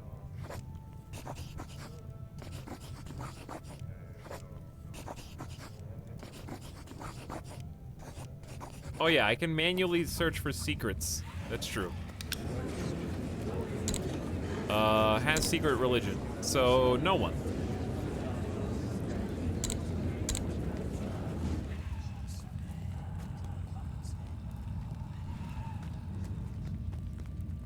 Literally no one. So, this guy is actually a Catholic Christian, so even though he's a lunatic, I think we keep him. This is gonna be interesting. All right, Spy Master, just scheme. Steward. Oversee construction. Marshal. Train the troops. We can have up to 836 now. It's getting a little better. Chancellor, improve diplomatic relations with Magni for the future. And now we need to try and make our people happy. If we can. It'll be easier once we have been the leader for a little while. Second thing is, we gotta do something about this, Snorri. Chad, how am I gonna revoke a title from one of your vassals? It will infuriate the vassal, and unless you have a claim on the title, will cost you prestige and anger your other vassals too.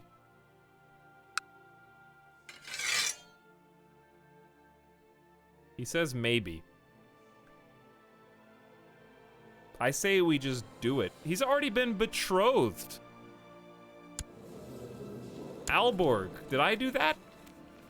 I did that. Oh god.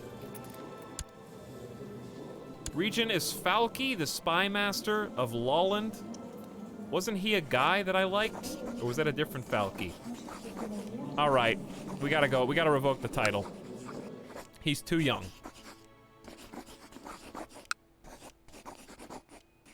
This will lower Snorri's opinion by -60 and your other vassals by -15. He'll get over it. He's 15. Do it before he becomes an adult. Dear brother, your wisdom and mercy are legendary. I humbly accept your decision to revoke the chiefdom of Lawland, though it grieves me deeply. -86 opinion. Does that mean what I think it means? Hey, we have a second land now, dude! Finally. Finally.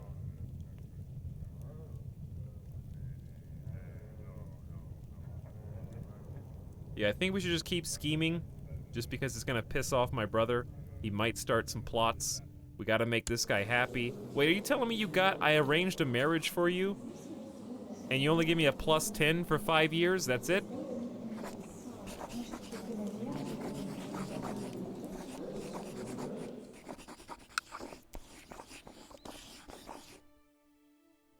Let the like spy master be the cupbearer. Serve as the standard bearer, seen as a trusted companion in arms. This only changes their opinion by a little bit. All right, Marshal Man, we're gonna give you an honorary title of standard bearer, chat, okay? Monthly salary 0.15, monthly prestige. There you go. My Marshal Man. Enjoy your new position. Now, Ruslan actually likes me, and I'm gonna give him an honorary title of Court Tutor. If you don't have an assigned guardian, this is a smart dude. He's got a little bit of knowledge in everything, including a lot of stewardship.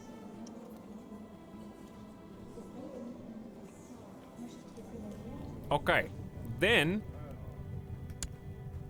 we unpause. We need to nominate a successor. I don't have a kid. I'm not gonna nominate Magni, dude. Uh-oh, this is bad, chat. Hang on, wrong one. I was like, what? Opinion of Otter, -100. Well, guess what? I'll nominate you my successor. Maybe that'll make you happier, okay? Chosen successor +25. It's barely making a dent. Maybe making him the successor after I just revoked his title is a bad move.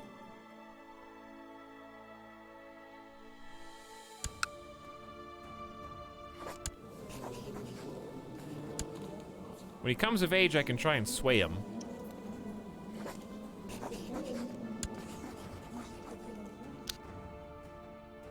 All right, am I missing anything? Training grounds have been built in the Alfheim tribe. We got 396 prestige. We could bump it up some more. Morale of armies 10%, reinforcement rate up, retinue size up. Morale of armies up is good. Get some more archers, 40 light infantry. Or just throw training grounds again?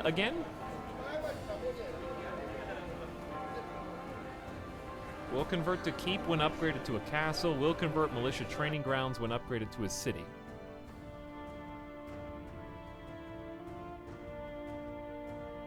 All right, let's go, let's get 15 more heavy infantry, because I'm pretty sure that's his specialty, heavy infantry leader. He'd probably do that.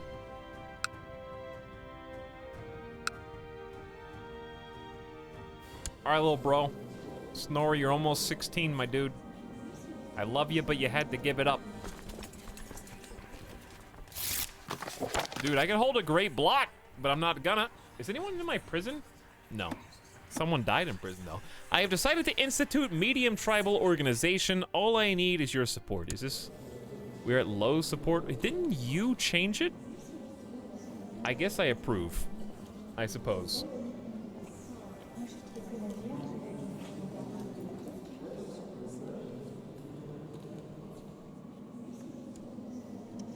Specifically, he can revoke titles with committee and grant titles with committee. Chiefs have limited power of their vassals. Powers are somewhat balanced. 4 in support. King Thorolf opposes. He changed it from medium to low and now low to medium. Yeah, I guess I'll just ignore. I don't know. The Lords of Denmark have approved the institution of medium tribal organization, and also King Thorolf has declared war on these guys. Okay. So, here's the problem with King Thorolf. He still likes me, so that's good, because we have marriage ties. Very nice. I am his commander as well. Ask to join plot. Ask character to join the scheme to revoke the chiefdom of Gudbrandisdalen. Ofig of Slesvig. Heir to the kingdom of Denmark. Why are you trying to revoke his stuff? Chat. Is there anything wrong with asking for the spy master of Denmark to be your concubine? What could go wrong? Why don't I just have a spy master in my court who likes me more than my own spy master?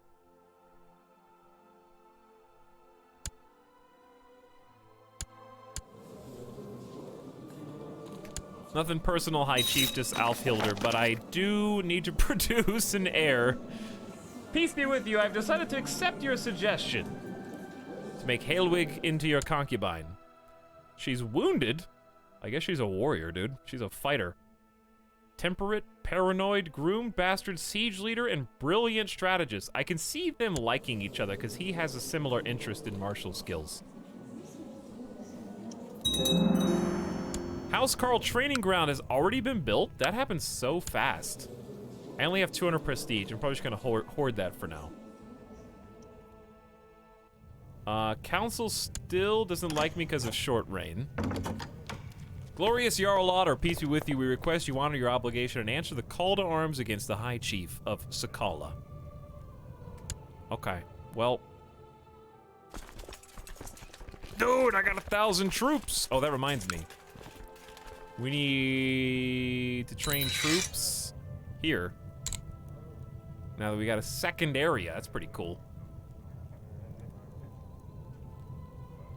All right, Spy Master, we need to get you on board.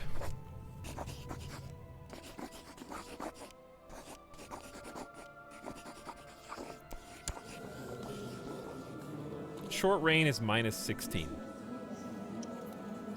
It's the religious differences that are the problem. How can I convert him easily? I guess I can't. He's apparently been recently approached. I don't know if it worked. I guess it didn't. Wait, can you have female spy master that's not your wife yet?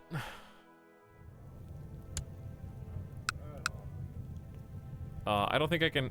I mean, she's here. She's just not a very good spy master. She's okay at best. I could replace this guy with Sigbjorn for a while. He only has a 13 spy master, but he's more likely to be loyal. Because right now he's voting against me and he's malcontent. So it might be wise just to forego the 6 points. Even though he's proud and greedy, he does have sympathy for Christian religions, which is better. Throw him a sack of gold? I can't. I'm trying to save a war chest, so that actively hurts our ambition.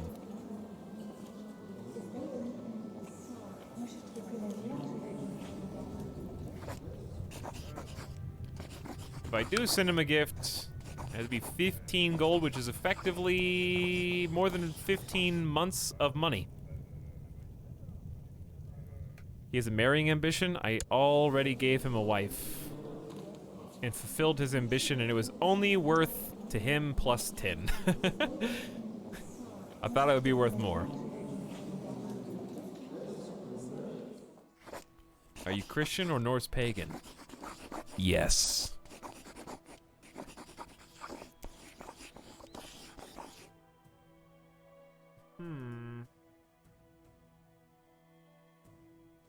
Let's just leave him there. Let's just leave him there for now. We'll see how it goes. All right, where's my armies? Raise the levies! Wow, not a single commander is available? Are you serious? How is that even possible, dude? There's 21 people in my court. None of them are suitable?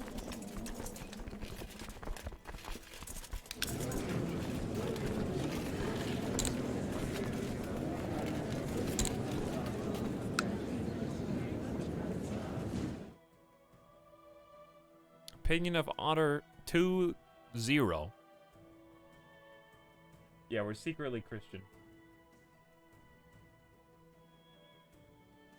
We are actually Catholic Christians pretending to be Norse, which lets us make marriage pacts and such.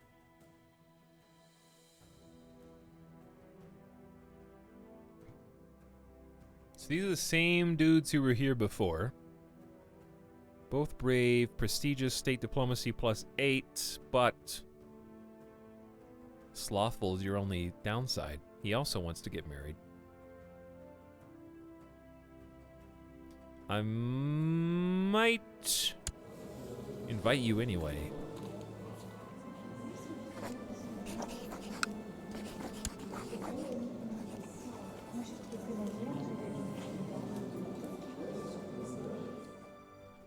Do you have any set to the commander minor title? I do need to give people commander titles, but I'm also pretty certain that we don't have anyone.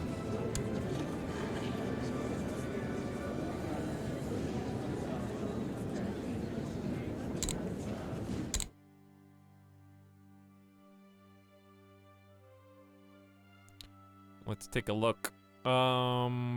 Where is the realm selector?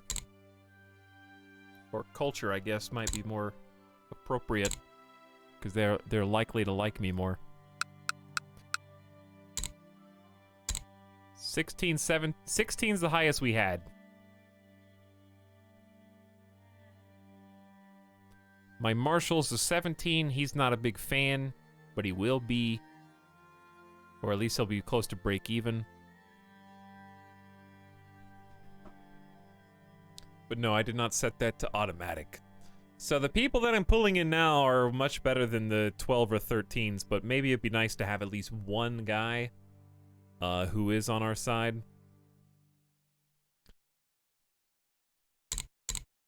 Join court. Any. Has to be yes, though. Well, I guess any, because they could already be in our court. Jarl of Vestergotland, I don't think can do it. He's already a general somewhere else. So, best commander we can possibly add is the evil spy master and my steward. So I don't really want either of them. That's why I'm inviting people. You feel me, chat? All right, how do I choose people from outside my... Oh, search all. There you go. Look at this god. But they have to be willing to join my court.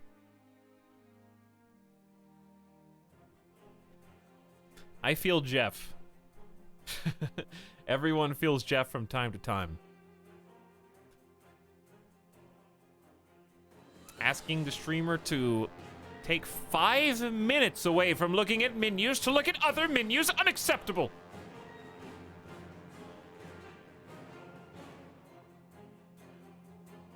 Chancellor of the Finnish Band. That's a good name for band, dude.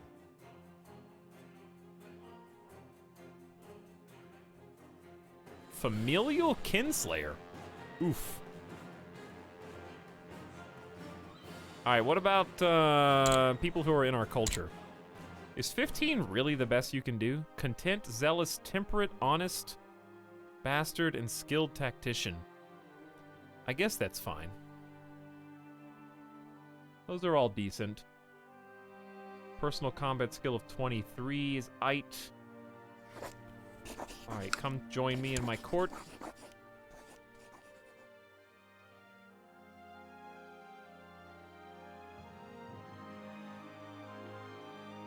Condescended cow, how did I make it 4 streams without your help, my dude? How did I do it?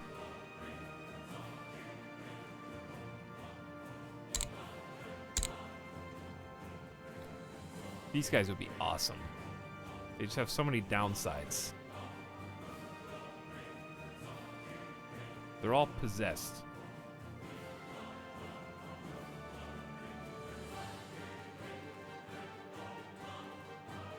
Alright, let's go back to my own culture here. Bag Steward of Brittany. Actually, you know what? Screw this. Let's go RNG. We'll have one person from a different culture, one person from our culture, and one person at random. A misguided warrior. Trained in warfare, but sadly lacks all talent for it. But he's shrewd, ambitious, just, chaste, humble, and has a 13 martial skill with 11 personal combat. I will make him a commander. Okay, and then my army. Gotta wait for these guys to show up. And then once they show up, I can make them commanders. Okay, let's go to the council. Birama. Congratulations to your post. Hrain.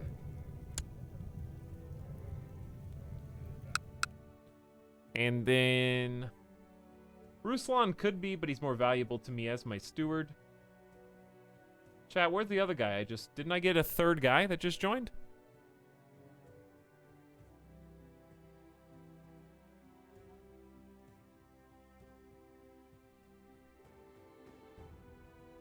Oh, he hasn't got here yet? Okay.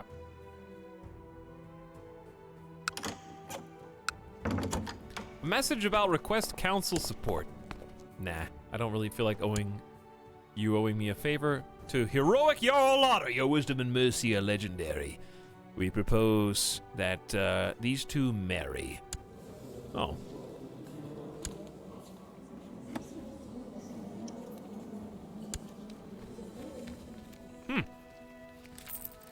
Who's proposing this?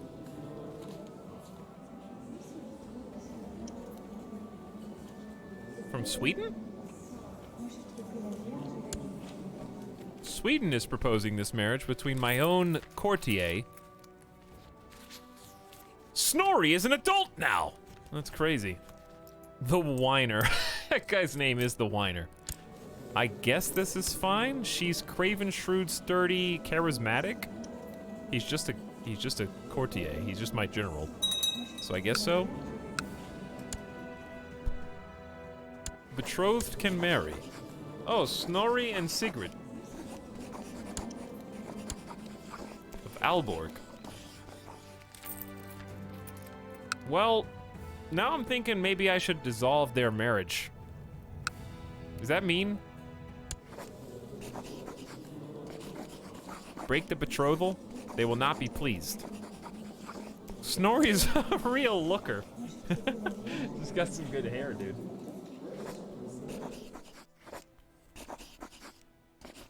I want to evoke sympathy for the Christians, but tough, dude. It's tough. He hates me. Casella's dead. No, she's dead. Yeah, she is dead. Should I let them get married? Dude, the chief of Alborg is in prison. In Bavaria. What is going on? King Thorolf is my bro.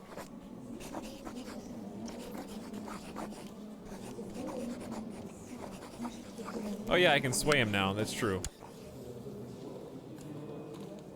Alright, sway Snorri, make him like me some more. I guess we will honor our father and say, yes, you can get married even if it doesn't really help us. We can collect the royal duty to pay for the ceremonies.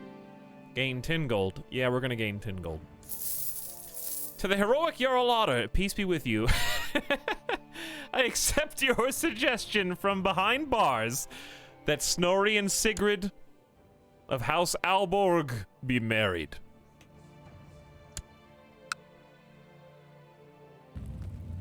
"13 members still. It's not great, but it's there. We're saving up, dude. We're saving up a little. All right, we're supposed to be joining this war. I have a feeling that by the time we get there, it's gonna be over, but maybe not. We march! After I make you guys leaders. I thought that you guys said that other guy wasn't here? I don't think he ever was here. I don't think he even showed up. Who was the third guy? I swear I invited a second dude.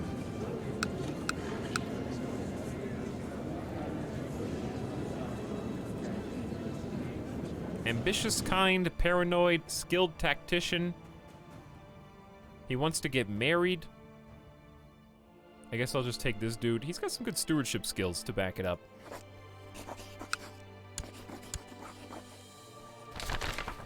God's blessing upon thee, faithful Otter. As secret practitioners of our religion, we are under constant scrutiny. We ask you spend some time trying to blend into the religious community of your realm, to distract any harmful forces discovering our true beliefs. Go with God. Accepts the mission to blend in. Successfully convincing those around you you are a believer of their faith will complete the mission. To the great Jarl Otter, I accept your invitation to your court and accept forthwith. Okay, so anyways, now finally, I can get a third commander. Why? They always pretend like they like me until they actually get here. But anyway, you're a commander now. And then we're gonna, oh, Barama actually likes me. Content plus 25, very nice. And then on the other big flank, we're gonna put Hrain. And then on the weenie flank, we're gonna put the new guy, Bag Boy.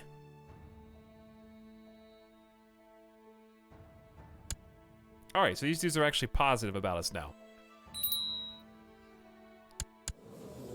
Your brother Gorm lacks a focus. Gorm, I will train you in... Where are we weak? Baldir has a good martial. Snorri has good intrigue. Uh-oh. It's not good. And we have good martial. No one has great diplomacy skills.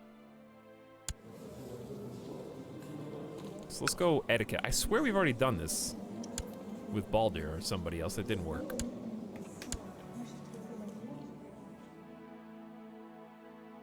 Well, we're on the way to the war front, chat. I don't know how what do we lose? Oh, let me guess. They left the capital undefended and they took our capital again. Let me guess. Who is this? Oh, that's the army from Lawland. I dumb. Fate smiles upon me. My wife is pregnant. Most excellent news.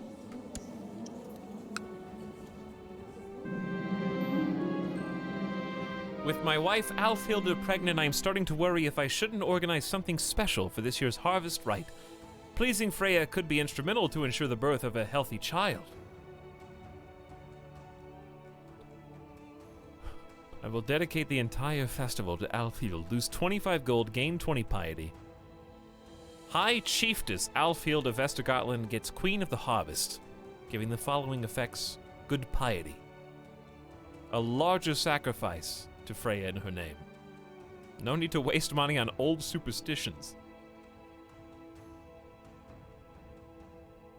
So you lose less gold, you get less piety, and she likes you, but not as much. How about just a decent sacrifice? Okay, we'll give it a little bit of money, but not that much. After I made another courtier cry, the third one in a week, I felt a bit embarrassed. Is this really who I am? A cruel man who likes to hurt people? Who am I kidding? I love this! Oh, the All-Father, what have I done? Forgive me, please.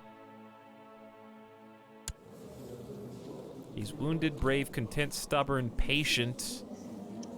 He'd be kind, like his father before him. We don't have a big enough empire to be cruel. And also, 45% chance didn't pass. Very sad. Alright, army? The pregnancy has made Alfhilda much more talkative and cheerful than usual.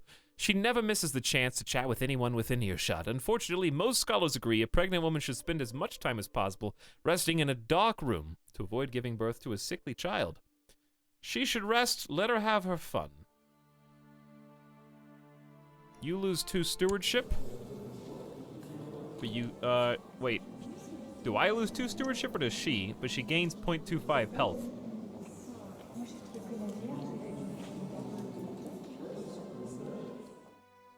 What would Jarl Otter do? Brave, content, stubborn, patient, Varangian. This character is a veteran of the Varangian Guard. That's pretty cool. 51 personal combat skills. We don't have enough people under our command to be asshole. It's true. How do you get your lesbian wife pregnant? Let's just say there's no in-game modifier for bisexual.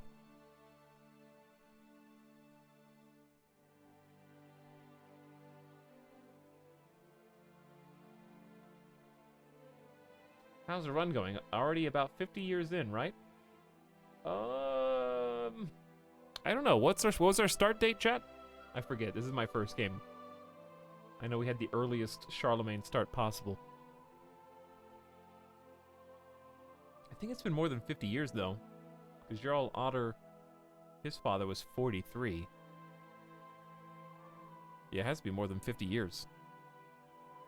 Alright, I say... let her have her fun. He's a little foolish. If nothing else, this new habit of hers has made her much more comfortable and skilled at talking. If only we could have some quiet every once in a while.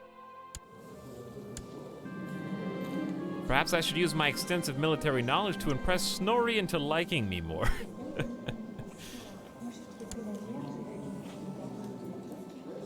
My military exploits are sure to impress him. Using your diplomacy? Nah. Let's talk strategy. Hey! My dissertation on military matters was appreciated, it seems. Snorri thanked me for sharing my knowledge and remarked that he will treasure what he has learned for a while. Plus 10, we're getting there. We're getting there, dude. Are we gonna link up with these guys? Every time we do that, it always gets us killed. Oh god, where are you guys going next? Alright, you're just trying to win the war. I respect that. My attempts to sway Snorri have not been in vain. Slowly, we are winning his friendship. Negative 65. He's been swayed and softened. It is a good tradition to have some gossips around a pregnant woman to keep her calm and distracted from the tribulations of this delicate time in her life. As Alfhilda's husband, it is my duty to provide her with the support she needs. I will have some maids dispatched. She doesn't need old women filling her head with nonsense. Pay a few servants to spend time with Alfhild. Wow, you're really trying to get me to pay money when I'm trying to save money right now. Listen, she'll be fine. We're trying to save money for a war chest. My liege, my mission to Nidaros has so far been a success. During my visit, King Magni the Hollow has managed to understand what a benevolent and peaceful ruler you really are. What's up, King Magni? Brother-in-law, feeling pretty good? We got good relations with everyone except for Sweden right now, so maybe it's time to say hi to Sweden again. Hold on! What? Wait, who's this?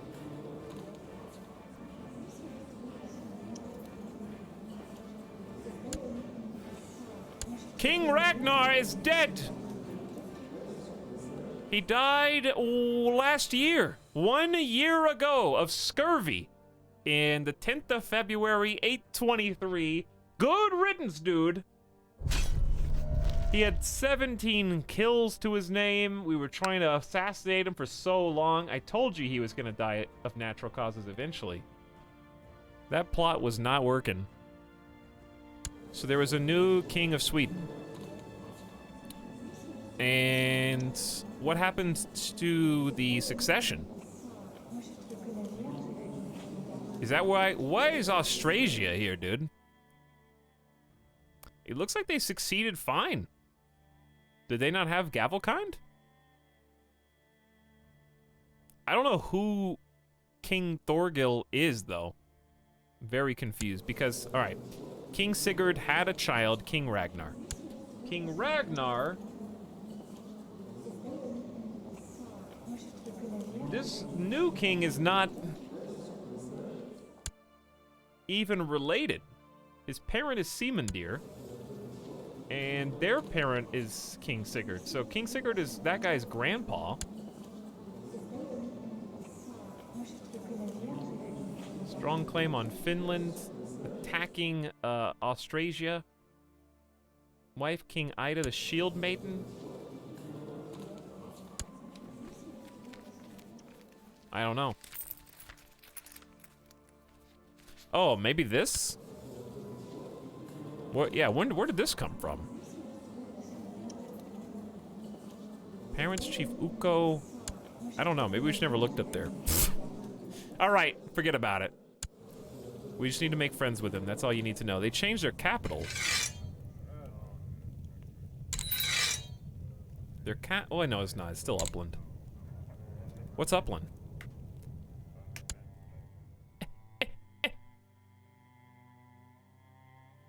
Alright, anywho. How is the war effort? Victory. Victory, we're at 87%. A daughter was born to Jarl Otto, his first child, age 22.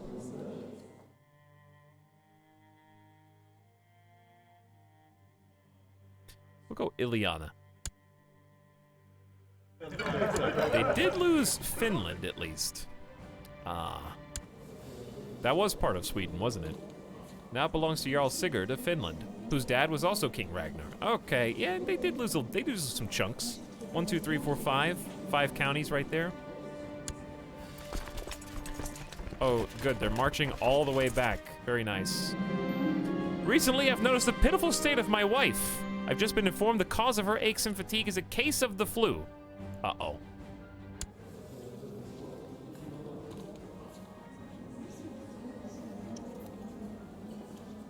Ostrachild Debar hates me.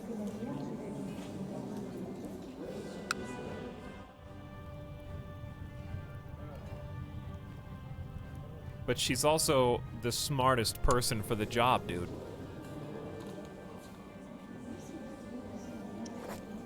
Where did you even come from? At court in Alfheim.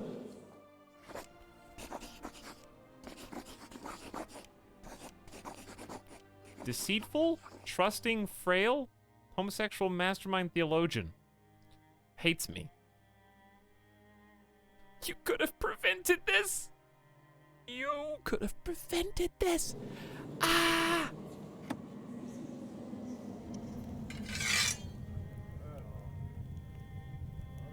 Court physician, no valid candidates. So where did this person even come from? Sickness and death await us all. Stop pestering me. Well, I guess we'll give her the title of court physician. I mean, she does have the qualifications, but boy, I'm expecting the worst. Otter is now known as the Mule. That's probably not good. Probably stubborn as a mule. Oh boy. But hey, we're having a lot of military victories. Otalim Varuma was captured in battle and is now my prisoner. Perfect! I love how we're not making any money. Oh, because of our, of course, our levies. Dude, bro, I got a prisoner, dude.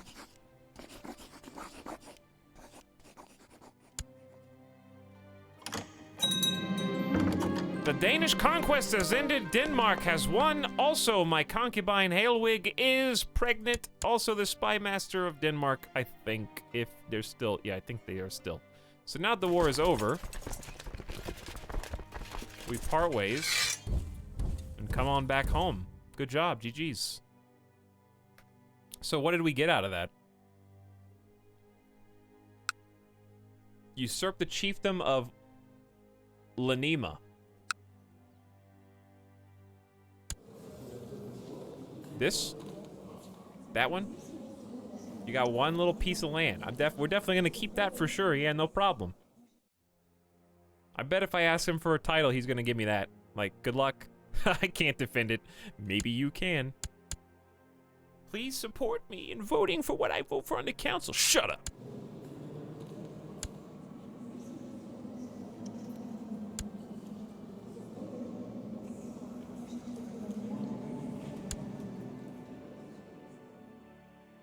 We won a war for nothing. We got some combat XP. My visit to Upland has been a success. Oh, very nice. Desires the Jarldom of Vestergotland. No, stop that. As your efforts of gaining wealth grow, all the more determined you sleep less, and sleeping is not profitable. Oh. I become stressed. But a son was born to Snorri named Hrafn, or a new Hrafn has been born. Trying to show me up by having a baby boy before me? Is that what you're trying to do? I see what you're trying to do. Ofig, I notice that you're the heir to Denmark. I do notice that you're the heir to Denmark, and I do notice that I have a daughter. But he's 8 years older. He'd still say yes. Poor Sarah. By the way, remember when chat said Sarah would eventually find a husband on her own? She's 32 now. She's just chilling, dude.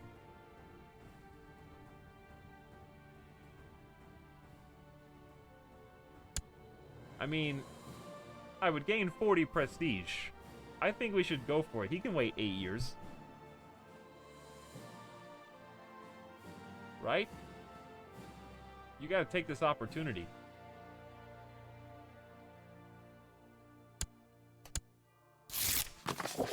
I have decided to accept the suggestion of a betrothal between Ileana and Ofig. Wowee. Wowee. Denmark may suck now, but not as much as Norway does. What happened here, dude?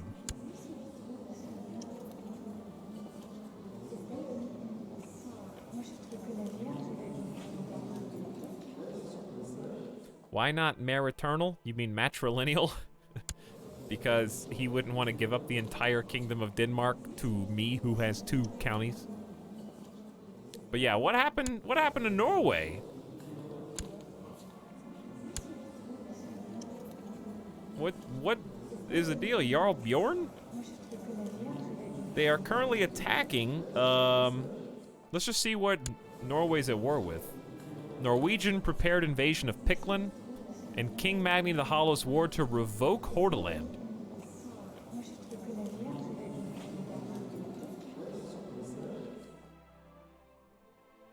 Can we claim land from that? I don't think so.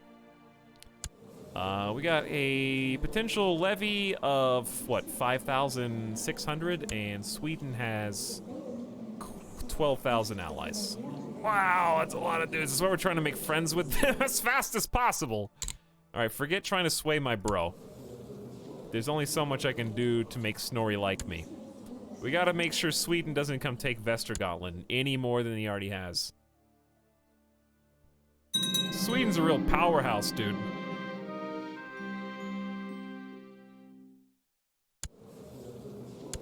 Rip. Rip the land of Kola. The peasant revolt is... Wow, something's going on up here, dude.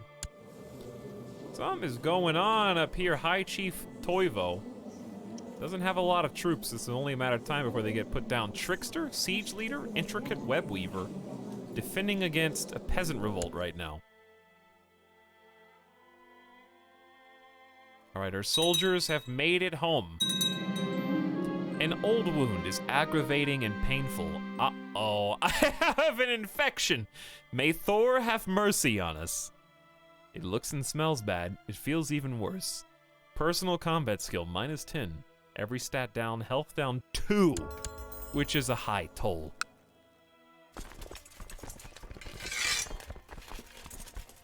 But we will lower the levy so we can actually make money. I have a bad feeling about this, chat.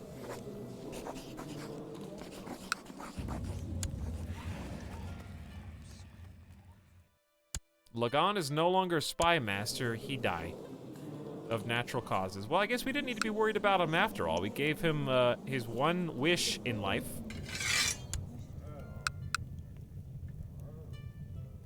I could make my own concubine the spy master. She's pregnant, malnourished, only a level 10. She's a spy master. She was a spy master of the other court. Now what happened? I don't even know. Maybe that's for the best for now. We don't have a lot of options.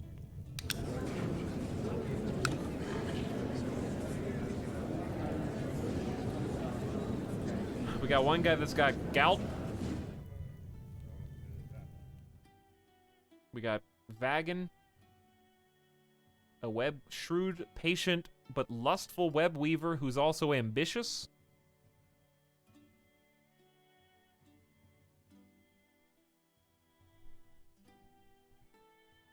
Same trait.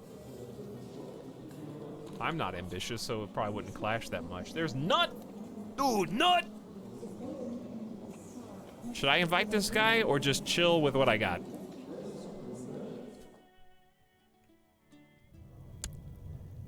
I mean, Halewig does... She's gonna help us out. She's currently in hiding right now. I don't know, but 10 versus 16 is like a big stat difference. Come on. Come on.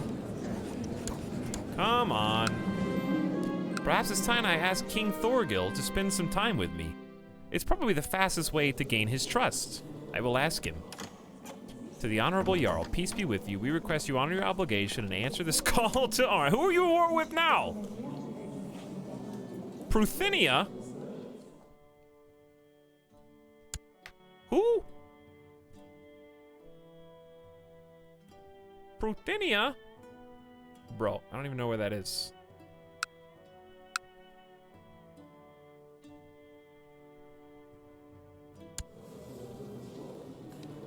Oh. That? Why are you doing... These are some weird wars you guys are waging right now, but I guess we'll go for the military XP. You know what? I'm not gonna raise my levies. I need to save some money. I'm just gonna send my retinue. That's all you get.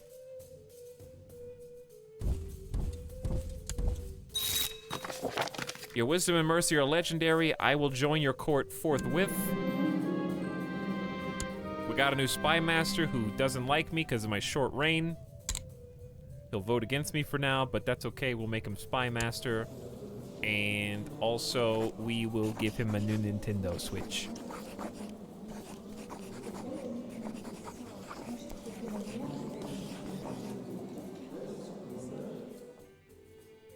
I could try evoking some sympathy. He's got a good personal combat skill.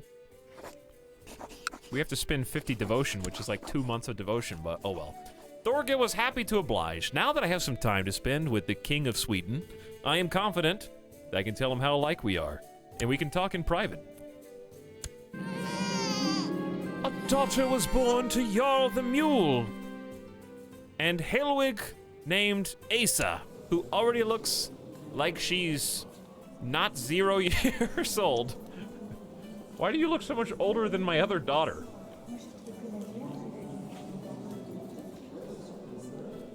Alright, are we gonna name this Asa after Grandma?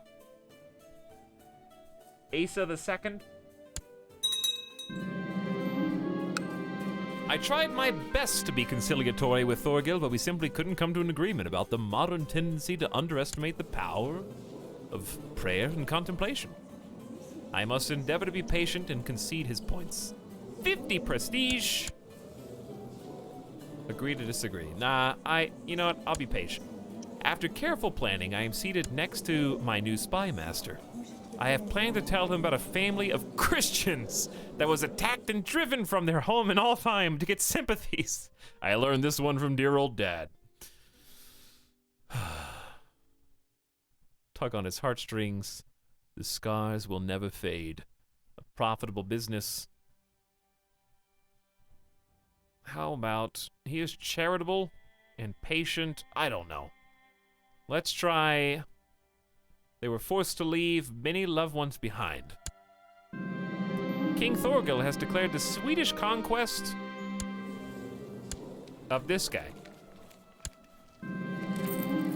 My spy master was visibly moved by the story of the poor family. He became very quiet, pulled me aside, and thanked me for opening his eyes.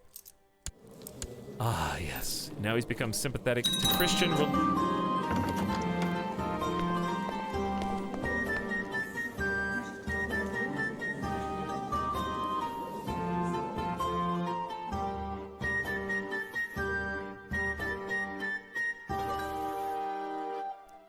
You have a new heir. If your character dies, you will now play as Hrafn Snorrison. Jarl Otter feasts in Valhalla at age 23. He died of an infected wound. Always patient, he never lost his temper. A godly man, Otter is with Odin now. Short reign indeed. Jarl Snorri, tolerant of those of other faiths. Snorri's curiosity will surely find him many friends. Long live Jarl Snorri. Who, by the way, chat, is fully Germanic pagan. Change of pace there.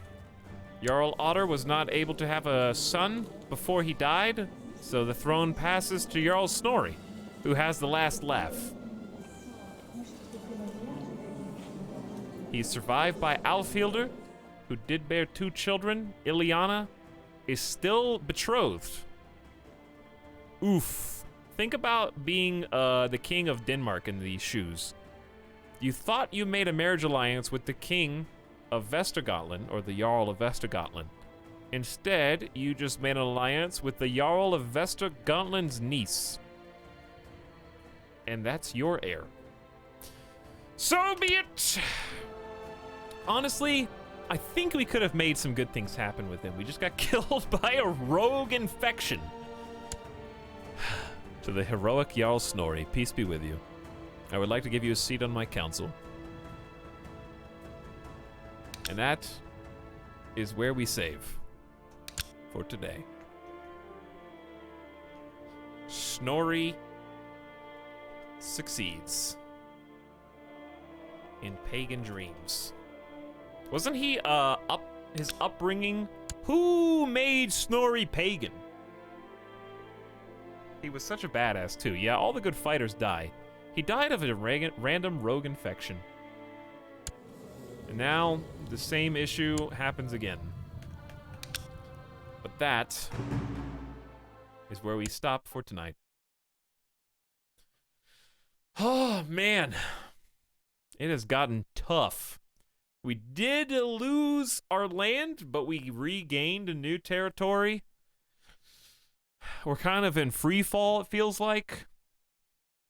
The sons of the former glorious king vying for control. We revoked a title. It ended up not mattering because Snorri succeeded anyways. Kolbjorn did his best. He did. Imagine a world in which Kolbjorn didn't die of depression but lived 10 more years. I really think those 10 more years could have been huge. We were building up our secret society. He had just gotten in favor with the King of Denmark to get awarded new titles and lands. The pressure of his ancestors got him. Yeah, I allowed a pagan liege to educate him, yes, to stay on good terms. That is what happened. And now we bounce back. But I could voluntarily try and change my religion if I wanted to. I would assume that the reason to do that is to try and tell the story of the secret society, which I'm pretty invested in. To throw that away at this stage feels bad. Because his father was a secret Christian, his brother was a secret Christian. Like, I want to see where that storyline goes. So I feel like to toss that aside feels like some missed gameplay opportunities. But anyway, still a good time tonight. Lots of craziness. Almost discovered the secret to eternal life. Today's stream.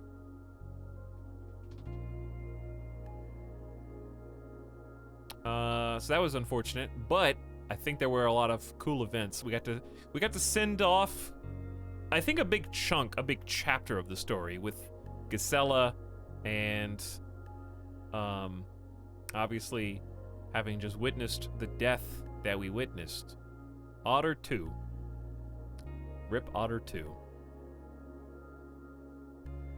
I think it kind of closed the book on Hrafn's children, you know? All of Hrafn's kids are dead, except one? Or are all of them dead? I think all of Hrafn's kids are dead. So that's an interesting book closure in chapter. I'm shocked that Denmark is still up and at 'em and has as much power as they have, despite kind of getting whooped in a number of wars. Sweden is still a powerhouse that I have no idea what to do. Missed the evolution of the kingdom, but I'm glad I caught the end of the stream. It's been all over the place. Uncle Jeff is dead. Yeah, Uncle Jeff is dead. I like that even though we're only working with small potatoes, we still have kind of a lot. There's not a lot of duplicate events. And the events that are duplicates are only duplicates because of the nature of them, like converting people, doing that conversion. It was kind of a fun guessing game, though, of like which of these 4 options would appeal most to this character. I enjoyed that aspect of it.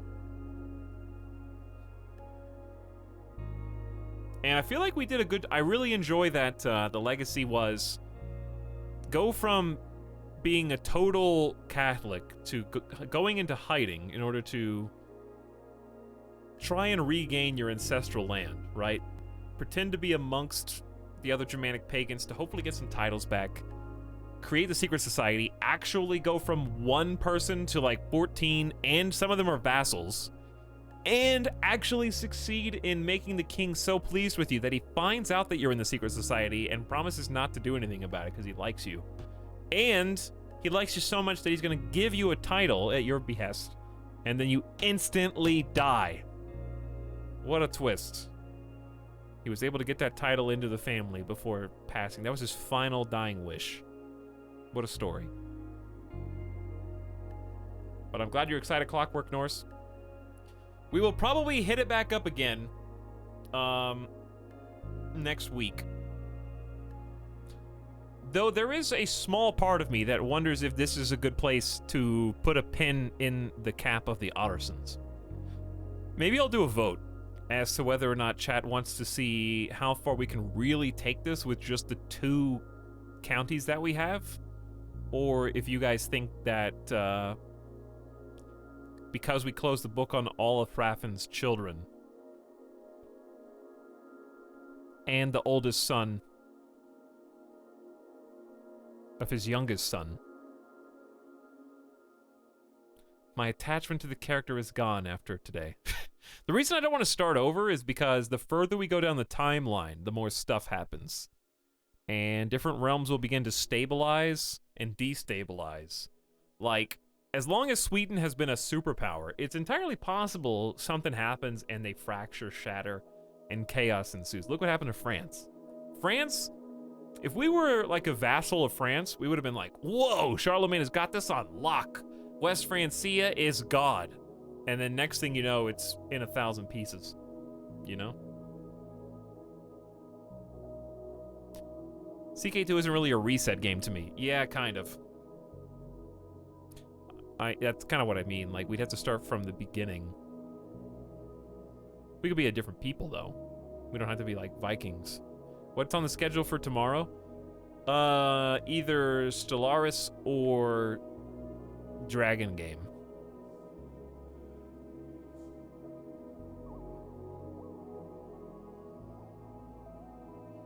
I want to look at our map again. Take a peek at it and compare it to my screenshot. I'll show you both momentarily. Here is earlier. And let me see if I can like match the map to that. Well, who did I have selected, by the way? King Ragnar. Okay, so I had Sweden selected.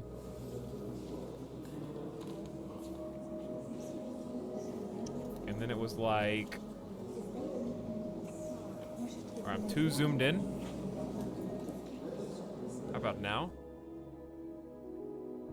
Hold on. Scroll to the right. Oh God. Scroll to the right. It's pretty close. Maybe zoom out one more time.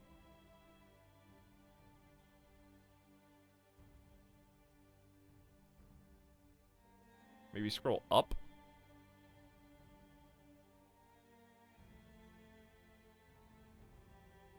All right, that's pretty close. There you go.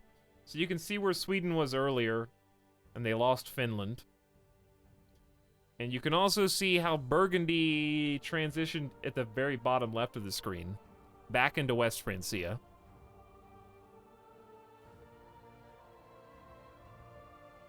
So, I mean, the map can make some pretty dramatic changes, and this is only halfway into the stream.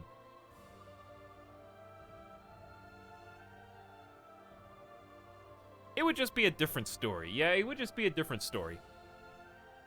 Either seems fun. God knows I've accidentally married into massive power before. Yeah, I am tempted to just keep the tale going. How many years did we make it through today? I know we had a slow start, which we always do. That's not a surprise. I'm still learning, you know? I can only fast forward so much. And there's a lot of events. There are a number of events. I'll go back and look. We began... we were in like 804. So like 21, 22 years? 21, 22? And that's with a lot of pausing to kind of figure out how to navigate menus. We were going pretty speedy towards the end there. So yeah, either Dragon's Doggo or Stellaris. We're gonna play both of them, one tomorrow, one the next day. I would like to try to finish Stellaris, wrap that up.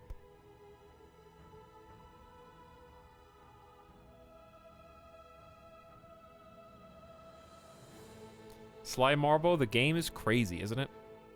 Could go any which direction.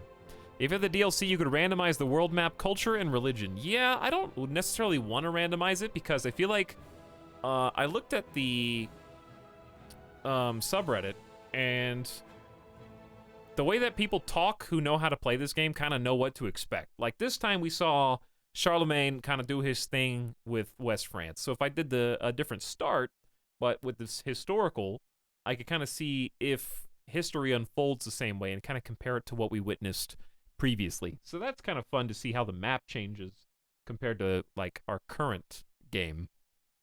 But at the same time, I do feel like starting over is a little pointless in that we are just riding along with the current, you know? We are just letting the story happen, and I think seeing the possibilities. And I wonder if starting over runs the risk, like I've mentioned before in RimWorld Stellaris to other people, which is if you start over too much and you never see the mid game and you never see the late game, then you're never going to be able to be prepared for those things. So it might be fun just to continue with our limited patch of land, unless we get a game over somehow. Just to try and get the years to advance, just so that we can see more of the game and what can happen, and maybe some of the historical landmarks that may trigger, and get kind of an idea of what to expect in a future game. Because I'm worried that if I turn the game off, with Crusader Kings 3 going, coming out later this year at some point, that it wouldn't be a good idea to try and start over, because what happens, you turn off the game, take a few weeks break, then what, start over again at the earliest time? I feel like the later we go, the longer we have a chance. And also, I do think Zero to Hero is an interesting, compelling gameplay reason for me, which is, we went all the way down to 1 duchy. And then we built from 1 duchy to 2 on the deathbed of our Jarl. Where's the family tree now? Is it possibly updated, or is that... I don't want to be too demanding. I'm just curious. If you're not interested in it, no pressure. You don't have to keep updating that. Today in Stellaris, I picked a fight with a fallen empire. I lost. Were you playing some Stellaris today? It's a good game, dude. I want to see if we can get to the endgame crisis finally. But yes. Jarl Etal demands updated tree. I reset a lot previously because of experimentations and trying to learn the game. That's kind of... I feel like I would enjoy either one just as much. I'm not opposed to either. The earliest start is like marathon mode. It kind of hurts to restart. It is, yeah, it does. The beginning of the game is like infinite possibilities, and where we're at now is like working within your means. Like at the beginning of the game, you feel like you could be the king of the world. You could become a de facto ruler. Maybe if you be more aggressive at the beginning, you could unite the tribes, something like that. Somebody has to do it. But I almost kind of like trying to play within our boundaries, because I feel like the most emergent gameplay from Crusader Kings 2 comes for me in this learning phase of working with what you have.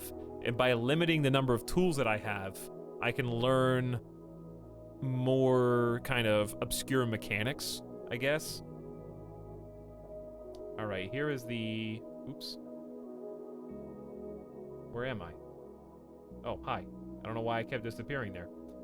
Here is the family tree.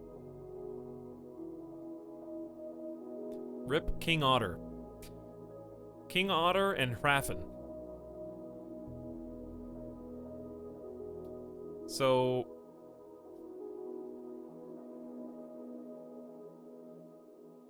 Did Otter have any more? Where are the other kids? Was Hrafen the only kid? Okay, I was gonna say. You made me forget the other side of the family. This is only Hrafen's side. I got you. Hey, what's up, Big? I think they got cut off. Yeah, I think they got cut off. But this is Hrafen's lineage, right? Girid and... Isn't Gisela up here?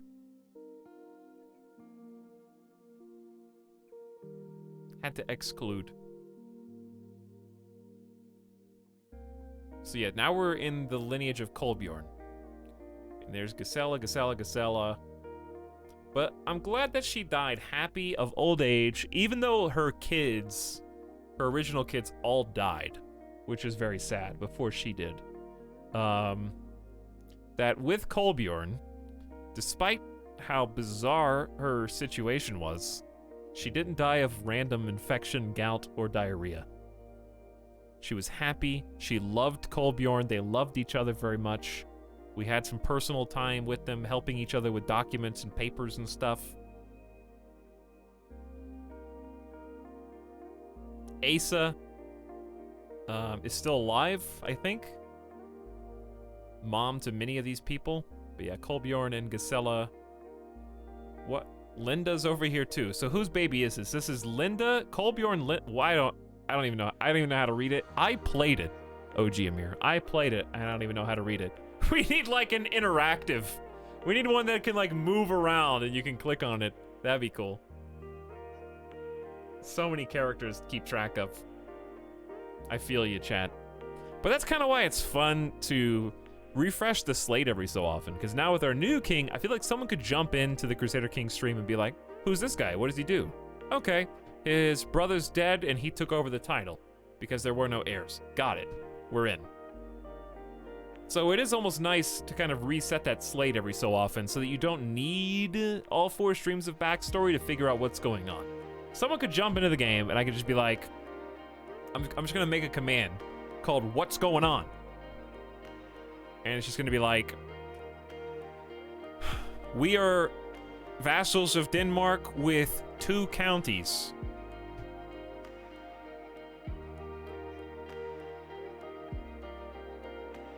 I'm the, that's pretty much it. Let me tell you the story of King Otter. You're describing the in-game dynasty tree page. I had trouble reading that too, so maybe that's not a coincidence.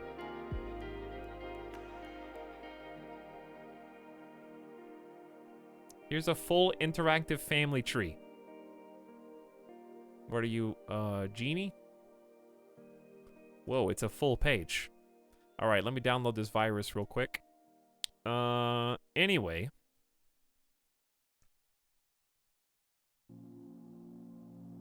Try that again, I guess. Add my photo. Imagine having, family photos of every single character. Sick, dude. I know, it's pretty sick. Thanks for making this, by the way. So yeah, there's original King Otter and Linda, where we started the game. So we had kids, Hrafn, the oldest, then Judman, then Jeff, then Karen, the daughter. So 4 kids originally. Judmund and Vezhaz, we're threatening. We're threatening for a while. I remember when they were main players and they got written out in season 3.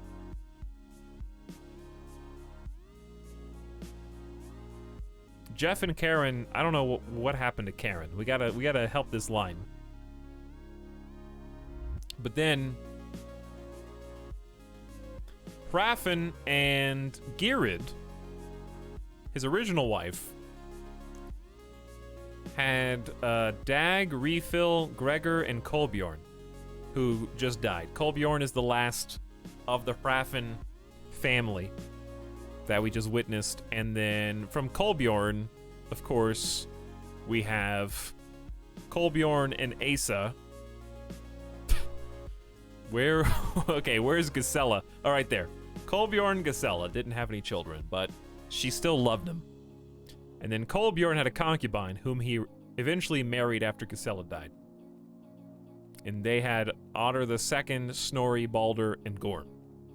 So we just played as Otter II for a few years, and he just died of infection.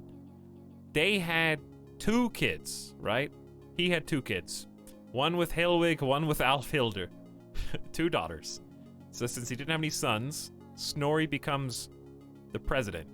And then Snorri and Sigrid already have a son, Hrafn II. So time is a flat circle. Hrafn's back. So if Snorri dies, Hrafn will probably inherit, and maybe Balder and Gorm might fight. So there's still more sons. But yeah, I think we'll probably continue this. I don't feel like starting over. I like the story that we've got, and I understand kind of where we are in the world and how to work within these boundaries, and I understand how to get more titles by cozying up to the king and asking for them, I guess. So I've got some goals. I feel like I have goals now. I understand what I can do. And also the secret plotting stuff was nifty. I think there's still a lot of gameplay. Obviously, I apologize for when it gets bogged down. You know, sometimes we get stuck trying to figure out how... Still don't understand some things, like why there's multiple betrothal and marriage screens and which one's what and who's on the character finder. But I feel like I'm getting way snappier at that. Every single stream. So thanks for watching. I had a lot of fun. I think it's a great game. I'm glad that I bought the DLC and decided to check it out and play it. A lot to see and a lot to do. President Snorri. Kingdom of Norway, and next will be the Scandi Empire. Did you see the full dynasty tree or just the family tree button? I can go back and look at it again. You want me to open the game? We'll open it next time. We'll open it next time. But thanks for the interactive map. What we'll probably do, Kairotobi, is I'll just shorten those commands up into my own, like, bitly. That way it's not such a big thing. But yeah, I'll do that off stream. But the butterfly effect has been good. Thanks for the people who wrote and made the family tree. I'm glad that a lot of you are as invested in the story as I am. I think there's a lot of craziness, and I enjoyed reading the written tale. I'm sad that you silenced us for hours. Bone Meister, did you have anything good to say? Let's read your messages. You wrote freedom. That was like 30 minutes ago. You understand that you had emote only turned off hours ago, right?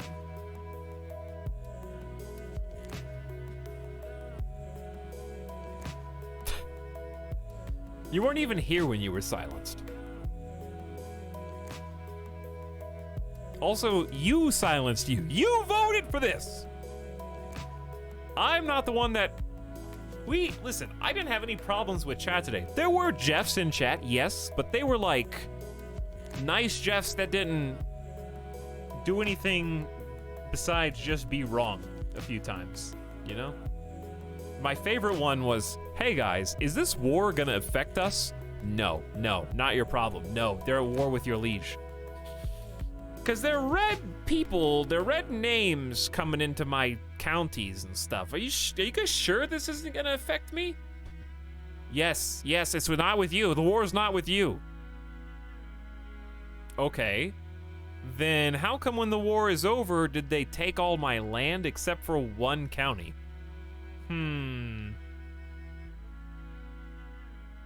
But what made it funny is there was nothing I could do to stop them anyways. While your lands were highlighted with 3,000 guys coming at you. Did people really say that? Yeah, they did.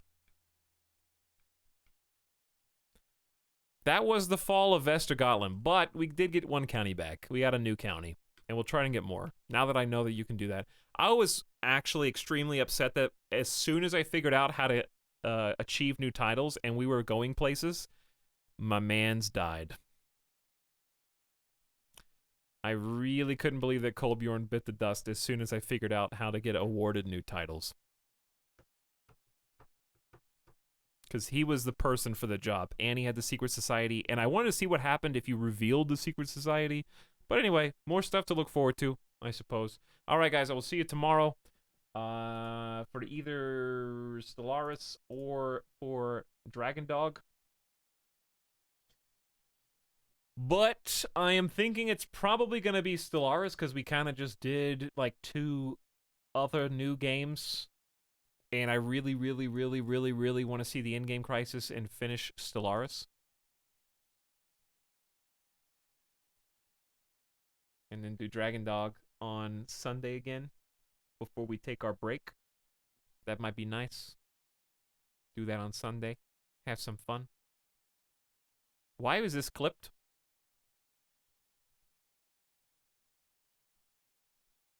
But I appreciate you and your massive caboose anyway. Don't take that. Nice. Thank you. Cucumber Pickle clip that.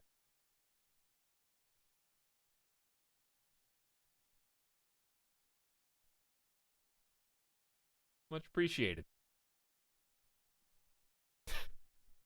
All right, good night, everybody. Thanks for hanging out. Hope you enjoyed. Almost, we broke the streak. Dude, we broke the streak. Ever since we streamed Gears Tactics on April 29th, we had a 12-hour 42-minute stream, then we went down to a 10-hour 19-minute stream, then we went down to a 9-hour 20-minute stream, then we went down to a 9-hour stream, then 7 hours 55, then 7:14, and then 6:33.